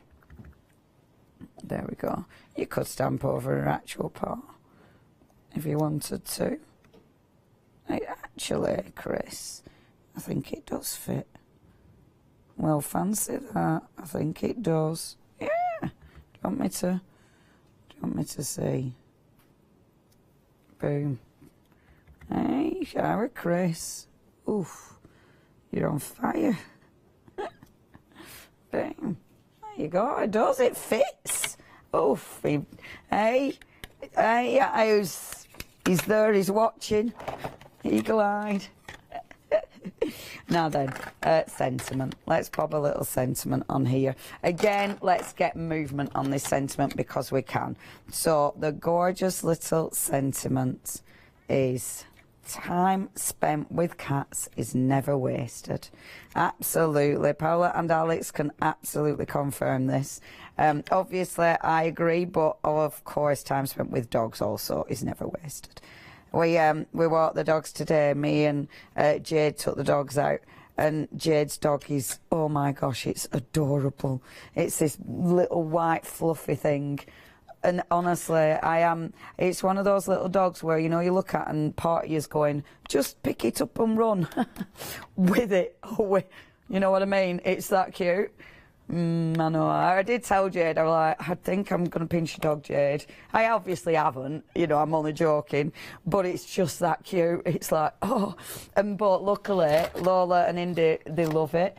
In fact, Lola got separation anxiety when, because I had to go and get Indy because she was ignoring me standard. So I had to get Indy, my dog. She was in an hole and she rolled in something. Oh. But anyway, so I went to get her. So Jade and Lola got a thingy, Disney, just called Disney. But Jade and Disney had already gone. And so when we were following, Lola was like, yay, we're going to catch them up. So she was dead excited. But then when we went the opposite direction to where they'd been, Lola started crying. She got separation anxiety. Honestly, when people leave her, she hates it. When we've been for a walk with people, she hates them going. It's like everybody has to come back home with us. It's like, no, Lola, that's a ridiculous idea. But, oh, yeah, we're very cute. She was like, oh, my friend. Oh, gosh, they're so sweet when they play together. Eesh, that was me going off on a dog tangent, weren't it? Dog tangents. That's because we're talking about cats. There we go. Just a little white line under there. And it's quite nice, actually, just doing a little bit of white pencil on this, because you don't want it intense, you don't want it heavy, but it's just something to draw the eye in. What I would do with this, obviously, and I'm not going to, I would absolutely colour the rest of that in. I'd then just matte and layer on black. That'll make it pop. And I know that the white gel pen is my favourite, but when you're looking at papers like this, when you go on, and I'll just show you on one at flowers, when you start drawing or colouring in just little elements of those flowers with your white gel pen, it just absolutely pops. It's ridiculous what a difference it makes, and it's very, very addictive. So get a white gel pen on these papers with these images, because look at that. Seriously, this is addictive. It looks really good, but you end up doing all... See, it's really difficult to put down, is this, I tell you. But doesn't it look pretty? And then you can... But you get me drift. Just pop it down. If you do want to get hold of Mr. Cat, see, doesn't that look good now? Almost limited. If you do want to get him, please check your basket out. Not available individually, but in the pick and mix is almost limited. And the cocoon, that is also... That is, oh, sorry, I've got to get a drink. That is also limited stock. I will have a drink and pass over to our lovely Alex. Another animal lover. Very much so. Let's have a look at some finished samples. Aren't they beautiful? Who's done this one? So Claire has done this one. And this is beautifully coloured, and it's been layered up, so you can see it's been decoupaged, so she's cut a few pieces out there, and that looks absolutely stunning. There's another one of Hilda, who's done this one. Julie's done this one. That's really nice, actually, with the monochrome. Let's go to our little puddy cat. That's from Kathy. Oh, okay. That's from lovely Kathy herself. There you go. Let's have a little look. Oh, this way, this way. So you've got the plume, looks beautiful. There's our puddy cat. Stunningly coloured, isn't it? Yeah, she's so good. She is. Kathy's work is sublime. Yeah. I mean, I love Kathy because, I mean, obviously her artwork is amazing, but I like this because we're seeing Kathy work with somebody else's art. Right. And I just think that's beautiful because the way she works with it, I think that is gorgeous because it's almost seeing underground, but it's like, am I seeing underground or am I seeing sort of a hill and a layer? I understand. Do you know what I mean? And it's just... And I love think all the that's swirls magical, and everything. yeah. Definitely. And the colour, oh, it's lovely, is that? Stunning. And all things good are wild and free, like the shrooms. Like the shrooms. And then here's our beautiful magical lady, our wonderful fairy. Oh, it's nice because she's got a little bit of sparkle to the wings. Definitely my favourite. Our lovely Hilda. Why not? Why not colour him green? There's no rules. That's beautiful. Isn't it? It's the way she's extended that image, it's sensational, is that? And the sentiments, you can cut the sentiments up, and they do look really good when you cut them up like that. Obviously not the actual stamp, cut them up when you've stamped them out. Yeah, nice. And then look at that. I mean, like I said to you, I adore peacocks. And it's just all the flourishes, it's the movement as well that I think is stunning in these stamps. And then here's our wonderful lady with the bees and the honey. Isn't that fabulous? Yeah, and I just love that. I mean, that's such an unusual idea, but why not? This is such a great journal. Is there any more on this one? I don't think there is. There you go. Oh, that's a clever one. Claire's done this because she's also done some extra honeycombs, so I think she might have a die that possibly does that, and then extended it, so that looks absolutely stunning. Here's our Catty. Again, fantastically coloured in. You can tell Kathy's actually, I think. Can't you? Yeah, with the colouring. Yeah, look at that. Yeah. And I mean, the work she puts into it, because she's fussy cut all them flowers, and oh my gosh, don't they look good? Amazing. Look at that. Absolutely stunning. It's like a little kaleidoscope, that one. She's so clever. She's so clever. I've got to show you this one. Look at that. That, again, has been decoupaged up. Nice bit of dimension there. And again, so elegant. And I love the extras. Love the extras that you get. Your little worker stamps, as we like to call them. Right.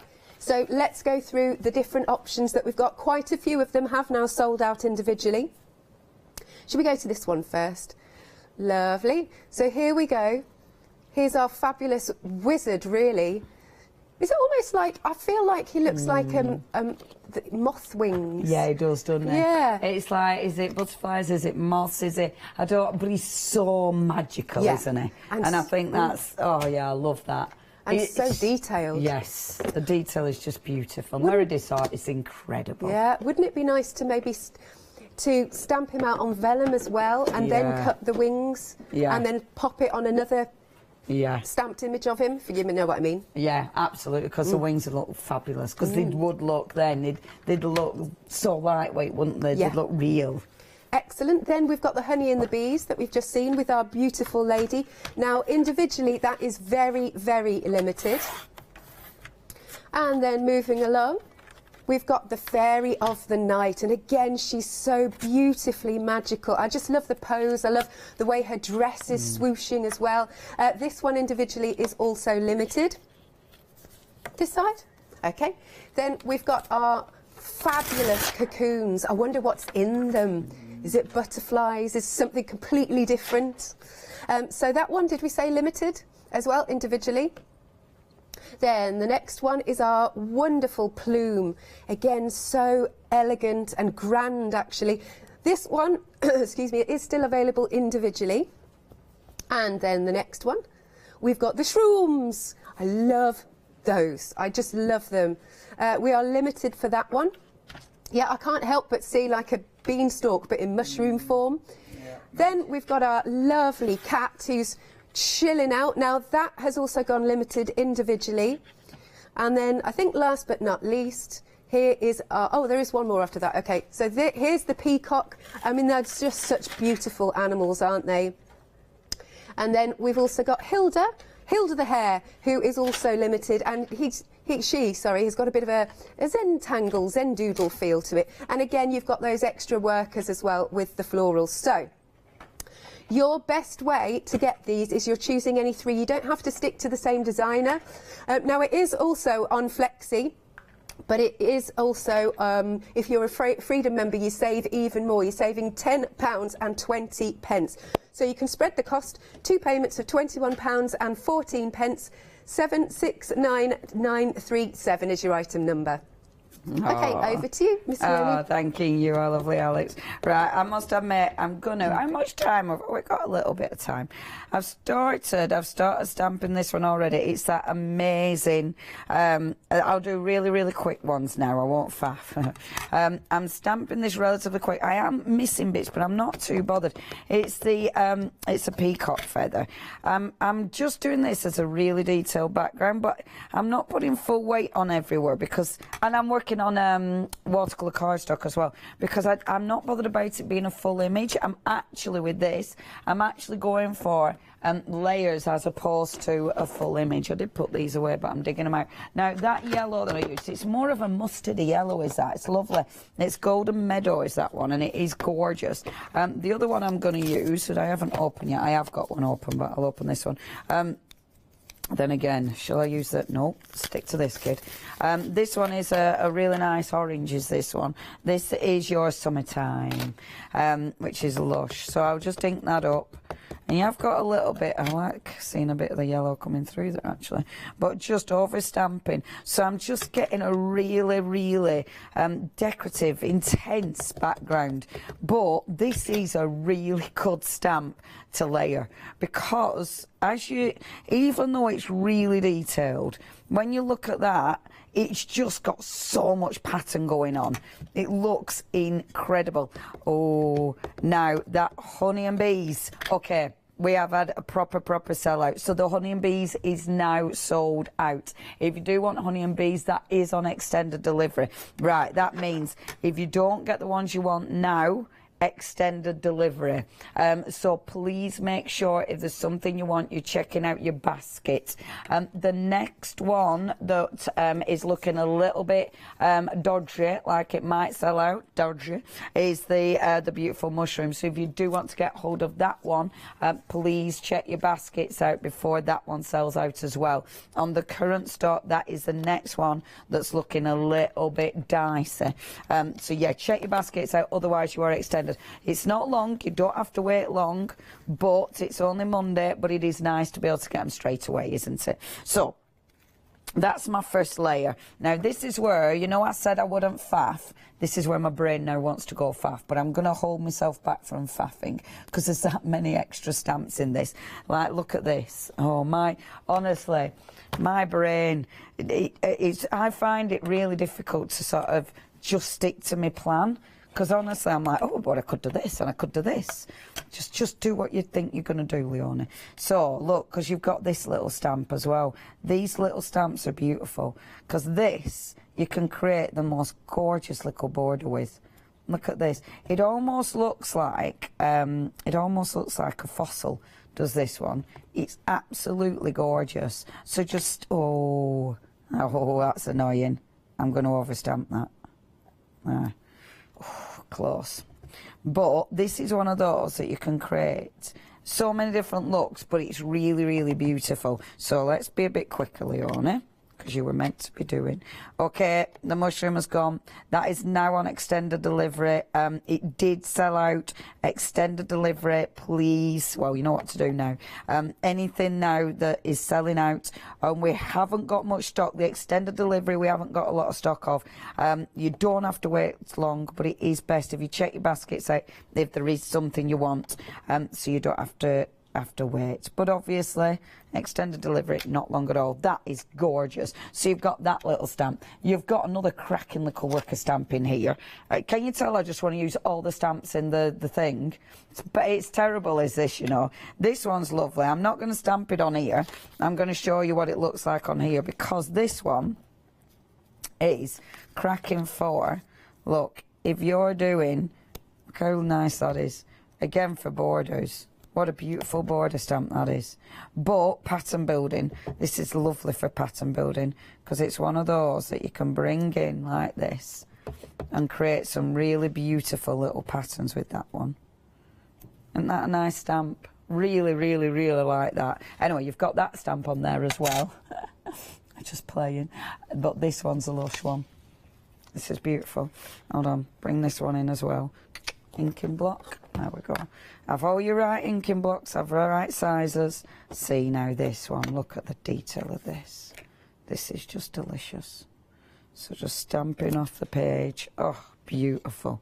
So just inking that up so it's just a little bit of that image that we've got. So it just gives you such detail. Just beautiful. So it's creating such a nice border. Is that allowing that to come off like so? As you can tell, I'm absolutely winging this. This is definitely not what I was going to do. I've utterly gone off piste and I'm having a right nice time. So I'm going to take this one now. Now, I'm only going to stamp part of the stamp. I only want, because I don't want the full thing because I want to put a sentiment on it. So I'm going to bring in, I think, let's see, I've only got 6 minutes. Let's just bring in part of it like so. So just inking part of it like this. Like that. And then just get a bit of tissue and just take off some of that ink on the edges. So we haven't got strong edges. We don't want a strong edge. Like so. And then let's just stamp that coming off like that. So hopefully this one, even though we've got that really detailed background, because now we're working in the dark, this one isn't black, this one's your Twilight, which is gorgeous. It's a really nice dark blue. See, look at that. So it just fades off. So it creates a really nice background. And then with our gorgeous, gorgeous stamps with your sentiments. So you've got this lovely stamp here. And actually, what I want to do with this, I did want to cut this one out, but I'll do it quickly. Because, you know, I was saying with these stamps, they're really good for, and I should have already got this one cut out, but because I've gone off piste, as usual. Let me just get my scissors, big scissors. I need to clean my scissors, they're a bit gluey, these.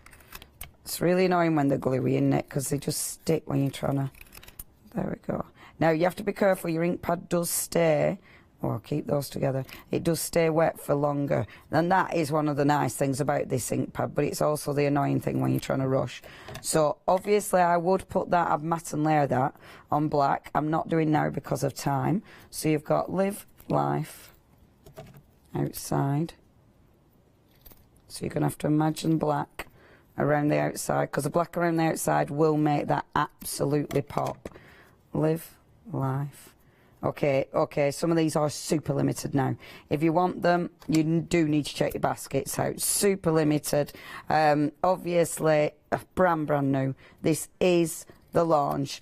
Most of them have sold out individually. See now, look at that. Imagine that. You're going to have to imagine it on black, but how gorgeous is that going to look?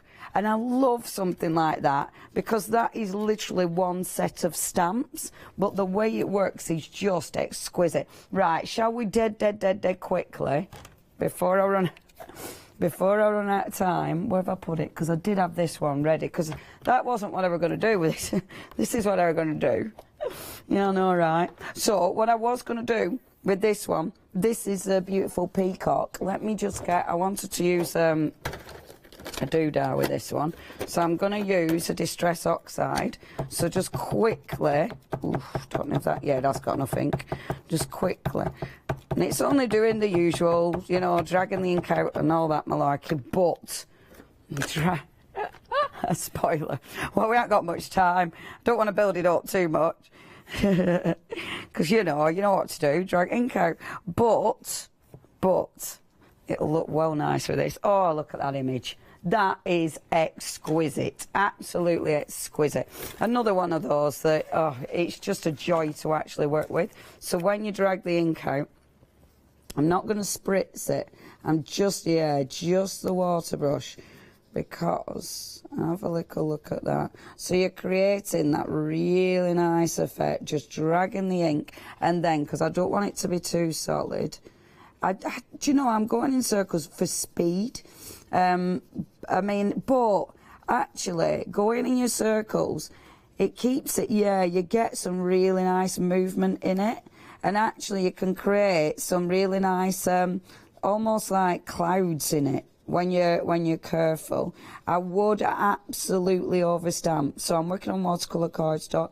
Do this, and then you can lift some of the ink out again. So go around in your little circles, then lift some of it, so it just gives you that really nice sort of cloudy effect, which does look really pretty. And I like, you know, like with your watercolour paintings, how you get that sort of, that beautiful sort of blurred line around the edges. I really like that. And then, yeah, I love that sort of shot. Sorry, I am saying yes to Lottie in my head. Lottie is in my head. We're chatting craftily away together. It's just, you know, just me and Lot's chatting craftily. But then you do this. I really, really need to try and overstamp really quickly now, don't I? So, go, go, go, girl. So get an ink pad. I'm going to go in with the... shift it all over. We'll look at that later. And then go, go, go. You would dry this, obviously. You wouldn't do what I were doing. But, I mean, these aren't going to bleed. But look at that. Isn't that beautiful? And leaving his body white allows it to pop. I'd then absolutely go in with a pen and start colouring in some of those details. What images. Kathy and Mel, amazing. Thank you ever so much. It's been a pleasure. And hello to Kathy and Mel from me as well. Haven't seen you for absolutely ages. So check out your baskets. You've got your pick and mix of 3. Lots of them are sold out individually. You have got it on a freedom discount as well, and it's also on FlexiBuy. So thank you once more, Miss Leonie. Good, don't go anywhere. More coming up after this short break.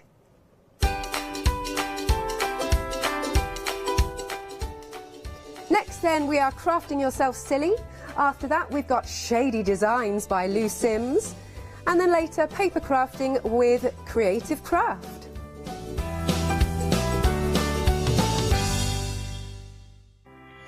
Hello, I'm Carol. And I'm Hayley. And together we are the Dreamies. Dreamies have been around for 11 years now. We started with CD-ROMs, we've developed into stamps, paper pads, dies. We've now got the Dinky Inkies range as well.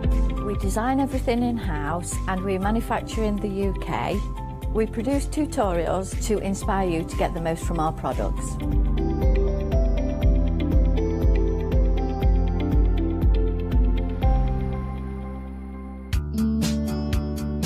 Tickets are on sale now for Crafting Live at Sandown Racecourse. Featuring exclusive offers and competitions. Over 800 make and takes. Stock up from over 50 exhibitors. And meet and greet our craft presenters. Plus, craft members save 25% off their tickets. Book your tickets now at creatingcraft.com and search for Crafting Live.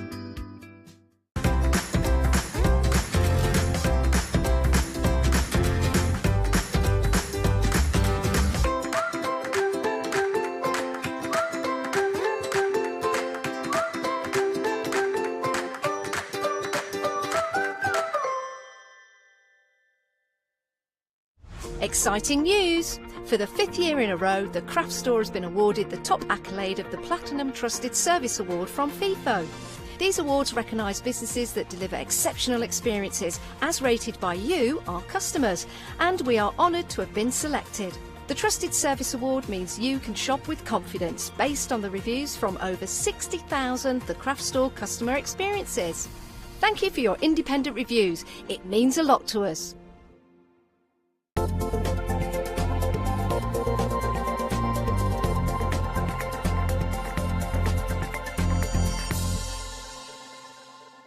Hello, I'm Sue Trangmar and I started Daisy Chain Designs 20 years ago. At Daisy Chain Designs, we're passionate about sewing and quilting. We design projects that hopefully will inspire you to pick up your needle and thread and have a go.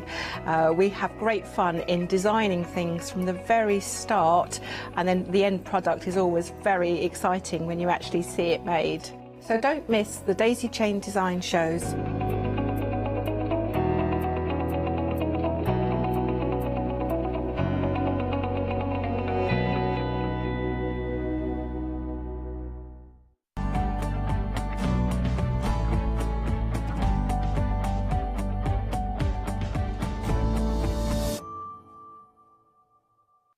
I was about to say, good evening, good afternoon, hello, it's Richard here on the Craft Store. I never know what time of the day it is. I was just getting into that and thinking that was such a relaxing opening, and then this fox just pops up out of nowhere. Whoa, whoa. That's Craft Yourself Silly, and talking about Craft Yourself Silly is the lady herself who's come in and is once again socially distanced from me, but then she was doing that before lockdown. It's as Hayley. far as I can get. You bring this around with you everywhere whenever I'm in the studio. Hayley, how are you? I'm fine, thank you. We've got something a little bit different today, though. Yes, yes. I'm usually sewing, but today I'm painting. Very, very excited. Oh. And, of course, also very exciting is you were in the studio really super early today. Can I ask why? What was going on there? Well, Holly told me off that I'm always late, so today I was mega early. I'm trying to build it up like flexi time, so then the next time I'm late, I've kind of accrued some to be late the next time. If you come in 20 minutes early each time, you can eventually build up a day off. Yeah. That works. That would be good. Do you keep up all those, you know, when you put the clocks back an hour, do you save them all up for 10 years and then just have a couple of days off? Because that might work. Have a think about that. I'll think about that. That's good. Not bad. Right, Craft Yourself Silly then. It is, of course, Hayley's company. We've got some other items in as well, but predominantly we're looking at Craft Yourself Silly. Every time I do a show with you, I end up with that song in my head about Dance Yourself Silly. Is that where you got it from? No, that's not where we got it from. I do remember it. I am old enough to remember it, but that's not where I got it from. It's all disco, isn't it? It's like, oh, thanks for that, Hayley. It's because Janice sings that at me as well when I come in. That'll probably be why. Right, OK, fair enough. Let's have a look at what we've got there, because what you brought in is some fabric panels. Let's have a shufty over here. Now, I'll step over here, shall I, and we'll have a look at them. Now, there's loads of them. This isn't everything you've got here, what you can see on the rail we have here. We've got a whole bunch of these. I think it's, am I right to say it's 18 options in total? I think I am. 18 options. Now, let's just look at one of them, just to get a sense of what we're looking at here. 18 options sounds very daunting, but we've kind of built these up over time. So this one is the sewing panel, and all of these are little images. They're all 5-inch squares. They're all based around a chom square, which is a standard size within sewing, which is 5 inches by 5 inches. And these can be cut out and used individually. You can cut them out as a block and use them as multiple ones. There's 99 different images. We make sure there are no repeats on there, and you're getting 99 individual images. So you can use these for so many things. You can use them as individual pieces. You can maybe cut them out and quilt them together. But we brought these really to do kind of embroidery and applique with, but they work so well with the fabric paints. I couldn't believe, when you said there's 99 images and they are all different, I thought, how do you think of 99 things to do with sewing here? And you've managed it, and not only that, but, you know, I was looking thinking, oh, hang on, I can see a sewing machine repeated a few times here. They're all different designs, aren't they? So every single picture is different. You know, there may be 2 or 3 sewing machines on there, but they're all different sewing machines. Yeah, absolutely. Because there's one there that's like more of the vintage style one, like the kind of, you know, the older ones, and then there's newer looking ones. There's knitting on there, there's thimbles, tape there's mannequins, measures, there's all sorts. Balls of wool, that's brilliant. So as you can see, that's your sewing theme, Craft Yourself Silly 99 fabric panel. That is just one of 24 options. I'm going to just go down the options we have on this rail, and then maybe we'll have a look at a few pictures of the other ones that we have for you. This one here, this is a mandala design here, Hayley? Yeah, we've got actually 2 mandalas. We've got mandalas and more mandalas. Nice. How long did it take you to workshop that one? Yeah, I know. Well, it does exactly what it says on the tin, doesn't it? So this is the first one. This is mandalas, and these have got the really nice fine lines around. The more mandalas have slightly chunkier lines on them, which are, it's kind of better for different applications, but these are really, really nice to either stitch or to paint with as well. Yeah, and again, you've got 99 completely different designs on there. And this is exactly the sort of design that allows you to decide what the colours are, because obviously with certain other pictures, you're kind of limited by what those the those items pictures are, would what be the in objects traditional are. life, although you can make it any colour. But I'm looking at this next one here of the dogs, and you would probably go for some, there's more obvious colours to go for with the dogs. But I suppose you could make them all multicoloured. But look at this, once again, they are all different. Just when you think there's a couple that look the same, you look a bit closer and they do differ. And we've got all sorts of dogs howling at the moon, we've got them looking a bit sheepish, we've got them looking very playful. We've got all sorts of dogs in all sorts of different positions here. And what sort of dogs have we got on here? I think they're kind of quite just a generic.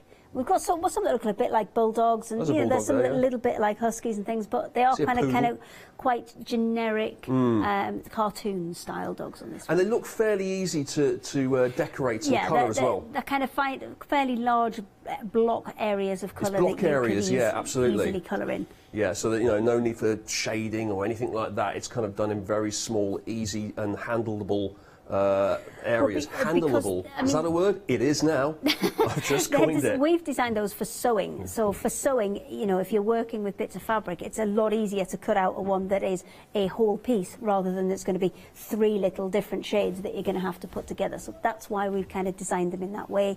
And a lot of them will have kind of outlines. The one you're looking at now, the gardening one, there's kind of an outline and then there's an inside line to it. And by working with those, what you'll find is you can kind of cut the whole outer shape out, maybe in a black or a dark grey or something like that, and then cut the inner shapes out. Say for the axe, for example, that's just there. You'd cut the outer shape in maybe a black or a grey, and then you'd be able to cut those inner pieces out in different colours to kind of build up that design. Beautiful. That is your gardening design there. And we've got everything on there from forks, pitchforks, to wellies, to hoses, to lawnmowers as well. Beautiful. Great for your garden furniture, isn't it? To get some fabric out in the garden there, some cushions or whatever you might put outside. Now, or in the conservatory for that matter. Now, how about this one? Ooh la la. This is a little bit kind of... well, what's the word I'm looking for? Astrology and fortune telling, that kind of thing. This one is the kind of mystical one. Mystical, so that's got all of those elements in there, and you've got just all sorts of spells. There's potions. There's you know, tarot cards. There's palm reading in there. There's all sorts of kind of fun bits. And again, with the painting, you could put some absolutely fabulous colours into this one. They look really fun, really simple to paint, but also really, really fun as well. You can immediately sort of think, oh, this is what I'm going to colour this. I'm going to make this nice and bright. You can put, there's all sorts of different designs in. Oh, there's, yeah, look at that. There's magical tomes as well down there. There's mobiles, there's jewellery. Love that. Right, moving on. We have... Now, is this like some plants here? But this is specifically like dandelions that blow in the wind. Yeah, it's lots of kind of dandelion clocks and things like that. This one, again, maybe not decorating the actual dandelions themselves, maybe decorating the background on this one with maybe splatter techniques or just some splodges of colour. Okay. This one's a really nice one where you could maybe decorate the backgrounds of these and then stitch in those dandelion Is that quite details. easy to do, to decorate the background and leave the foreground? Yeah, absolutely. Okay. Because if you, the paints that we've got today, you can actually, you've got a lot of scope with them. You can water them down a little bit, like I'm going to show you on some of the samples that I've done, which will then allow that black print to come back through, or you can use them as kind of neat, you know, solid colours, which then will completely cover that black line as well. So you've got lots of options with this. Okay, Hayley, now can I ask a question? Are you able to hear what the gallery is saying, or are you kind of like completely isolated from that? No, I can hear. Oh, right, okay, that's boring, because I was going to ask you to guess which one's the most popular, but you would have heard that. Oh, no. No. Were you paying attention? No. Oh, that's interesting. So, wait. So as you were talking, you couldn't hear what someone was saying to you, Hayley. Interesting, because we were having a conversation like this earlier. I was painting. Right. Okay. Have a guess. Have a guess. Which one is the most popular? It was a choice, rather than... Fair enough. Have a guess. Which one's the most popular out of the ones we've shown so far? Probably mandalas. No, you're wrong, you see. You weren't listening, correct. I wasn't. No, it's the sewing one. Yeah. Obviously, when you think about it, kind of makes sense, doesn't it? Now, here's another mandala design here, and this is more, there's more sort of triangles and knots in this one. Yeah, this one's kind of Celtic inspired, and you've got lots of kind of knots and interwoven designs. So with this one, you maybe pick 1 or 2 colours, which you'll find will kind of interweave in and out of each other, and then a different colour for the border. Yes, because if I'm looking at where are we down here? Oh, you're down, yeah, there, for example. There's only one, like, once you start threading through, like, you know, you put red on one of these lines, it's actually going to go through most of it, isn't it, if not all of it? And so yes, you only need one or two colours, one or two colours on these. But, you know, if you've got any kind of spark, because we've had some really fantastic pens before that do golds and silvers, they would work brilliantly with this. So you use the fabric paints to create that block of colour, and then maybe a gold or a silver for those little outline bits around the edge, or even stitch them in. To create the kind of depth within it. Wow, look at those. They're really interesting designs. They look like those books of mazes that you used to do as a kid. You know, you used to trace your pen around, try and get from A to B on it. Now, our final one on the rail is this. Now, oh, I've just pricked my finger on that. Oh, there's pins in there, be careful. Yeah, thanks for that. No problem. Thanks for that. Yeah, perfect. You know, just good to get that warning in. If I'm around, always assume pins. Yeah. Well, now, what is going on here? I'm going to blame. Can I blame Maddie for this? This is the first time of the day I can blame Maddie for something. That's like, what am I supposed to do with this? Right, okay, I'll hold it like that. There you go. Okay, so this one is the fairies one, and these are amazing. There's so much detail in these, and all of the ones that you're seeing are available on a USB as well, and we'll come back to that in a little bit. But I was going to say stick a pin in that, but don't do that, because I've just had that. Yeah. Anything you touch that I have touched, assume there's pins in it. Okay. Yeah, always. But this one, there's a lot of quite detailed ones in this, and you know, you can get some really kind of intricate bits of decoration going on these. You can either applique them on, you know, colour them in, and then applique them onto another project, or you can cut them out and use them as squares in their own right. This is a great one, and this is already going into people's baskets. It's this one that's popular. The Celtic mandalas are popular, and the sewing one is popular as well. This one's got a real Cinderella theme running through it, I noticed. We've got the pumpkin, and we've got the stagecoach and the horses. I'm just looking to see if there's any because there's 99 wicked different designs in there. You probably could pull out, you know, certain themed ones and put them together. Or you, I mean, there's the scissors in there. You could use that for a more of a sewing themed one. You can pull just small elements out. You don't have to use all 99 together. But if you're doing, you know, making to sell, then you've got 99 different images here. That if you're, you know, buying in bags that are already made and you're just going to add a little emblem to them, these are perfect. Yeah, when you put them all together, a theme emerges. But when you take them individually, you've got, for example, bunnies in there, which would just work on its own because it has a completely different vibe when you take it out of context. Also, the same with the butterflies as well, for example, on here. So that one is your fairy designs. Now, that's just 8. There are 24 options in total of these 99 fabric panels. Let's have a look at a few more. So this is the brilliantly titled. It took them months and months of seminars. They had focus groups, I mean, and eventually they came to more mandalas. You're welcome to come down and do the number of things we do and think of all the names. If you pay me, Hayley, to come up with names, and I'll happily do it all day long. If you're going to accept more mandalas, no problem. Now this there you one go. has got more mandalas. Slightly chunkier lines, which is much better if you're using the kind of heavier paints and you're doing this more solid colours, because you're going to get those more kind of defined lines on them. Okay, 334554 is the item number for this. Here's another one of the 24 designs. Would that be more butterflies by any chance? It's just a normal amount of butterflies. There's only one butterfly panel, I'm afraid. Just look out for that one. That's really pretty though, isn't it? Of course, you can't go wrong with butterfly designs, can you? Especially when it comes to colouring. You can really, really have a lot of fun with that. We've also got this one. The mandalas from earlier, just have a little look at that. All of these can be looked at, of course, at your leisure on the website, but that is probably a better job of spreading that out and being able to see it all in one go than I ever did on the rail. Oh, what's this one? Is that autumn or just leaves? That's feathers. Feathers. I mean, you could absolutely have some of those as leaves. It depends on the colouring that you're going to add to them. But there are 99 different feather designs on there as well. If you ever produce a sequel to that, I just want to trademark more feathers right now, okay? So you'll owe me money if you ever come up with that one. No, it would have to be further feathers. Further feathers, that's good. Actually, that's very good. Well done. 334554 is the item number, and this is Sunburst. Yeah, now this one looks like such a straightforward one, but actually, if you're doing your embroidery on this, these are perfect. So again, this is probably one where you're going to colour those backgrounds in and then stitch over the top of it. It's sunburst, but it's also fireworks, isn't it? I think it's a bit fireworky as well. Yeah, I think so. Sunburst, really, really like that one. And you can find all the other ones, including the Christmas panel there and lots more beside, on the website. Let's talk about that price there. $18.99 normally. You have the saving. It's $14.99. Now, have a look at this. This is something else we've got for you today on the Craft Store. Your item number for this is 208035, so make a little note of that and have a look at this. You've got yourself here some half Panama twisted textile panels. Each one of them has got 3 different designs on it. It's like a, I'm going to bring out a posh word here, Hayley, in a desperate attempt to impress you. It's like a triptych. Oh! Get me! Oh! Hello! Oh! Now you've got to keep this up. Hang on. No, I'm just going to have a little look at. I'm just going to get my phone out and just have a little look at what that means. Yeah. You now need to keep this up for the rest of the hour. You've got 45 minutes. Do you feel you've peaked too soon? I've definitely peaked too soon, but story of my life, Hayley, really is. Triptych. I'll tell you what it is. That is back in the sort of Middle Ages, they produced these pictures in churches where you'd have 3 panels. You'd have a big main panel, and each side panel would sort of accompany it.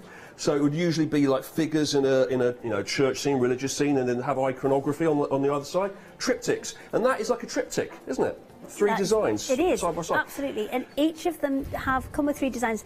They are brilliant. They're kind of 47 centimetres squared, which is a perfect size for bags, for cushions, for all sorts of projects. You can easily make these into aprons.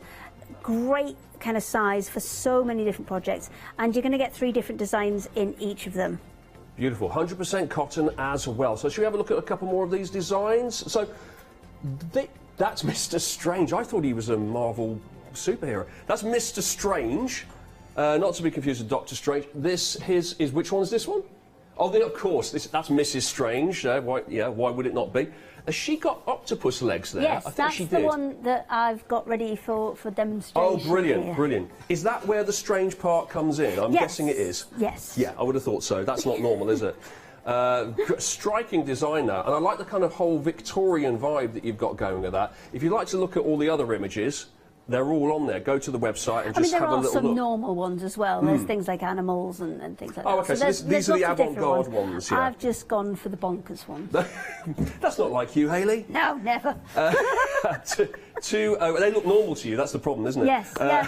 208. It happens every day, this. 035 is the item number for that. So have a little look on the website and see if there's any designs there that you particularly like. Maybe you like Mr. Strange and Mrs. Strange as well. $18.99 for that. So that's another nice thing we've got for you. And then we've got this. This is on the counter here. And this is a pick and mix. You've got fabric paints here. So you've got 24 options here. The price is normally $13.49, and today on the Craft Store you've got a £3.50 saving, so it's $9.90. Now wait a second, I'm no fabric paint expert, but $9.99 for 24 strikes me as being quite good value for money. 24 for $9.99. Am I right in saying that? Is that? You get 3. Oh, you get 3? It's pick and mix. I was going you to pick say, any 3. wow, okay. It's still good value for money. Confused there, but what I would do is I would possibly get 2. If you can stretch to 2, I would go for all of your kind of primary colours. So your red, your yellow, and your blue. Yes. And then I would go for a white and a black as well. Okay. And then whichever other one you think you're going to use the most. And now that's where I would definitely start out with this, because these can all be mixed, these can all be blended. If you've got a project in mind where you want to go for kind of all of the punch, the rose, the kind of, you know, pinky purpley colours, then that's fantastic. But the one that's going to give you the most flexibility is to go for all those primaries, and then you can mix anything you like, because they do mix really, really well.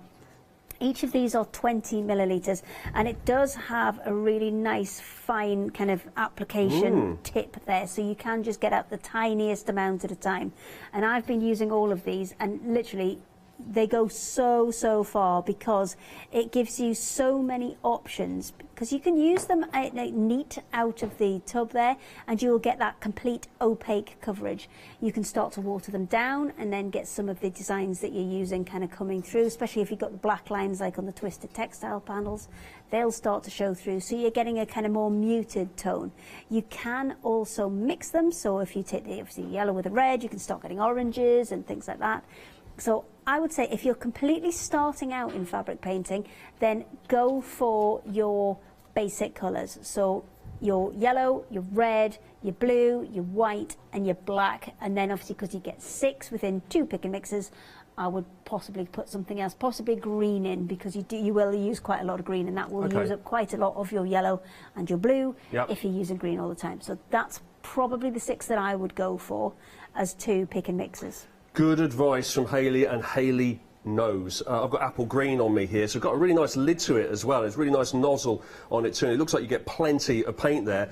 It's $3.33 it works out as for each one there. Pick any 3, that's the apple green there. But you've also got things like pistachio, you've got rose, you've got yellow here, what else? Carmine, blueberry, all sorts. Have a little look on the website, but maybe just bear in mind the advice that Hayley just gave you as to which ones to pick. I will put that lid back on in a second. You can spot I've been at the display, can't you?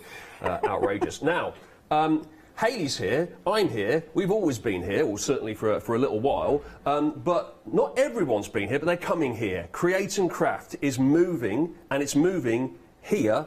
Here's some more details.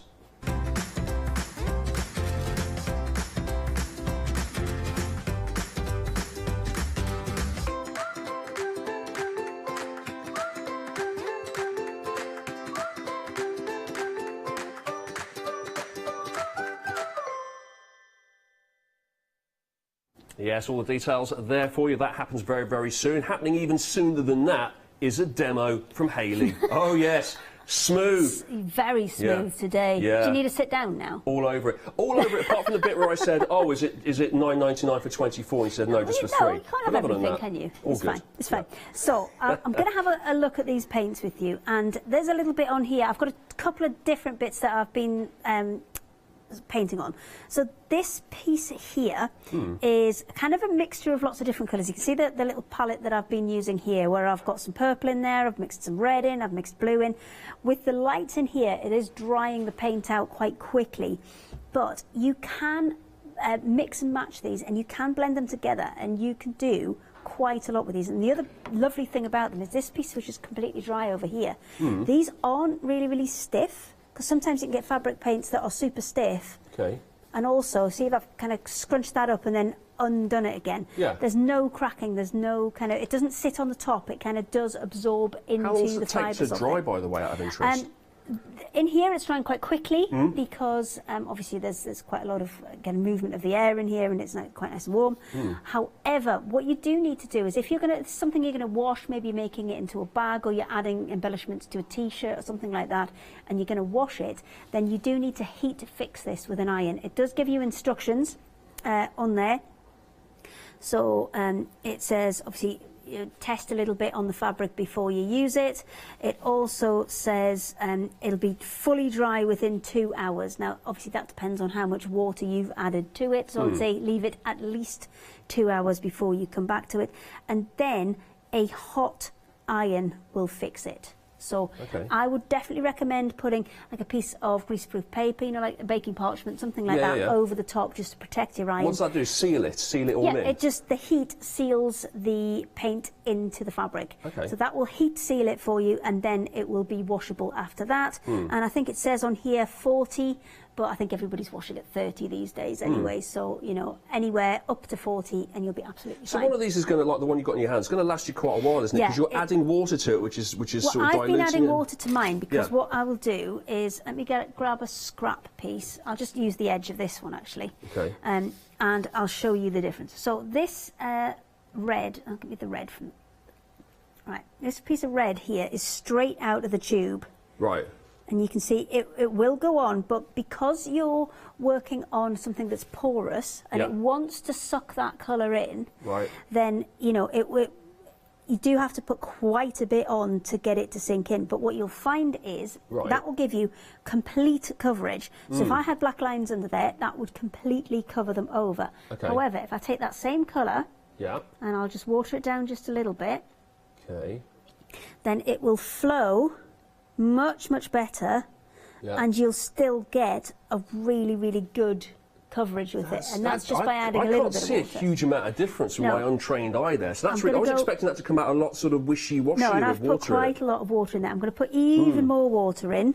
Yeah. And then kind of go at it again. And can you see now the water's kind of going straight into the fabric and just sucking it straight in? Yeah. And that now I would probably say is mostly water. Right. And just a little bit of fabric. Now what you will see is if you go too much with the water, can you just see there's little bits starting to bleed? And it depends on the effects that you want. Yeah. Because if you want that kind of watercolour, softer edges, then you can achieve that with this paint. If you want completely solid colour that is not going to go anywhere, you can achieve that with this paint. So what it's giving you is, it's giving you the most concentrated form possible, and then you can always water it down. You can change the application that you want from it. The vibe I'm getting from you is it's probably a good idea just for your budget and for making it last longer, and the effect it has and the way that the fabric takes it to actually water it down. Yeah, I would go somewhere in the middle, just kind of, you know, a little bit of water in there so it just moves more easily. Let me grab that bit again where I've got just a medium amount of water, because then it just moves and flows across your fabric a little bit more easily.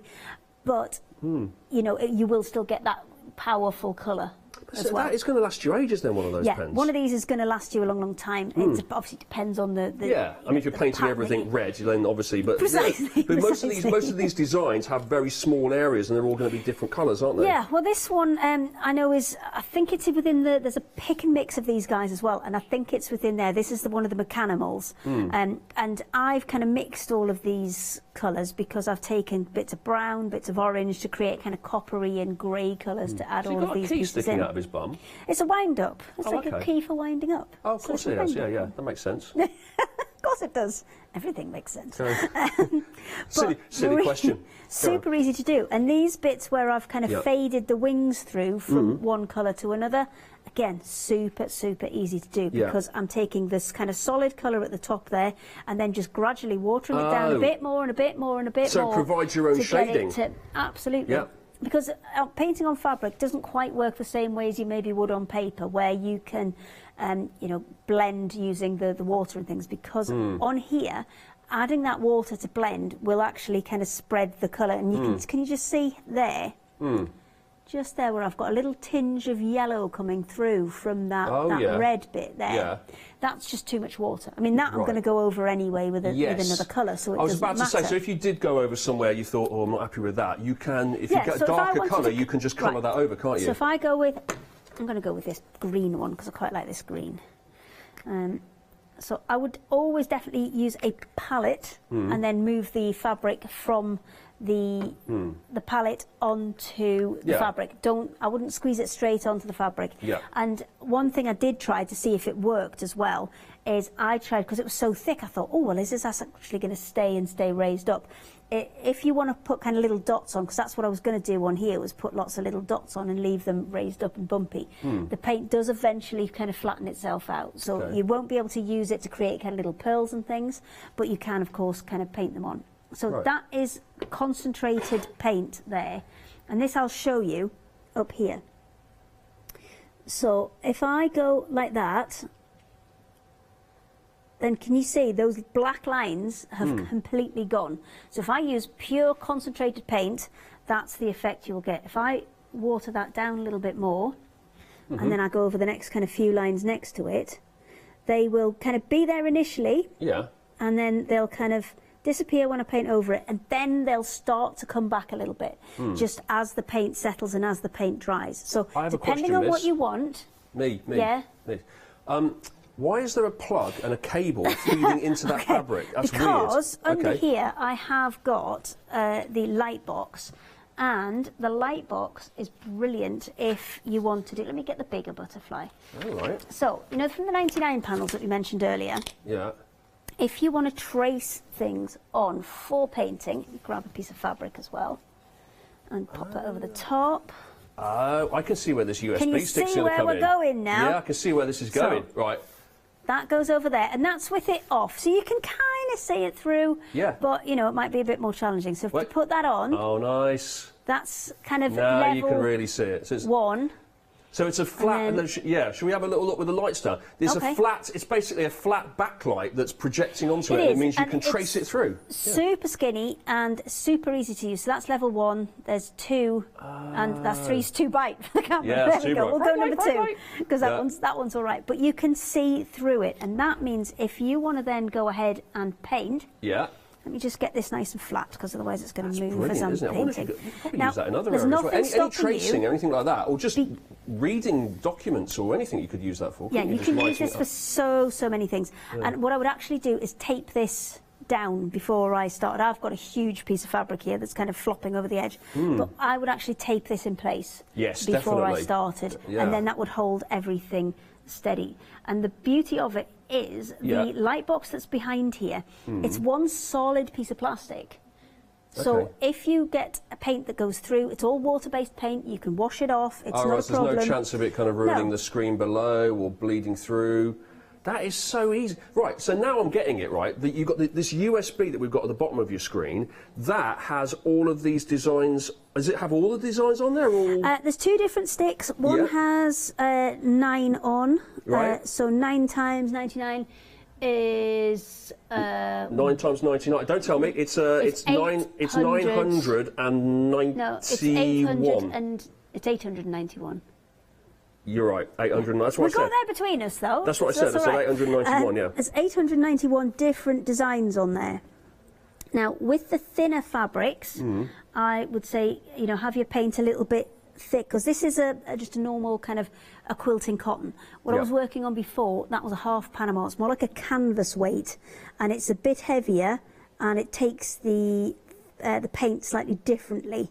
Okay. So I would work with your paint a little bit thicker on the thinner fabrics, because that will stop it kind of spreading. Right, so we've got 2 of these USB sticks. Each one's got 9 designs on it, which is the full range, isn't it? And then with each one of these USB sticks, you can see it along the bottom of your screen, you're getting 100 sheets of embroidery paper. Now, is embroidery paper a little bit thinner? Is that why? Yeah, it's a little bit thinner than your normal paper. I should have stuck this down. You really should have stuck that down, Hayley. Let me just move it. It's a little bit sort of, you know, lesson 101, really. Rookie error there, isn't it? Why on earth would you try and trace something while it's loose?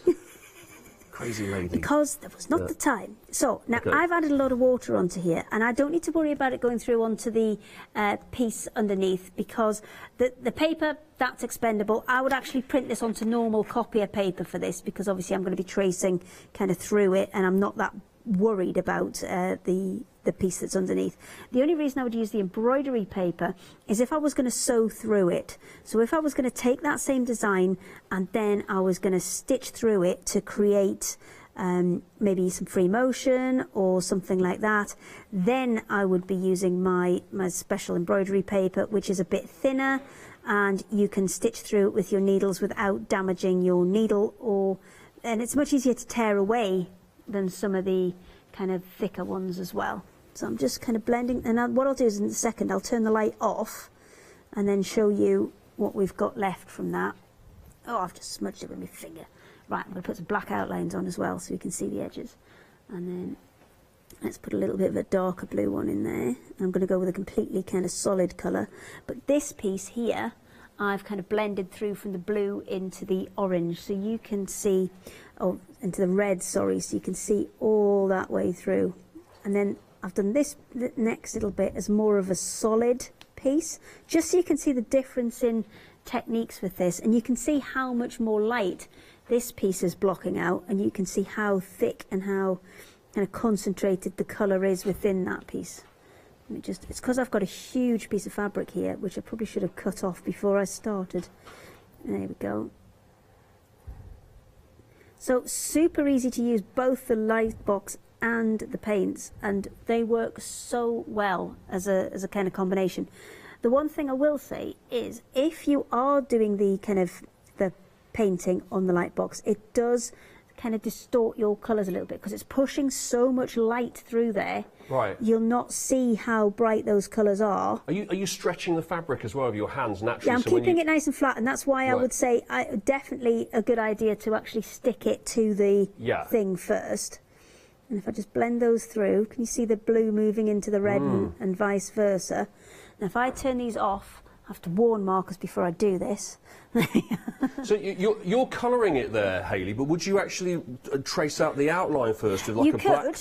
and then you could take it off the light box if you and need then to. you can take it off the light yeah. box if you wanted to. But can you Yeah. see now the blue kind of going through into the red? Yeah. And how you can blend these ever so easily. Now, there was a bit too much water on there, and because this is a thin fabric, you can see that's why you don't use too much water, because it will spread Right. more easily So this is on a thin one. You sort I've of still work got out how much to outlines use. to put on that, so if I wanted to then fix that, I would go with the quite a dense colour that's going to be able to cover those, and I will go with a black on this one. You could even use the white if you wanted to cover them, but you would need to let that dry out a little bit first, and then you'll be able to come round and do your outlines, which will hide any of those bits that you are not quite so happy with. Right. And of course, the beauty of using that USB pack is that you want, you've got all that embroidery paper. You can then restock on the embroidery paper, but you've got limitless numbers of those designs, then, haven't you? Because you can just keep printing it off as much as you like. You can print as many as you like. They are all copyright-free designs, and our angel policy on them is as long as you are making something with it and you're not just reproducing it and sticking it up on the internet, then that is absolutely fine. That's good. 423646 for that one. You can get that on 2 flexi payments of £22.49. There you go, all the paper, and then the little stick there of magic, because on that you've got all the designs, and then you can print them off on the paper, and then if you've got the light box, you don't necessarily have to have the light box, but it's going to help you if you do have the light box, but if you don't, you can just trace it out yourself anyway, and you're good to go. You've got 100 sheets of embroidery paper to get you going too. 423646. Now, I've got to show you some more of these 99 fabric panels. Once again, I'm thinking of Nana and 99 red balloons now. You've got 1984. all sorts of Or I've got songs in your 99 head problems today, and haven't a you? stitch ain't one. Yes, That's the other we've made one. an embroidery that says that. Very good. Got lots and lots That's more of my the era, 99s. I think. I'm also thinking of like ice creams right now. I don't know why, but the 99s. Here we are. Now, I'll just quickly whip through the ones we saw before, because rather excitingly, I have perched these on the end. What could possibly go wrong? There's a whole bunch more. It's going to be just fine. perched precariously on the end here, which I'm going to flick through in a second. Right, here we go. Let's have a look at this. This is super popular right now, 99 fabric panel. This is the sewing design here. And all of these designs you're going to see here are available on one or the other USB file, of course, but this is if you just got it on its own. 334554 is the item number, and you pick out, I think this one's just called Sewing, is it? I'm going to guess. Yeah, that one's sewing. $18.99 knocked down to $14.99 here, and remember, every single one of the designs on here, all 99, are different. You have 99 patterns here on one fabric panel. You've got a lot to attack there. If you think about how much a charm pack usually is, if you buy a charm pack, there's usually 42 to 44 in there, and you'll pay at least £10 for that. You're getting more than double what would normally be in a charm pack. That's really on good. there, because you're getting 99 versus 84. Very nice. And that is 15 more. There you go. I'm here all day for the all maths. over What's the happened maths here? today. What's happened here? Oh, I'm blaming Maddie. There you go. Always blame Maddie. She's not even in the room right now. Blame her. She is. There you go. She's there. Oh, sorry. That's awkward. Okay. Here we go. This is our gardening one. This is our gardening one here. Gardening gloves. We've got one of those spritzers there. We've got the basket. We've got the fork. You've got lots. This is going to go really well in your conservatory. The thing with these is you don't necessarily use them all together. So yes, you've got a lot on there, but don't think about using it all in one project. Think about just cutting out the ones that you would like, or even cutting out the individual elements and appliquing those onto other things. You don't have to use the whole thing, because sometimes 99 things all on the same theme can be a little bit daunting. Break it down. Like a stash, really. Just because you've got all this, you don't think, right, now I've got to do this huge gardening design. You just think, well, in future, if ever I need a little gardening element, I've got my gardening stash. So, for example, if you had a little kind of house background that you'd made, and you just wanted that little topiary tree that we saw in a pot, just take that off, cut it out, colour it in, and then that's a bit more of a twig in a pot. But there was like a proper little bush one in a pot. I think it's coming up there. Is that a UFO? I think it might be. It's a gardening hat. This is how the conspiracies start, you see. This is how it all happens. The craft store incident, they'll be calling it. Now, mandalas you should have seen the for you panel as well. we had yesterday. You would have loved that. Right, what happened yesterday? We had a panel with the solar system on, and Josh, our designer, had snuck a little alien in the... Had he? Brilliant. That's brilliant, love that. Mandalas, okay, so you got your mandalas. Got lots more to show you. I'm gonna whip through these now. Doggies. Yep. There's your dogs. Lots and lots of dogs. Again, this one great for applique because you can cut all of those pieces out individually. You can even colour them in with the paints and add them on as well. Very nice. Doggies too. Oh, mystical tarot cards, crystal balls, suns, moons. I think is it magical, that one is? It's called magical, yeah. It's magical and it's both though, isn't it? It's magical and mystical. Fantasy, you know, like lots of things like that. Fortune telling, you know, cards and predicting and all that kind of thing. Spell books and all sorts of fun and games on there. Yeah, love that. That's very interesting. And then let's move it along to our dandelions here, blowing in the wind. Now this is an interesting one because this is the one where you said you may be better off colouring the background. Yeah, I think for this one, definitely go for the background rather than the foreground on this one, and then maybe go back in and stitch some elements in just to decorate the foreground pieces because they're such nice designs. They can kind of stand alone, and with them being quite dark designs on some places as well, you can really get them to pop by doing something different with the background. And especially with the way the fabric paint can spread, you could do something quite interesting with those. Just $14.99 for each one of these, by the way. A £4 saving, and you're getting a lot of designs for your money here. Here's another mandala. This is the Celtic one. This was very, very popular earlier on. All the little Celtic knots in there, and going to have a lot of fun tracing through and following through the trails and the lines on that one. Sometimes two colours, sometimes just the one colour going through, actually. But looks like a lot of fun to do that. Very mazy. That's 334554, by the way, the item number for this hat. Right, here we go. This is the bit where it's all going to go horribly wrong. Let's see what happens here then. Right, so the Doodles one, which is on the top there, that one's pretty special because all of those panels will kind of link up together into strips. So... if I just stand here, nothing's going. Nothing's put them kind of over the middle where they're a little bit more stable. Shall I do this and shall I take each one and I'll give it? Should work, shouldn't it? There we go.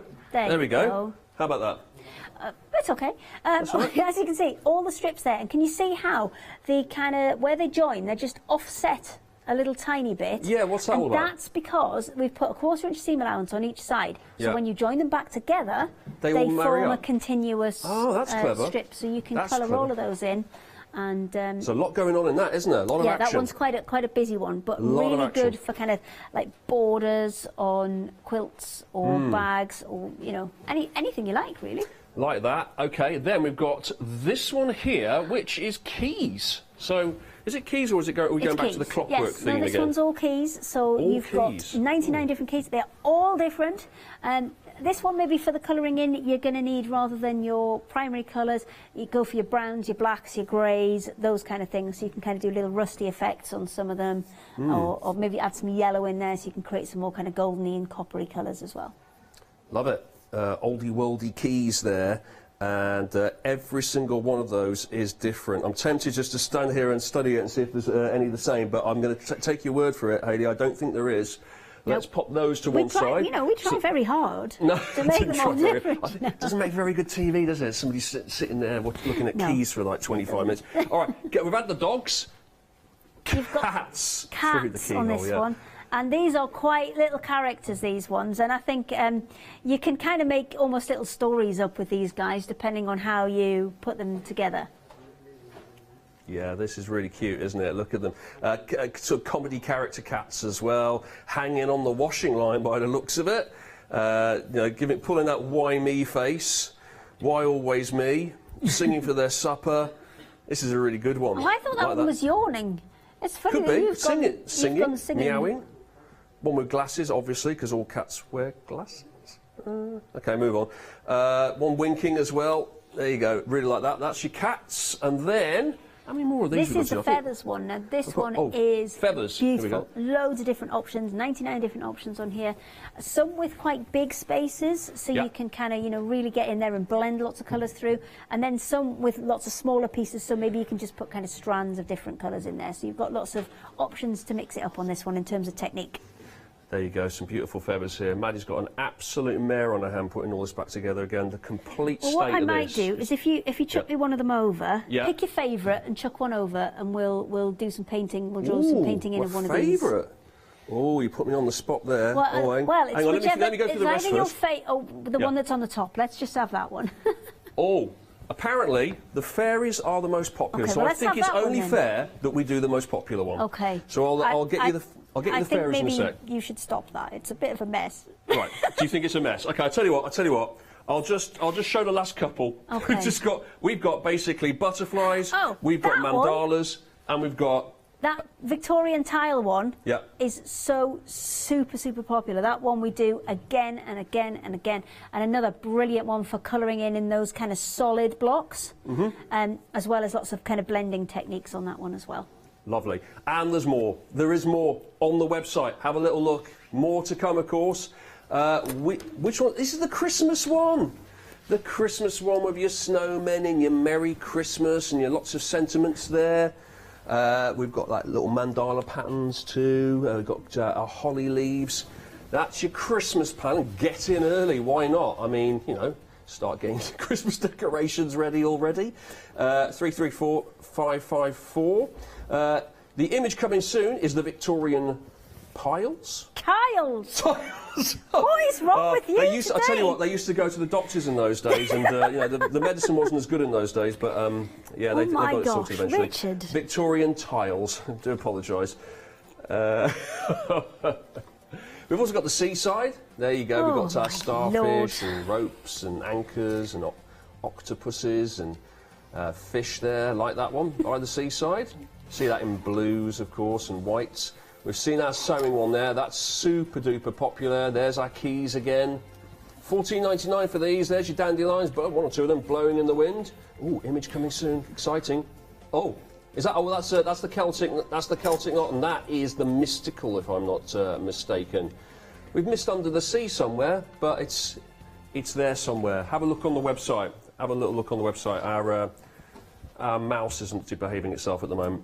334554 is the item number there. So it's normally $18.99. Every single one of those panels you see today has had £4 taken off it. It's $14.99 to get 99 fabric panels there, each one different. Don't forget this, of course, which is what you would need to colour in the fabric panels. You can pick any 3 of these 24 options here of our fabric pens from Trimmets. They're 20 millilitres, and you've got all sorts of colours, ranging from your basics like your black and white, right the way through to your lime greens, your raspberries, your mints, your beige, sun yellows, orange, red, pistachio, dark browns. You've got vanilla in there as well. All sorts, and super busy on this. 451-835. The usual price, £13.49, £3.50 off. So you can really get a collection going there. It's $9.99 for 3. Why not take advantage and get more than 3? And you've got lots and lots of colours to start decorating your fabric panels. Now, the USB stick. What a game changer this is, because you're not limited to just getting something physical sent to you that once you've used up, you've used up. Yes, you are getting the embroidery paper. That's good, gives you a good starting point. But actually, you can go way beyond 100 designs, because with a USB stick, you've got it forever. You can just keep on printing off the designs. So all the designs you've seen today on these fabric panels, there's 9 of them on one stick, 9 of them on the other stick, set 1, set 2. And you can just pick the one that you want there, and then you can just print those out to your heart's content for as long as you want onto those embroidery paper and then onto anything else besides. And then you just simply put it, you put your fabric on top of it, and you trace it through, or you colour it through. If you use a light box, even easier. 423646 is the item number for that. $45.98. That's a massive saving, isn't it? It's $89.98. That's pretty much half price. Half price there on the USB stick with the embroidery papers as well. The USB stick actually has both PDF format and SVG format. So PDF is the one that you will just, you know, plug it in, open it up either in a browser or in something like an Acrobat reader or a Foxit reader, something like that. And you'll open that up and you'll be able to print it whatever size you like. So it'll print out its kind of standard size, which will be the one that would be on our piece, that would be the 5-inch square.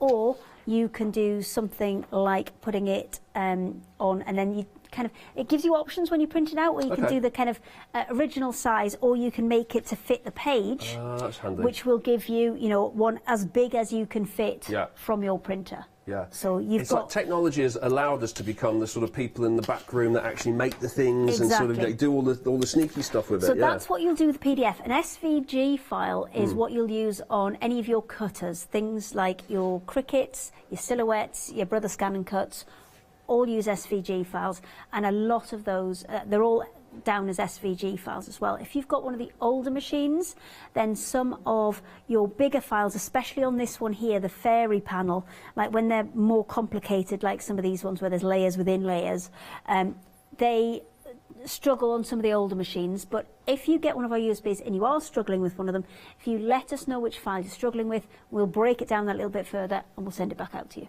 Excellent. Now, I love the colouring you've done there. You've got a little way to go. You just started. Well, I was chatting. Oh, right. Okay, chatting. fine. I thought you were just a bit slow. So what's the deal with this then? You're going Okay, so I've gone with one of the pink colours. This is a pre-mixed colour. This one's called Punch, which is a kind of a pinky, peachy colour. Right. And obviously the pre-mixed colours are beautiful. As we've suggested, if you're kind of starting out in this, or if you've got a kind of, you're just having a bit of a play with it, then I would definitely go for your primary colours. If you've got a particular project in mind, then you know you can go through and pick the colours that you want. Now I'm painting onto what is just a quilting cotton here, so I have watered my paint down a little bit, but I've not put so much water in there that it's actually going to thin the paint too much and spread it, because I do want it to kind of grip to those edges. It's very satisfying colouring in small sections like that, isn't it? And this is the thing about the 99 panels. There's nothing too daunting on here.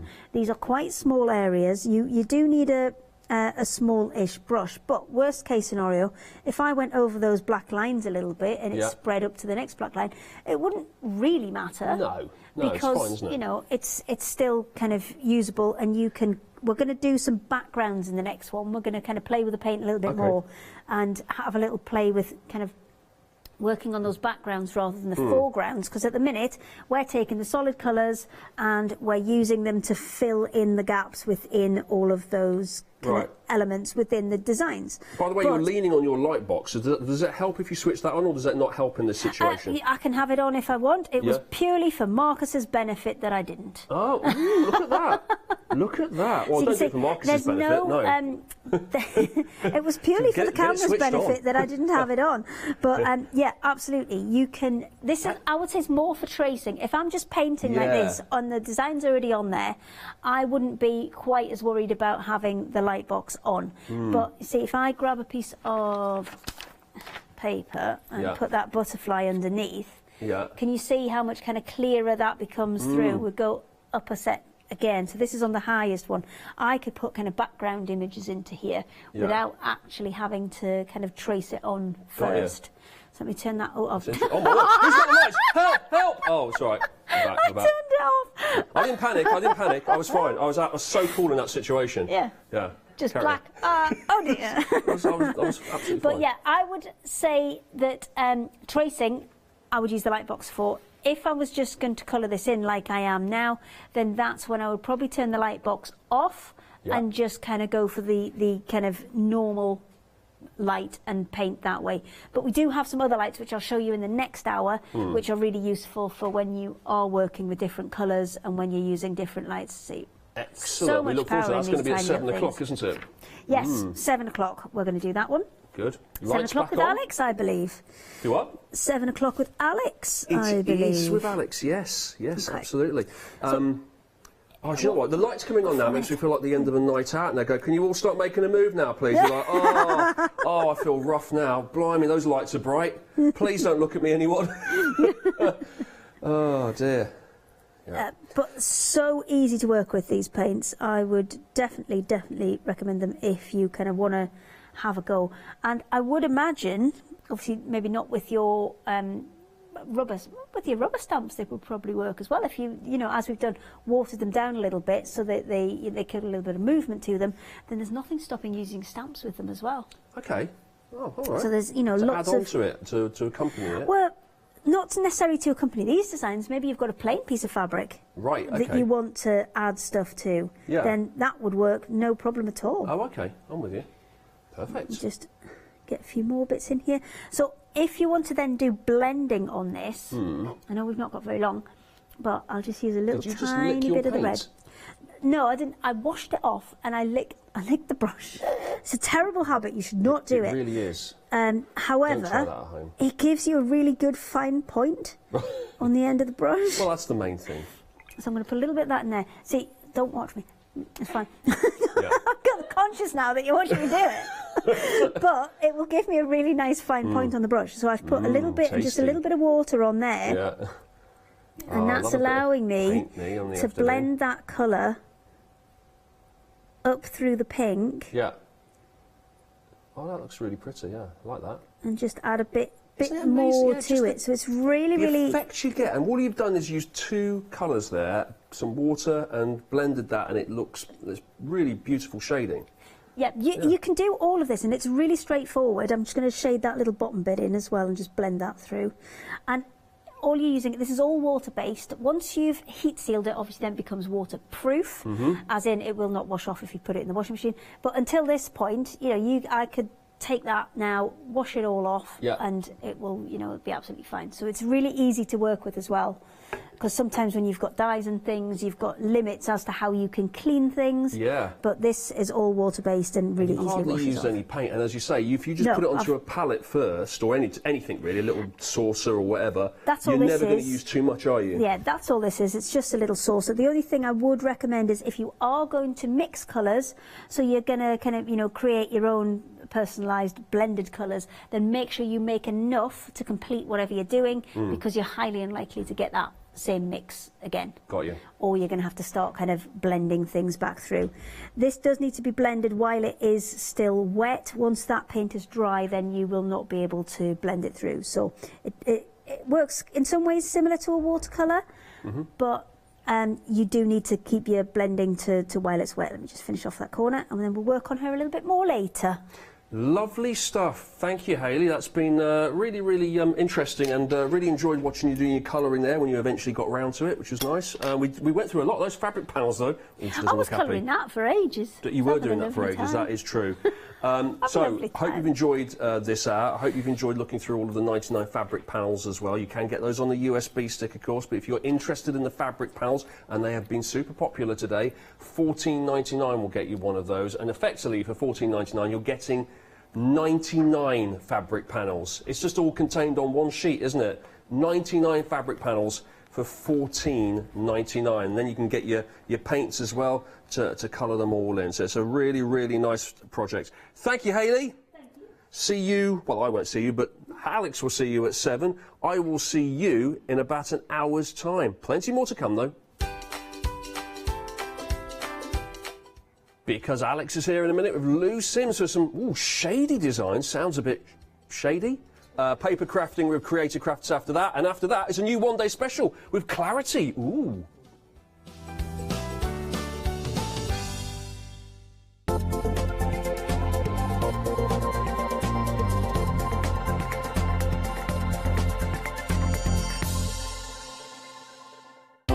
Stamporama, the incredible art, stamp and papercraft show, will be taking place in the Grand Hall, Newcastle Racecourse on Sunday the 13th of February. Come along and meet many of the UK's most dedicated and gifted craft experts, all available to inspire you with their knowledge and expertise. Tickets are available to purchase in advance from the craft store for only £4. So, what are you waiting for? Hello, my name's Stuart and I'm the Managing Director of Oakwood Archer. We specialise in high quality items brought into the UK from all over the world, including brands like Kaisercraft, Stampendous and Impression Obsession.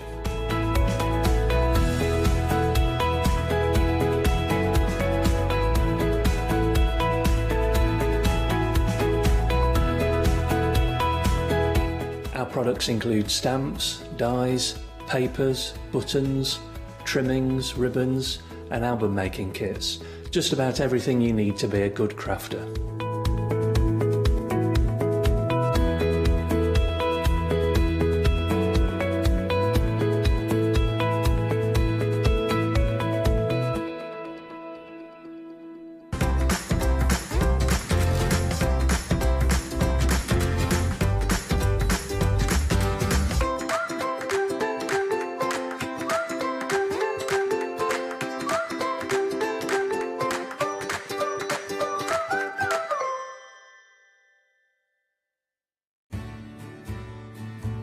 Have you heard of Freedom?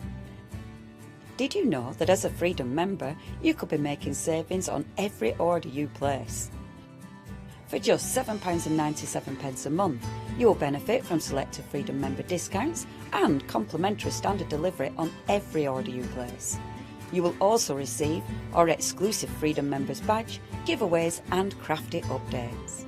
If you shop with a craft store more than twice a month, then Freedom is for you.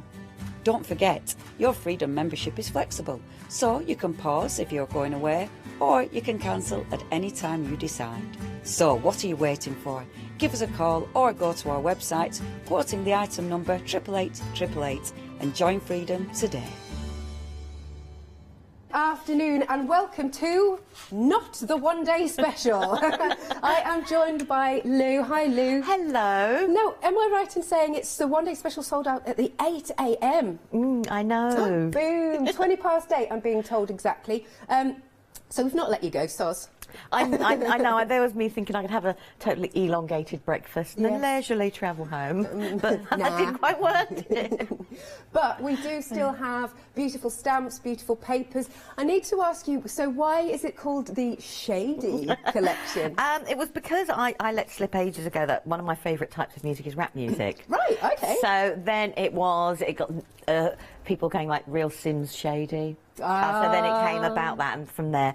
And also when I did the collection, because this has been in the making, or it's been made for nearly a year, right. I didn't actually want to come out and demo it or have my name as such on it, so I wanted to stay in the shade as such. So it was then decided that that's what it would be called. I think it's a genius name, I really do, I like that.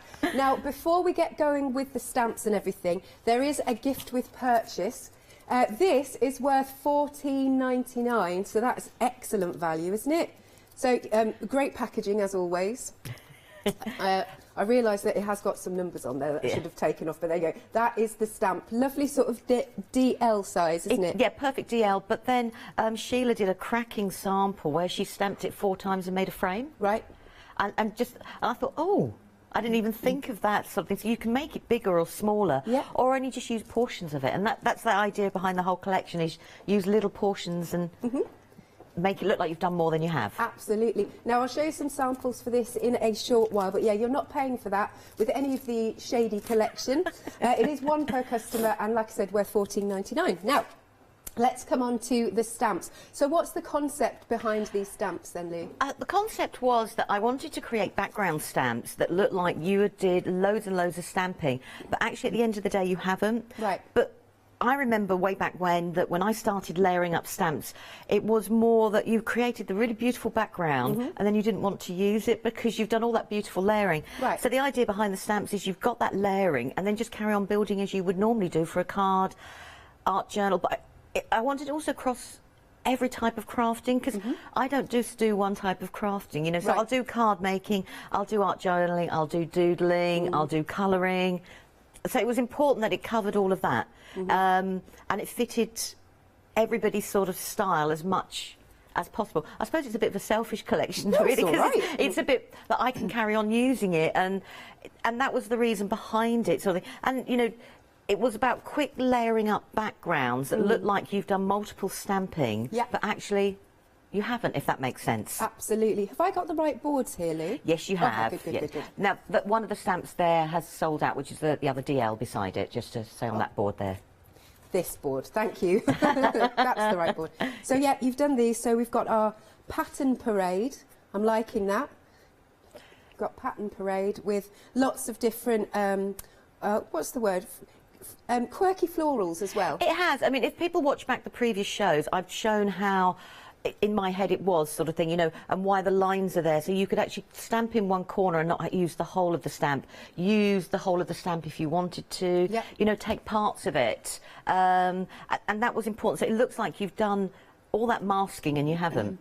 Nice. And yes, you could pop it any way, really. Yeah. Couldn't you, if you That wanted? was the idea. It could be any way round you wanted it to be. Good. And then we have this one, which is your surround, like that.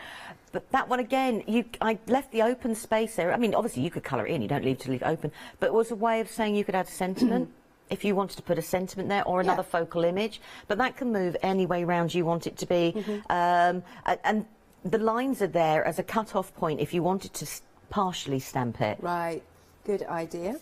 And then we have this one, Gather Together. So that was your final one. Yeah, and that again, it's a background because there's lots of little bits in there, like the dangles and the leaves and stuff. But cut it in half, cut it in quarters. It suddenly changes, you know, how it looks. Just use little bits of it. Yeah. But it still looks like you've got loads of stamps out to create a background, but you haven't actually at all. Right, it's so interesting. Love this concept.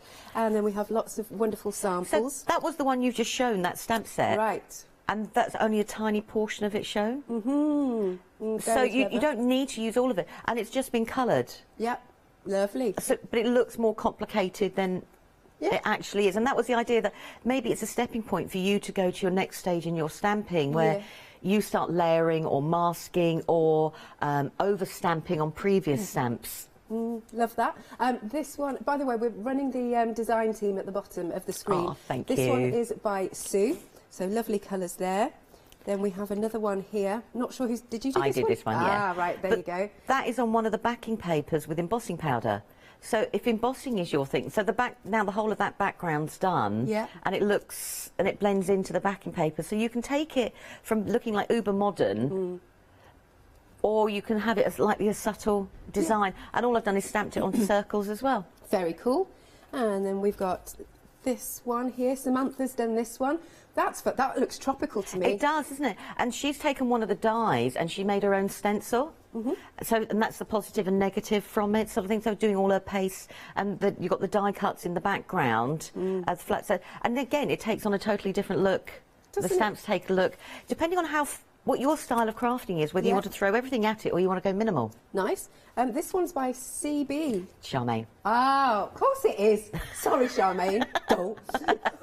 But then Charmaine's, that's one of the backing papers, just literally stamped the pattern Parade on one of the backing papers, and then a little bit of just one other stamp in two colours and a sentiment. And it looks... And that was the idea behind it, to make people a little bit braver with their stamping. And I just wanted to show this last one. Look at that. But that's cool. one or two of the smaller element stamps, just done in lots of different colours from Patty, and a couple of the die cuts. Amazing. Look at that. Right, so if you want to go for these, £50.97. Your item number is 240948. So then we've also got some dies for you, and everything works together in harmony, doesn't it? Fingers crossed. Yes, of course it does. And you've crammed a lot of dies are here, haven't you? There is a lot of dies on there, and there's the big one. I mean, even though this is my collection as such, it was important because of working with Dolly Dimples that Charmaine's got her on the edge dies. Yeah. And this is on the edge 9. She's got 8 previous sets and then obviously 3 album ones. So it had to be able to work with the concept of everything that Dolly Dimples has brought previously, and otherwise it didn't seem fair. Do you know what I mean?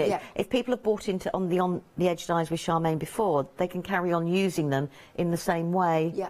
And then there's just a couple of smaller elements. The leafy one at the top there, I wanted that, I'll show you on the board, to be, cut it in green and it's a leaf, cut it in white and colour it up, it looks like a feather. So I wanted it to be dual purpose, if that makes sense. There you go, just come into the boards. I've got the boards here, yeah. So that was the design I was saying. So if you cut that in green, it's a leaf. Yeah. If you then coloured it, you brought in your blues and purples and a bit of sparkle, it's a feather. So it changes along those lines. And then we've got the design here, which marries one of the surround stamp set, but you get the inner part. So you can start doing smaller stamping bits and, layering them back inside. We've got little embellishment parts there, a leaf that matches a lot of the leaf designs within the stamp kit. It's not quite the same, but similar. And then we've got borders here that you could carry on creating these to create longer and longer borders. Yeah. And we've got a heart here, and I wanted the heart to become a frame, and I'm going to show that on a demo. So we've got 4 bits there, and you suddenly got a frame. Or die cut it multiple times and put coloured paper behind and put 1 or 2 flowers, and you've got a decorative panel. Yeah. So you can use them in more than one way. And then we've got one other die, and it stays in the page, so it'll stay in like this. And this is like me selfishly. I have lots of journals, and now I've got a page holder. Because I can just cut it there, and that will hold a page. But you could do it the opposite side as well. You know, you could do it in lots of different ways if you wanted to. And then I just went and thought, oh, I've got to cut it all the way round. Put a circle in the centre there, and you've got some form of a flower if you bent them all up and just made them work in a different way. Yeah. Or a snowflake, I think. Yeah, a snow. Oh, I didn't think of that. That was Charlotte. I've got to give it to Charlotte. Oh, well done, Charlotte. Yeah, do it in a silver or something like that. And then you could do end to end, and it changes it again. It looks like dumbbells, but I don't know. Or cut it out and just use it as the shape as is. And then the main element for the on the edge part is that one side will cut out and one side's embossed. So on the previous on the edges, it's normally this side on the right that cuts out, and then the left, I don't know my left from right, so I had to really think then, would be the embossed part. On this way, we've done it the opposite way round. The right-hand side will emboss and the left will cut out, and I'll show why in a minute, because I wanted it to be used for other ways. So that is then the whole lot cut out becomes this decorative piece, so it's leaves and it's butterflies on there. So if I move on from there, and then we have other elements. We have 2 dies that stay in, and they then create long decorative borders. So you could then, if you wanted to, do long strips like this, and you could put just a piece of cut pattern paper behind. Yeah. And the second die, so this one has hearts, this one has diamonds. Got you. But the waste that comes out if you multi-cut actually then layers up to make a background. Or if you look at the stamp sets and you see all the dangly bits, they're all based on the designs from the dangly bits. So you could then create your own, if that makes sense, as well over your stamping. And then all I've done here is just done this one, but I've done them multiple times. And then you could do your paper weaving. And then suddenly it changes. One of them I think I've stuck down. Yeah, I've stuck that one down as well. But it's just to show that you could do your paper weaving either over the top or underneath, behind you, whichever way you wanted to. So it brings in lots of different ways with the dies. Okay, the on the edge bit. So this is the actual die cut, the die, the outside die edge.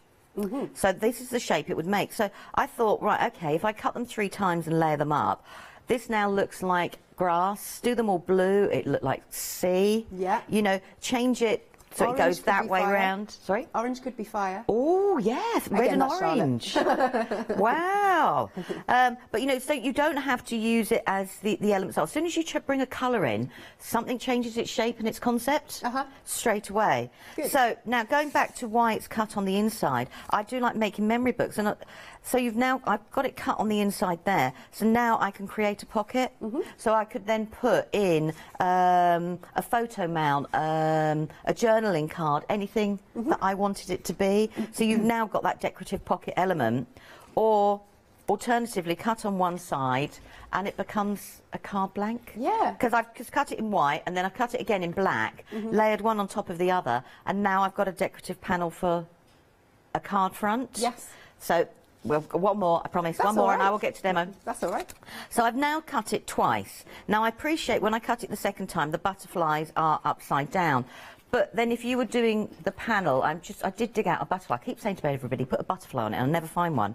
So this is a stamped butterfly. You can change it by now, it's not shown. Or have your butterflies going down in different directions. You know, so one couple could be going down, one could be going up, and it changes the pattern. But the bit that you cut out to create the hole, keep it, because this is how I coloured this. And all I did was, because I keep my card blank white, I just lay this on top. Yep. And then I actually just then went in with my blending inks, and then it was coloured, but my card blank then stayed actually white. So this could then be like your stencil or your mask. Yep. If you want, I mean, obviously you could colour straight away with your pens or whatever you wanted to do. So, but really that was the idea. So the dies then cross over into many different styles which is what I wanted in my head, really. You know, you could use them in lots of different ways, and then probably there's 100 more ideas that I haven't even thought of. No, and when you get these home, you can pop onto social what ideas you've had with it all. So just £24.99, and you've got a lot of dies there. 654180 is the item number, and then we've also got our printed papers that are really, really cool. I like these. Now, let's have a look at some of the designs here. They're a nice weight, aren't they? So we've got papers and we've got a bit of card. We've got paper and card. So the papers, I believe, 120. Yeah. And they're all based on backgrounds that I've made using the jelly plate with either inks or paints. Yeah. And I appreciate, a lot of us love starting from a white piece of card and we'll make an inky background. Mm-hmm. A lot of people don't like doing it. So it's like having your inky background as a starting point without any mess. Yeah, I like that idea. But also it's a way of seeing how the colours are put together and how we overlay the different colours and everything like that. And that was just really the starting point there for that. Really nice. They're really funky, these. So you've got 20 sheets of the paper, and 15 of the card. Here you go, we're onto the card there. Oh, that's a nice weight as well. There you go, you can really see the weight of that. Pretty, pretty. Right then, £14.99 for all of those. So, what was I going to say? That's it, 35 sheets in total. Just £14.99. Hey, you've got an £11 saving on that. That's really good. 329887 is your item number. Then we've also got a paper kit. So what was the idea behind this with the circles, Lou? Because a lot of that was because a lot of the images are circular, if I'm being honest. Oh, fair. Yeah, that makes sense as well. Also, we always say stamp off the edge and things like that because we're used to, but you could actually just stamp inside a circle and have the same decorative pattern and just work on the circle. And, you know, and do it that way, and then just put the background details straight away onto a card, and that was why. That's really good. And also, I'm very selfish. The strips make... I'm into 7x5 cards at the moment. Yep. And if when you fold them in half, they make 7x5 cards. Excellent. There we go. So that is a big kit there. £14.99. Item number is 361670. Do go to the website because we've got some more things on the show for you. All those on the edge dies we can show you. There you go.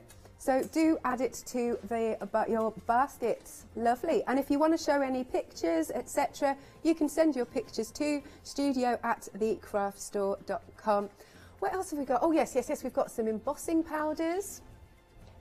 We've also got the mixed media white cardstock. 50 sheets of black card. So there's lots of consumables we've got on the show for you. And here are all the dies, lots of 5-star reviews, which is absolutely excellent. Okie dokie, Lou. Right then, without further ado, I'm going to hand over to you. Okay, right. Mixture of absolutely everything, if I can. You know when you just go, if I can. So I've got the Gather Together, and it is a big stamp. And if you stamp it in black, it will obviously stand out a little bit more than if you stamp it in a colour. So I want to stamp it in some different colours. So what I've done is I've cut my actual card down, because on the stamp part here, we've got a top line there and we've got 3 bottom lines there. So I'm just making it look like it's hanging or it's fitting into that panel. So all I've done is cut my card down to that size. So I'm just going to do it on the stamp platform. You know, you do it whatever works for you. And I'm just going to bring in some of the oxide. So I've chosen one of the lighter colour papers, because there is a mix in the papers from darker to lighter. Yeah. And that was done so, you know, you could have choices. Not everybody likes dark colours, and not everybody likes pretty colours, if that makes sense. So it was to give everybody a mix of everything. Oh, now, going back to the papers, we are now 80% of the stock gone on those. Oh, wow. Yeah. Oh, you know, I was just taking that in going, oh wow. Right, so the idea behind it is that I've used an inky background here, and then when I stamp that design onto it, let's move you out of the way. Okay. So when I stamp the design onto it now, it doesn't look, so when you look at the packaging I've given you, compared to it now, it looks totally different. So if I show you what I mean, if I grab it, so where you see it like that, and it looks bold and bright and modern, suddenly it doesn't look quite, hasn't got quite the same look to it. Yeah. So what I want to do is I just want to bring in one or two of the other elements. And on the backing paper, you know, we've got stamped elements in here that we could colour in. So I just want to grab, you know, I've got so many stamp blocks out as a just in case. You know, you just go, absolutely, just in case. And I want to grab one of the flowers, and then I want to grab, so I'm mixing now the stamp sets to move across. So I'm going to go, you know when you go, what one shall I go for? I'm going to go for, oh, I'm faffing now, I do apologise. It's all right. You know, you just go, You're doing a Leone. I am doing a Leone, aren't I? Something. Let's go for that one first. So now this is one of the dangles that are in there. So I can elongate the design, and I'm going to go now. So I'm going for complementary colours. So I've taken the pink as the inspiration and stamped on with the brown. Okay. But now I can actually add, you know, some other colours in there. So I'm just going to use the stamp, the circles there, and we've got a line. And I'm just going to now add in another colour. Cool. And so we've got the pink design going, the pink colour still staying there. So far I've just used 2 stamps, and it looks like the background is more, and that was the idea in my head, you know, to start, people to start trying something a little bit different. So we're just going to do those there, and where's my cleaning off cloth? Got to have my cleaning off cloth. And we've got that there. And then I just want to grab one of the sentiments and go over, and I'm just going to do it in the same sort of pink colour. And I'm just going to bring it in, and very lightly, and I'm just using it now until the ink runs out. So now all I've done is made it look like there's a subtle, and I'm not inking the stamp properly, so now all of a sudden there's a subtle text running through the background, but really, really subtly. And because I've kept the same sort of colour palette, it actually changes it just that little bit more. Definitely. Right, so let's move you out the way because I'll end up putting my hand in it. So if I bring that now suddenly onto a card blank, I can leave that like that, and if I grab, I'm just going to grab, I could just put a sentiment straight away on, but it's a good day to be happy, but I'm going to use some of these up. I've cut them all out. You know when you go, I have cut them all out, I am going to use them. But I could do different parts like this, so I could suddenly now just put one of the flowers, which is from the same sector, and you can then add a leaf. So you could put minimal embellishments on. I'm looking for things, I've coloured some and not the other. So I could do the opposite, I could bring one down there, pretend that's brown, and you know, so you've now suddenly could bring in how you want it to be, but the background is still looking incredibly, like you've done a lot of stamping to actually get to the background from there. It's cool. But it was actually just 3 stamps. And it was to get people brave enough to start layering their stamps on top of each other, but in a simple way. Really cool. Thanks, Lou. Shall I show a few more samples? Yes. Okay. So as I said earlier, if you are joining us, this is not the one-day special because that sold out at 8 o'clock this morning. So it's not final call. So how cool is this? Samantha's done this one. And that, look, I really like the colours that she's used as well. But just creating, look at that, that's pretty, isn't it? That's gorgeous. And then we've got this one here. Let's bring this one up. Oh, that's really sweet as well. I really like that. It's almost like wallpaper, isn't it? Sue's done that one. And then we have this one here. Charmaine's done this one. Look at those fiery colours. So I love it. You can make them look. It's like you've got hundreds of stamps, really, because you can get so many different looks to them. Anne-Marie's done that, and that's cool as well, isn't it? Look at that. And then completely different, we have this one by Alison. I like the softness to that one. That's pretty. And just coming in from the side, and a nice sentiment in the middle, and that's all you need. Let's go with this one. Shona's done this one. And, of course, they could be any way round, couldn't they? I'll do one more. There you go. And that one's been decoupaged up. Did you do this one, Lou? Yes. Yes, that one. I really like the layers to that. But that's all done on the different background papers, so I've stamped on the papers and cut out. So you can do, the papers will go, if that you know, lend themselves to doing all of those sort of techniques if you want them to as well. Lovely. So it's £50 and 97 pence. If you would like to go for that lovely stamp set, they're big stamps as well. 240948 is your item number. Quick reminder of the die set. You've got lots and lots of dies on there. And again, you can see all sorts of different images from them, which is really cool. You could see leaves, you could see feathers. Oh, look, where's the... I'm just looking for any with the dies on. Oh, here we go. Here we go. Yes, you could see butterflies. Have a look at this. Charmaine's done this one. Oh, I love the colours again. There's something really nice and serene about this one. Isn't that gorgeous? And another one with art on the edge. That's by Shona. And she's just done the silhouette there with the background papers. And again, let's do one more. Here we go. Just that. So simple and effective. I think that's elegant and offensive. Offensive. Charmaine will think that's funny, though. I'll tell you why I've put myself off, because we always talk about saying, don't say simple, you know, say elegant. Yeah, yes. And then, but I don't know where that word came from. That's hilarious.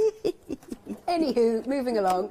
£24 and 99 pence. 654 180. And then another quick look at the papers, because I think these are probably going to go. Yes, Charlotte is confirming with me. Now, over 80% of the stock gone. And as Lou said, you've got some with lighter colours, some with deeper colours. So there's something for everybody as well, really. You've got 35 sheets in total, and it's $14.99. Now, it is a mix of card and paper, and you've got an £11 saving there. Really good. OK, so the papers are 120 GSM, and the card is 300. Yeah, really nice weight there. 329887 is the item number. Again, do have a look at our website, thecraftstore.com.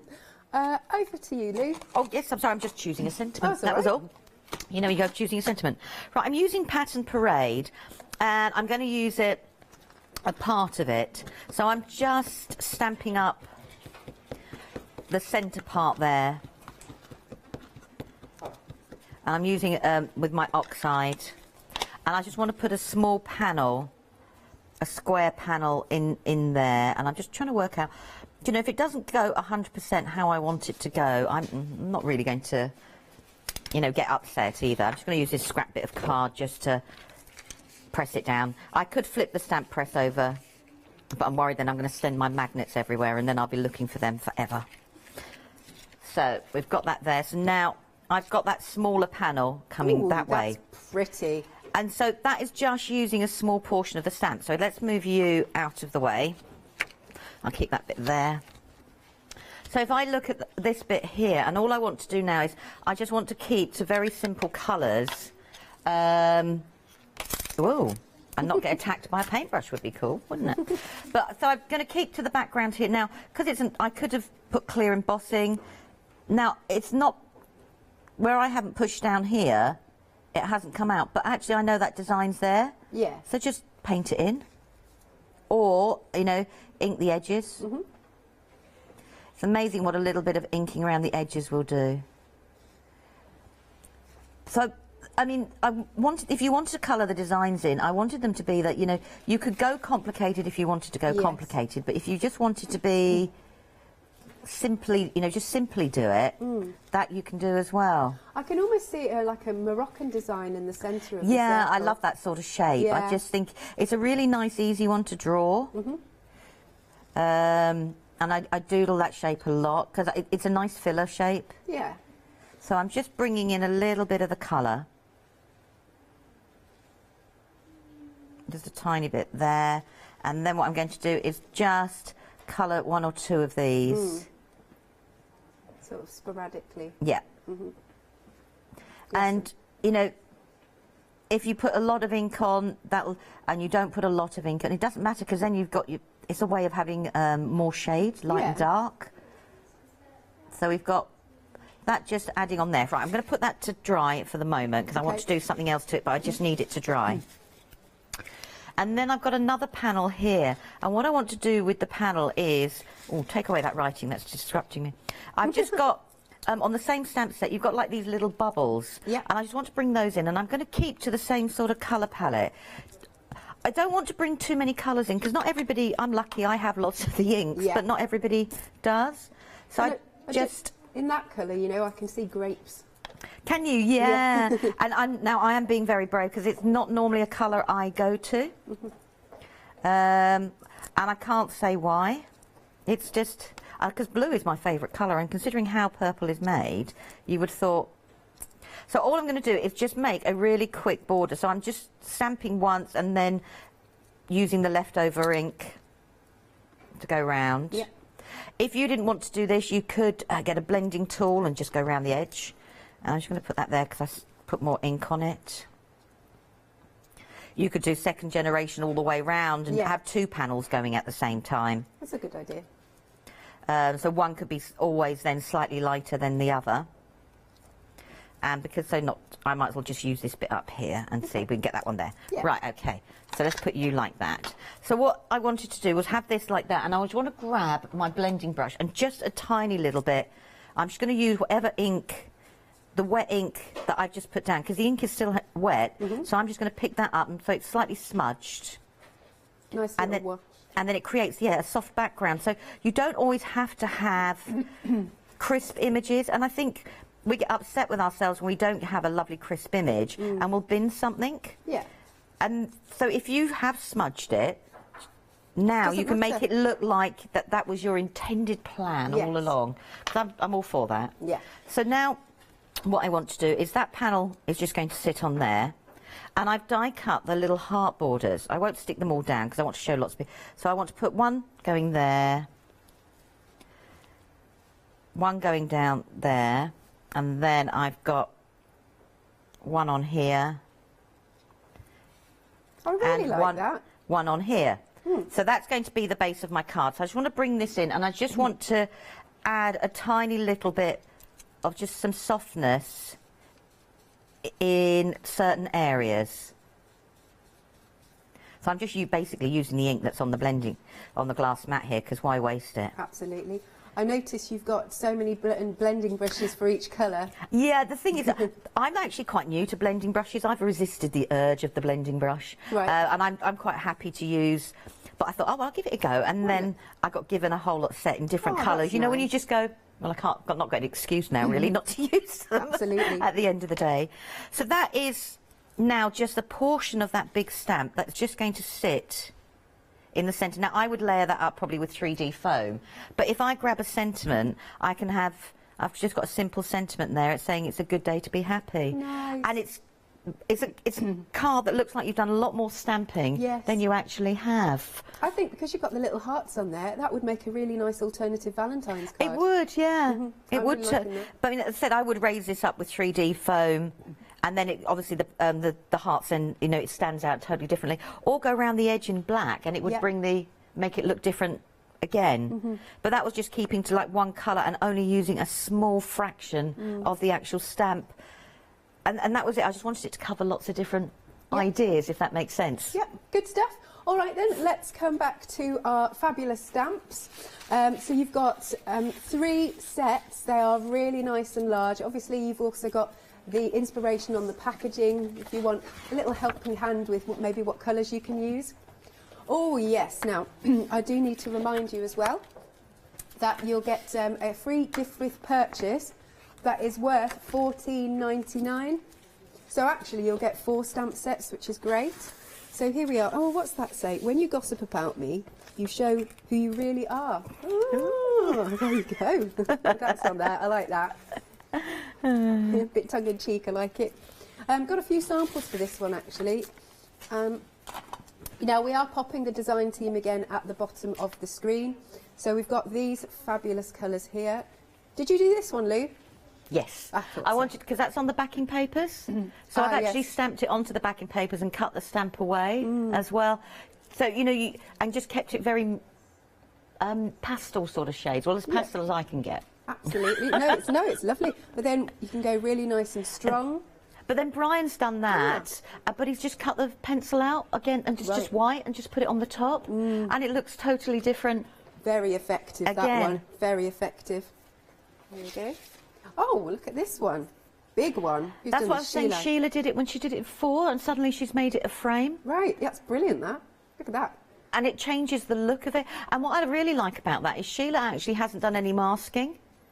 So she's stamped over where there's an image, but the way it's coloured, you would never notice. It's very clever. So those samples there were were with the free gift with purchase. But then coming back to these, it's £50.97, and you can use the whole stamp or just elements, as Lou's been showing you. But the more you look, the more you see, I think, with these fabulous stamps. I mean, that one looks a little bit industrial to me. So yeah, you see all sorts of different things. And you've got like the stitched tag there. You've got your circles and the dangly bits in it. This one, I really, every time I look at it, it's tropical, that last one. Right then, so your item number is 240948. Now we have also got the dies, lots of dies on here, and only £24.99. And again, you see so many different things, like you could see a butterfly in there, or again, it goes back to being quite tropical. Banana leaves, I like that. £24 then and 99 pence, 654180. And then last but not least, we have got these printed papers. And remember, over 80% of the stock has now gone. So you've got papers, which is 120 GSM, and the card stock is 300. But they're a really good set of papers with all sorts of funky backgrounds on. So here, obviously, you could cut this up for your borders. You've got tags in here. Oh, I like that. And you could make toppers with these. Oh, we've got some sentiments that you can cut out. It's a good day to be happy. Good vibes day. Oh, I like that. Happy you day. Yeah. So yeah, there's lots on there. Just because. Enjoy, smile, big wish. They're all on there. And there's more. There you go. So some have got, obviously, as you can see, the white background and the black background. Nice. And then we're on to the papers there. Stunning. Okay. So over 80% of the stock's gone. Just $14.99. 329887 is your item number. Righty-ho. Back to you, Lou. Oh, so you've got your journal up. I was playing, I was in the world. Right, so this is one of my journals. Now, this is a used journal, so obviously the pages are a little bit buckled and dented, but that doesn't matter. All I do is I just have a little piece of funky foam underneath, or something soft, so I can just got something to stamp on. But you might not get a 100% crisp image because of all the different layers that I've used in there. Right. And I think that's part of the... You're working in a journal where you've already got lots of work in it, and it's suddenly going to change whether you get a crisp image or not. I think takes away sometimes if it doesn't work, because because it's already layered up. I'm not going to get the perfect image I want, because obviously I've got, oh, I don't know, I've got loads of bits stuck in there. You know, when you just go, so I'm just trying to work out where I want to put this. So this is the free stamp we get, which is mixed paintings, and I just want to create a quickish journal page. Now I would go away and colour this in. I'm dreadful. I will make a journal page and then I half colour, because then I think of another idea and I go on to the other one. But I do go back and finish them eventually. Eventually. But yeah, because I think as I'm colouring, colour can make me think of different things I want to do. Yeah. So now that is on the spine there. So that's come along there. So what I want to do with the same colours is I'm just going to do the same again, and it's practicing. If you find it tricky to cut an image in half or anything like that, if you stamped the image or whatever image and just smack bang into the middle of your paper like that, and then cut your A4 piece of paper into 4 A6 panels, you're going to get a different part of each of the designs showing. Rotate them around and it changes again. Clever.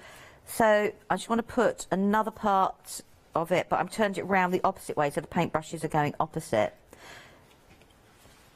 And there we go.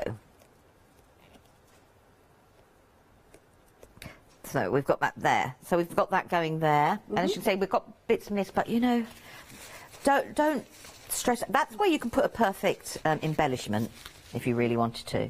Now I want to add some of the other elements we've got in there, and I was like, what shall I use? And I've got this little stamp here, and I want to build up the page using this, and gradually just over stamp. Cool. So I'm using coloured inks rather than actually using, you know, black ink as such, because you can do that. So I've got this here, and then I'm just going to rotate this round.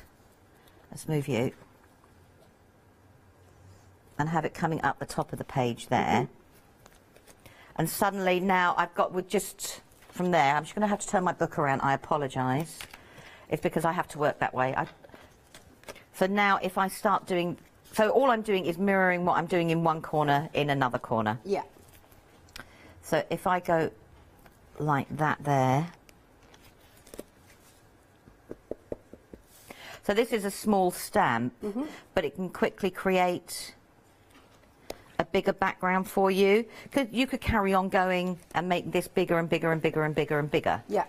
So if I turn this round, so it's going upside down, and join up the lines, now it looks like, so just by changing it a bit like that, I look now, if I've got a bigger actual stamp. They look like baubles, actually. They do a little bit, don't they? Yeah. And I'm just going to, I want to make one side, and I'm going to be a pain, sorry, I want to make this top corner slightly longer. Okay. Only, or not slightly longer, but a little bit more detail on this top corner. Only because in my head I've got to. That's fair enough. You know, you just go, in my head I've got to. Yep. So I'm just going to bring that like that. Yeah, yeah, change the colours, and it is baubles, isn't it, like you say? Yeah. That's the thing, that's the versatility. And that's it, and that's what I wanted it to be, you know, something a little bit different. Right, so we've got those bits going there. So now, just by 2 stamps, I've got, and this is an A4 journal, I've covered quite a lot of space. Yeah.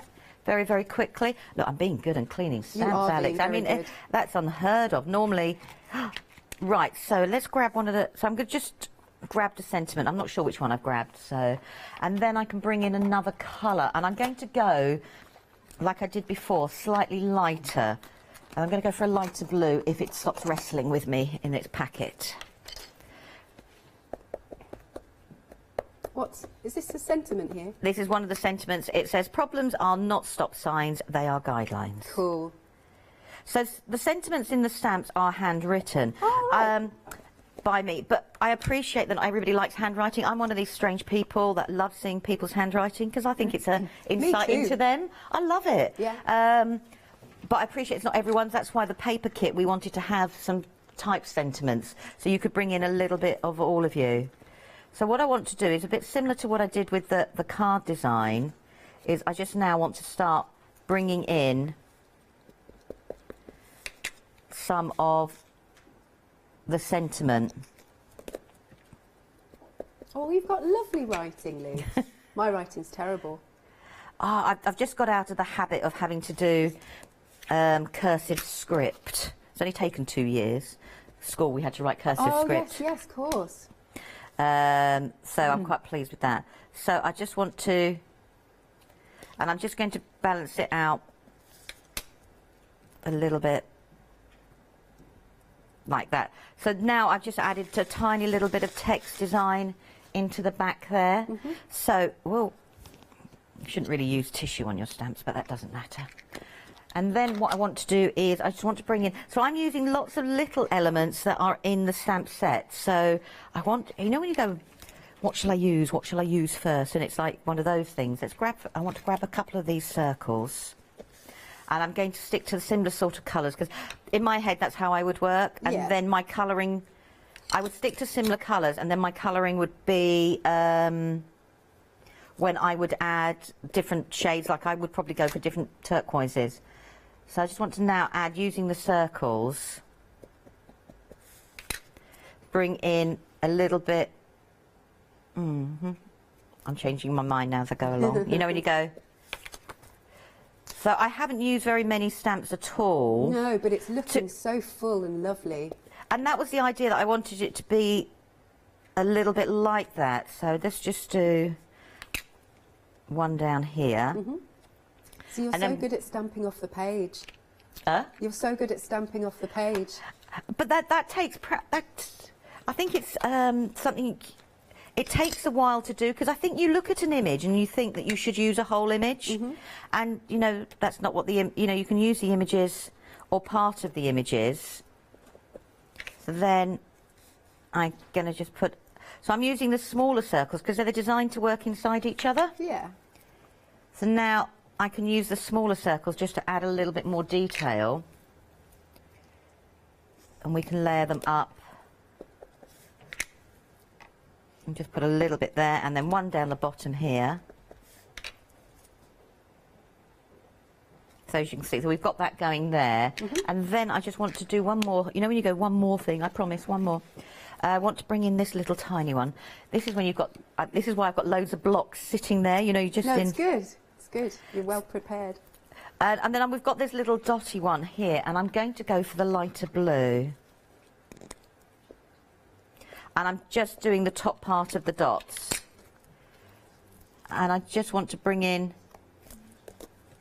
so there's just a little bit of something inside the circles. Yeah. Just a hint. I will move the foam in a minute because you'll get a better view. It's just there.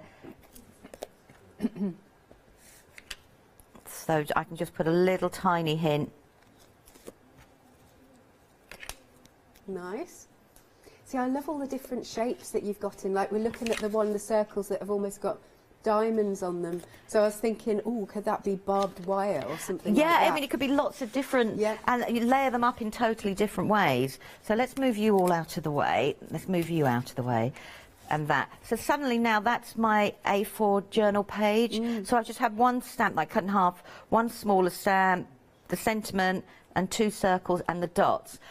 And that has just now created a whole A4 journal page. And so then I could then bring in other colours. I could, you know, I could colour in blues and browns, or you know, I could then bring totally like a pink or an orange, or just colour out the background. And that was what I wanted the stamps to do. It was that to help you if you wanted to build up your backgrounds, but quickly and effectively. Yes.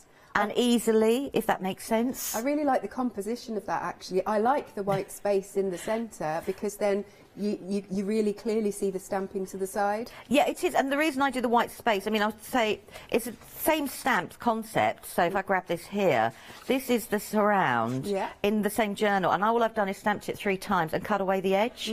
But I leave the white space because then if I want to, I can now add colour here. Yes. You know, I don't, and that's why sometimes I leave the white space so I can do blended colour out. But, you know, so from the stamps, that's stamping Pattern Parade 3 times only, and I've got a full page. Cut around the edge, and that's doing the gather together, and that's stamped twice going that way. And you can create quick journal pages, but it looks like you've done a lot more stamping than you actually have. And it was just giving people that leaping point to try and do your stamping or your designs in lots of different ways. If that makes sense. It does indeed. Thank you, Lou. I reckon we could probably fit one more in. Okay, I'd really like to show this because it's absolutely beautiful in the frame. Because from far away, actually, to me, I'm seeing like a circuit board. But that's beautiful. So that's one stamp. Wow. Charmaine did that. That's one stamp, multi-repeated, layered up on top of each other with white ink. And that is all that is. It's not... So it looks like it's a load more stamping and a lot more detail needed to it. And it looks really commanding, doesn't it? Just in the 2 colours in a frame. That's it. And just the one stamp. Amazing. More samples I have here. Lots more samples for these stamps. Yes, I like that sentiment. Problems are not stop signs, they are guidelines. There you go. That's such a nice quote, isn't it? That one's been done by Brian. Love that. Something very pleasing about circles. This one, I'm reckoning you did, Lou? Yes. That was my 6 o'clock demo. Oh, was it? Okay, brilliant. So I love those flowers. And of course, you can always catch the shows on Rewind. Hang on a sec, sorry. I love this one as a full background. I think that is really cool. That could be wrapping paper, couldn't it? So Sue's done that one. Very funky. And then bringing this one in. Brian, again. Yeah, using the pattern papers as well. Oh, Charlotte said this might be a favourite stamp out of the collection. And Charmaine's done this one. Look, they look so different every time, no matter, like, depending on what colours you're using or the composition that you've chosen. So if you would like to go for these big A5 stamps, just £50 and 97 pence. Item number is 240948. Yes, yes, a quick reminder of the dies. A really full set of dies here that, again, you can see anything where your imagination takes you. So Charlotte was saying banana leaves, feathers you could have. And you've also got, you can see you've got the, oh yeah, right, Charlotte's going on about this, right. She reckons, so where are we? Here, down here. That, if you chop the end off there, it's a snowman. There you go. Lou's not convinced. Yeah, no, I can actually see what she means, yes. Yeah. I can see what she means. I had to turn my head round and have a look. Yeah, because it's the other way around there. £24.99, item number is 654180. And then, just very quickly, the card and paper pack that's going to work brilliantly. Now, you've got 15 sheets of the card, and that is 300 GSM. And then you've got 20 sheets of the paper, which is 120 GSM. Lovely. So they go together really well. Here we are. Fabulous designs. Again, teaming up with the stamps look really great. And if you're not an inky person, these are absolutely perfect, aren't they? Because it's all been done for you. I like that. I like that it's got quite a bit of a distressed look going on, hasn't it? There we go. Got this one here and here. I love that one with the squares. Nice. Where are the cards? Let's get to the card. You can really see, you can see the weight of it, seriously. And again, teaming through, so you've got that Moroccan little element there. So, and the circles are brilliant because they go with your stamps perfectly. £14.99 then, item number is 32938, no it's not, 887. Now we've also got a paper kit which has circles in it. Oh right, so you've got a little bit of maybe shiny silver there. You've got the different sizes, there's a bit of black in there. So it's assorted colours and sizes. And then you've got that, is it like a mount board, Lou? Yeah, it's we call it dolly board, but it's a 3mm mount board. Yeah. So you can use it in lots of ways, like for your album making and things like that. Yeah. Charmaine's brought it before in A4 sizes. Yeah, very good weight there. And again, so you could fold these in half, and then you've got a card blank ready to go. Lots of sheets of those. £14.99. 361670 is the item number. Now, we do have card stock available, and that is... That was me, sorry. It's all right, don't worry, she's all right. We do have card stock available, Dolly Dimples. Yes, it's the mixed media card stock, 250 GSM, and you've got 30 sheets. And I know a lot of people love using this as well. 822474. Now, we've also got some black card stock. This is 250 GSM, 50 sheets, that's only £9.99, that's good. Bulk buy that. 033843 is the item number. And then last but not least, for now, we've got some embossing powders, which I love. You've got a set of 6 here. Oh, is that a £9 saving? That's good. Right, it's £14.94. Lovely, lovely warm colours going through. 056633 is your item number. So we've just got about 5-6 minutes, Lee. Okay, well, I've got a couple of different ideas. You know, you just I'll just layer it all up quickly. So what I've done is I've started off this design here. I want to wipe some of the embossing. And I've stamped one of the smaller sets, and I've embossed it with the copper, Dolly Dimples copper embossing powder. I just want to give it a bit of a clean off. And this is one of the backing papers. So I just wanted a slight little hint of metallic to go through. I'm now just going to grab my black. Let's move you out of the way. I thought if I did the embossing ahead, you don't have to watch me then sit there waiting for the heat gun to heat up and, you know, and go, oh, takes forever. And then what I want to do is, using the same stamp, I'm now going to stamp over with black. Right. And then once it's dry, I will wipe it off the embossing. I love that stamp. It's been designed that you can go this way, that way. I mean, if I if I grab a piece of card, it's probably easier to show, because I can let that dry. So if I stamp it down this way, I can then turn it round, and I've got the two dots there that can line up that way. That can elongate it. There was, you know, when you just go, or I've got the, let's move you because I'm going to put there. I've got the dots there that can actually change it to go like that. So suddenly now I can carry on building up and it make a frame. I can actually then turn around and start building it up and going different directions. Actually, let's do this way. Oh, that's the lid. That's not the ink pad. Long day. You know when you go, and then I can join the line there. So the idea of the smaller stamps was you could actually build up quick backgrounds that look layered and complicated. That was all. Let's get rid of you because it's got black ink there. So I'm just going to add 1 or 2 more of the design on here, but this time I'm not layering up. I'm just stamping over the embossed areas. I will get rid of the ink on that, and just rotating the stamp around. Yep. So we've got I that love there. that particular background paper as well. I And really that's like one in the that. papers. So there are darker and there are lighter papers for everyone to use. Right. I'm just going to give that a quick blast, because the ink is wet, that's all. Sure. It's a new ink pad. I treated myself and I forgot how juicy. Say that again, I'm sorry. I got a new ink pad. I treated myself and I forgot how juicy they are when they start out, and it's like you think, oh, it'll dry in no time. No. That's fine. But so we've got that there, and then what I just want to do is on the drier elements now, I just want to rub away the black ink where it's overlapped onto the embossing. So we've got that design there, and if I grab my oxide, and let's grab a brush. I think this could make a really nice gents card as well. Yeah, or you know, like an oriental look to it. I hadn't thought about that. So I'm just going to add just a tiny little bit of the red. So I just want, because I've got a little bit of red in the backing paper, so I'm using the backing papers as a starting point. Now you could have done grey, because there's grey in this backing paper as well.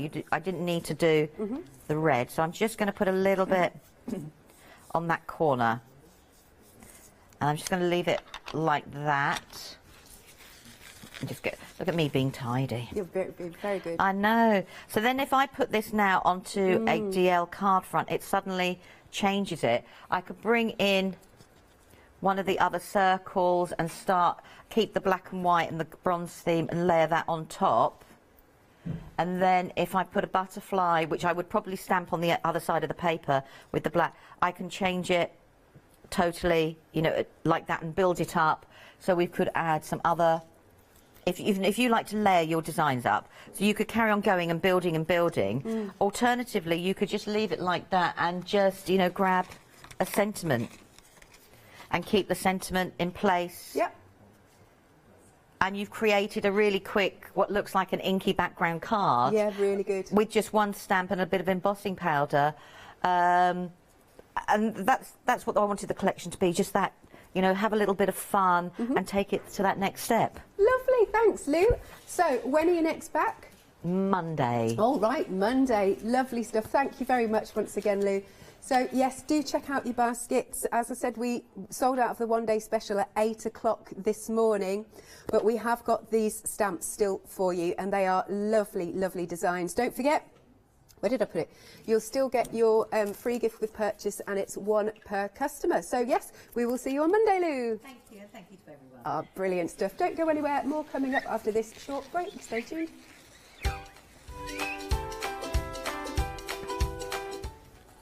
Yes, we have got paper crafting with Creative Craft coming up after the break.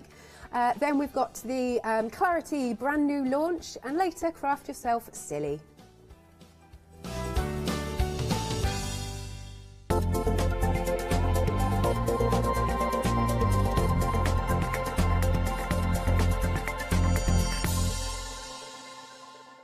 Hi, I'm Sarah from White Gecko Craft Lounge. We have a little shop in Dinas Powys, which is between Cardiff and Barry, so right by the seaside, and we were established 6 years ago. There's 3 of us that run the business. It's myself, Sarah Jane and Sian, and we have have a host of volunteers and community members that help out too.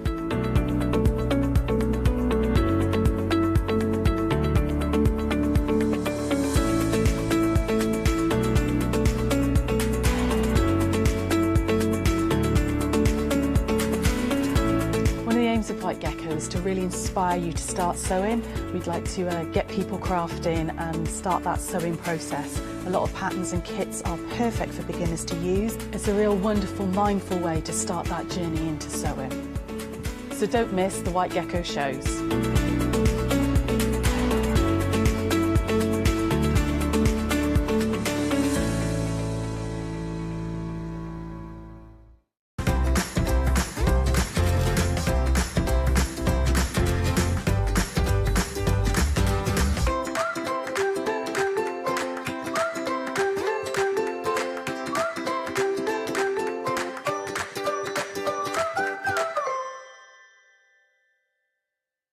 Shopping online with the Craft Store has just got easier with PayPal's Pay in 3 plan. Spread the cost of your basket, whether there is one item or many, with 3 interest-free payments. Simply choose Pay in 3 at checkout and pay for purchases between £30 and £2,000 over 3 equal instalments for the next 3 months. No fees and no interest. Spread the cost of your shopping with PayPal's Pay in 3 plan at the Craft Store. Hi, I'm Katrina from Rowan Dean. We're a small family business that design embroidery kits. Embroidery has always been my passion, and I'd love to show you how to do some of the stitches and some of the kits. We're based in Derbyshire, and I'm really inspired by the landscape and flora of Derbyshire, and I think other people will be too. We've had a great time. Everybody's been really friendly and really good. We've met loads of people all around the country who watch and find it really inspiring. Don't forget to join me on my Rowan Dean shows.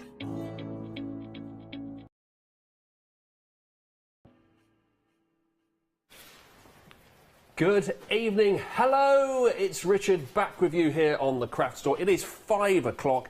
I reckon that's time for a bit of paper crafting. And we brought in, do you know what? I was just about to say we brought in the best, but I was aware that the other Lou's across the studio here. So we brought in one of the 2 best.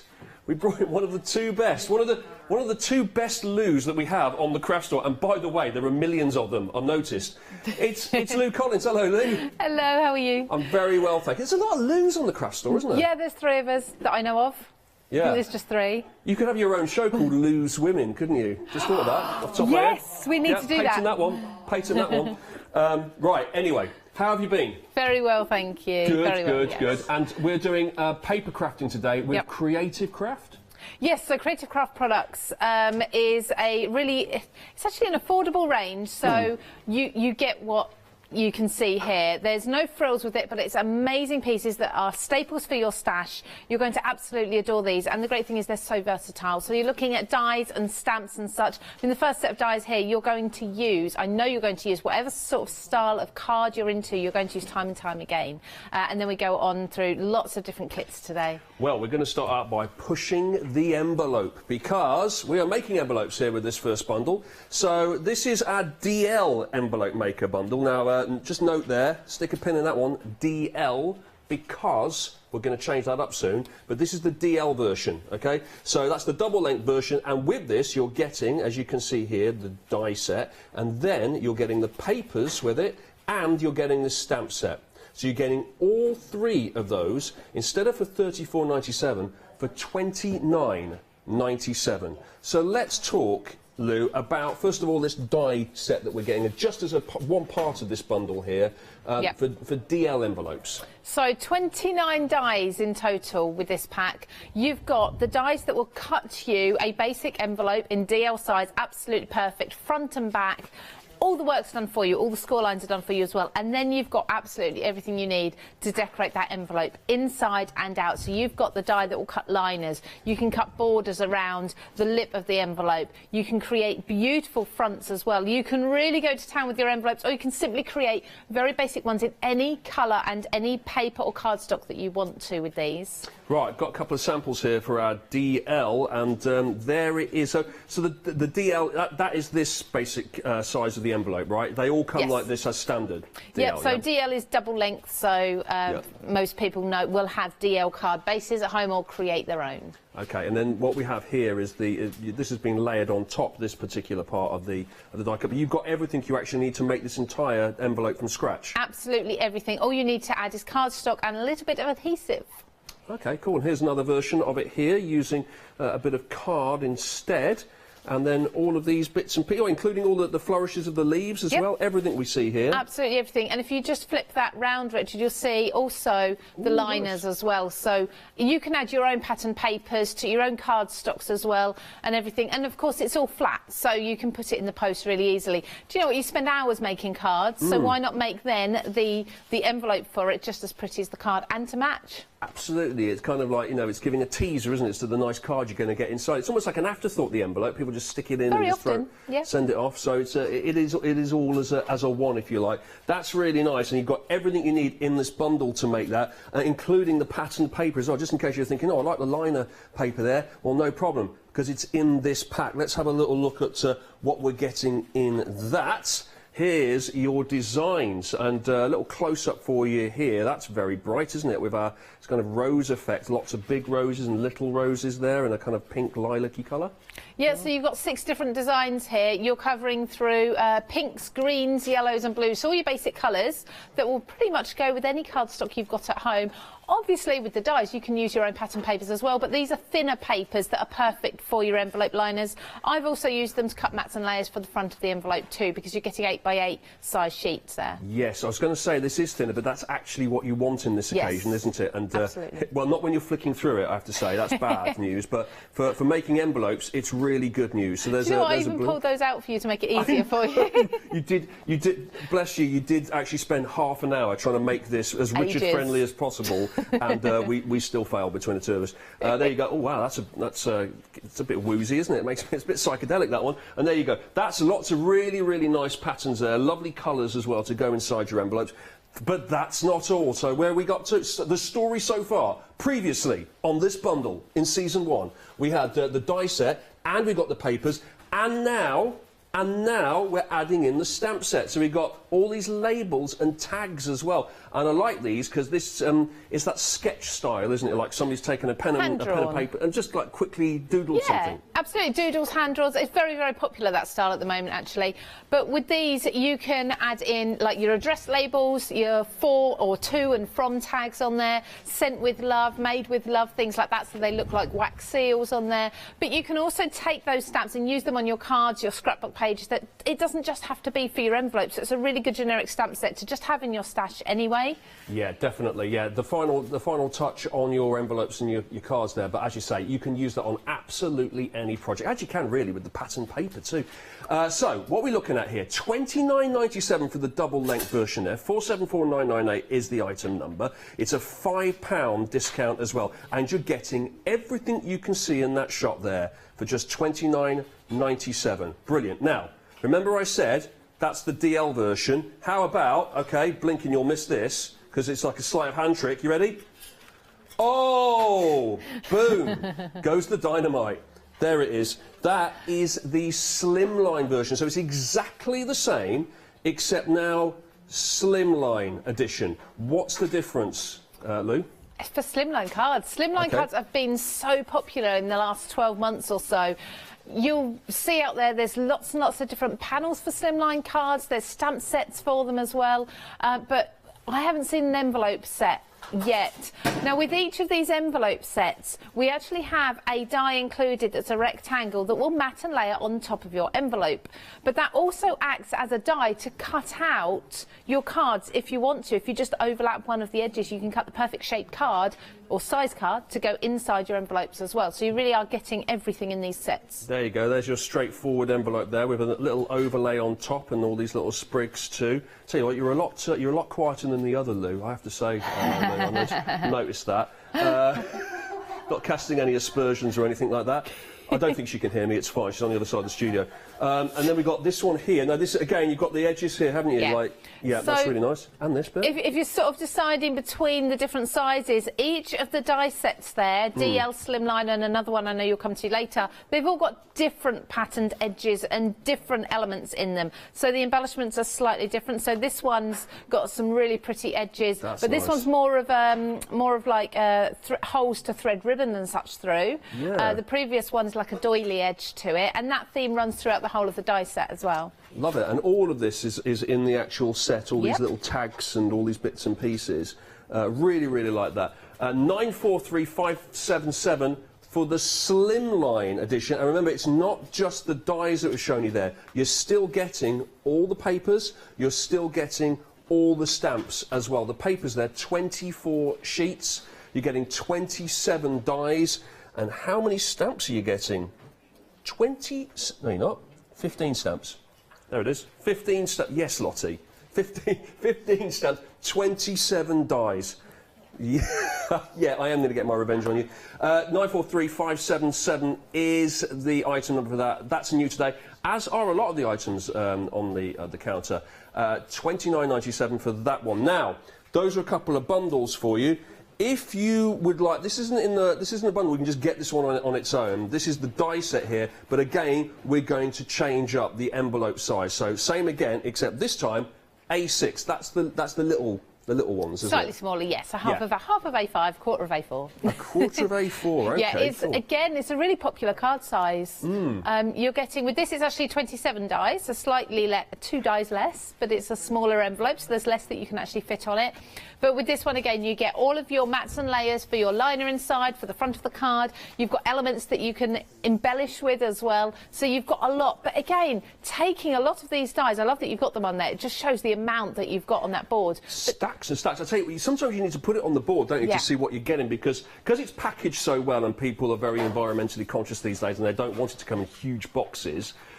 It's almost doing it a disservice, isn't it? Because it's kind of pushed together in a tiny, tiny bit of packaging. When you range it all out, because a lot of this is kind of nested within each other in the packet, when you put it all out like this, you're seeing what you're getting for your money there, which is a fair old amount, and you've got a £3 discount on that as well. 29 dies in total there, and that is making up your A6 envelopes. And that's the little ditty ones, which I think look more personal. It's like you send one of these to your best mate or your lover or like somebody that means a lot to you. Yeah, and it doesn't have to be a card that goes in it. It could be, like you say, a letter or something like that. It could be that you want to send off, I don't know, your tax bill in a nice envelope. I don't know. Make sure they know you've got it. And that's an example of someone you don't love. So it's very versatile in that way. And here's another one here as well. Really, really nice. Like that a lot.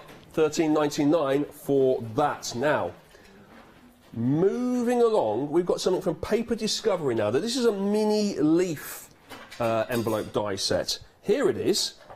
We put it on the board here. Talk us through that, Lou. I'll tell you what, it's called mini leaf, but that looks like a massive leaf to me. Oh, I love this. This came with the Bountiful Harvest collection from Paper Discovery, which was just before Christmas, and it is so beautiful. So you simply cut out the leaf. It's got all of the veins of the leaf embossed into it, but it's also got score lines to simply fold the 4 edges, and you've got a really pretty. It's a smaller envelope, this one, smaller than your A6. Perfect for things like tags on presents, if you're just giving a little thank you note with some flowers or something like that. It's really, really beautiful. It's so different to anything I've seen before, and of course you can adapt the colour of the leaf, the colour of the paper or cardstock, to suit the season. I'm going to pick it up. Do you know, I didn't really get this one, as is the case quite often when I'm on the show. I don't really get it until I'm looking right at it or I see the sample. And I saw that and was like, yeah, really nice leaf die that. It wasn't until I saw this picture here that I got it, especially when you put it in green as well. It really looks the business. Well, I suppose you could do all sorts of colours, but and you can use your gilding waxes and your inks to really make those the veins of the leaf stand out pop and out, such. Yeah, that looks actually quite realistic. That looks like it could have been folded one of those great big dock leaves or whatever it might be. Absolutely, and also with the additional die in there, you can cut a card to go inside the envelope that fits perfectly. Brilliant. That's quite clever. That is. I like that. It's a little bit different. That's your mini leaf envelope die set for that. Now, popping that back on the counter, we Oh, we've got other items for you. We're going to do this now. Should we have a little look at this? Oh no, let's have a look at this. Here it is. That's on the website. That's your leaf die set. There you go. You've also got these A6 die stamp and stencil trios. Now there's 4 options for this. 4 options. So you've got new baby, you've got wedding, new home, and happy birthday. And you're getting a die, stencil and stamp with that, and that is just £9.99. So that's a £3 saving there. That's pretty good value, actually, isn't it, Lou, to get all those 3 from £9.99? I adore these. Yeah. I've had so much fun. If you've seen on my social media this week, the fun I've had with these, I've made so many cards, and they seem like they're small little stamp sets, but actually they can create huge cards. I've got some beside me as well, and we'll look at those in a little while, I'm sure, when I demo them. Yeah. So much fun. Again, staples for your stash, I think, with these ones. OK, well, we will have a look at that in due course, no doubt. Now, here's an interesting one, because this is from the RSPB, and 10% of the profit goes to that charity. So, RSPB Spring Garden Birds, and this is a bundle here. You're getting loads and loads and loads. We've already carried over a saving from, there's a smaller version of that bundle, and there's a saving on that, which is £3. So let's have a look at that. Let's have a look at that bundle first. That's one that you can get. Okay, so you've got there an embossing folder, a stencil, you've got papers, you've got an A5 stamp set. Obviously, the theme is all birds, and some of the money goes to the RSPB itself. £3 saving. But then, if you carry that over, if you imagine that now, but then add another couple of die sets on top, and you get another £7 saving. So in total, you're saving £10, and it's not that much more for those 2 extra dies. Now, two die sets normally, well, it's at least 20 quid, isn't it? Normally for a couple of die sets. Absolutely. So one of the die sets is A5. One of the die sets is about 6x6, and they're silhouettes. That means that you can just use them time and time again. Simply cut out white or black and put a colourful background behind them, and you've got an instant card with those. Love it. 091844 is the item number for that. 2 payments of £21.47, and we will have a look, no doubt, at some of the samples later on that you can make with that bundle. That's your Garden Birds bundle. Right, I think we're going to have a look at the envelopes now, aren't we? Yeah, we'll start with the envelopes. We've got a lot to get through this hour, so I will start by very, very quickly just putting one of the envelopes together from scratch. So I'm using the DL. There's 29 dies in here in total, and as you can see, it's all scaled down, but you can see all of the different dies and such. This is the one that has that really pretty kind of doily border to it, and that's included with this goes around the top of the envelope. You've got one of these that will go around the liner, and then you've also got one of these for a panel on the front as well, so you can really coordinate and mix and match everything. So I'm just going to take some cream cardstock and run these through. Now, because of the size of DL, you're going to need 2 sheets of A4 to create your envelope, because the front and the back are separate. I don't tend to use, for envelopes, I don't tend to use a cardstock that's too heavy, because I just find paper makes it more realistic, but more like an envelope than a cardstock one, unless of course you're trying to protect something inside, or you're not worried about the weight for postage, then of course you can go ahead with cardstock, thicker cardstock. Also with these, craft looks beautiful, but bear in mind craft is a little bit harder to glue, because craft cardstock just absorbs the glue, so you do need a really strong adhesive. I tend to like double-sided tape with these. So I'm going to cut, it's really easy to see with each one which is the front and which is the back, so you just need to cut one of each, and you'll notice on the back one, the reverse one, you've got the tabs there, so it is just so simple. You haven't got any additional tabs to be cutting and then gluing on, they're already there for you. And as I'm die cutting here, all the score lines are being put in as well, so that's all done. That's clever. So some of the ridges, if you like, are enough to cut through, and others are not quite deep enough, and they score it. Absolutely, yeah, which is just makes it so much easier. So I tend to plan my envelope before I start making it. So I've got my base here. I'm going to put it together in just a moment. As you can see, front and back really simple. But I'm going to cut my liner paper first. Now, I've got 2 sheets of this because for the first one, I'm going to use most of that front piece, so I'm then going to use a separate sheet, but you can save all the different pieces, all your leftovers, as we would anyway as crafters, and use those on the front of your card or elsewhere. Maybe you want to be cutting alphabets out of them. Yeah. I've got creaky plates. I know, it's weird. It sounded like a farm animal then for a second. It was odd. I just didn't line them up properly, that was all. Was that the same die that you used for the actual envelope itself that you're using for the backing paper? It's a smaller one. It is. So if you look there, that's slightly smaller. Now, the reason it's not as deep is because it doesn't need to be, because this is going to go over the top. So we just see the bit that, you know, you're going to see. You don't need to put any more than that. It's wasting the paper, put that wasn't down. it? And then one more. Yeah. So because these are 8 by 8, that's ever so slightly too small for this one, but that's fine. I don't think that will show, so I'm going to cut that through anyway. Okay. With this, just so I've got the same matching pattern paper on the front. But this is also a brilliant way of making your own cards. Yeah. I can show you that in a moment as well. And that just means, although you've got the envelope dies, you've actually then got the card base die to cut your own card bases from a coordinating paper or cardstock as well. So it's all in one. So I've got my extra pieces of cardstock. Oh, I can tell you right now that on its own, that die set, that DL die set, nearly a quarter of the stock has gone. So very popular on the individual die set that you've got here, the DL one. So you can get it in the bundle, but on its own, the die set is $19.99. So if you didn't want to get it with the paper and the stamps, that's fine. You know, don't have to. If you're going for this, $19.99. But you do make a saving if you get it with these others. So it's up to you. If you're sort of running a bit low on paper, you like the look of the paper that Lou's using, or the stamps, then you can throw that in as well. You get £5 off if you put all of that together. But on its own, very popular at the moment, the die set. There we go. So just by using those 4 dies, I've just folded that over so you can see, we've got the front of the envelope, we've got the reverse of the envelope, which I'll stick together in a bit, we've got the liner as well, all, as you can see, all cut absolutely beautifully.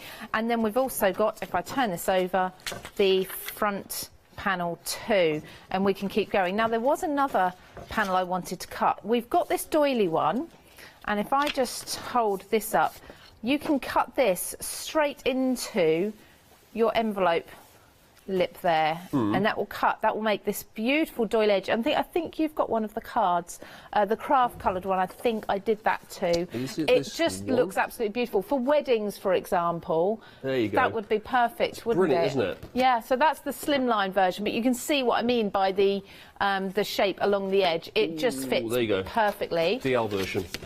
Now, there's, like I say, there's a lot of dies in here, but yes, I found it nice and quickly. I'm just going to cut this one because I want to explain the difference between the shaped edge one, that will edge that shape, and then you've got this one as well, which is very similar. But if you take a look at them both, this one is slightly smaller, but it's also got a complete edge all the way around it. So this isn't going to cut into your envelope. You're going to cut an additional piece to stick onto your envelope with this. And I like to do this from a contrasting colour to your papers. So I've just picked out that lovely bright yellow that's inside my blue papers, and I've chosen to cut that from the similar sort of yellow. So I'm going to run that through, and then also this label shape I'm going to run through from that yellow. And then, just because I'm running everything through at the same time, I've also got one more die here. Here we go. I've got a white label. It's actually got some score lines in that will add lines for you for when you're writing your addresses or your names. And I'm going to put that one through at the same time, because if you've got a larger machine, you may as well, let's bring this over, save me stretching, you may as well put them all through. While you oil that machine so we don't get any squeaks, I'm just going to show everybody this, because this is the A6 version. Okay, you see all the dies you're getting on this, 29 dies. I can tell you now that a quarter of the stock has gone on this. It's proven to be very, very popular. It's just not $16.99, as you can see there, but $13.99 today on the craft store. A £3 saving. The A6 size, you know the size that makes. That makes this size or this size. There you go. And then you've got all those lovely edges as well that you can see.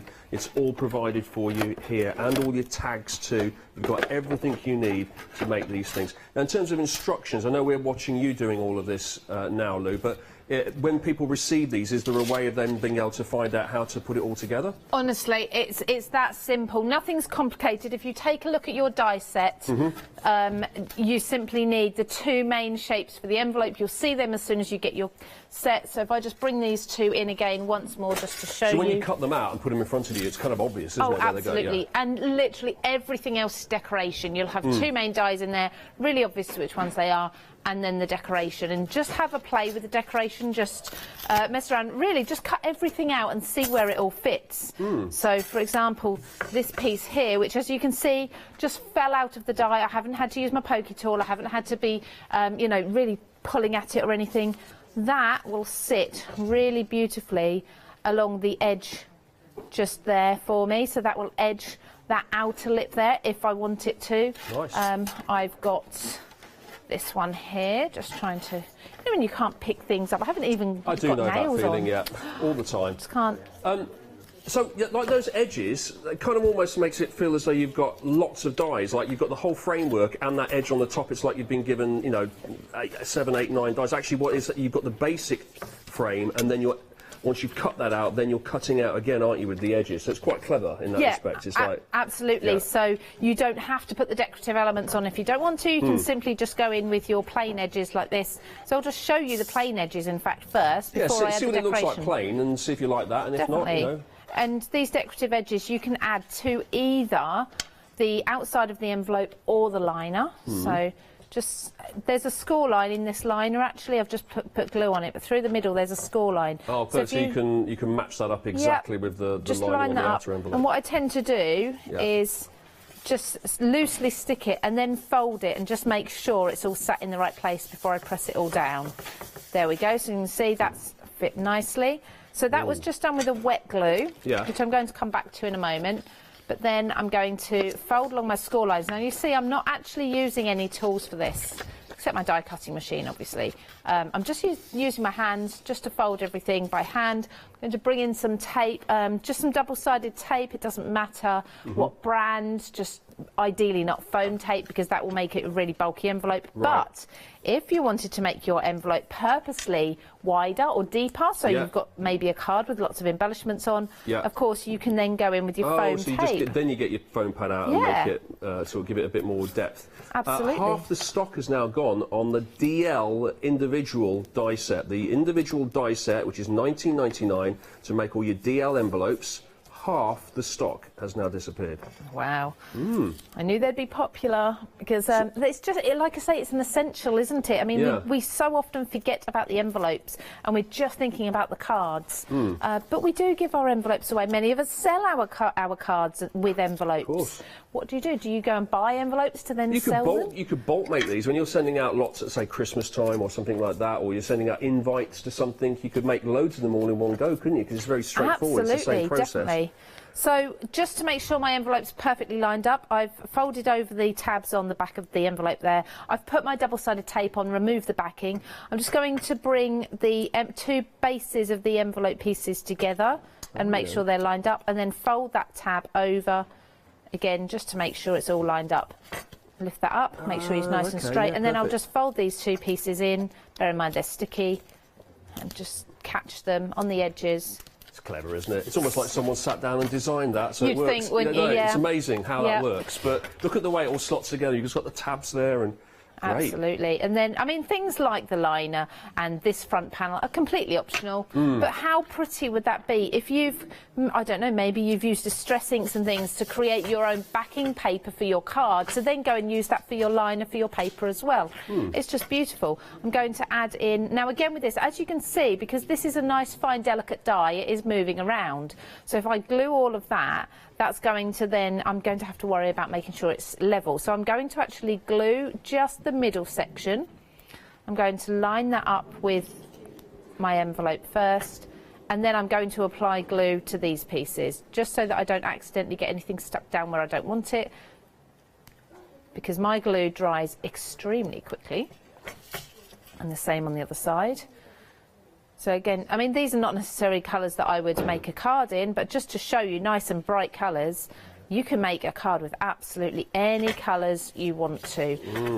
If you really want to make it special, you can use things like foam tape for these elements here on the front. Bear in mind, obviously, the overall thickness when it comes to posting it, but that's up to you. If you're just hand gifting it to somebody, it doesn't matter if you use foam tape, foam elements. You can then cut out, we've got florals, tags, hearts, leaves, foliage and things like that in them as well. There's a to and from tag as well, I noticed. Yeah. All sorts with each and every one. So, I mean, that is just a very rough envelope there. I'll show you another one, actually, while I'm showing you this one, because I've got the really bright one that I've just done, and that's got the front, as you can see, the liner inside. When you fold this down, I haven't actually folded this down there yet. When you fold that down, it all lays perfectly flat. I would just add a little bit of double-sided tape there, keep the backing on until you're ready to put your card into it. You could probably sell these at, you know, a batch of 10 of them at your craft fairs and things like that as well. But all really pretty and coordinated. And then there's another one I've done from the same set, so again from the DL. As you can see, I did exactly the same, but that's in, I don't know if you can just catch the light, the gold. Yeah, here is very different. Again, I've used elements from this set, the greenery. Where's that one come from? I'll just try and find that, because that is from, I'm sure it's from one of, oh no, it is from the same set. It's from the DL, the green, the foliage there. Because all the pieces are small, you know, sometimes they get lost on the packaging, but they're all there, and it's just beautiful. I've got a gold insert there as well, so that's metallic gold. It just all folds up beautifully. That is the prettiest envelope I think I'm going to send this year. Fancy. If I was ever to win a ticket to Willy Wonka's Chocolate Factory, that's how I want it sent to me. You would, wouldn't you? I want it in that. I don't want it in a plain envelope. I want it in that, Lou. Please organise that for me. I will remember that. Brilliant. Yeah, there you go. So if you'd like that, it's very, very popular at the moment. Have a little look at this. It's on the website, of course. That's where you can head to. We've got the bundle that you can get in the DL edition here. Now, it works perfectly, on the back it says, of that DL die set there. It works perfectly with this stamp collection. It shows you a stamp set. Well, that stamp set is right next to it in that photo there, because that is the one that goes with it. And you've got the papers that you can line the envelopes with as well. So all three of those are available with a £5 saving when you put it all together. You can, of course, get things individually, though, and that's been super popular today. The DL on its own for £19.99. Over half the stock has gone on that. 125012 if you just want the die set. Then, if you're not into DL, or you've got a DL and you're thinking, oh, a bit slimline for me, there you go. You can get the slimline version. Pretty much the same setup, but slimline envelopes. So you've got the dies, you've got the paper pack, the exact same paper pack as before. You've got the stamp set's going to coordinate with it, but the envelope is in slimline size. So that's £29.97 for the bundle, of course, so that £5 saving, £943,577. But, of course, you can get that individually, too, and it's along the bottom of your screen, £19.99 for the individual slimline die set, and a quarter of the stock has gone on that. And then you can get this A6 die set on its own to make your A6 envelopes. This one doesn't come with the bundle. This one is just flat out on its own with a £3 saving, £16.99 normally. You can get it for £13.99 to make your little dinky A6 cards, really pretty. And that is 035621, and is it half the stock has gone on that one? Over half the stock has gone on that one as well. Wow, making a lot of envelopes in the next few days at home there. Now, let's have a look at this, because we've got 4 options for you here. There's trios, stencils, stamps, and dies, all in a theme. The themes we have are where should we start? Should we start at the top here? Baby! There you go, new baby. That is the theme. So we've got all sorts of lovely background stencils there for putting on your pattern. Oh, there you go. For patterning on your background. So you've got like stars and hearts and things like that. And then you've got the stamps in the middle here with elephants and teddies and balloons and words like boy, girl, welcome to the world, really pretty. And then you've got the accompanying die set that's going to cut out a lot of those stamps. You can see the elephant and the bear in there too. That's an example of our baby boy with our elephant on it. And there's your baby girl. Got a couple more options here as well to show you, a couple more samples. All in pink, the classic traditional pink here for the baby girl with the elephant and the balloons as well. She's holding on to those. Don't think those balloons are going to be lifting her anytime soon. Then, same again here, but the traditional blue version for the boy. Really nice. You can see the background that's been embossed here. That's the stencil that you get with the pack there. You've got the die cut here, which has obviously been stamped out with the stamp set, then cut with the die set, and the same goes for everything else, the bunting, the balloons, and it's all been layered on top of each other, and that has produced that card there. So that is your new baby, 368106. I say new baby, it can't be just new baby, it must be just baby. You don't get old babies, do you? Baby is the option, new baby. Ridiculous. Right, moving on. Now we've got a new home though. This is a new home. So when you move into a new home, you've got all of this here. You've got this again, you've got the background, you've got your stamps there where you're moving, and you've got your big townhouse there by the looks of it. New home it says. And then you've got the dies that are going to cut that out. Let's have a look at a sample because then I can see it a little bit closer myself, because I can't see from that distance. Oh, here we are. Oh, you've got keys. Got a rainbow. You've got the house here as well. These like little shamrocks or probably clovers actually, like good luck, you know, like 4-leaf clovers. It's really nice, this, isn't it, Lou? Do you like it? Absolutely lovely. Yeah. And you know what, I struggle because I very rarely think to buy anything for a new home. And then when it comes, I mean, people are buying homes all the time and moving house, and I think, I've got nothing for it. This is, again, it's the perfect set. For the price, you may as well just chuck it in your basket because you're going to use it time and time again. And there's a lot of elements in this that you would probably use elsewhere. I mean, it might be that people are going off to university and things like that, and you're still going to do... Still moving. You know, yeah. You've got the kit 21, you have the keys, Absolutely. You know, that kind of thing. Yeah. This is just a really pretty starting point anyway. You know, everyone loves like a little street of houses. You can mix this with all sorts of different other I mean, you could pictures. do sort of people pass their driving test. You've got the good luck, you've got the keys in there as well, things like that. So you can use this for a lot of different occasions, not just new homes. And I like the way these have been brought out and coloured and sort of like raised up on foam pads, and then you've got the background as well. It's really cool, that is. I like that one. So that is your home, new home. So it's baby, new home, okay.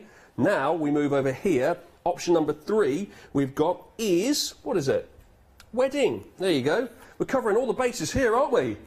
We've got weddings, we've got all sorts. So if you once you've had the hang on, we've kind of gone a bit out of order here, haven't we? We bought the house, we've had the baby, now we're getting married. Okay, fine. Let's do it that way. The modern world.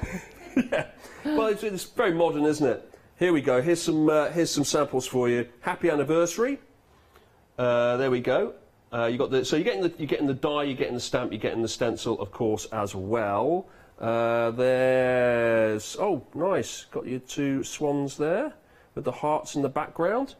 That's what I have for you in samples. Should we have another look at the actual die set and the trio itself, because we didn't really look at those because I rushed into the samples. Let's have a little look along the top here. There you go. So again, a lot of this is going to be usable elsewhere, isn't it, Lou? Because absolutely. Not the wedding day bit itself. Fair enough, but the flowers, the wreaths, everything else, the hearts. Even the swans, you know, you can do a day at the park with the swans or whatever it may be. Yeah, with every single set, there's going to be multiple occasions you can use them for. When you see them as a collective, I mean, you'll be making cards for weeks, months, years with all of this, mixing and matching the collections as well. You can put the animals with, I don't know, the baby, for example. You know, it's entirely up to you how you use them. Nice. And then we come to our final option, and as far as I'm aware, this is the only option out of the 3 that happens every single year, because you don't have a baby every year, you don't move house every year unless you're very, very wealthy, and you don't get married every year unless, I don't know, you're Elizabeth Taylor or who else gets married loads. You do have a birthday every year, though. Yes, and so this one's going to come in super handy, uber handy, this one. This is your birthday, and again, cannot stress this enough, so many of these elements are on non-birthday, if you like, as well, can be used in other occasions, any celebration, or just a nice, pretty card with balloons and stars in it. You can see all those backgrounds there as well. It's only really, Lou, the happy birthday sentiment that's really birthday, isn't it? Absolutely, definitely. So any celebration, New Year, for example, you'll be using things like the balloons, for example. The cake can be, again, any occasion you want it to be.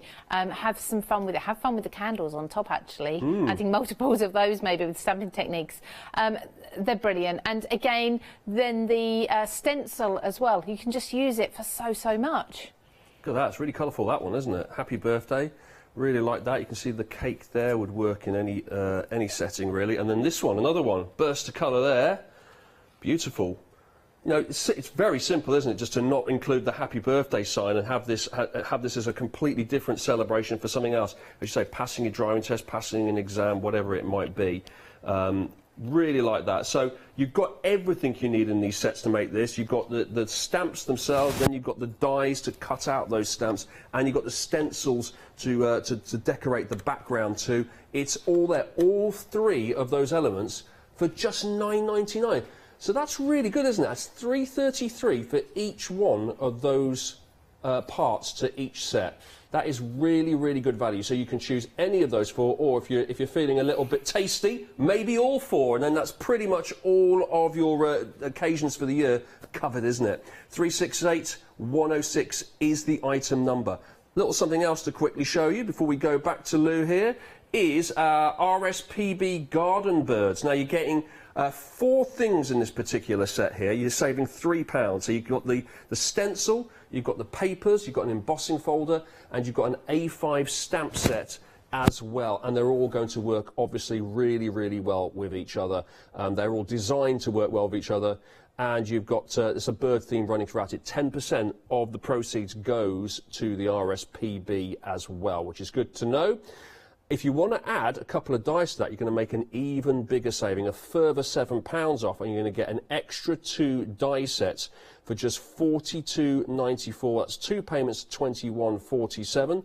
The dies are available individually. There's a songbird die and there's a bird watching die set as well. Have a look on the website if you want to have a look a bit closer at what those dies look like. But if you stick them all together, you're going to get a £10 saving in total. 091844 is the item number, and all those cards you can see there can be made using that bundle. Right, back to you, Lou. Okay, so I'm going to go back to the Creative Stamp Die Stencil Bundle, and can I do a new baby card? I'm actually going to do, if I just grab this, I'm going to do, I'll show you on here, this one, because it's very, very quick to do, but it looks, this is one of my favourite cards that I've actually made this year so far, because this elephant is just like the really cutest, cute. really Super cute. Absolutely adorable. Yeah. So I'm going to use all of the elements in the new baby set. But again, new baby or young birthdays as well. When you said you were making me a new baby card, then I had a bit of a panic on. Did you worry? Yeah, it's like, what have you heard? Like, what's happened? Who, what? No, no, you're cool. okay. You're making a generic baby card. That's I am, cool. yes. Good to know. Good to know. So what I'm going to do, first of all, is I'm going to take my not a stencil. This is a die cut, just circle die cut into some paper. I'm going to tape this down, first of all, roughly in the centre of my card. I'm just going to tape it on one edge, so I'm going to wrap that around my card there, and I'm going to ink through. So I want to ink this two-tone, like an ombre effect.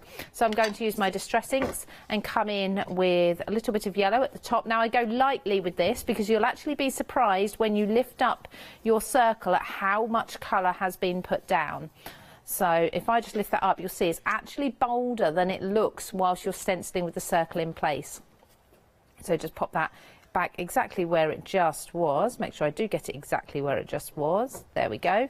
And then a little bit of blue as well. Now you can make this obviously baby girl or baby boy, doesn't matter, or you can do it completely neutral, because of course very often you want to prepare in advance and you just don't know what the baby's going to be besides a baby. So you can go with greens or lemons or ivories, I don't know, any of those colours.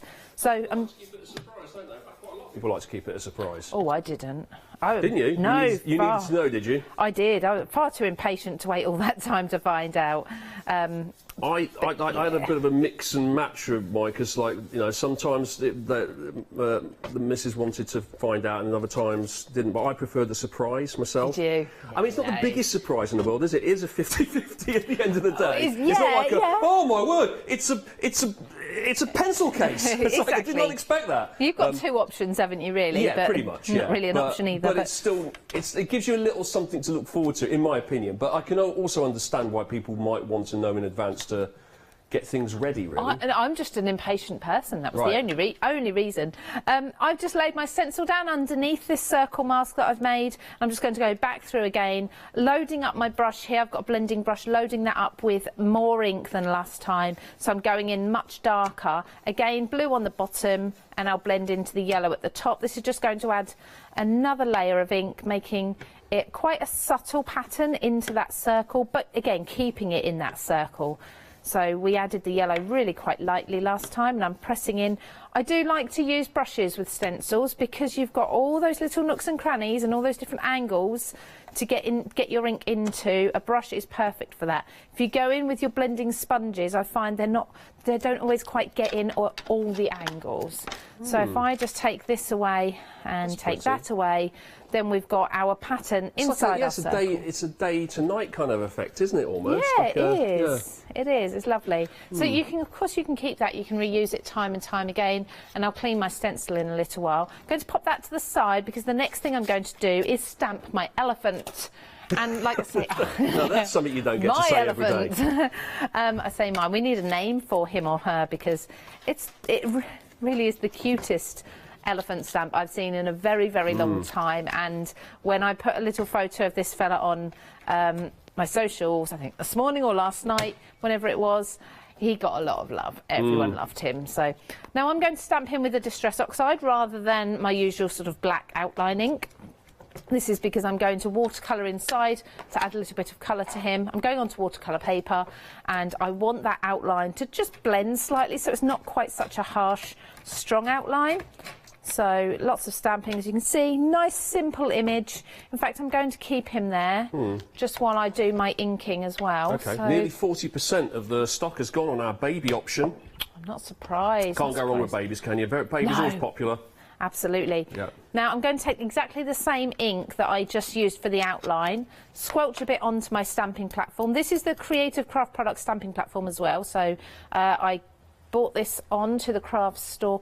It wasn't that long ago, the end of last year. Ever so popular. It's really good fun, and the point is I can now use the magnets to hold my painting still whilst using this as a bit of a So it's like your palette. The other side of your stamping platform is your palette now. It is now, just cleans off, yeah. Absolutely. Just a little bit of water. I've just diluted down some of my ink. Now what I've done for each section is I've given it a light wash of watered down ink, and then I'm putting my brush through the ink that hasn't got any water in, and I'm just going to tap it where the shadows would be, so the base of the ear there, along the head, and just allow that to naturally just blend into the rest of the image. So if I just do that once more with a larger section, let's do his head. I wouldn't usually do two sections next to each other like this. Well, you let the other section dry first, absolutely. Yeah. But just to be able to show you in a bigger area, I'm avoiding as much as possible putting any ink or any paint, sorry, around the eye area. Okay. You can go in with a pen or even with your stamp and re-stamp the eye afterwards, but I quite like the light effect of that same colour ink. Now where I'm brushing my water, my wet paint over the outlines, they will bleed ever so slightly, which is good. We want them to be softer. And then loading my brush up again with that darker colour and just tapping it in. And this is just not using any particular paints, just your inks that you've got, your water-based inks that you've got at home. You can do this with any inks that are reactive with water, water-based, and where you feel you need it even darker, which it would be right under here, just a little more ink. And just keep going in and blending. And then I did the same. I'll just get a bit of tissue to wipe my brush off. Well, while you're doing that, let's have a quick look at the stamp platform there, because that is available on the web if you'd like to get that, the one that Lou's using, for just $22.99 if you like that. I mean, sometimes we concentrate so much on the actual project in hand, and and some people might be watching that and thinking, do you know what? I haven't got a stamping platform yet, and I'd really like the one that Lou's using. Yeah, there's your opportunity. It is a brilliant one. Yeah. I love this. And the beauty of this is, I won't do it now because I've got wet paint on it, but when you fold it over, it doesn't automatically stamp like many. You then have to press it down to stamp. So you can line it up and make sure first before you press it down. That's good. I've just gone in with a little bit of pink as well. I've done this for the ears and the toes, a light wash of pink like so, and then again picking up that strong colour on your paintbrush that's not got the water and just dabbing it in and blending it out into the rest of the ear, just to the centre there, and that gives a little bit of depth and shadow. What sort of cardstock for that? Watercolour cardstock? Yeah, absolutely, watercolour all the way. Now I'm not going to continue to paint all of that. I'm just going to clean this off quickly because I've got one here that I've already painted. This is actually in, I'm not sure which colour I used. It's a little more of a bluey colour. Okay. There, but it doesn't matter. It doesn't matter at all. That's blue going works to sit... on an elephant, though, doesn't it? It does. Like, the grey blue. Absolutely. I'm going to use the weathered wood that I use. I don't think that's what I used for this one, but I can't remember what colour it was now, so it's close enough. I'm going to use the weathered wood here and just ink over, because that's definitely what I used for colouring in the first one. I'm just going to ink over this piece of watercolour cardstock. And this is to cut out my sentiment, but I wanted the colours to match quite well. So rather than trying to match with a cardstock I've already got at home, just make your own colour with your own inks and things. So you can do an ombre effect with this if you want to then die cut the word out. Oh, yeah. It just takes seconds, but just using a scrap of, and I've used watercolour just so it matches the elephant really. Like so. So just ink that, so it's got a bit of colour. Then I have got my outline for my elephant, and it just sits beautifully around it. It's not a really large outline, which is what you get with some stamp sets. Sometimes they're such a big outline that it's a little bit too big sometimes. So this is a really nice size. So you do need to just be careful that that is pretty close. I can't, without getting too close to my head right in the way, I'm not going to attempt that, but line it up. And I love the font of this as well. We've got baby girl and boy in the dies that I'm going to cut out here. The font is fantastic. It's a really good size, and it's also like, it's readable, but it's quite modern. So it's almost like it's been written, handwritten. Yeah. So I'm going to run all of these two through together very quickly. And then we can quickly build our card up with them. And this will go through any of our die cutting machines, right? Yeah, absolutely. All these little bits. In fact, if you are limited to a smaller die cutting machine, these sets are going to be absolutely perfect because there's nothing larger than a couple of inches within each of the dies. So the nearly half the stock has gone now on our baby bundle. A baby bundle. Yeah, there it is, baby bundle. So half the stock. We've got there our little baby elephant that's cut out. We've also got our words. I'll just need to get my pokey tool and pop. We've got release holes in them. Look at those words. It's not the perfect colour matte for me to be putting those onto, but we'll see them better on the card. Look at this. He's so cute. Oh, that is cute. And then very we've got nice. Baby boy. I won't worry about gluing those down. Obviously, like I say, get closer, make sure you line up your die properly. But if I bring in the card that I did, the only difference with this is obviously slightly different colours, inks. We've also got, under here, I've used foam, so I've die cut through the foam as well. It will do that perfectly. Under the word, I've die cut some black cardstock and layered that up, 2 or 3 layers underneath to lift that up and give it a shadow as well. And then I've used, we can just see on this stamp set, we've got little stars and hearts. There's even little ducks and safety pins as well. But I've just stamped some little stars and hearts around, and again, watercoloured the centres of those just to blend them in to finish that card off. But that's lovely, that, isn't it? It's really pretty. It's really I think that's really, really nice. And it works, obviously, for boys and girls. You can make it gender neutral, or you can go for the traditional colours, whatever you will. Little something to show you right now. We've got this. Well, what are we going to look at now? We're going to look at let's have a little look at it on the web, actually, just before we get to this, because I was going to show you that RSPB bird bundle here, but this is the baby bundle. Nearly 60% of the stock has now gone on this, but that's not the only option. So you've also got wedding day, new home, and birthday as well. So if you like the look of the baby one, you might think, well, actually, you know, I've got a few weddings that I need to send off to, or there's also, you know, birthdays obviously come in handy all year round and every year, so get that one as well. 368106. So let's go back to this now. This is we've shown you this on the web a number of times, but this is it in real life. It's quite exciting. Now this is its own bundle here along the bottom. Now have a little look at this. So you've got here your papers, 24 sheets of your spring garden birds. You've got your stencil here. You've got your stamps next to that. It's your A5 stamp set. And then you've got your embossing folder. All of these go together, and all of these make one set where you get a £3 saving. So instead of paying £30.96, it's £27.96 today. 152,345, and 10% of the proceeds from this actually goes to the RSPB. So you're doing your bit as well, which is quite nice because it is in aid of the RSPB. Now, how about if we take that bundle there and then we add in these two die sets, which we told you about earlier, and this is what they look like.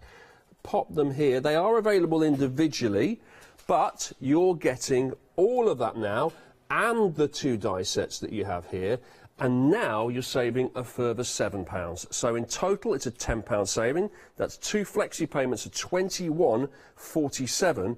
You're getting all of the stencils, the embossing folders, the papers, the dies, the stamps, the lot, for just two payments of £21.47. 091844 is the item number. Lou, you're going to quickly show us this then. Yes, very quickly. I know we haven't got too long left. The bird watching die set.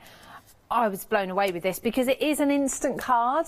It's the front of a card. Simply choose a coloured background, die cut this from white, black, brown, whatever colour you want to, and it's done. It's just so simple. It's like a silhouette die.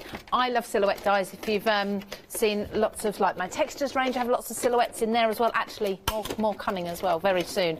Now, because I've gone through with about a 300 GSM card stock, which was probably a silly idea of mine when I'm demonstrating and I want to do it quickly, I am going to just have a quick look. Yeah, I would run that through. You can see bits are falling out, but I'm going to run that through once more. A good way of actually lining up your dies, if you need to run them through at a different angle, which is quite common with large dies like this, is to fold your tape over and then twist that to a different angle. Top tip, that. So fold my tape right over. Obviously, it will cut through the tape as you go through, but that will just hold everything in place. And with manual and with most electronic machines now, you can go forwards and backwards as well, don't forget, which is always handy for an extra cut. So let's pop all the pieces out of these. I'm sure most of those bits have now cut. Just release. There you go. Release this tape gently without taking anything. Now we've got a beautiful thin frame around the outside to frame the card. Okay. Just taking off that tape, which was very, very sticky. And all these pieces are just falling out beautifully. I will bring in just in a second a card that I made with this. I simply used a distressed inked background. Pop your pokey tool just through all the little pieces in the middle to pop these out. You can see you've got some, I think it looks like cherry blossom there. It does, doesn't it? Really delicate. And there is a stunning cherry blossom embossing folder as well that works really well with this too. Just to save time, I don't actually know how long we've got. What bird do you think that is, Lou? A warbler? Oh, you're going to ask me? A wren? Let me find the card. There we go. There'll be people at home screaming out the answer there. Yeah, of course. But I think you can colour it yourself in any way. Yes. So obviously that's the one I've just cut. I just need to pop all the pieces, finish popping the pieces out. You can see the effect on that colour. The effect on black is just striking. It really is, like so. Again, you can see where I've not popped those pieces out, but I will do in a moment. When it's finished, I mean, this was a simple card. It probably took me no more than 10 minutes maximum. But you've got your ink blended background with your distress inks, so your distress oxides, a bit of water flicked on there, and then that white bird over the top. Stunning card. I think it's absolutely beautiful. But you can paper piece in all of the pieces of the bird, the butterfly, the florals back in any colour you want to. That's brilliant. That's great. And it's all part of this bundle, you see. Here's another example. Have a look at that. This is what else you can achieve with that set there. The whole thing, just two payments of £21.47. More examples here. Isn't it funny how, look, that's a kind of embossed effect there, how different things can look with just exactly the same die set. That is one of those extra die sets that you're getting in with the large bundle.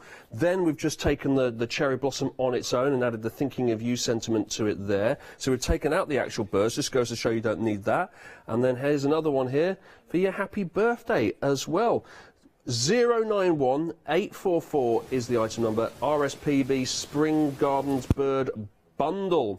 Now, Lou, you are back I was going to say tomorrow, but aren't you back later? 9 p.m. I thought so, yeah, that's with me, isn't it? Yeah. Yeah, same products, but different demonstrations. OK, I very much look forward to that. And you will be back, of course, tomorrow as well with something completely different as Yes, well? brand new launch from Textures tomorrow morning, 11 o'clock, with yourself, I believe. Wow, you can't get rid of me, can I know, you? I've tried. Who did you hack off behind the scenes? No, Sorry about that. I love working with you. So, yeah, brand new launch tomorrow morning at 11. Brilliant. Thanks very much. Here's your short straw, by the way. I just like you dropped it. There it is. Thanks very much, Lou. I will see you a little bit later to do the one-day special with Paul. Very, very excited about that. That's going to be at 8 o'clock. And, of course, that one-day special is coming up in just a moment. So hold on to your hats because the savings are about to begin for 24 hours here on the Craft Store.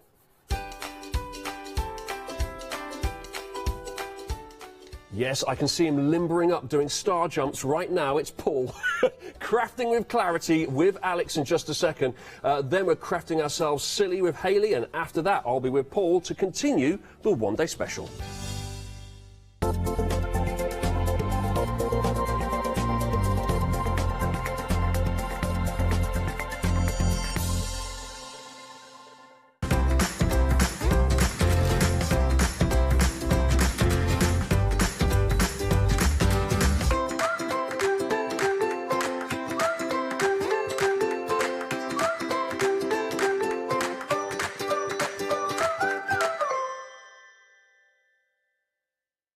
Hiya, I'm Hazel Eaton from Pink Frog. Pink Frog is an established company. You may have seen us in shows up and down the country. We have a wide range of designs and we're particularly known for our flower dies and flower stamps.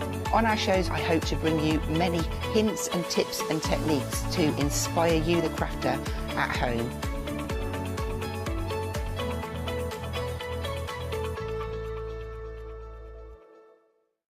Hi, I'm Julie. And I'm Paula. And together we are Julie Hickey Designs. We formed our partnership after many years of friendship, after both of us being in the craft industry for well over 20 years. The thing I love to do most is to share my ideas, hints and tips with you, the viewers, so I can inspire you to pick up a stamp and get creating.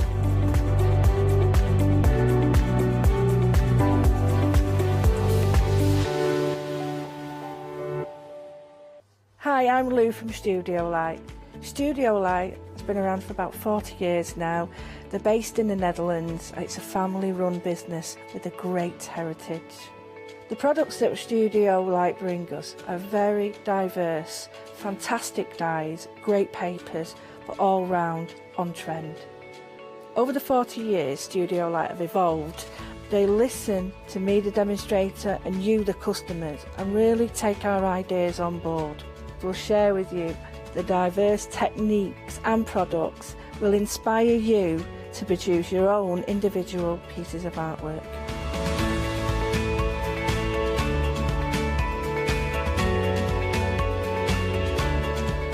So make sure you don't miss the Studio Light shows.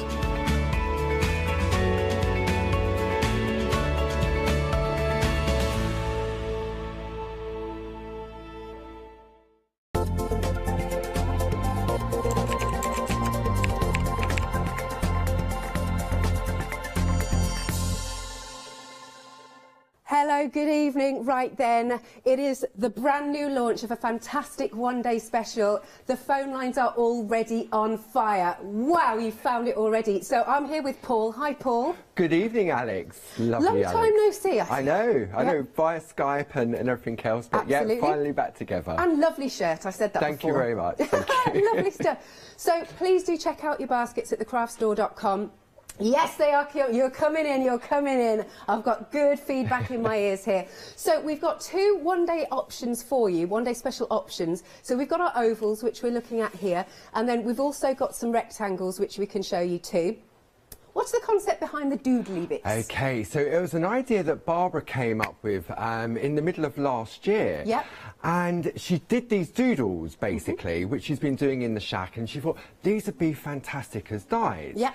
So back in September, as part of the Weekend Wow, we launched the square and the circle versions, and they just went absolutely mad. Yes. So the graphic design team in the office work their magic and turn them now into ovals and also into rectangles. And you've got a lot of dies in each one. Now you're shopping ahead of us here, but they are beautiful. I love the different looks. You've got some with hearts in, you've got some with stitch detail in, you've got all sorts here. And they're just really fabulous dies. And I know at home I've got some, not plain, but you know what I mean, solid nested dies, whereas these, they've got such lovely designs to them. They have. I mean, they've been illustrated by Barbara. That's where the original concept came from. Yeah. So if we have, I mean, we're looking at the rectangles there. I mean, the price, this is the same as what the Weekend Wow was back in September.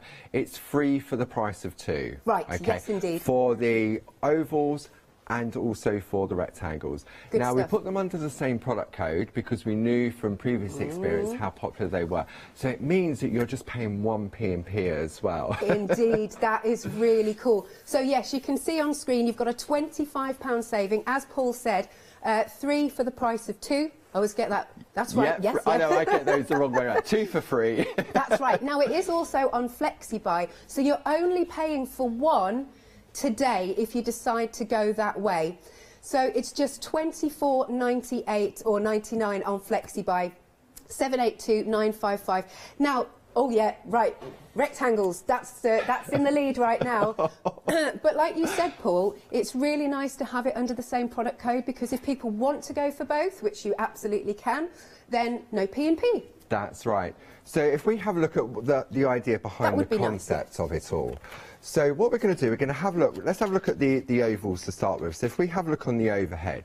Now, this is the nested oval doodle frame it frames. Okay. Okay. Now, this gives you 10 beautiful, intricate, what we call floppy bits. Okay. Now, when we turn it over, you can see this is one big, beautiful die. Yeah. Okay, I mean, look, there's Amazing. my hand, so you can see how big it is. Okay.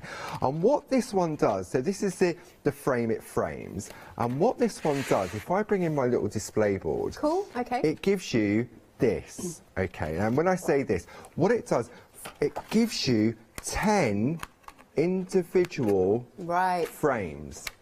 Okay, so if I take a piece of card, so you've got that one. If I take the piece of card and pop it under there. Yep. So you've got 10 elegant designs. Paul, speaking of 10, Yep. guess what? What's that? 10% of the stock on both options has dear. already gone. Okay. 3 minutes in, boom. Right, okay. So that is the frames, okay. And then what we've done, we've then split the 10 designs into 2 sets. Right. So when I turn this over, you can see you've got 5 individual dies. So these are what we call our aperture dies, and you'll know from experience, Alex, from our aperture dies, they embed within the cardstock. So if I bring in the heart one, you can see I've laid them all out exactly how they come on the packaging. And what that does is it embeds it and cuts out of the card blank, okay? Then we have the next set of designs, which is the scallop designs. So if I bring this one in, you can see you've now got every alternate one from the original 10. Now, when we talk about apertures, you're thinking, well, what does that mean? If you're new to our fresh cut dies, let me bring these card blanks into play. So these are our card blanks we have on the show. And all I've done, I've just taken one of the apertures and I've just die cut it. And it gives you that beautiful aperture effect. Okay. So then we've got the next design. So you can see how it looks. Yep. Okay. The next one, and they get bigger and they get bigger. Now, if I bring in the other set, let me just pop those to one side. Okay. So we can see I've taken the same size card, but I've used 2 different size ovals. Then I've used the same one on the next side. Okay. Then I've taken that one. You get so many looks. You It's do, brilliant. depending on the size of the card blank that you use. And then we've got the next one, and then I've done it on there. Right. So that's the concept behind the Doodle Die collection. Okay. Now, when we're looking at that really lovely big die that we showed at the beginning, which is this one here, okay, which is, say, 1 die. When you run this through, and I showed how you got all those, what we call the floppy bits. Now, I've got my folder here, and what I've done, I've gone through gorgeous designer papers. Yeah. And I've die cut, so I've got a folder. So this is from Amazonia. Right. This is from Antarctica. So I've got all these good to go, ready to work on my artwork. Okay.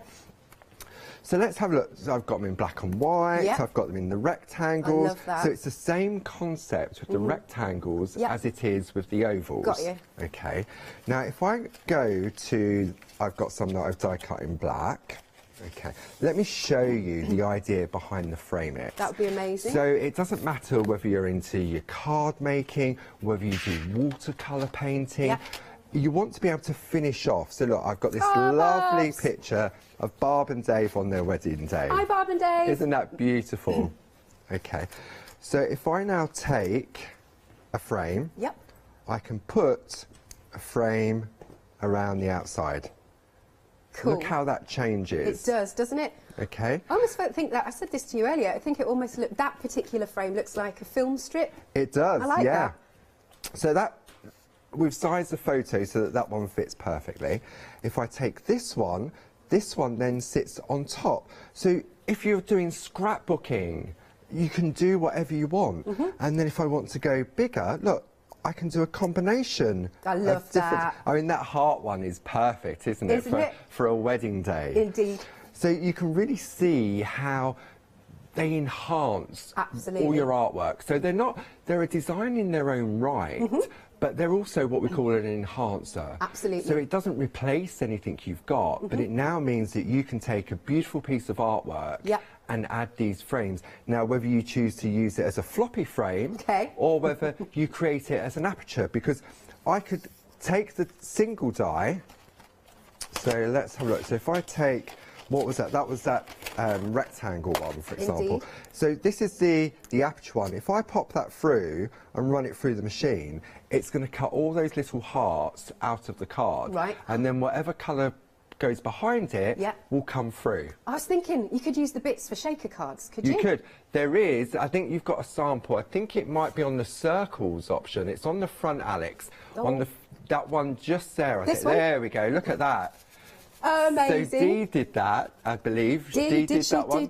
Have I got this the right way around? There you go. And she saved all the little bits and she put them, I mean, look at the circles as well. Very clever. So we've got those back in stock as well. Definitely. So we've put those under the same, different product code, but one code for the circles and the squares. Excellent. And there's a £20 saving on that. Yes. But... Indeed. Go on, I'll let you... No, go it's on, all right. No, go on. I'll tidy up this one. After you. No, because on the circles and the squares, if you missed out on that, we're just going to change the details for you. So you can go for either of those options as well. But here it comes. So as you can see, £20 saving. But if you're a Freedom member, you get a further £5.50 off. I believe I'm saying that right. So it's $49.47. So it's almost like you've got 4 one-day specials. How cool is that? There you go. There's that Freedom price. $49.47, and again it is on FlexiBuy, so lots of you are going for every single bundle that we have got on the show. So you're choosing from, here's the circles, and again, aren't they pretty beautiful doodles? There's so much you can do with these. They are so versatile. I mean, look at that one. That's really cool, that sample. It's clever. So that is using the frames, the individual frames. I think Jane did that one, and she die cut out of 2 different colours and then alternated them and stuck them back down again. Lovely stuff. So like I said, it is like you have got 4 one-day specials. So let's come back to the original one-day special, the brand new. Oh my gosh.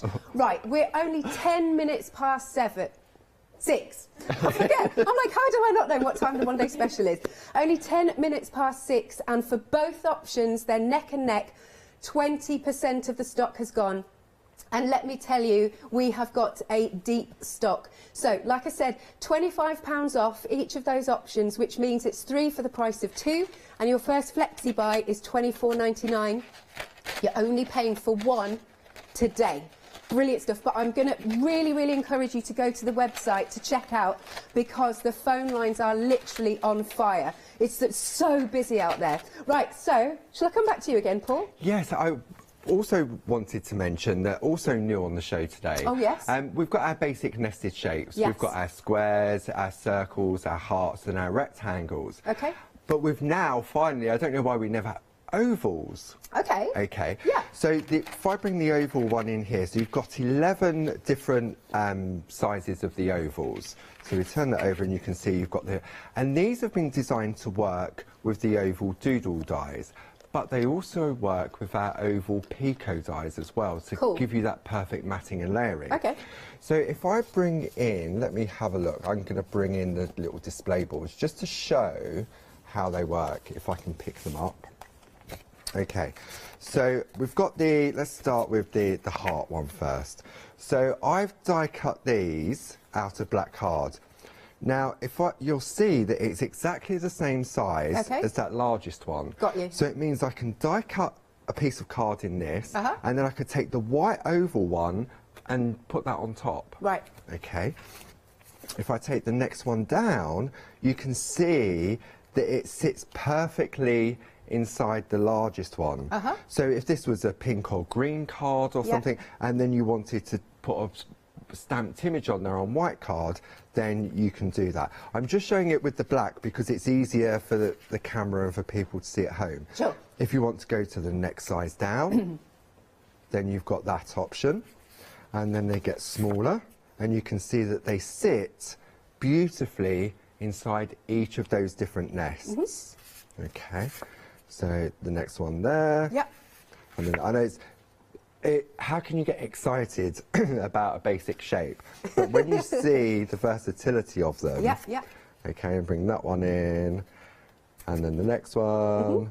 So if you're adding the ovals, then, and these have been designed, to say, to work specifically with the dies. And look at that one, you've got that little centerpiece in there. Love that. So that little die just on its own, it could be a little sentiment. And let me just give you a sneak peek of what's coming up tomorrow. I had real fun creating this. Look at this piece. Oh my gosh, that is beautiful. So these are our meadow and landscape dies we've also got on the show. Good and it's stuff. Half price on those. So I would say shop ahead on those. I'd not seen those. But what I've done, it gives you a rectangular aperture when you die cut it.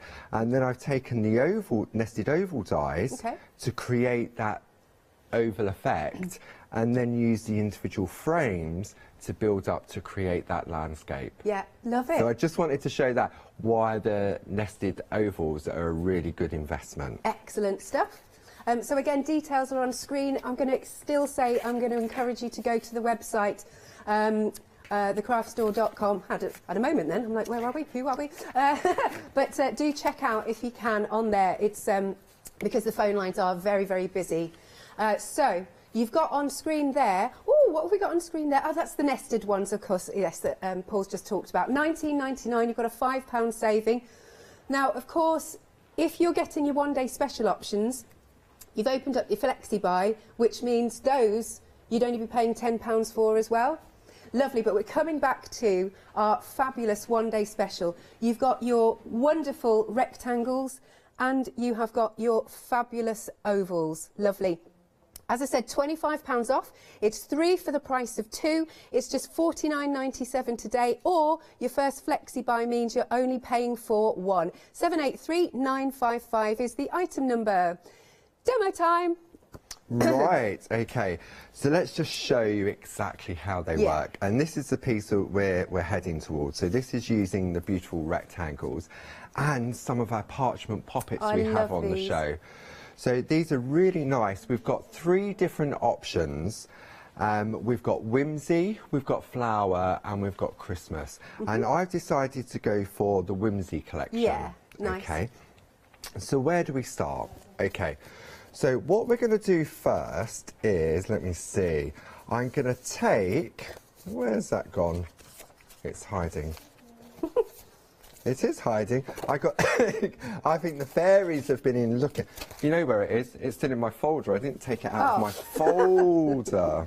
There it is. Okay, You're so organised, Paul. So while we're here, let's have a look at the whimsy collection.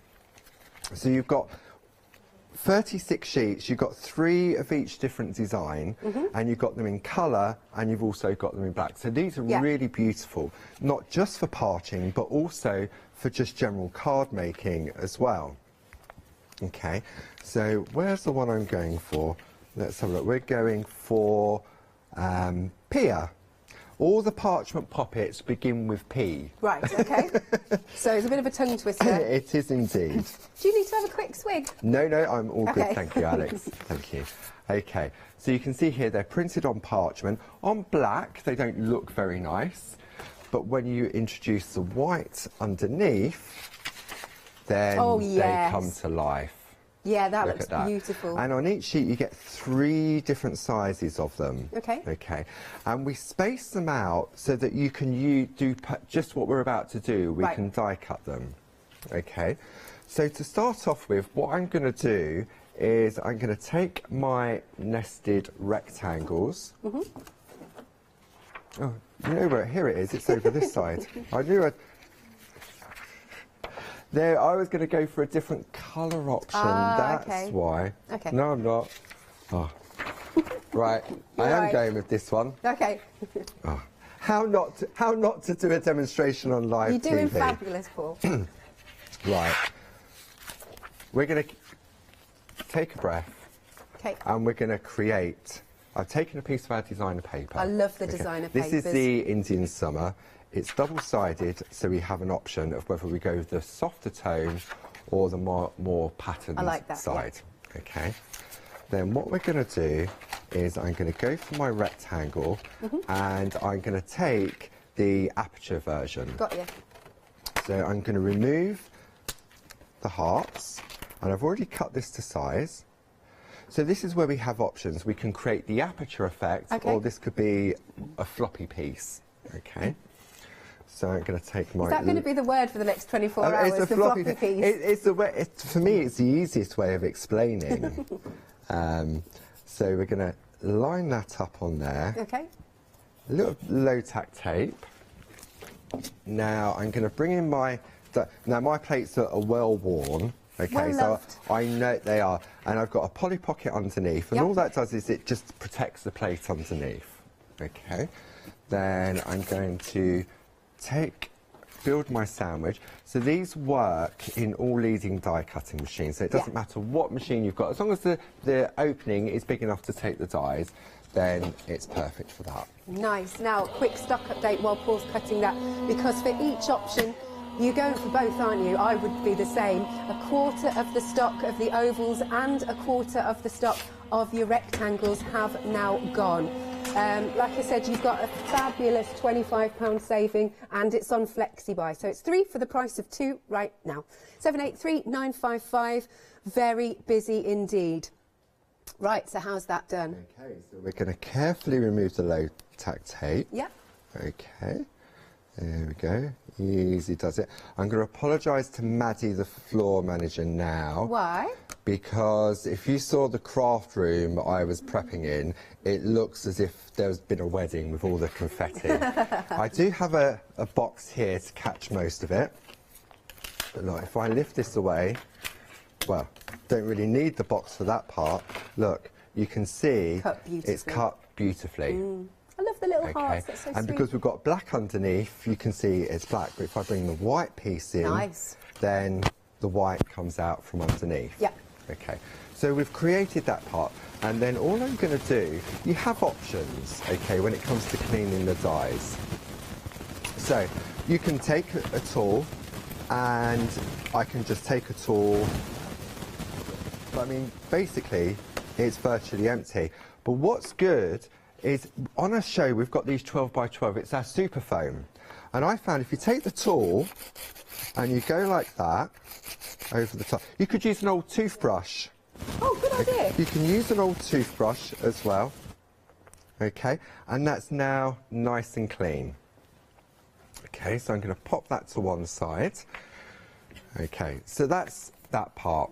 Now what I want to do is to create the floppy piece.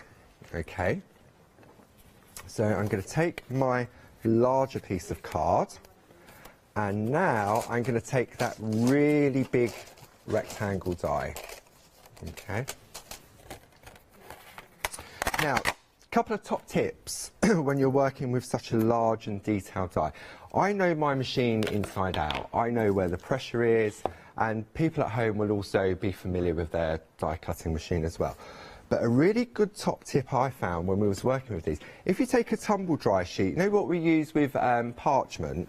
If you take a tumble dry sheet and you just wipe over the die, okay, what that does, it creates like an easy release on the cardstock, okay. So I'm going to turn that over. I'm going to make sure my pocket is nice and clean. Now, as I say, I know my machine. My machine prefers it to go in landscape rather than portrait. Okay, I'm going to build the sandwich, and I also know that my machine likes to run this through twice. Okay, so we're just going to run that through the machine. And for the sake of just running it, taking a few, a minute, 2 minutes, just to run it through for a second time, yeah, it makes a real difference. Lovely stuff. Okay, paper, I would just run it through once, but with cardstock, I tend to find that doing it twice is nice and easy. Cool. And it doesn't take very long, does it? Not really. No. Not when you look at the beautiful intricate design. Can you imagine doing this with a craft knife? You No, wouldn't, thanks. would you? You really wouldn't. Be there forever. Okay, so now we're going to come to the big reveal. This is the bit I love. Okay, cool. So we're going to open our sandwich. Okay. I'm going to get my box so that Maddie hasn't got to get the Hoover out. Bless. Okay. I've got to do this bit, Maddie, sorry, because it's the only way of getting the static off of the bag. Maddie just said she'll let him off. I'm just going to... But look, all's ready. They are released from the die. Yeah. Okay, so I've now got my 10 floppy bits, my 10 frames, and then I'm going to bring in my black mat. I'm going to take my tool and just gently run over. I mean, if you like, you can sort of do them into, but they're only just being held in due to static. So we've got that one. Then we're going to do the same. But look how all these tiny little pieces, they just all fall out. Absolutely. Okay? Brilliant. So that's the next one. We'll pop that one over there. The heart one, does that need it? No, that's all nice and clear. There, I love this one. This is sort of like a chevron type of design. Very cool. Okay, so we're going to do that one. There we go. That's the next one. That one's done. That one. See, having the black mat underneath, it really allows me to see whether I've missed any bits. Right. Very cool. I love this one. That This one's is the really nice. lovely little lattice. Lovely little lattice. That's a bit of a tongue twister, isn't it? Was it alliteration? Yeah, I think so. That one's fine. Oh no, one there. But there we go. All done. But for me, the satisfaction of getting these beautiful designs really easily. And I love this one as well. They're all lovely fabulous. scrolls. I love that they're all so different. It's as hard well. to sort of choose a favourite one. Okay, so we're going to do that, and then I'll just push those little bits. They're just being held in, a little bit stubborn. It's so satisfying, though, isn't it, when all the bits fall out so nicely? Yeah, that's right. So we'll carry on with this. Okay. And then, they're just there. So, did you want to show some samples, Alex? And I'll just finish off this little bit, That'd just so we can marvellous. see that. Right then, because you can see the versatility, actually. You can see the versatility and how actually the ovals go really well with the rectangles. They're just absolutely perfect. So we've got this one. Now this is by, hang on, I'm going to have to, this is by Linda. She's done this one, which is beautiful. And just loving, I'm liking as well the different layers and the different type of cardstock. So we've got that. And then, this is beautiful. Jane's done this one. So again, you can see all the versatility. They all look so different, don't they? And bear with me. We've got a larger one here. That's really beautiful, isn't it? Just to frame it so beautifully. Here's another. Who did that one? I'm not sure. What's that one? Let's have a look. Did you do I that one? did that one. That's using our Beautiful, frosted floral overlays. It's one of the images in there. And I've Nice. just taken, that's where the nested ovals really come into play, because I was managed to get right to the close edge on that design. Lovely. And then this one, This is cool, and I think that's using, looks like some designer papers as well. This one is by Sam. Looks a bit mixed media, that one, doesn't it? Loving that. Let's move on to the rectangles and show you some samples there. Here we go. Elaine's done this one. Isn't that just, it just really finishes the cards off, doesn't it? With that beautiful framing. So we've got the chevrons here. We've got some with those scalloped edges. Debbie's done this one. Obviously the design team are absolutely brilliant. I always praise them. I think they're just, when I look at their artwork, I just think amazing. Oh, hang on a second. What about, oh, this one's got a nice mix here. So this is by Debbie. There you go, Debbie. That's really, yeah, really nice with the craft card and the black as well. Give us a thumbs up when you want me, Paul, but I'll just keep going if you like. Yeah, no, I think it's nice to see what people at home can make with them. Absolutely, lovely stuff. So this one is by Linda. She's done this. Again, look at that. I love how they nest so prettily, but they're all different, which I think is fabulous. Oh, excuse me. Got a little one by Debbie as well in the monochrome. Oh, I like it on the jaunty angle, actually. Really cool. Okay, so extremely, extremely busy for your different options of your one-day special. You've got your ovals, you've got your rectangles, and they are just beautiful and so useful. Now, a quarter of the stock of each of them have gone. Like I said, I think you're putting both of them into your baskets, which I don't blame you, because there's something a little bit different about them. So you've got that £25 saving. It's 3 for the price of 2. And they go into a very large size, don't they? They're whoppers. £25 off, and you can spread the cost. 2 payments of £25 there. Or it will swizzle round in a minute, as I like to say. 783955. Again, I'm going to encourage you to go to the website. The phone lines have been so busy since we started this show. So who knows how much stock we're going to have left at the end of this hour? I don't know. 783955 is your item number. But please do check out your baskets. I like the way our producer... It's first time working with Tasmin, and she's going, demo time. Dun, dun, dun, dun. Anyway. Okay, right, so I needed a quick swig of water, fine. So thank you for that, Alex.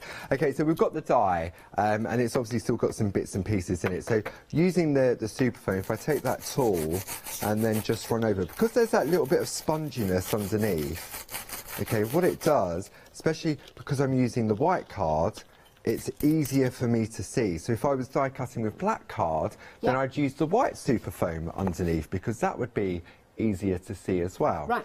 But now I've got a really nice, I've got a nice clean die. Excellent. And you would think, I mean, I've worked with many dies over the years. A die as intricate as that, sometimes it would take me half an hour just to clean it out. Absolutely. Okay, so that's a real sort of added bonus.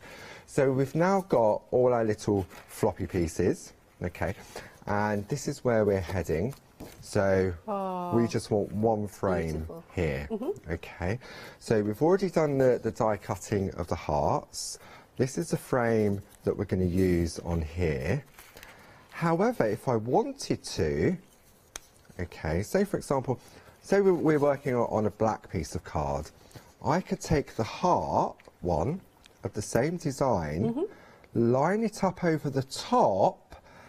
I've got an extra frame, plus the black or the colour behind is coming through as well. Nice, So it makes that beautiful design stand out a little bit more. Cool. Okay, so now we're going to take our lovely parchment poppet. So we've got Pia, and I've got a piece of white card underneath, and then I'm going to take my nested rectangles, okay, so that we can die cut that out as well. So I can decide. The same thing with the ovals. The nested rectangles have been designed to fit within the rectangle doodle dies as well. It's the same principle. So if I position that on there, I'll take a little bit of the low-tack tape just to hold it in place. And this gives a really nice sort of beveled edge to your die cutting as well. And we've got a £5 saving on each of the nested shapes as well. That's cool. We've popped the details at the bottom of the screen. £19.99 for those. And as I said, if you're going for the one-day special, your Flexi Buy basket has opened up, so it's only £10 as your first instalment for those nested dies. Lovely jubbly. Okay, so we're going to run this through. Another option is that if I wanted to, I could have created the aperture within the piece of paper and then put the parchment underneath rather than on top. So there's all different ways of just using the dies in different assortments. Okay. And the reason I've cut a piece of white card as well, okay, is that if I pop that on there, it looks a little bit flat, doesn't it? You really don't see the vibrancy of or the translucency. But if I pop that on top, it really does sort of come to life. It's almost like you've popped it on a light box, actually. It has, yeah. So we know with parchment, don't we, Alex, when we're working with the groovy system, when you're working with clear parchment and you apply colour, if you put it onto a busy background, you can lose the effect of it. But by putting the white onto it, I mean, I could put a piece of pink parchment underneath and it would give it a different look as well. Yeah, softer. Okay, so then what we're going to do, I'm going to bring my brads into play. So we've got these on the show. You've got the brads with the storage container. Okay, so I need 4 little brads. 1, 2, 3, 4. It's really good for keeping them, and I've got them all 1, 2, 3, 4, 5, 6, 7 different options, and I've got a spare one for whatever I choose to put in there. Okay, so we're going to line that up. I'm just good for ease going to take the tool there. I'm going to make a hole, pop the little brad in there. He says, all fingers and thumb. Let's go for this one. Yeah, I've just looked. You get 280 brads there. There's a lot, isn't there? There really is. And we had these specifically designed for parchment craft because you don't want to take away the detail or overpower it. Oh, and also you don't want any gluey marks on parchment. That's right, yeah. So if you want to go for all of those 280 brads plus your storage, it's £17.42. And again, if you're going for your one-day special, you've opened up your Flexi Buy basket. 973578 is your item number. Okay, so put the brads in. That one just flew out there. And then what we're going to... Oh, there we go. Let's turn it over. And then we'll open up the brads. Oh, it is all fingers and thumbs. There we go. But we get there in the end, don't we, Alex? Oh, absolutely.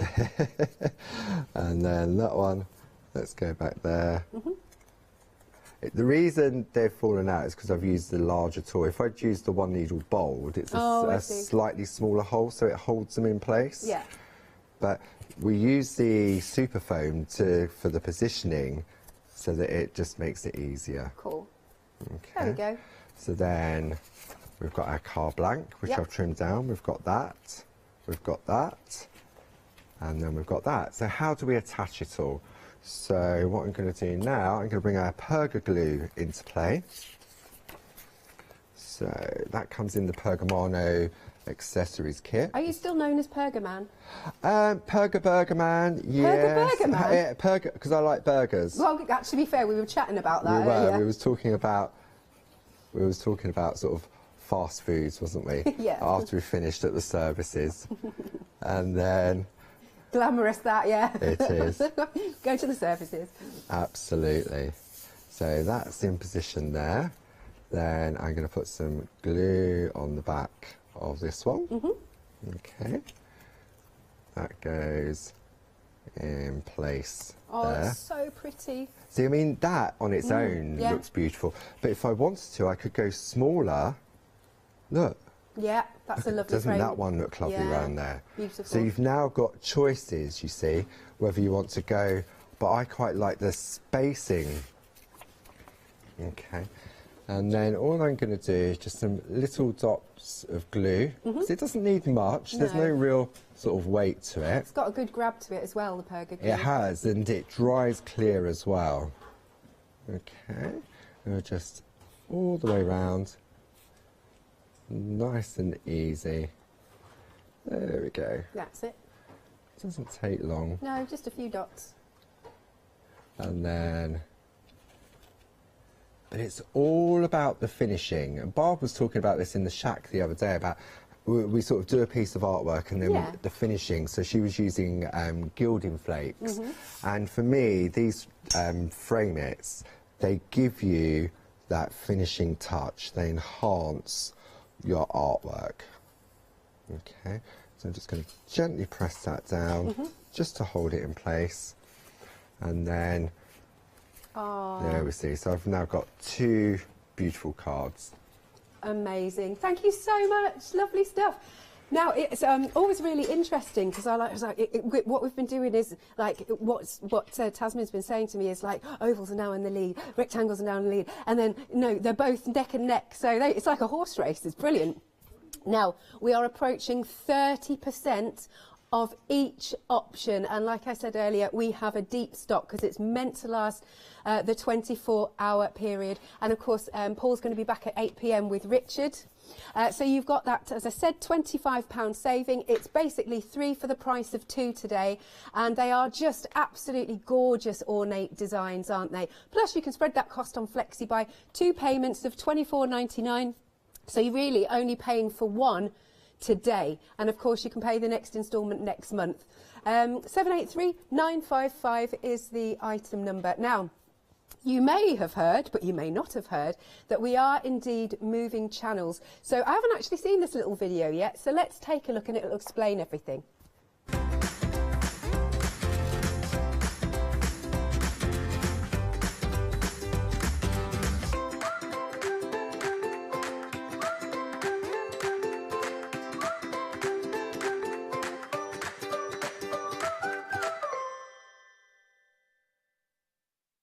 Now, what we have got on the show is the previous collection of the doodles, if you will, the doodle frame it. And it really is almost like another couple of one-day specials, because you've got a £20 saving, but it has got a freedom discount of £5.50. So like I said, it's virtually like the one-day special. Now, I see, if you missed out on these, now 15% of each option's gone. And for these ones, this is all the stock that we have. So again, you can see that beautiful same concept with your circles and those lovely doodle elements in here. I love that sample, it's very clever. It almost looks a bit steampunky actually, the way it's been designed. Yeah, I really like that, and I'm a big fan of steampunk. This one, so that first one Andy did, by the way, go on a name check, and this one here, Dee's done, and she's used, because why waste a single thing? She's used all the little bits that fall out to make a shaker card. I mean, and you know I love shaker cards, so cool. Now, coming on to this one, because we've moved on to our squares now. Who's done this one? I think Dee's done this one as well. And then this is Andy. Sorry, I might have been looking at the wrong one, so apologies. So let's look at a few more samples. Oh, these are just beautiful. There you go. So there you can see all of the doodly options for the rectangles. There's a lot of detail, isn't there? There's such a lot of detail. Okay, so this one has been done by Karen. Oh, and I just love the little hearts. I think the hearts are one of my favourites. Hey, and it's coming up to Valentine's Day. Can you believe it? Good grief, I don't know where this year's going either. Why is it that the older you get, time seems to speed up? Why is this? Doesn't it? Dee's done this one.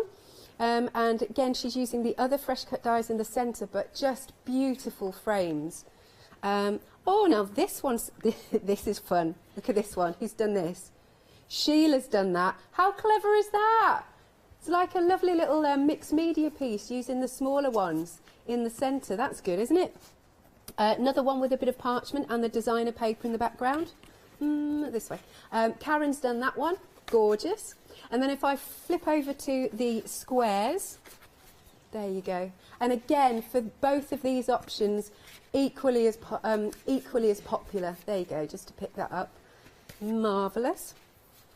And then we've got, oh, this is lovely in the parchment as well. That's beautiful. Oh, and you're using those little squares? That's clever. Josie's done this one. And so once again, brilliant design team. Who's done this? Sarah's done this. It's a lovely set of frames, isn't it? And then let's do one more. Don't they all look so different? Look at this. Elaine's done it with and she's used the mirror card. That's a nice birthday card, isn't it, to receive? It's very classy, this. We're all right, of course, to make to sell, aren't we, Paul? Absolutely, yeah. We've always been whatever you make, you can sell. And when you look at these dies, If you take just an image, for example, that you've stamped out and you've just done sort of your matting and layering to, you could charge a certain amount for if you're selling them. Good. But when you use these dies, for me, it adds that little bit of luxury and elegance to them. Right. And you could just pop that price up just a little bit more. Yeah, I think so. I think so. So we're going to change the details then, because we're going to come back to our brand new one-day special options, and 30% of each one has now got... Isn't that a beautiful sample? I love that rainbow effect. That is just stunning, isn't it? So that's using the frames. Jane's die cut that out of loads of different colour pieces of card, and then just laid them all up, putting them back together. Again, you've got your gorgeous oval options, and then you can also go for your rectangles, brand new today, 3 for the price of 2, $49.97.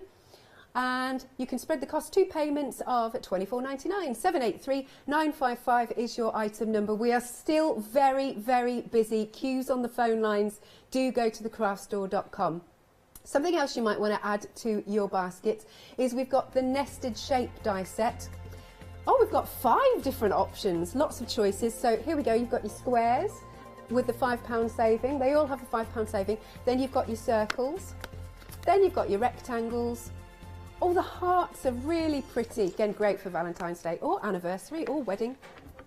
And here are the brand new ovals, all under one item number for just $19.99. 738-704 is your item number. Lovely. Over to you, Paul. Thanks, Alex. Okay, so I thought we'd have a look at the poppet. We'd stay with the poppets for this hour, and this time what we're going to do, rather than use the individual frames, we're just going to use the aperture elements from them. And we're going to die cut into a piece of white card and also into a piece of designer paper.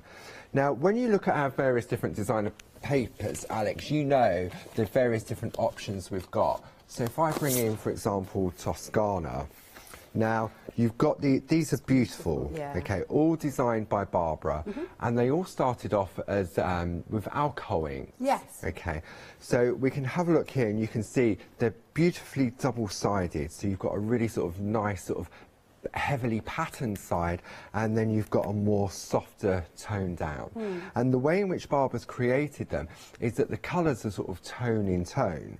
So when you take the various different shapes, for example, like I have here, where I've just chosen some random pieces of my designer paper and cut them out. Look, Amazonia, Antarctica, Antarctica again, Indian summer. And sometimes when you look at a piece of the designer paper, you may think, oh, maybe that's a little bit too busy. But when you die cut it with these dies, all of a sudden it breaks it down. So let's flick through and have a look at, here we go, beautiful Toscana. So if we find this one in here, which I know is in here, because I've written it on the piece of card, okay, so that I know if I wanted to do, it's going to be the last one. There we go. It's this one. Okay. So when you look, that was the piece of paper, but then die cut. You've then got that beautiful. It gives it a completely different look. But what it also means is that I know, because I've written Toscana on there, if I want to do my matting and layering, I know exactly which designer paper pad I've taken it from. Yeah, nice. Okay.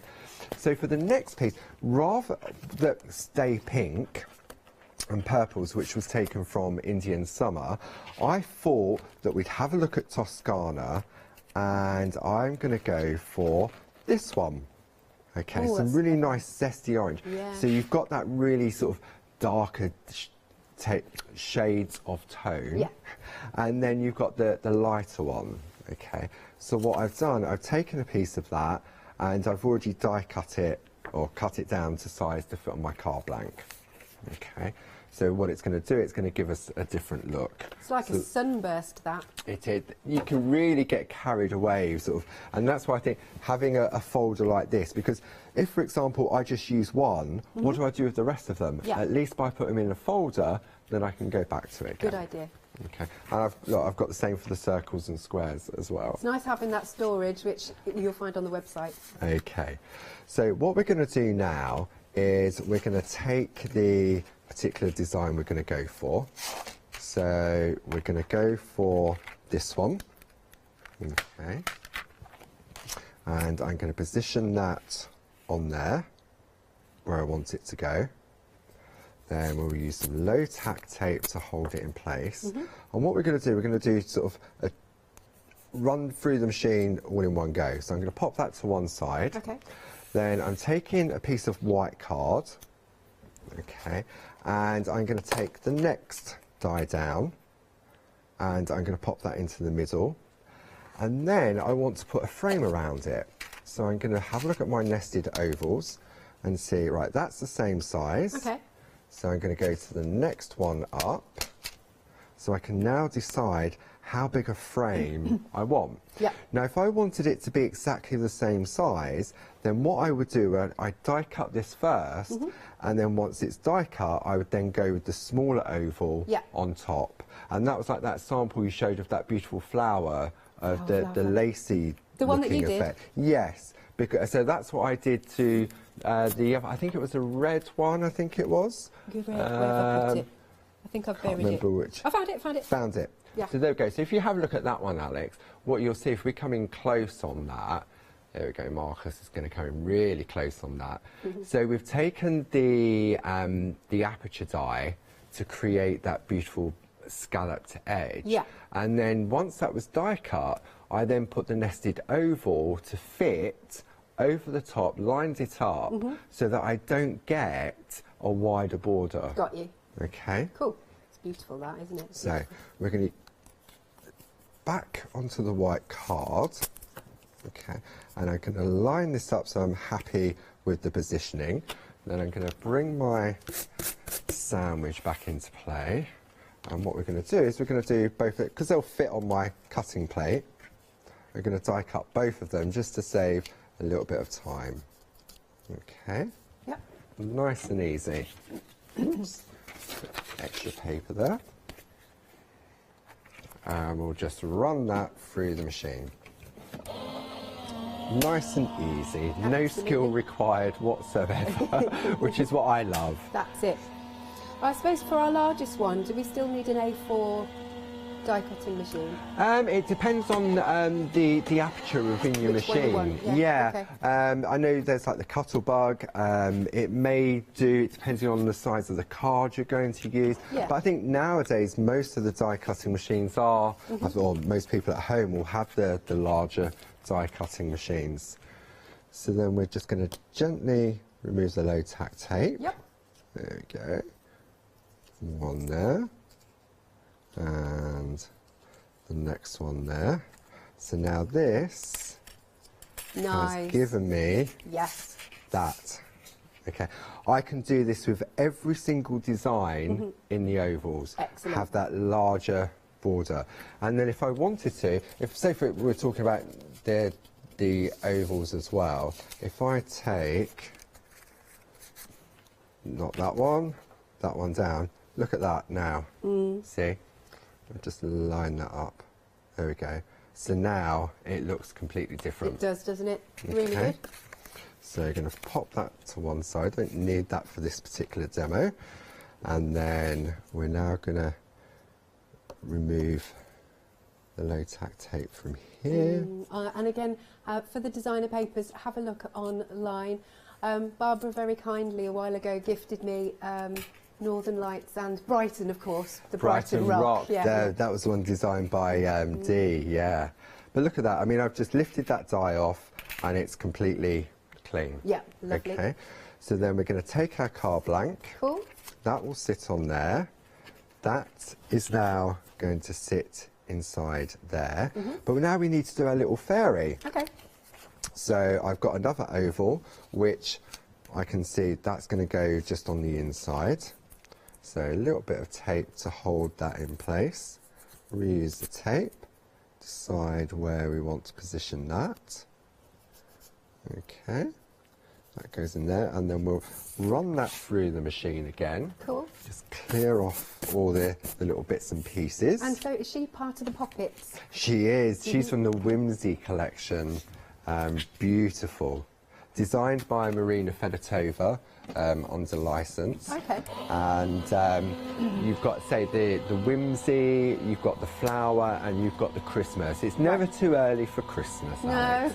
And each sheet has got 3 designs on, or 1 design but 3 different sizes. Got you. And you're going to get them in colour and also in the black line art as well. So you can colour them in yourself if you want to. Okay, static. There we go. And then gently remove that. Again. Lift that away. Ah, there she is. I mean, you could keep that bit if you really wanted to and use it for something. Or you could do, if I made a larger space on the parchment, I could have took one of the other dies and maybe cut around the outside as well. So you can always use your scrap bits and pieces. The same with that piece there. I could take the next one up. Be nice with a photo. Or just put a frame around it. I could put a frame around it from the floppy bits. Okay. And then that goes on there, that goes on there. So we're going to take our glue. See, we have choices. Even though I die cut it from the front, it still works. Oh, it's beautiful like that. The other way. But I'm going to go that way. I like the softer colour palette on this one. Okay. So I'm going to just put some glue around the outside, around the middle,